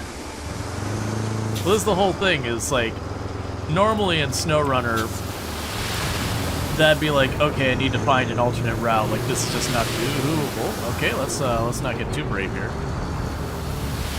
It's just not doable. But we do have the ability to kind of like work our way through this, or we can just, you know, make ourselves a brand new road. I honestly could see hopping back and forth between SnowRunner and this one. Do a little bit of SnowRunner, get frustrated by the state of everything, switch back to this one for a while, have the satisfaction of making the map not suck, and then, you know, being like, oh, well, I'm tired of building roads, going back to SnowRunner again.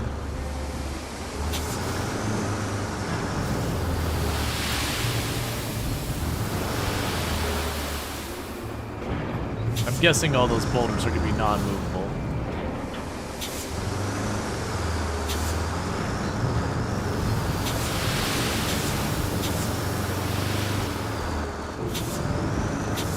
Alright.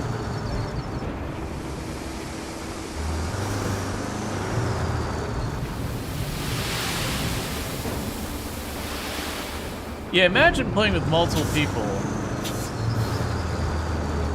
What you'd probably end up doing.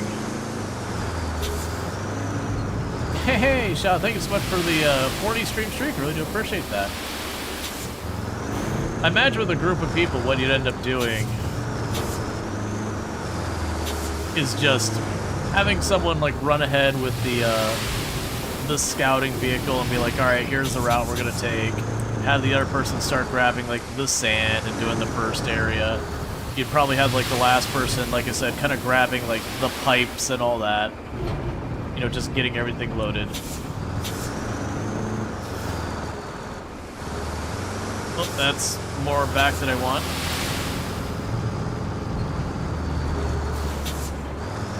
What if we made a sand ramp to the pipes and drove along the pipes? I imagine someone out there will do that. Okay, the boulder is movable. That's much farther than I gave it credit for.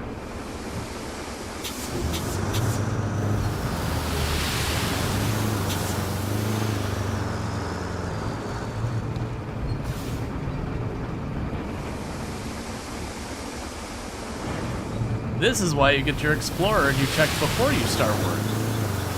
So that way you can work smarter, not harder.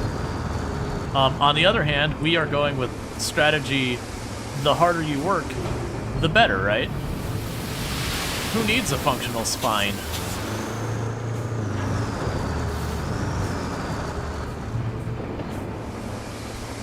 I mean, that is kind of out there. I don't see a good path on the other side. Like, I thought that ramped up. Probably the better option would have been to go where that fence is. I bet you we can get through there and just cut across that little gap here. But it's fine.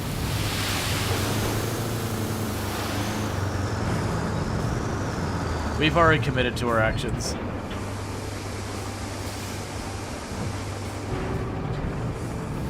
Because the last pipe, I don't even think I need to make road. I think we already got our road built.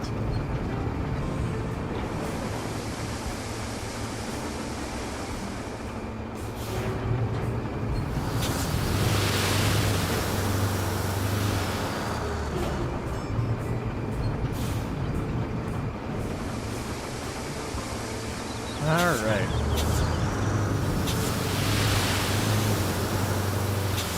Yeah, exactly. We're making a service road. You know what's up.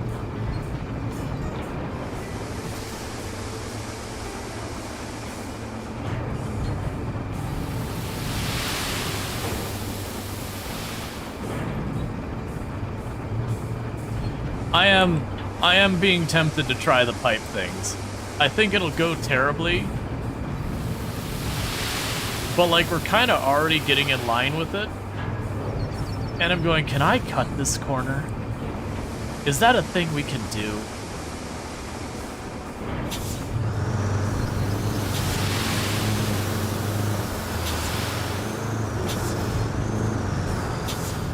It's a pipe dream.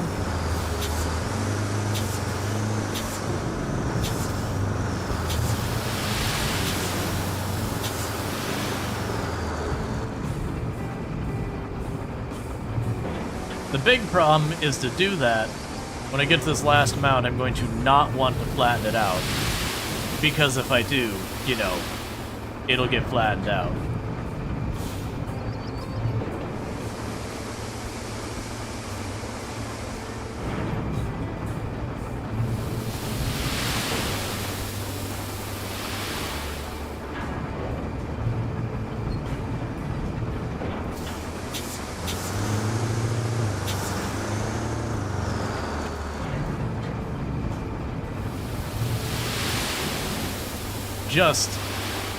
You wonder the refill mechanic? The real way? Probably.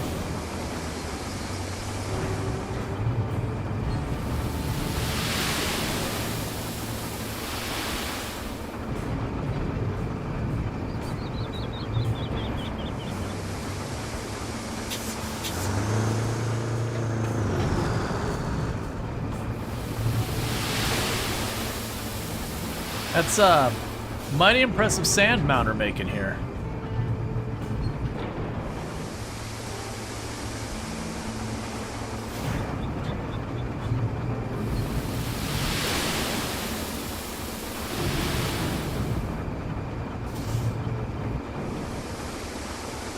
This is a terrible idea, and I'm gonna regret it so much too. Let's do the other pipe out of the back of our truck before we try this. Just going on a hunch here.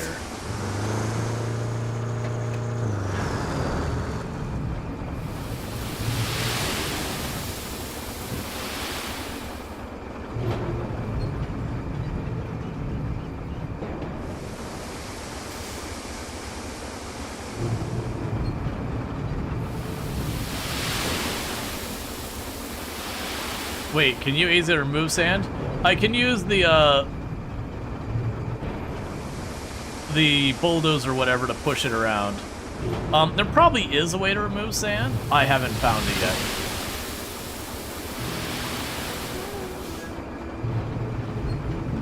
We're so close.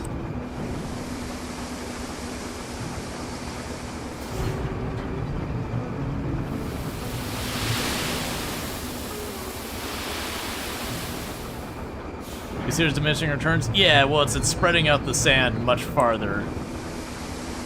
But it's working.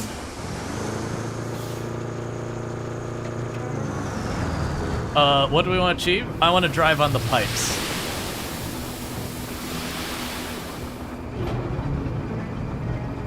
The pipes are about the right distance. I want to just drive on the pipes. Someone made the suggestion, I'm like, we probably should. But then things just kind of lined up, and it's like, you know what?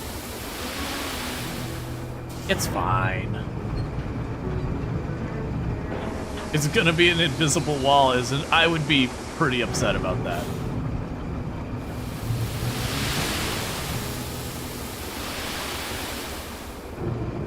So, fun information. Canonically, Luke Skywalker likes sand.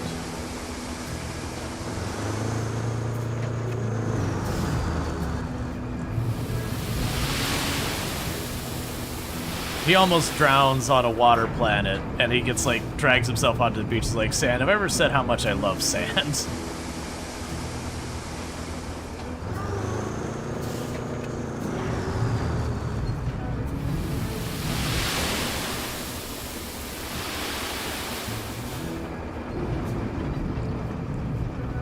They should not give us unlimited sand. Why? Here. This is the precise reason why.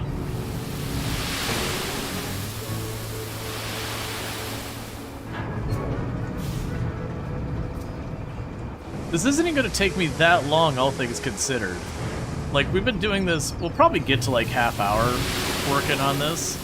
But all things that you can see it costing money, oh yeah, I'm sure. I'm sure there'll be some cost that we have to make the decision about. Do I spend all of my money? You ready to clip it? Yeah, it's gonna be a little while because I gotta get enough sand that I can drive onto the pipes. So I can't just have the sand get up to the pipes. I gotta go a little bit higher. I got to have it go slightly over.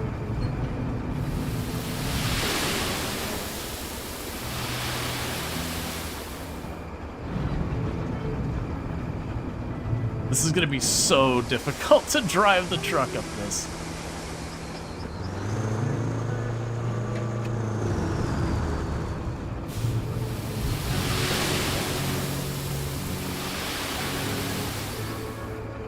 You know, I'm also gonna be sad if the physics on those pipes aren't real. That'd also make me sad.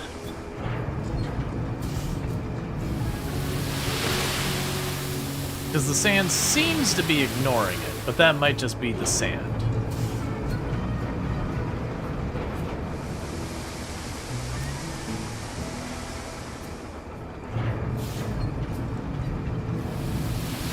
Oh yeah, no, this 100, like, low-key, I have been looking forward to collabing with a couple different people, because there are people I know play this style of game a lot, and it would fit the sense of humor of just making, like, the most unreasonable roads and all that. Alright, that I think is high enough?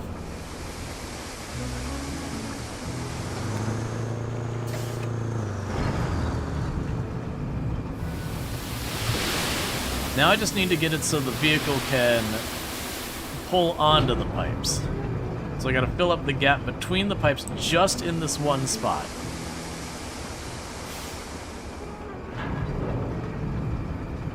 You wonder if this is what broke the pipe in the first place?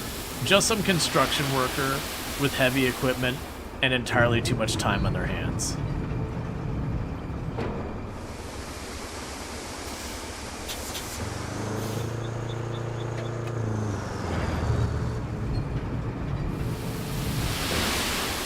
The sad part is, I'm gonna have that mound where I could have just taken it from the other side by the time this is done.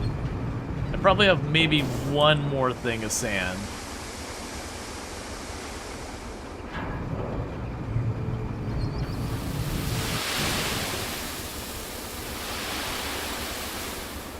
Alright, let's let that settle and see how it's looking.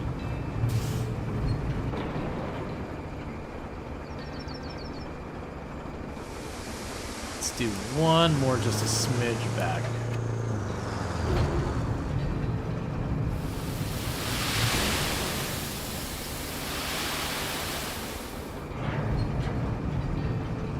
All right, I think that's enough.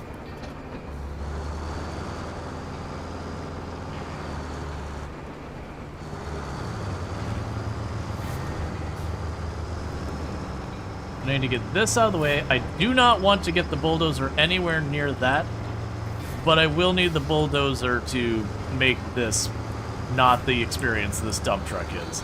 Because the dump truck can struggle through it. Maybe. But that delivery truck right in front of us definitely will not.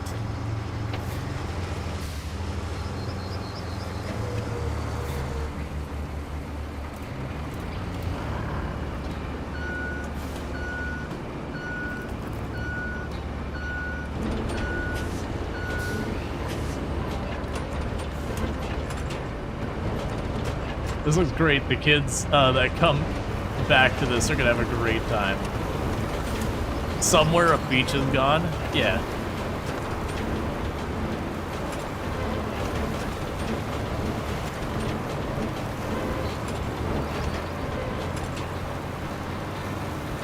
I want to get just up here a little ways farther.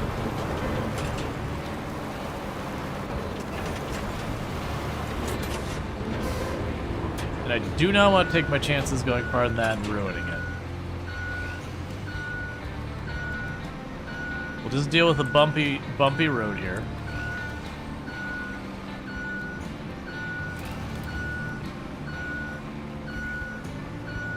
Alright. So like I said, before we go for that, because even if it succeeds, it's going to be a one-way trip, I think. Let's see, the wheel loader is the blade instead of a bucket. Not that I've seen, but we don't have access to hardly any vehicles. So, we're up here. So there's the other one. Oh, there is a gap there. Yeah, and that's too steep. Because right now we're down here. And I've got plenty of a road that goes the whole way up here. I gotta replace that pipe. And it looks like I gotta bridge this gap. Or bridge that gap. Let's do that first. Just because I'm a little worried that our wonderful creation is a one and done.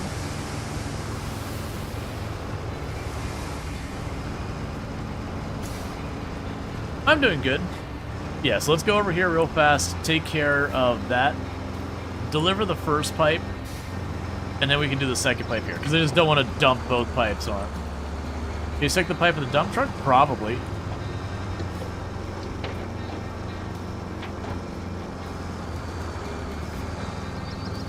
You can paver it. So on this map, we unfortunately don't have the asphalt paver or the other one. We do have another map that we were able to do that, but this isn't that map, unfortunately.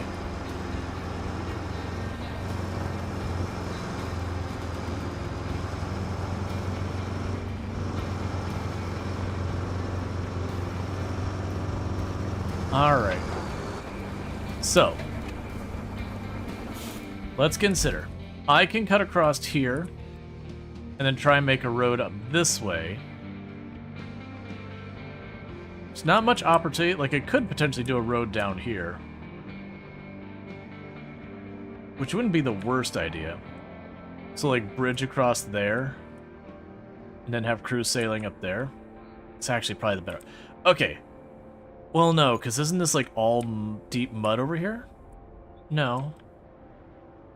Alright, yeah, new plan. I'm going to go over here, and I'm just going to dump to get across those two spots. We get across that, then it should be a clean shot right up. So that'll be the better way of doing this. Oh yeah, this is... I'm looking forward to doing this multiplayer with people. I can see a lot of room for shenanigans. And this is just the demo. We have basically one main mission for each of the 3 maps available. And then realistically, these maps are going to end up having tons and tons and tons of stuff. Like, if it's even remotely close to the scope that SnowRunner was, SnowRunner has absolutely absurdly long maps. It is a very, very long game.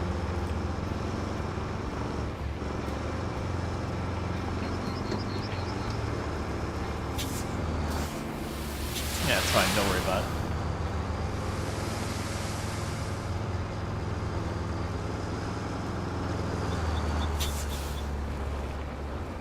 Oh, over there.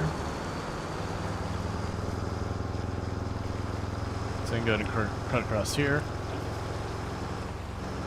Let's see. You got definitely. How do you set the waypoints in a row?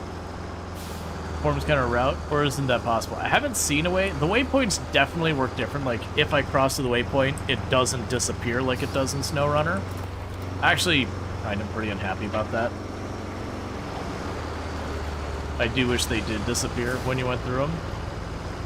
But it is just the demo, so who knows what'll change. A lot of functionality is disabled, so it could even be that we have more functionality later. That's not part of the plan. Okay.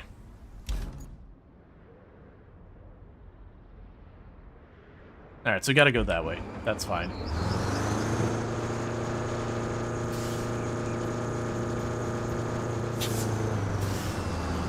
Alright. So the problem is, but this looks like a perfectly good road on the map. In practice, this thing's been a bit of a swampy thing. I'm gonna try going through without having to fill it all up. If we have to fill any of it up, that's fine. It seems relatively traversable.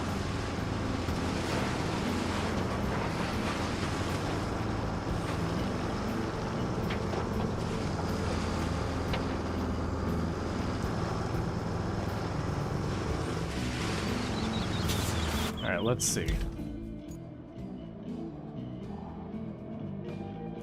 Yeah, so we want to go up there. Okay.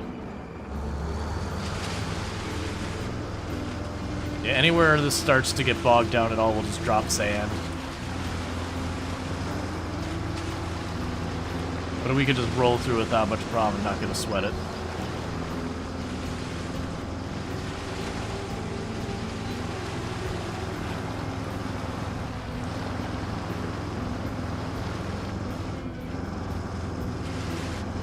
Yeah, so it's right over here.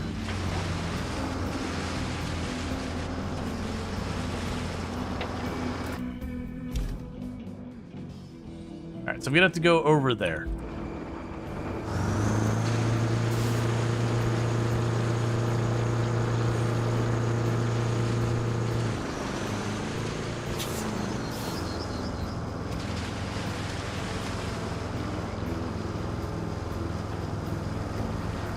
I wonder why they needed to make a new game instead of just adding to the frame mod to SnowRunner. The rest of the game is already here.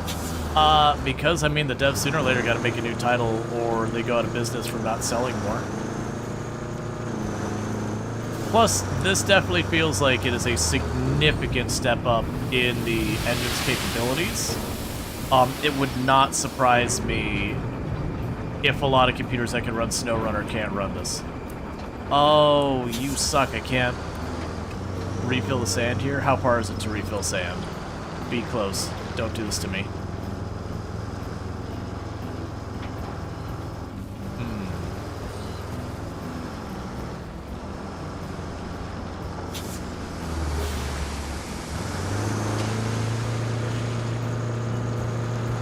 Yeah, honestly, the bigger one would mostly be, it's very clearly a significant upgrade to the engine that I think it'd just be a thing that's so, like, a ton of people wouldn't be able to play it.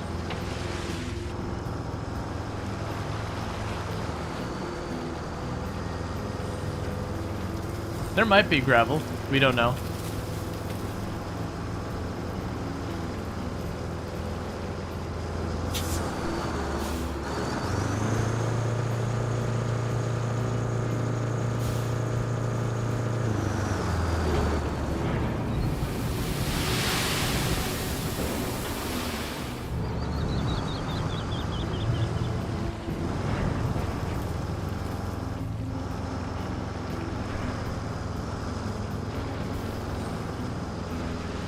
Filling sand. Well, so you do get roads later that you set up more.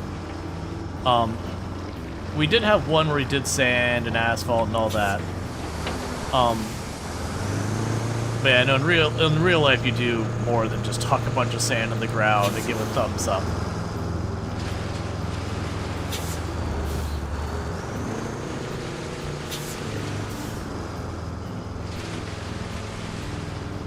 All right.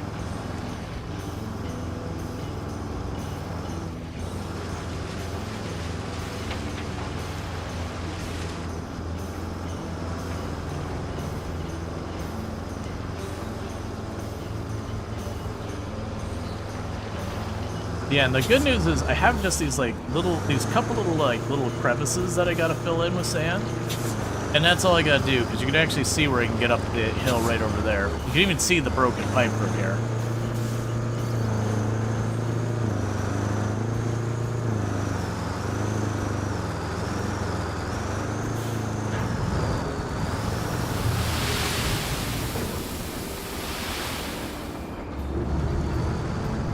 Alright.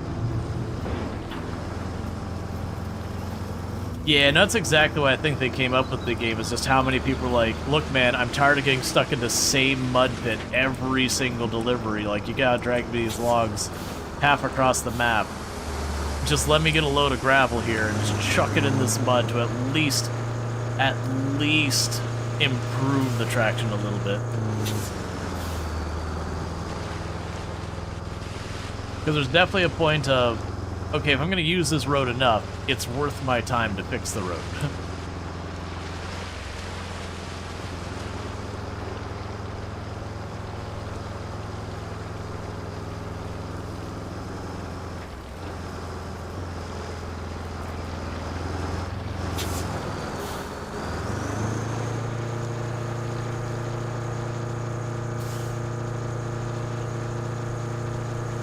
All right.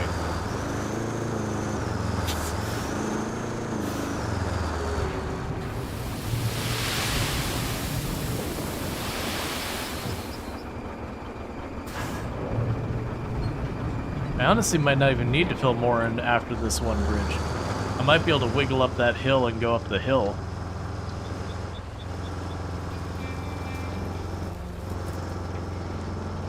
You hope they're gonna add? So almost all of these is building out the road so you can deliver the thing. Like, the delivering the thing is part of it. Like, the reason we're building all that is you see there's that red pipe up there that's broken. So we are delivering the pipe. So in this mission I have to deliver 1 valve and 2 pipes.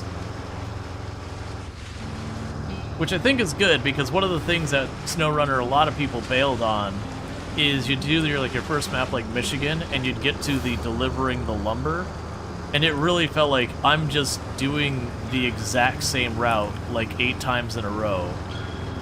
Like, just give me something different is all I want. But it's just the nature of it. It wouldn't be so bad, but it was like literally in Michigan. I think it was, you had to do like it's like 4, 5, 6, 7 different loads of lumber. And I mean very genuinely to the same location.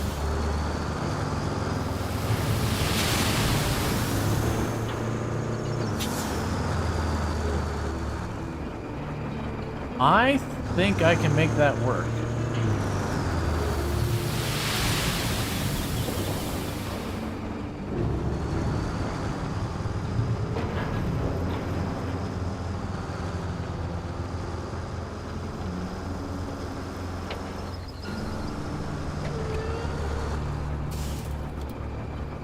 Alright, so let's grab the bulldozer again.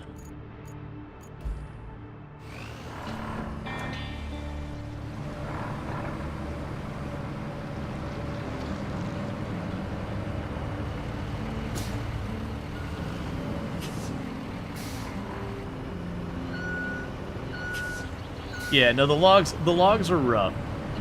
I know a lot of people who really loved SnowRunner, and then they got to like delivering the logs where you had to go like 3 maps to drop them off in Michigan, and just being like, they did 2 or 3 deliveries and they're like, no, I just can't do it anymore.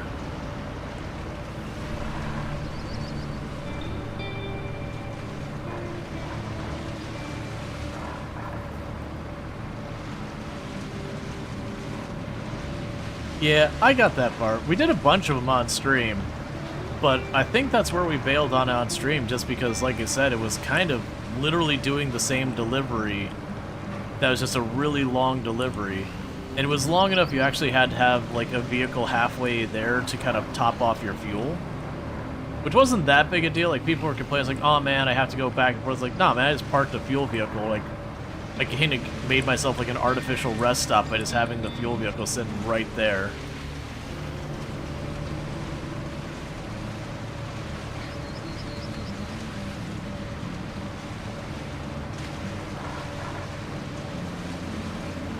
Okay.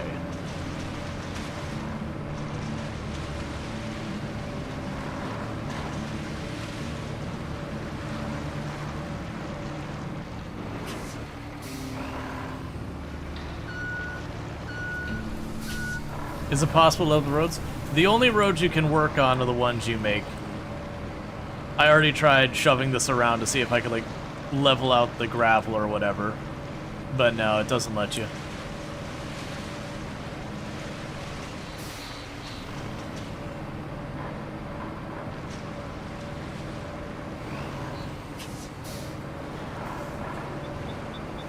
Which I get it.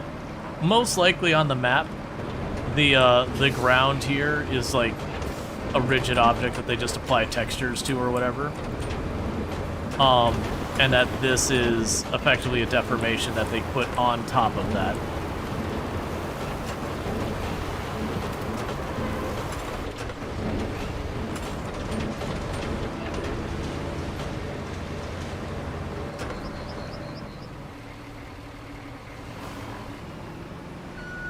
I just want to get this out of the way.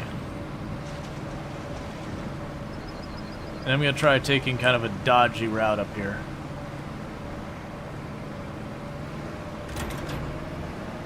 It's fine.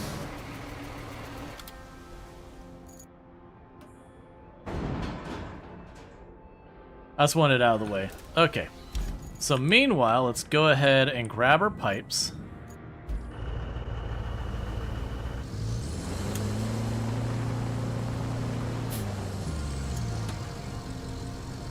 Let's make bad decisions.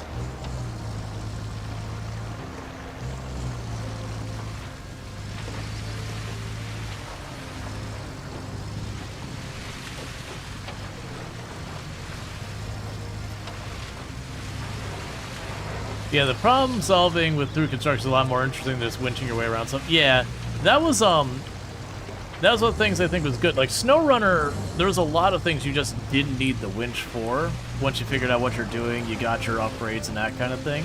There was occasionally times you really did need the winch. But because everything had a winch to it, it was just easy to never bother like figuring stuff out, because you could just winch your way through most problems. There were definitely areas you couldn't.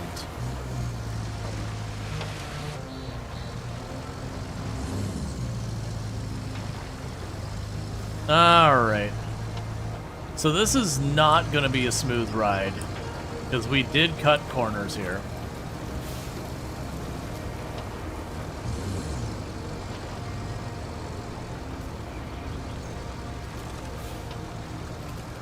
If we can just get up to that gray area up there.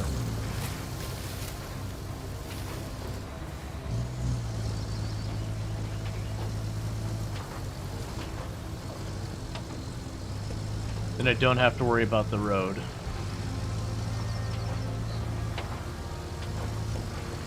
Yep.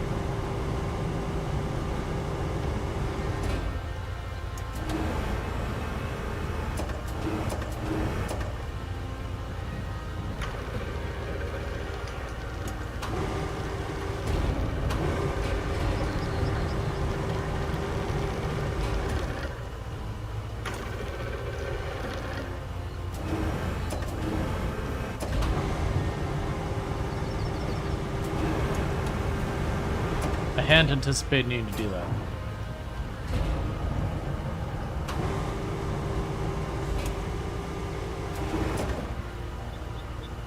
So cycle targets.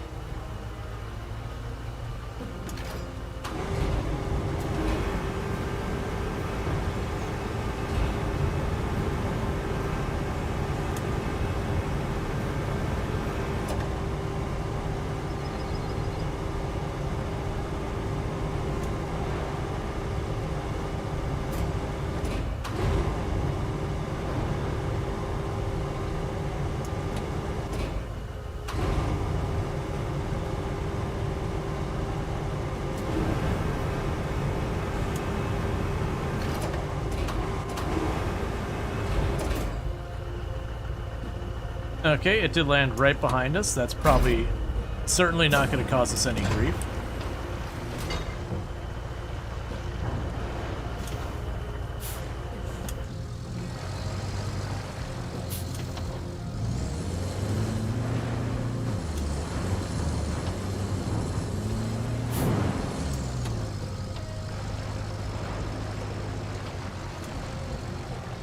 Alright, where's my sand bridge? There you are.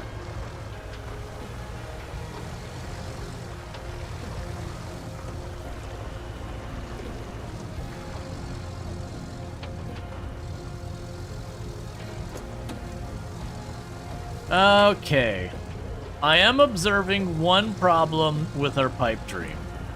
For those who didn't see the setup for why we switched to this one. This vehicle's tires are wider than the other vehicle. It might be a problem.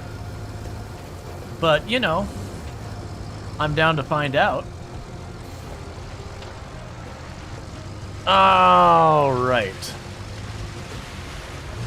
So what we've done is we have built up a sand bridge all the way onto the top of some pipes.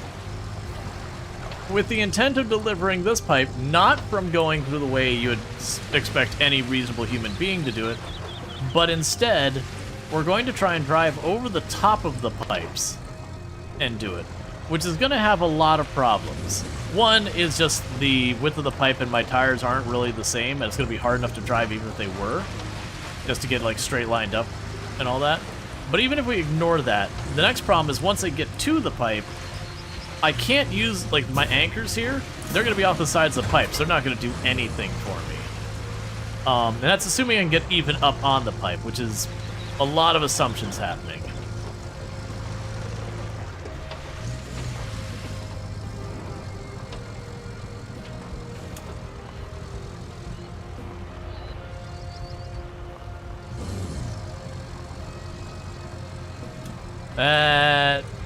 I think I needed more sand to broaden that. We're gonna try it, but I think I needed more sand to broaden this too.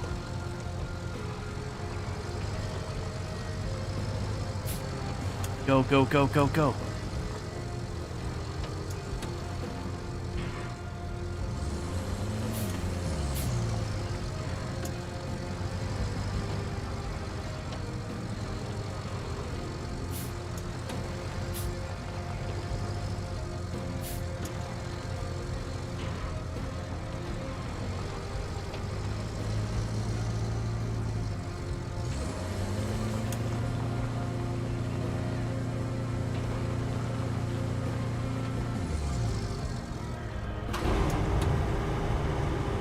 Oh wait, that's not gonna be able to tip down far enough. Okay, no problem. We're not out yet. We're just in staging. That's right. We're in staging.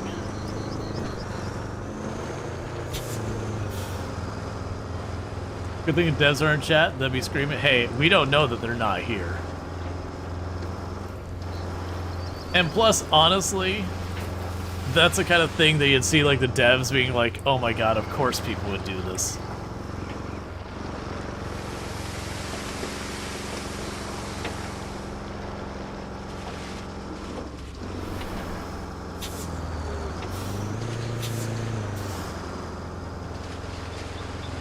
The second logic could help. So the problem is, I need to get enough underneath that we can start moving. I think just trying to pull it around with the second logic isn't going to be that helpful. Actually, we can just keep it the way we're going. I think that there's probably going to be a cost for sand to make it not viable. I imagine I'll probably do like SnowRunner, where outside of like the first difficulty, they generally had ways you could do kind of repeatable things to get more money if you just wanted to keep upgrading forever. I mean, until you got all your upgrades, I mean. I could certainly see this game having the same kind of thing.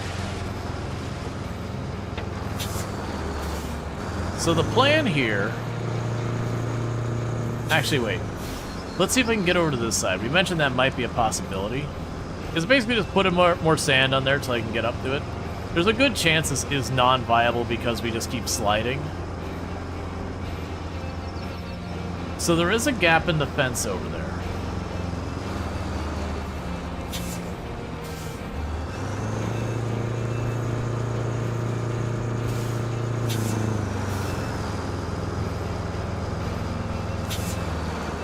Because if we get enough sand to roll the tires back onto the sand hill,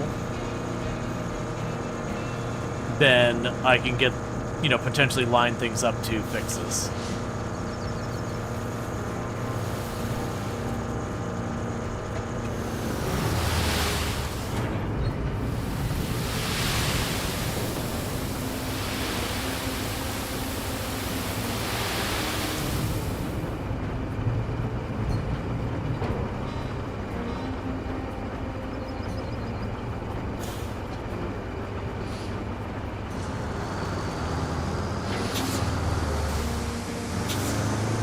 It's certainly a great use of company resources, absolutely.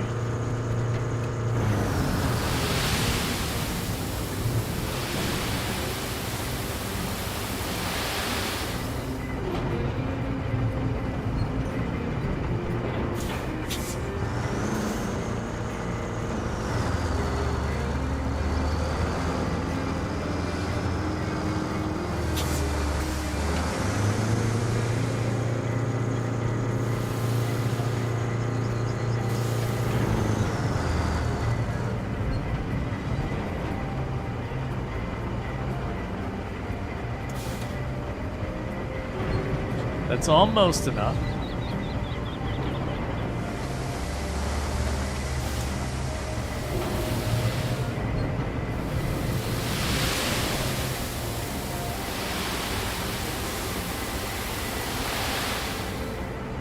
Okay.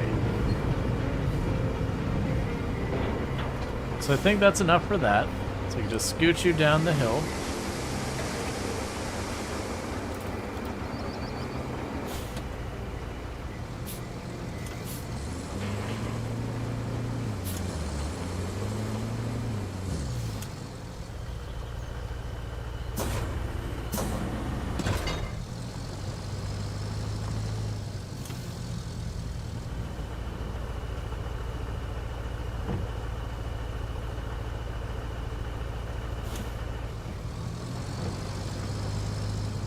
This is really bad. What I'm trying to do is turn around so I can get back. Okay, alright, we're recovered. Alright, so the downside is I'm gonna need to reline up again and try again.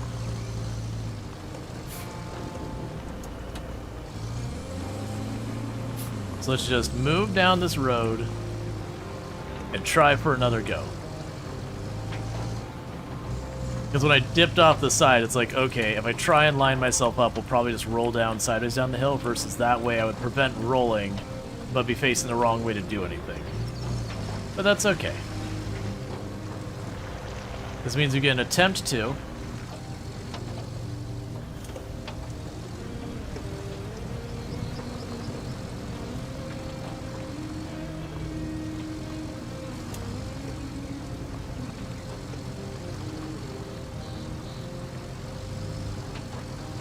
Okay.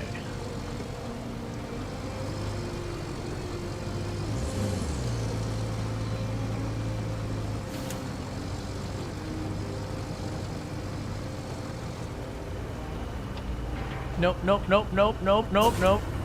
Please? Please? Okay.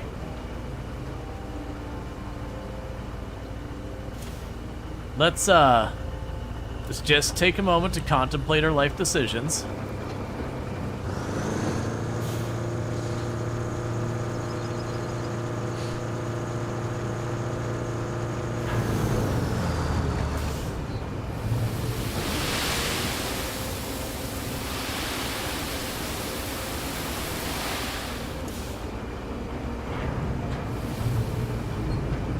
Please don't do it. Stay there. Please don't do it. Stay there. Okay.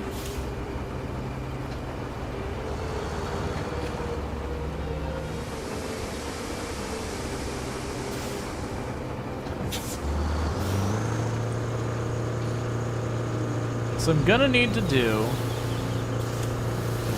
is not drop the sand on the top part.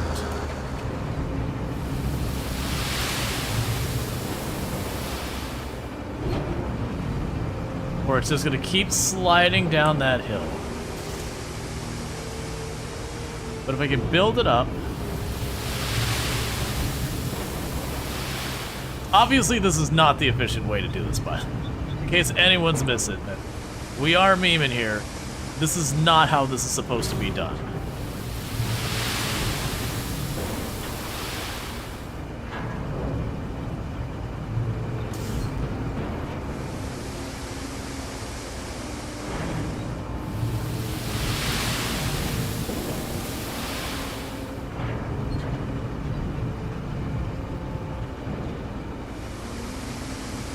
I'm trying to make sure I'll be able to back it up and not have it just keep sliding down the hill.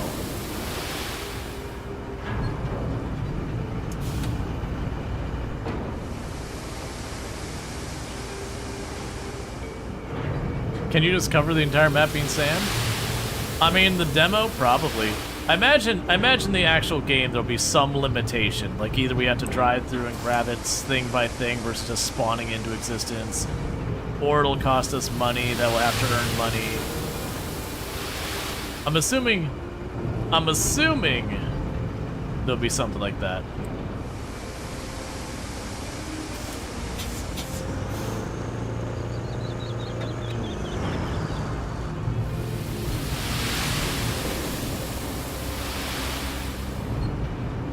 This is not working exactly how I hoped.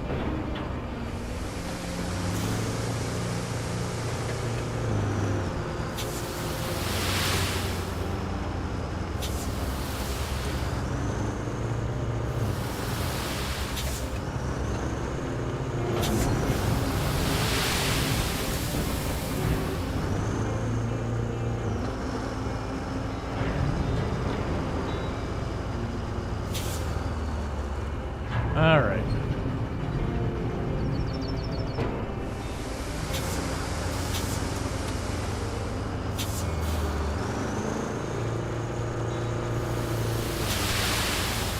So I'm having difficult. Hey, don't you go sliding. I'm not doing anything up there.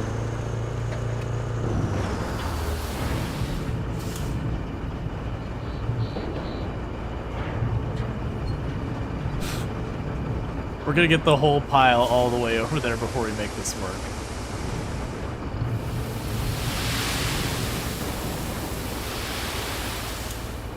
The big thing is I just don't want to let it be able to slide anymore.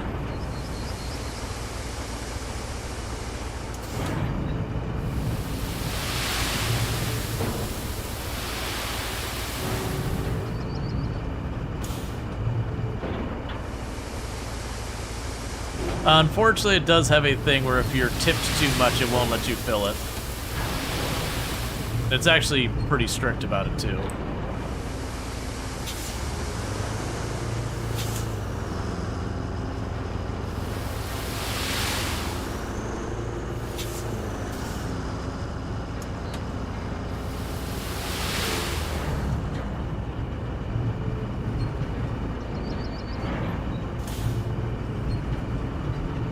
Alright, so pretty soon we'll be ready to try messing with the other truck. Because I've given myself a really big safety here so that it shouldn't be able to roll as easily. Yeah, it does seem like if there's a limit on how much sand we can pour, it's a big limit.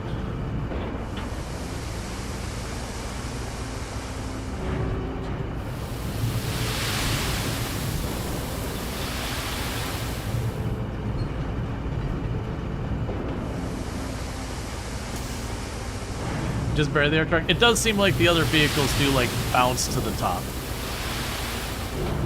which I'm kind of counting on here, is that I can kind of just keep dumping more and more sand in this one spot, so that when I go to reverse,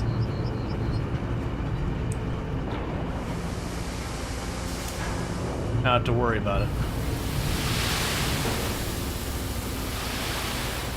Okay.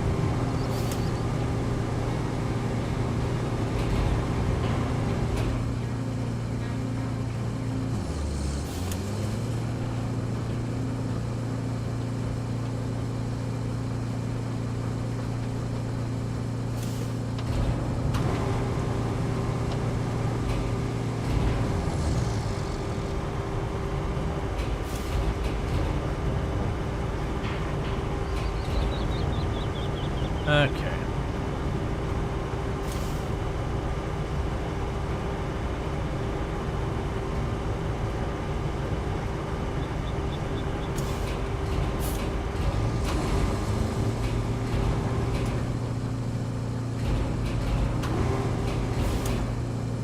All right, let's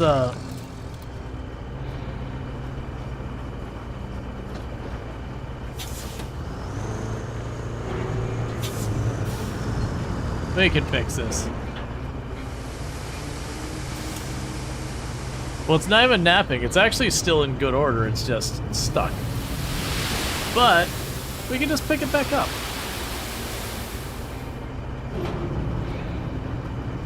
By just more sand. The solution to any problem you could have. More sand.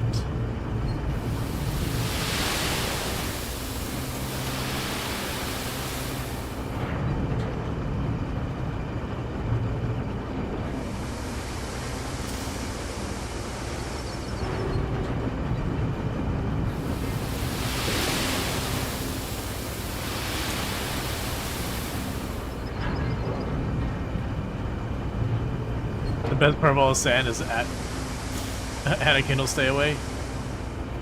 Yup.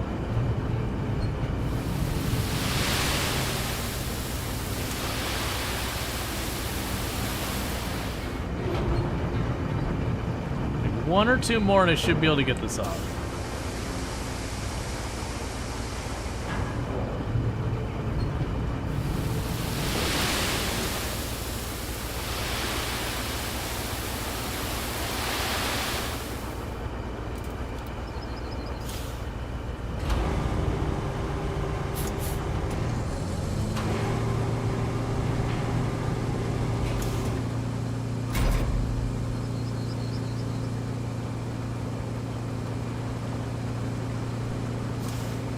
Okay. Stop, stop, stop, stop, stop, stop, stop, stop, stop, go. Alright, attempt number 3.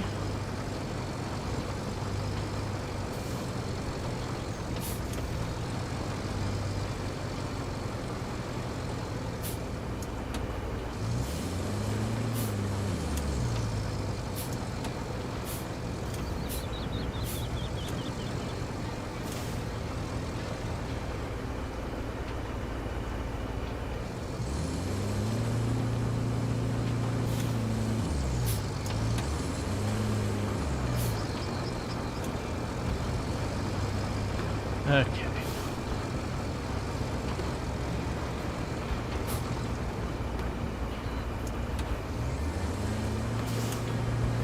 So I was hoping to do here is trying to back up to line us up better. Let's try not getting our front wheels on there first.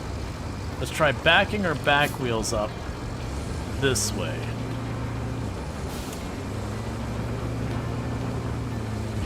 Unfortunately, I made a very, very unworkable pile of sand here.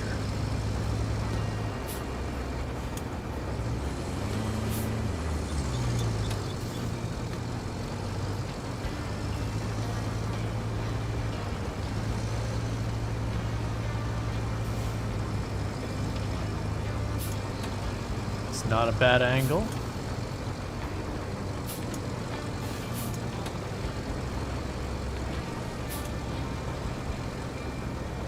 Push forward. Alright, let's see if we can't get those back wheels. Yeah, I'm gonna have to fill this little pocket right here at the back of the So I gotta fill the pocket because what's happening is I'm trying to line it up. It's just getting stuck in that little pocket right there.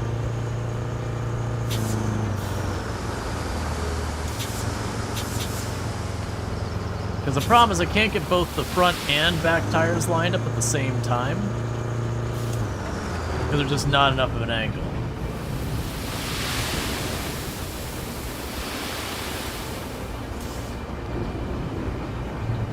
There we go, that should help.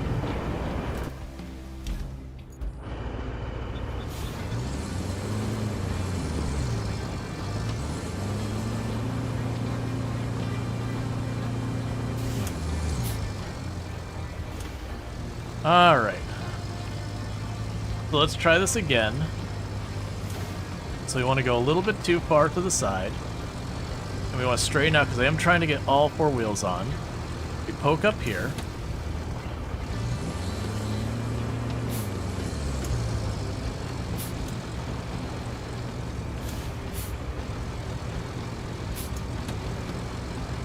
Oh man, it's so hard to aim this.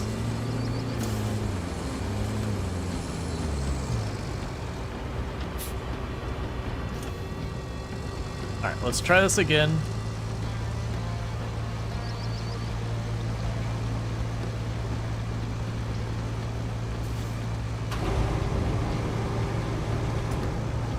Actually. Hey, dump truck. There you go. Thanks, buddy.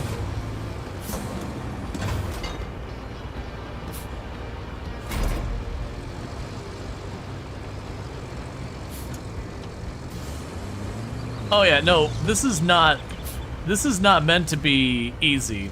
We are deliberately trying to do something that's ridiculous that we shouldn't do. The correct answer is to just build a path down there. Like, it don't even need to be up top or anything. It was, we had the suggestion to go up here. I'm like, you know, let's try and make it work. Oh. No! We're so close.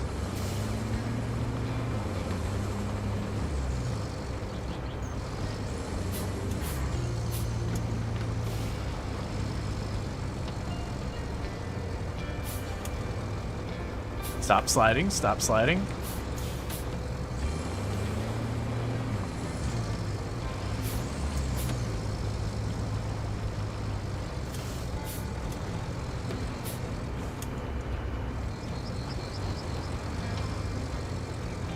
Yeah, even if we do go that, if we manage to beach it though in such a way that the tires are rubbing up against it, I could still scooch along there.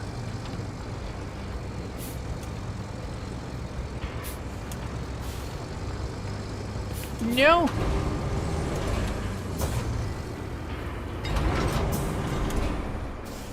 Okay. We can still make this fixed.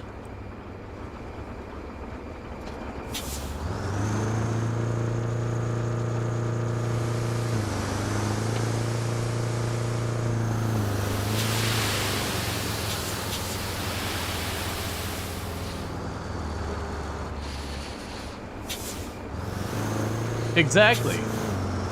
What problem can we not solve with more sand?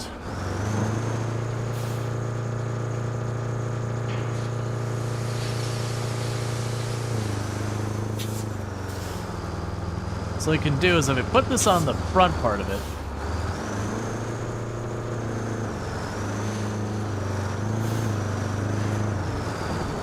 I'm not sure if we can, like, we really don't have much fine precision with the pipe moving. Like I said, I think reality is we're going to get the wheels where two wheels will be rubbing up against the pipe and the other two will be hanging off the edge. And then we'll just use the friction to keep pushing forward.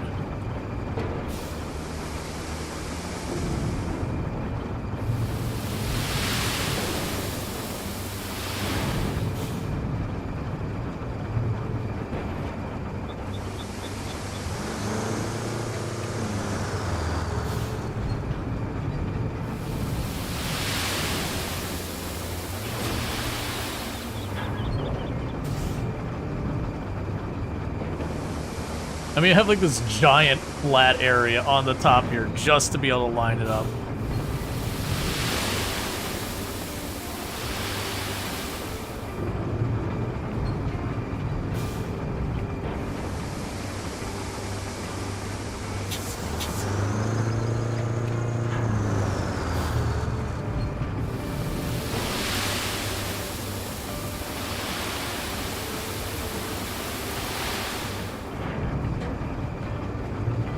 Hey, if burying the entire pipeline is what it takes to get what I want, I'm down.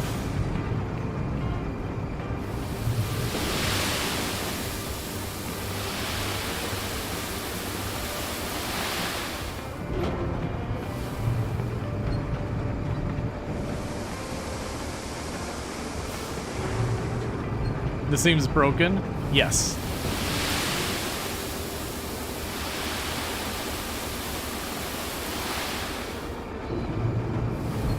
Was physics when sand meets water? Oh yeah.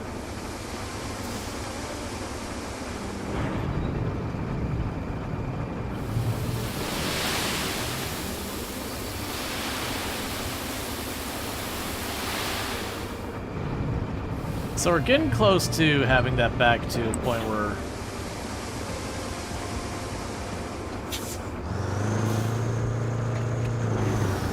it'll be good.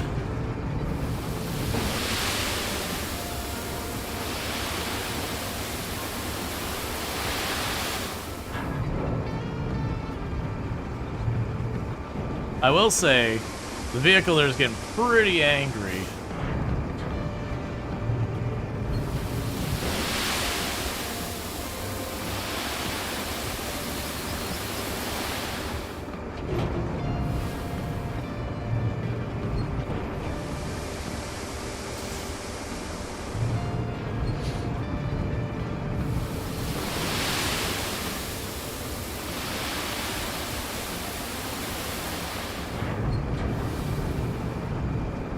All right.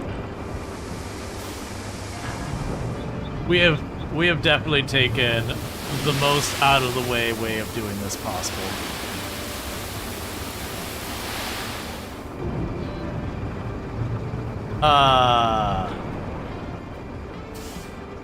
Yeah, it's probably fine.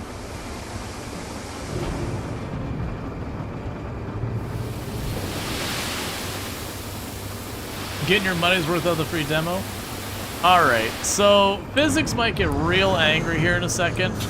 But I'm gonna try shoving it, because if you didn't notice, only the front part of that vehicle is actually making contact with anything.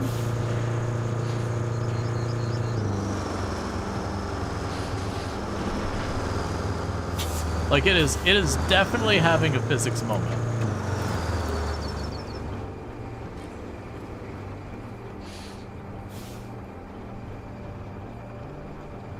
Okay, where's my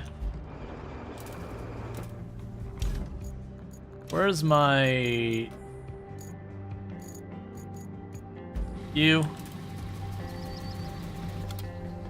Teleport you back here. Because I could probably grab it real fast. Let me make sure I got my orientation right. Okay. Yeah, so you can probably grab it real fast with the winch and just kind of nudge it free, and it should fall into place.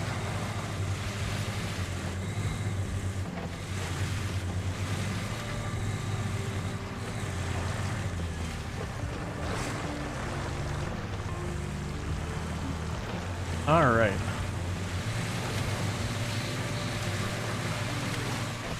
Oh wait, you're right. With the crane, I can actually reset that even without control. Oh, maybe I can't. Okay, so I cannot reset the crane's position. I thought the crane was one of those things I could reset it just any time. Which if I could, then I just reset the crane, it would snap it out of the ground, it should just then fall over.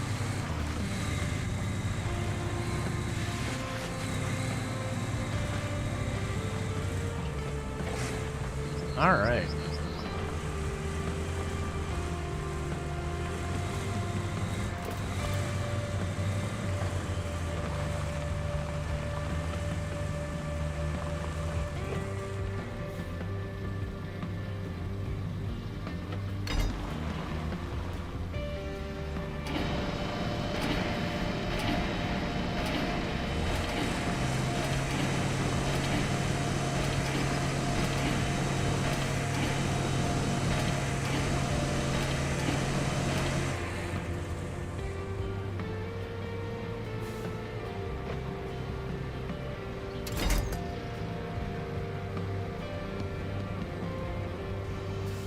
Oh, it's a line of sight thing, I understand.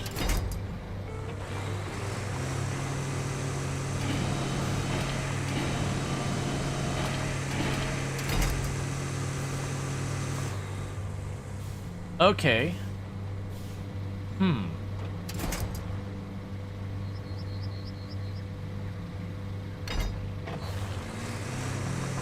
We detach you.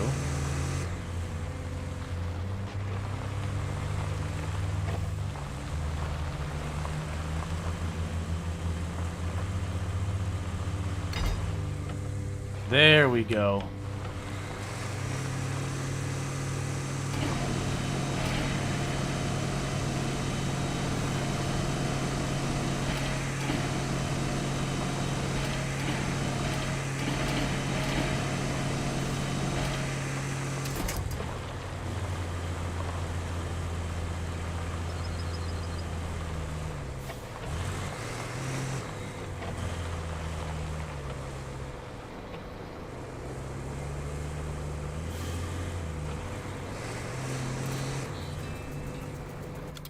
Alright, that can just get out of the way.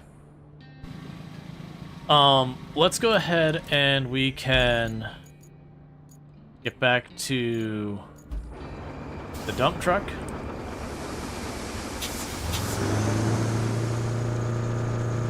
Thank you for the follow. Welcome to the stream.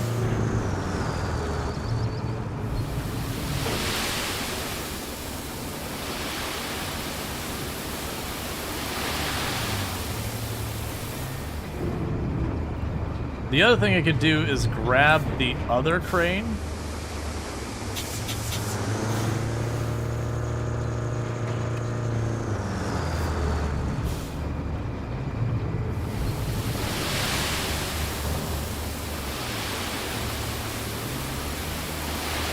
Physics is getting angry.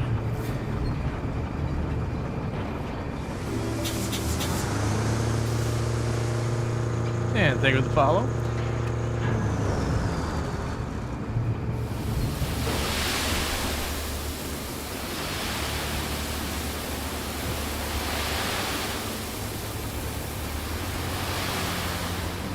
The problem here is not enough sand.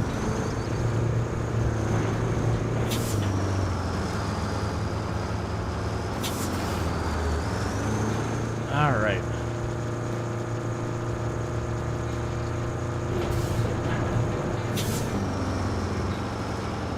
So the question is, if I reset it, does it reset with the payload?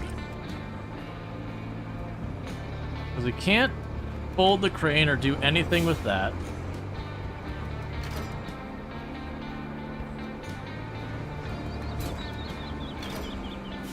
Well, that's an interesting consideration. So you're attached. Will you stay attached if I switch vehicles?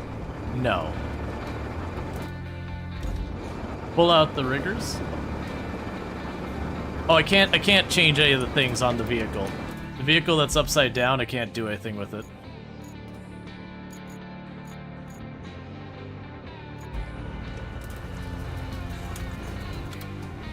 Alright, we can re-teleport you.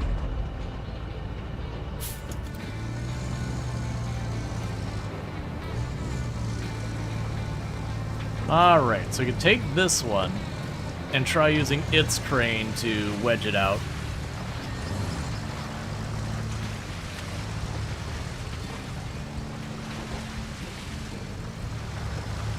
Alright.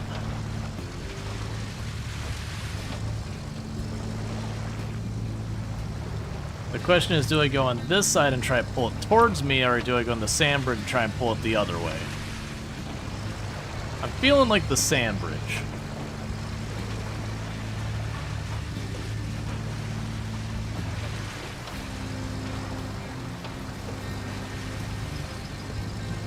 Because luckily this is right here. This is why I did this one second, is just in case we get everything screwed up. Alright.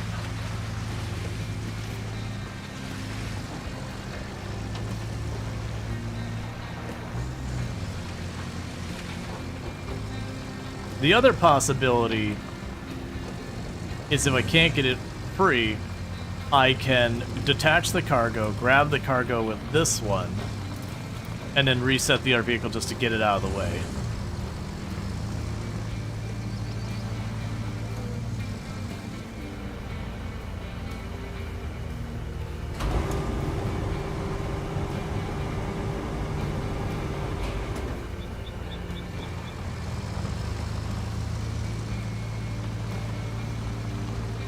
I want the back.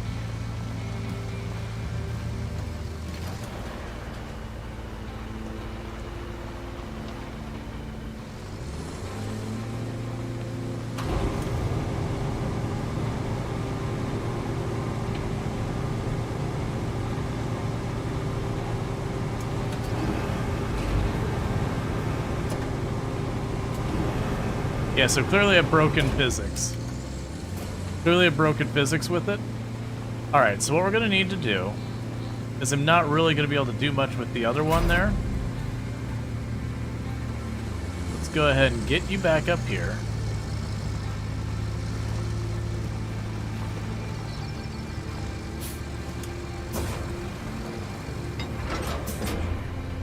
We can switch from this one to that one. Drop the pipe.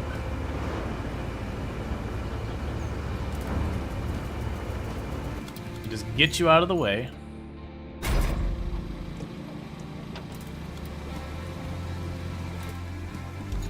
I can teleport back down to here.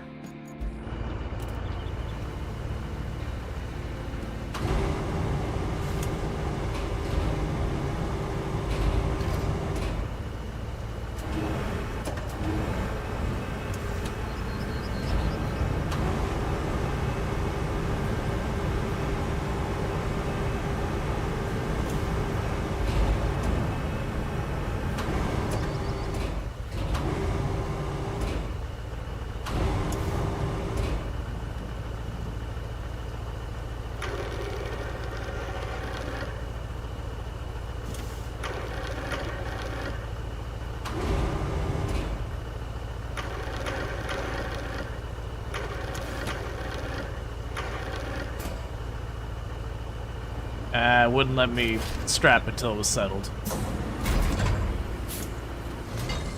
Alright, and everything is fine and nothing bad ever happened.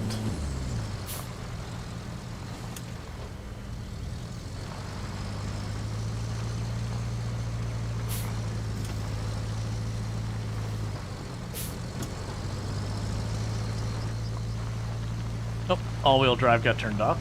We're gonna need that.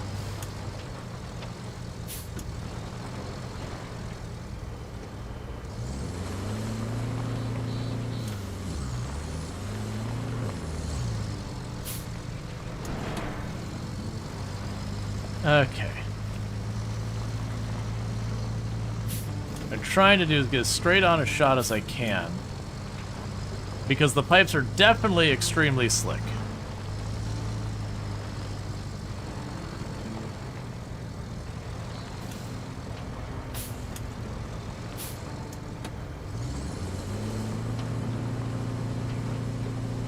I'm trying to, let's try pulling forward and backing up onto those. I'm just trying to get it straightened out enough. Honestly, if we get wedged in the pipes, I might just try using the crane to see if we can't just like inch forward little by little.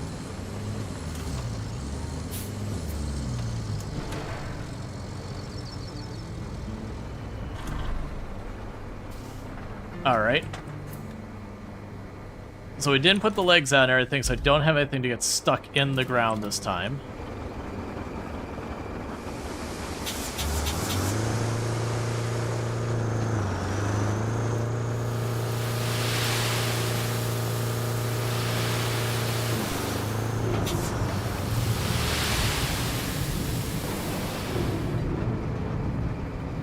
Okay.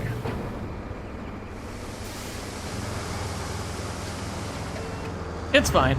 We can solve our problem by just doing more sand. It's never failed us, right?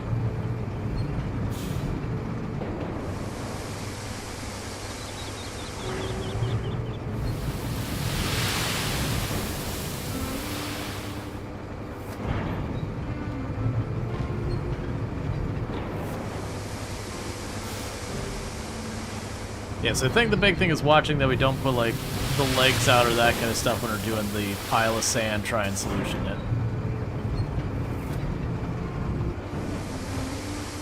Alright, Cerise, you have a good one. And obviously, eventually, we'll just go and finish it. I'm at that point where we're close enough to the end to stream. It's not worth me starting another game, but far enough that I'd be like, you know what? We could just keep dealing. Just see if we can make it work.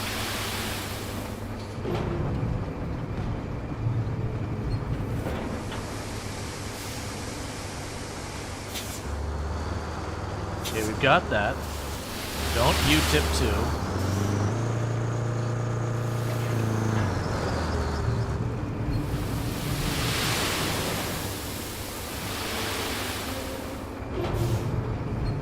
All right.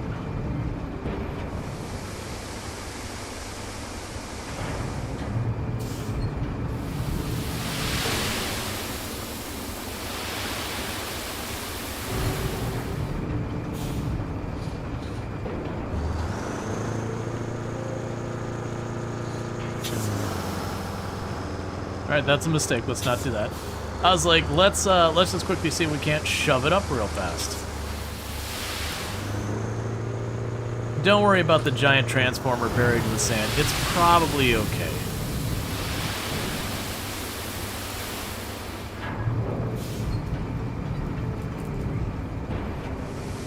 On the other hand, this might give me more room to run up. I was hoping I could actually keep the angle where it keeps dumping.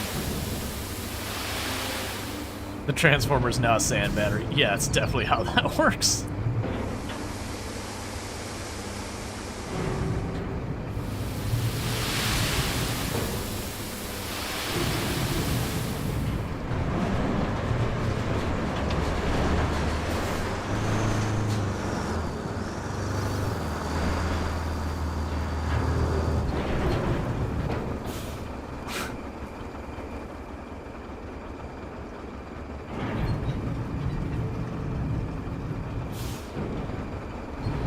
Alright.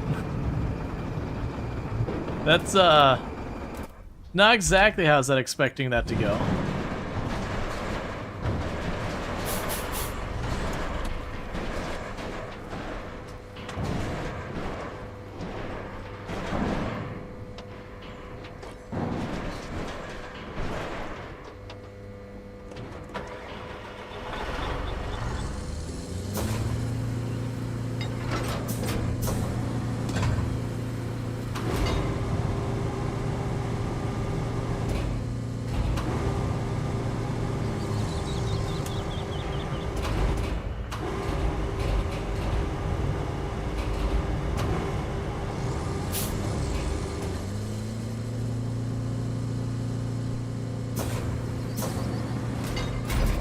Alright, well, we'll just, go ahead and grab you.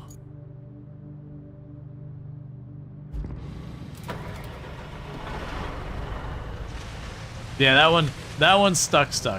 That one is one with the pipes. I do wonder if we can, let's see, can you do the trick with the dump truck you did earlier? The trick you did with the dump truck you did earlier.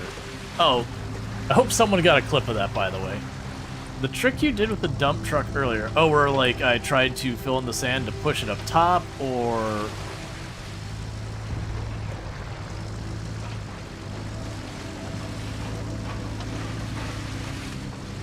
You have to be more specific in your describing of the trick from earlier.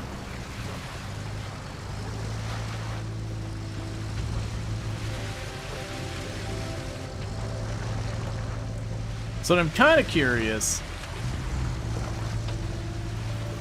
No, when you attach the dump truck to not fall back. Yeah, the problem is that's like glitch. Like its wheel is physically one with the pipe. It's not coming out.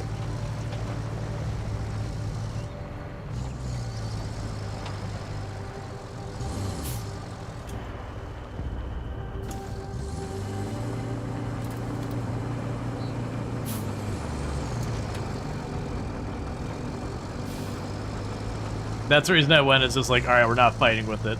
Its back wheel is merged into the pipe. Oh, you don't got the up and go to get up to that hill. Run 846? Yeah, that won't be a problem.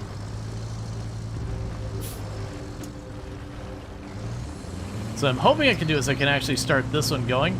My thought is instead of trying to drive along the pipe, like get the vehicle up on the pipes and like use the pipe and kind of just pull myself forward. I don't know if that'll work.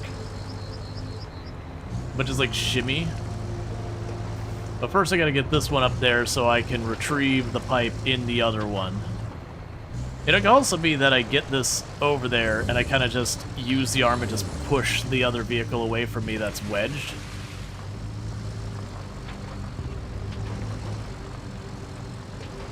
Which could be interesting.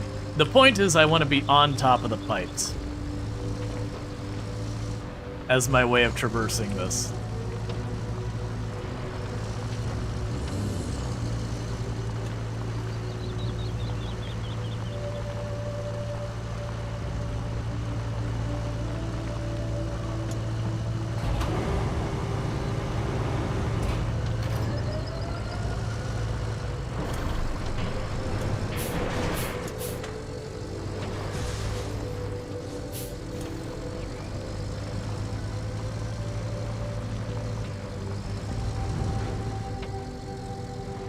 Okay.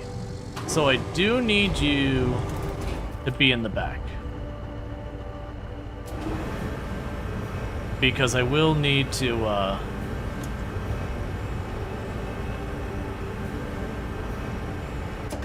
Why can I keep extending that up forever and you're not actually going up?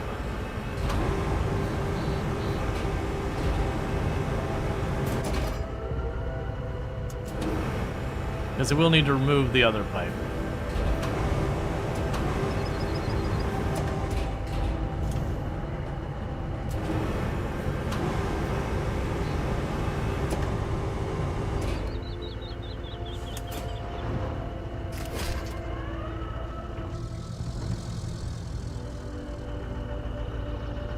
Hey truck, how you doing?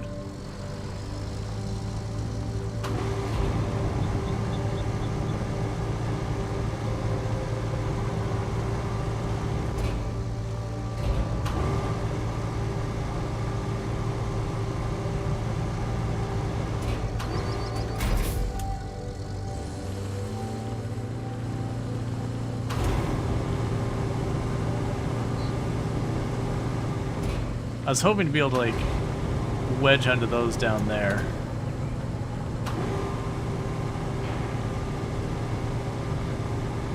Oh, these controls on this crane are such obnoxious.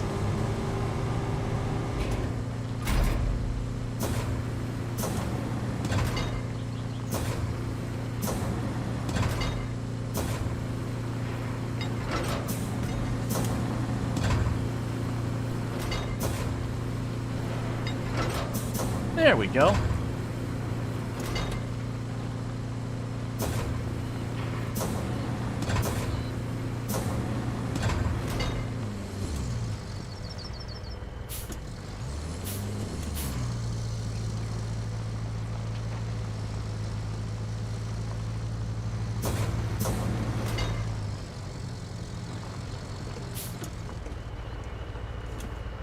Okay.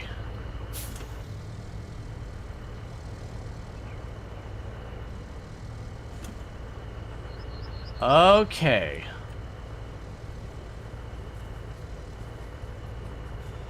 Little baby steps.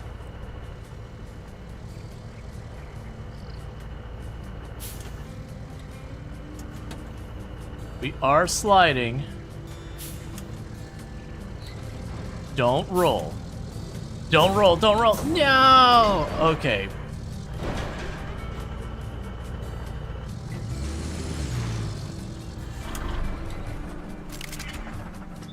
Alright, so you're done.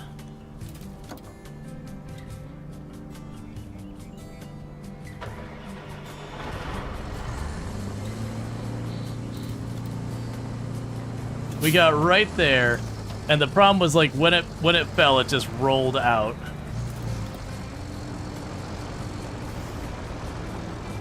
So step one is I gotta retrieve that thing. I already know how we can do that. Alright.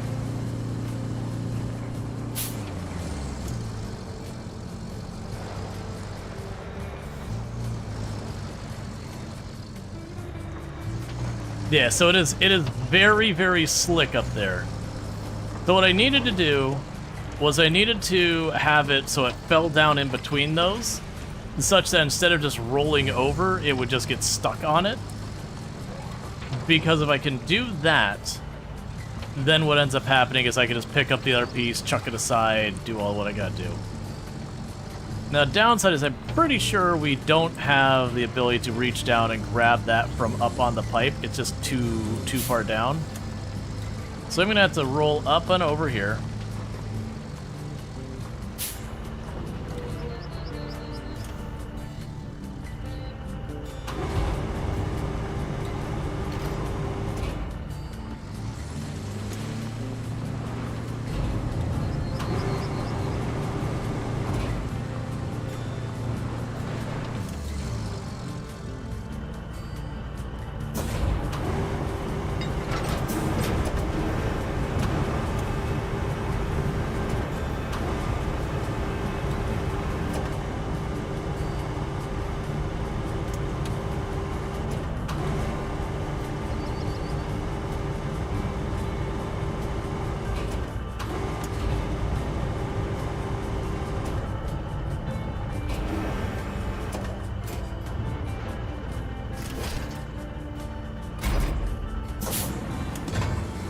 Okay.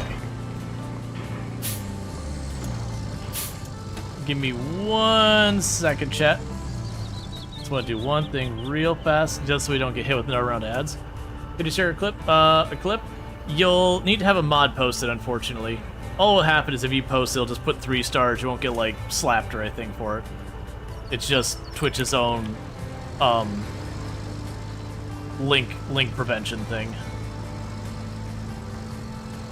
Yeah, otherwise you could share it on the Discord. I'm sure there's a whole channel we have for it. So same plan as last time. Just try and get the back tires on here. So I think I gotta do is I think I gotta pull slightly over this.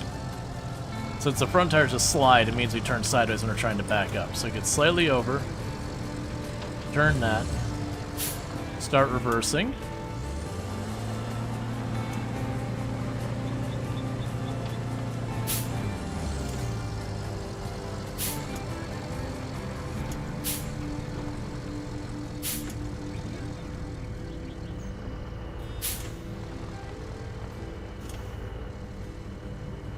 Alright, we're not good.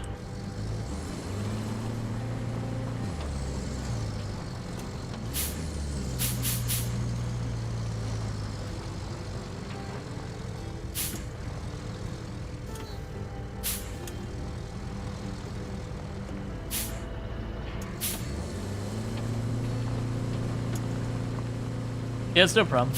I appreciate it. I'll definitely want to go through those clips after stream. Alright. Because we were real close. I was just basically at the point where I'm like, I'm right about to be in range. I need to get this positioned where I can move the weight around. Because I have to pull off the other pipe and then put this one on, which means moving the arm. So we're not either like perfectly centered on these pipes, or otherwise, you know, wedged in a way that we won't slide off.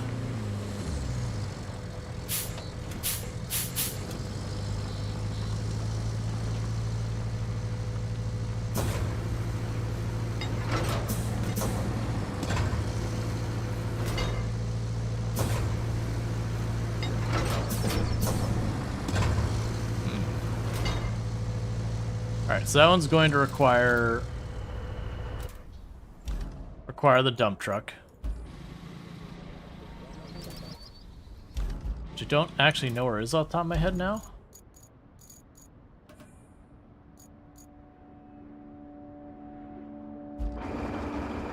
Yeah. Because you got catapulted. Alright.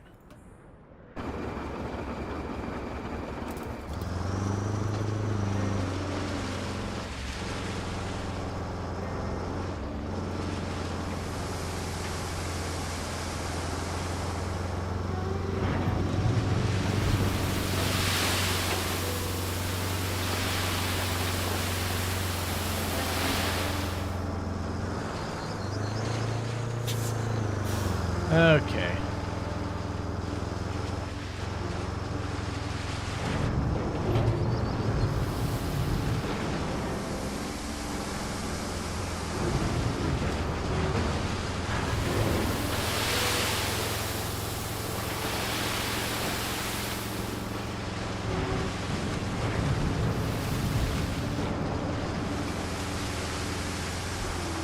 Just slowly but surely dumping a little bit of sand.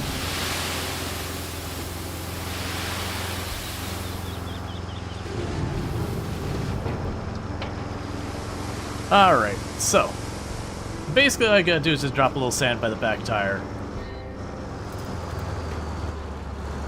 And then that'll be good.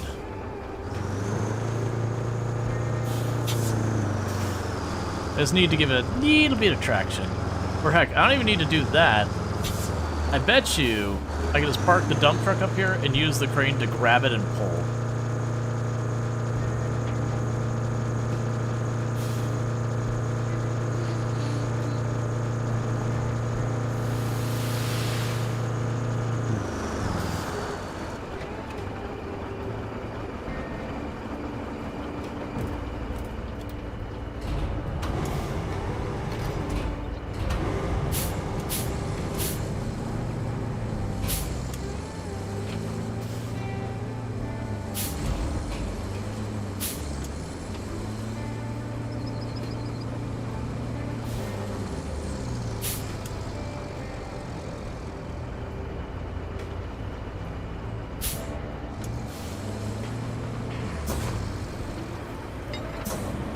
There we go.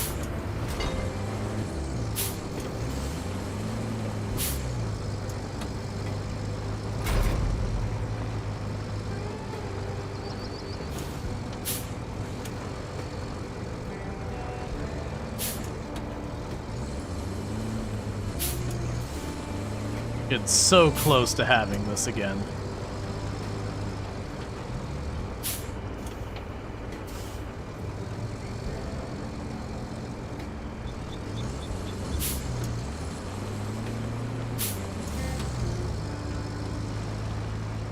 It's the utter lack of traction you get on the pipe is the problem. It is just made out of ice.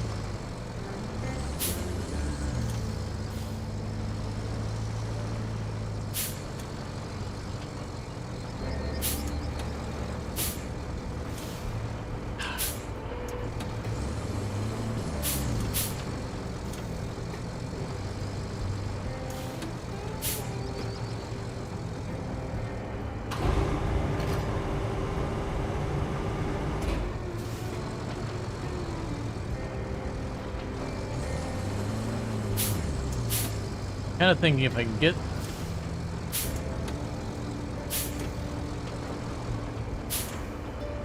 That's what we wanted.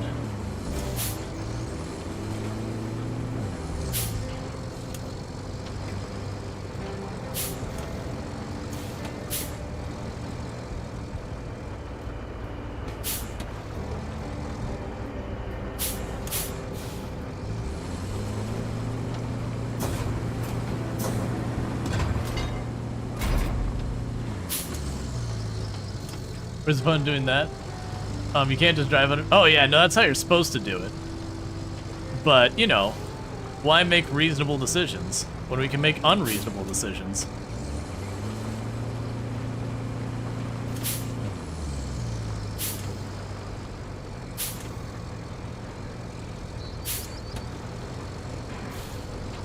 See, what I want to do...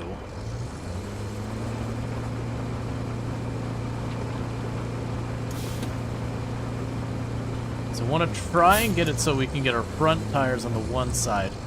As long as I get the back tires lined up. Ah, I need to not dip off the other side.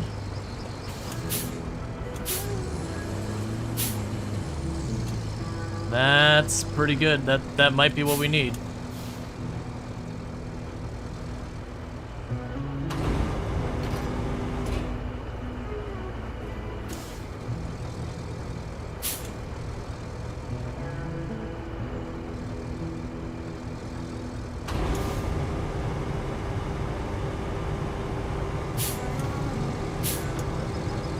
I couldn't make it. So back tires were sliding off, which is what I was trying to correct for, but I don't have a way to fix that once we're on. Like, basically gotta line it up perfectly when we get to going, and then I can do minor corrections, but I have to have all the wheels pointing in the right direction at the time I'm on the pipe.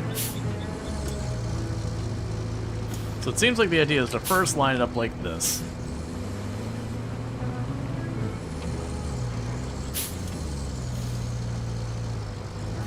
Try and get as close to straight as possible. The problem is when we settle out, you see it just slides completely off. No, no, no, no, no, no, no. That's not what we want. Okay. I didn't want to flip. It almost feels like deliberately just go for that. Maybe need more sand. Like, as much of a meme as that is, if I took the time to pile up the sand so I can make a little flat spot up here, that would make this easier.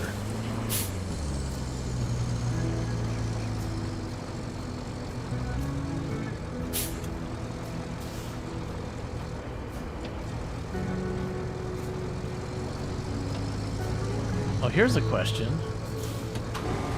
Can I get you to cycle to that target? Up.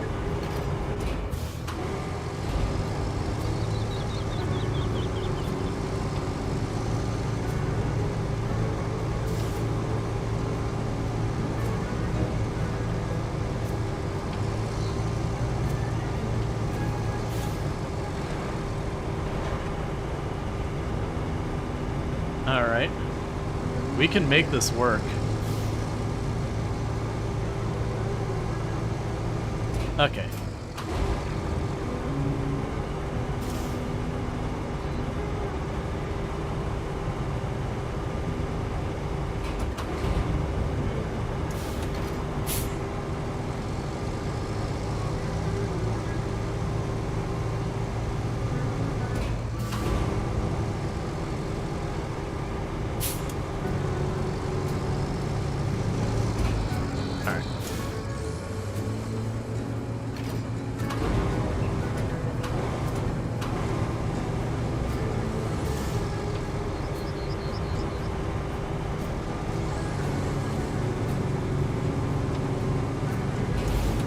We cannot make that work. Okay.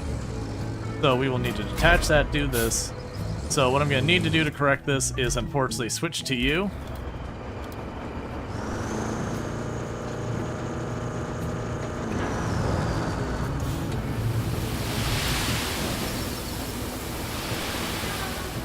Okay, that should be enough by itself. Let's not toss down tons.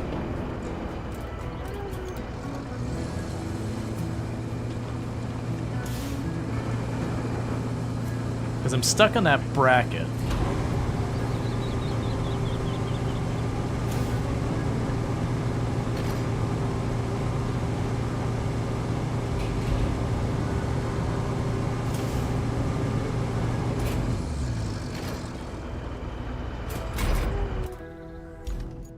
All right.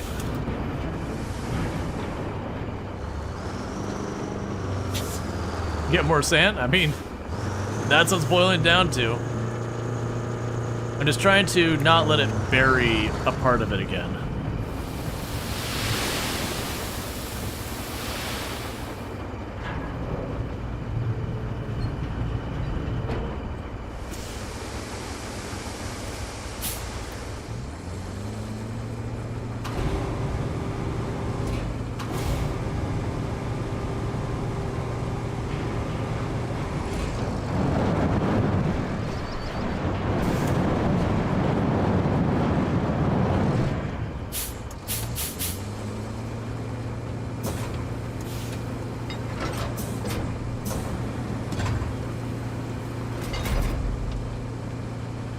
We're almost clear.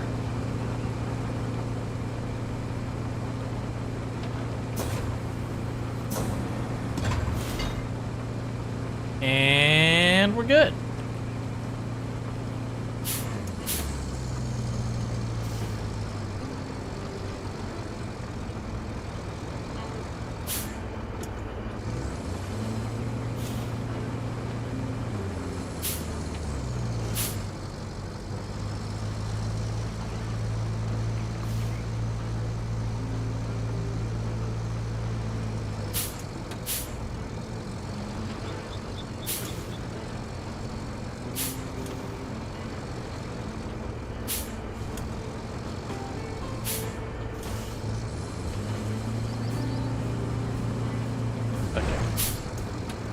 Need to do a major correction here.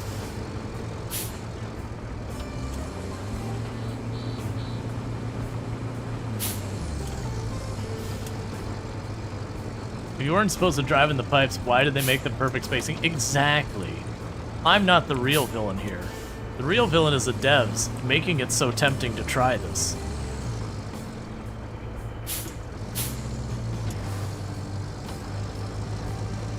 If they just spaced them way too tightly or way too loosely, we wouldn't be here. We wouldn't be doing this right now.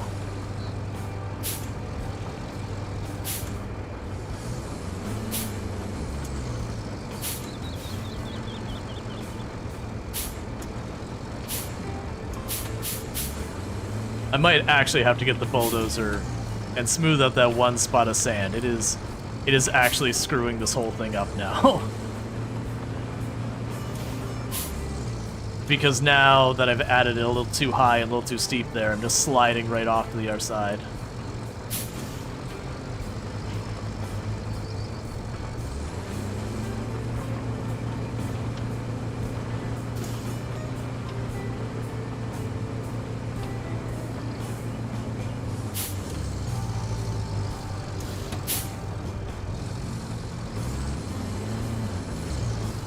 Well, very clearly, the engineers who spaced him out this much in real life are also a problem and a menace to society.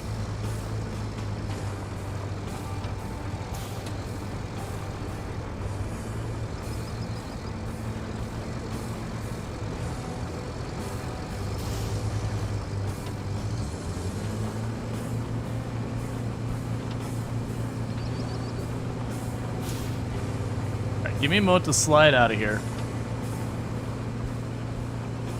We have to make one quick adjustment to this thing.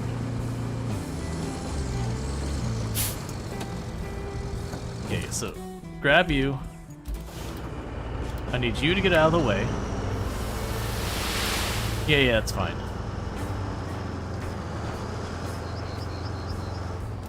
And now I'll go over here to you.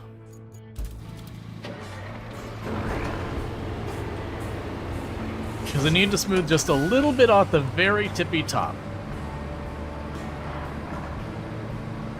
Because that one spot at the very tip top is causing problems.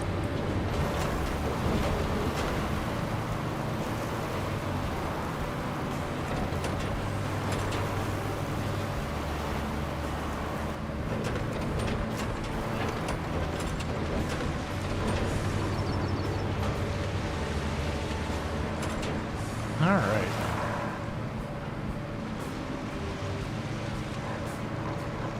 Yes, I know I'm putting entirely too much time into this. It's fine. Stream has gone long. I don't care. Because now I've committed way too much time to not see it through. The gamer, you know, sunk cost fallacy.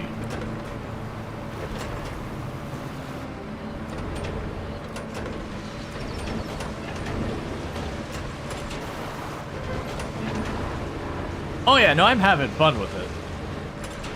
It's just definitely not worth the actual time that I'm putting into it.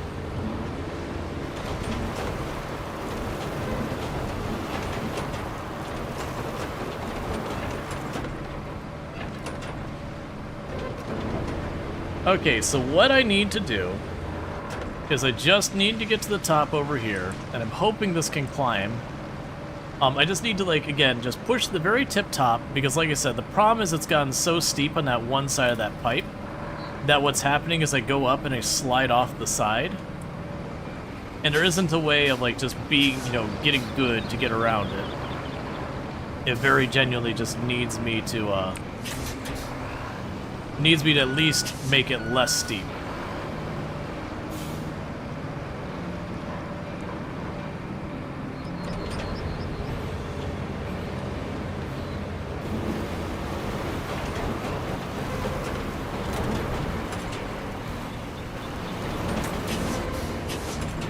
Don't tip, don't tip. Ah, come on.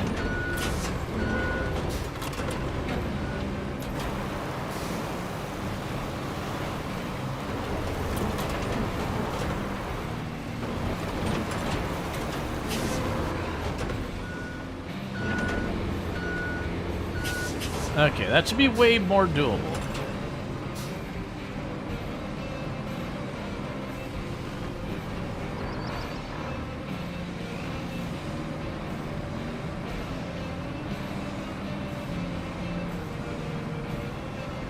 And then this, honestly, should be able to tip that up by just shoving it.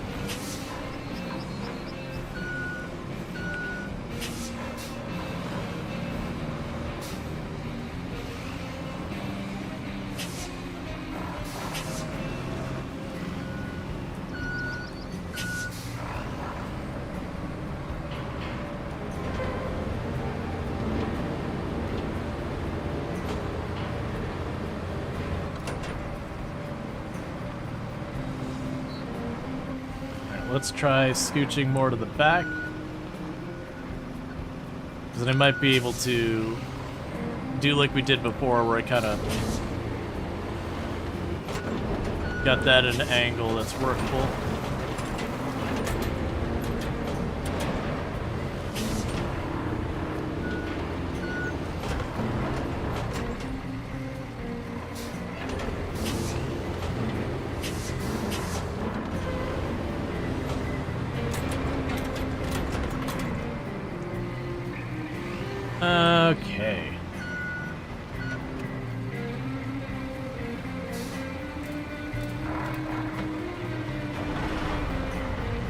It's alright, you did your job, bull driver. Not bull driver, bulldozer.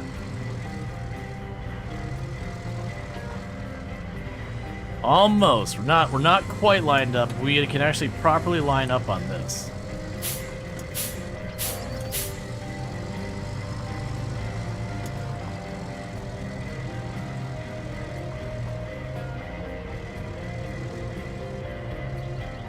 Oh, we snagged the pole. Okay, we'll have to set up again. We bumped that little like lightning rod pole, whatever that is.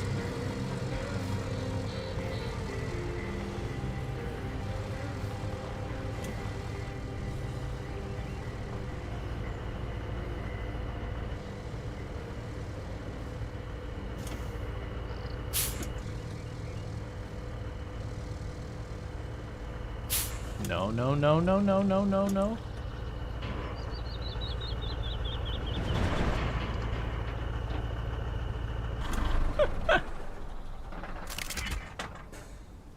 Well.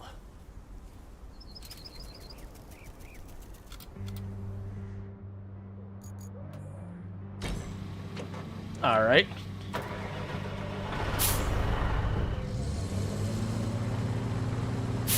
We could definitely line it up pretty good though now. The big thing I'm noticing is once we're out there, we start sliding, it does just roll over. It might be something that I can kind of counterbalance type deal.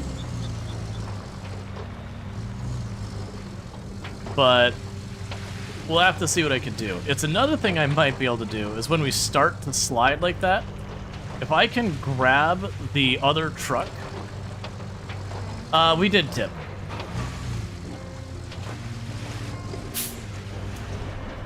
What I might be able to do is when we get to that point, I might be able to grab the other truck with the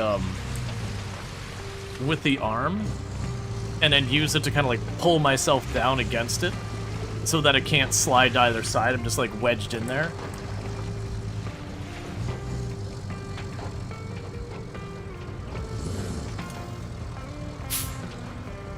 Oh yeah, you're still blocking my way.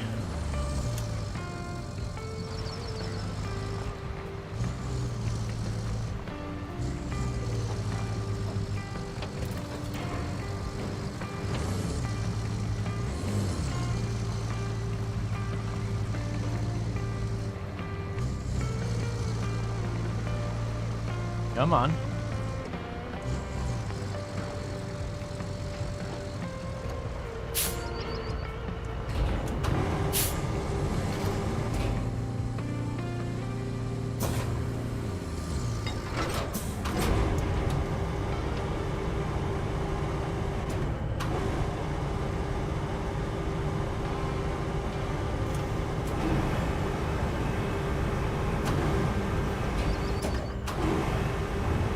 All the wrong buttons because I'm trying to not flip myself.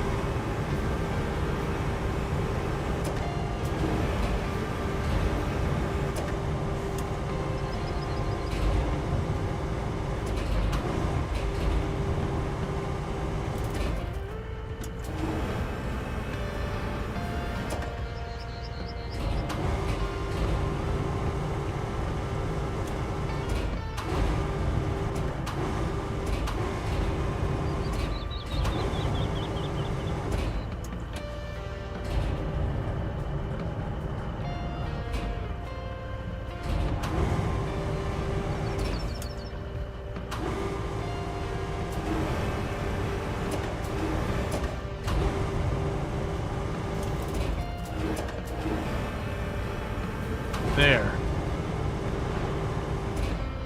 It's like all tangled up and I'm sitting there just going, what?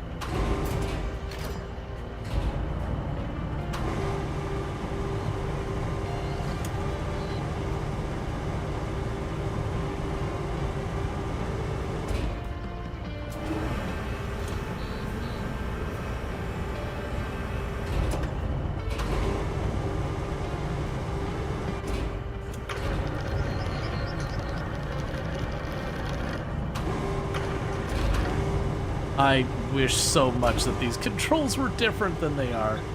It's so incredibly frustrating.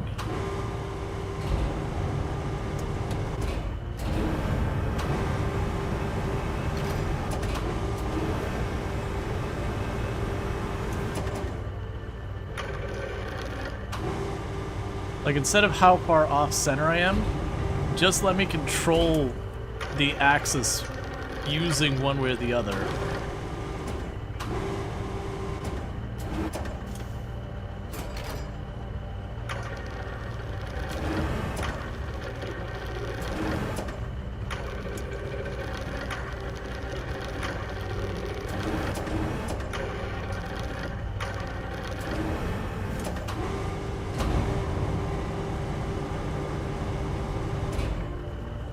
Oh, that's what's happening. Forgot I'm at such an incredibly steep angle. I'm like, man, why am I having such a difficulty? Stop spinning.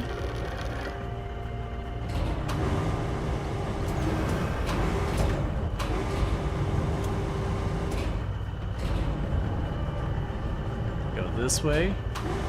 Now out. Now rotate. Now up. Up more.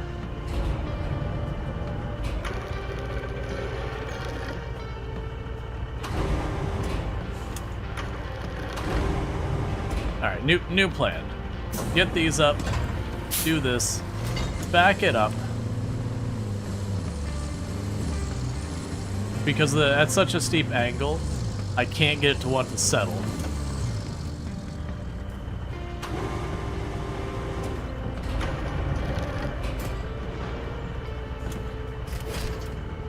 Okay.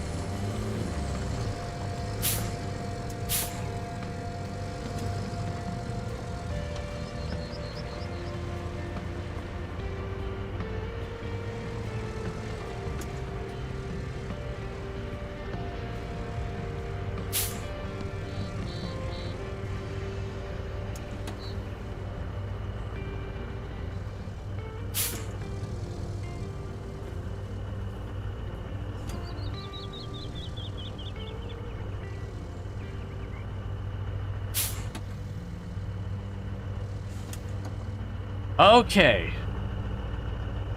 Now, the problem we have here is I have to move things that have weight. And they're gonna make me want to slide. And as you can see, we're not really on there well, but it is what it is.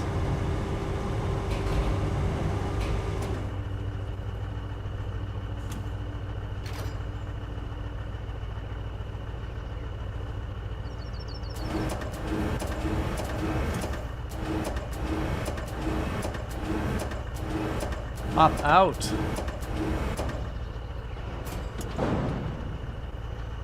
Okay. All right.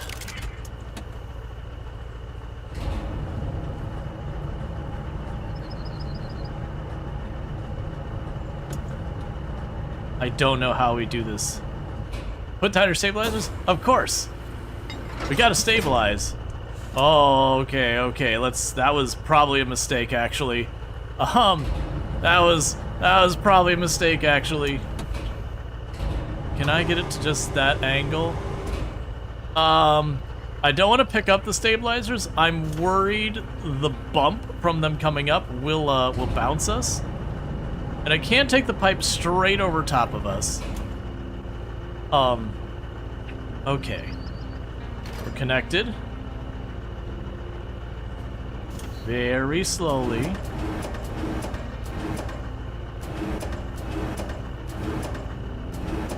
Did that actually physics lock the truck? No. We did bounce when they went down, and I have used those to juggle myself. Oh ho ho. Alright. Here's where things go bad real fast. Nice and slowly. No, no, no, no, no, no, no, no, no.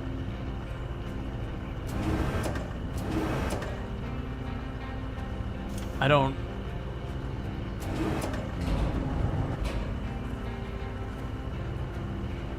I don't know how to make this less cursed. Stop sliding tiny little bits every correction, please. Just get through the halfway, just get through the halfway, just get through the halfway. Alright. We should be good. No sudden moves. I'm nowhere near as far in front of my vehicle as I think I am. Real slowly. I keep watching the wheels just scooch a little bit every so often. Very slowly. Okay, go down. Please.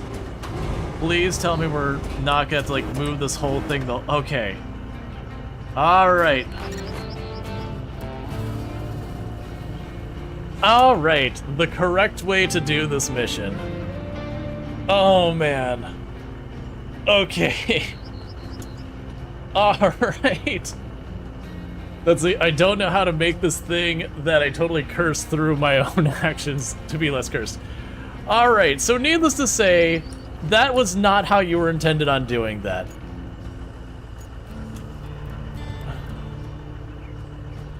I'm just taking a screenshot as well. Alright. Okay. So with that said, chat, if you have enjoyed tonight's content, don't forget to drop a follow, that way you can find your way back here on the channel. I don't know what we're streaming tomorrow. I might be doing some more demos, I might do some RimWorld, I might do some Project Zomboid. I haven't decided all that yet. Drive over to test its strength. I'm willing to try.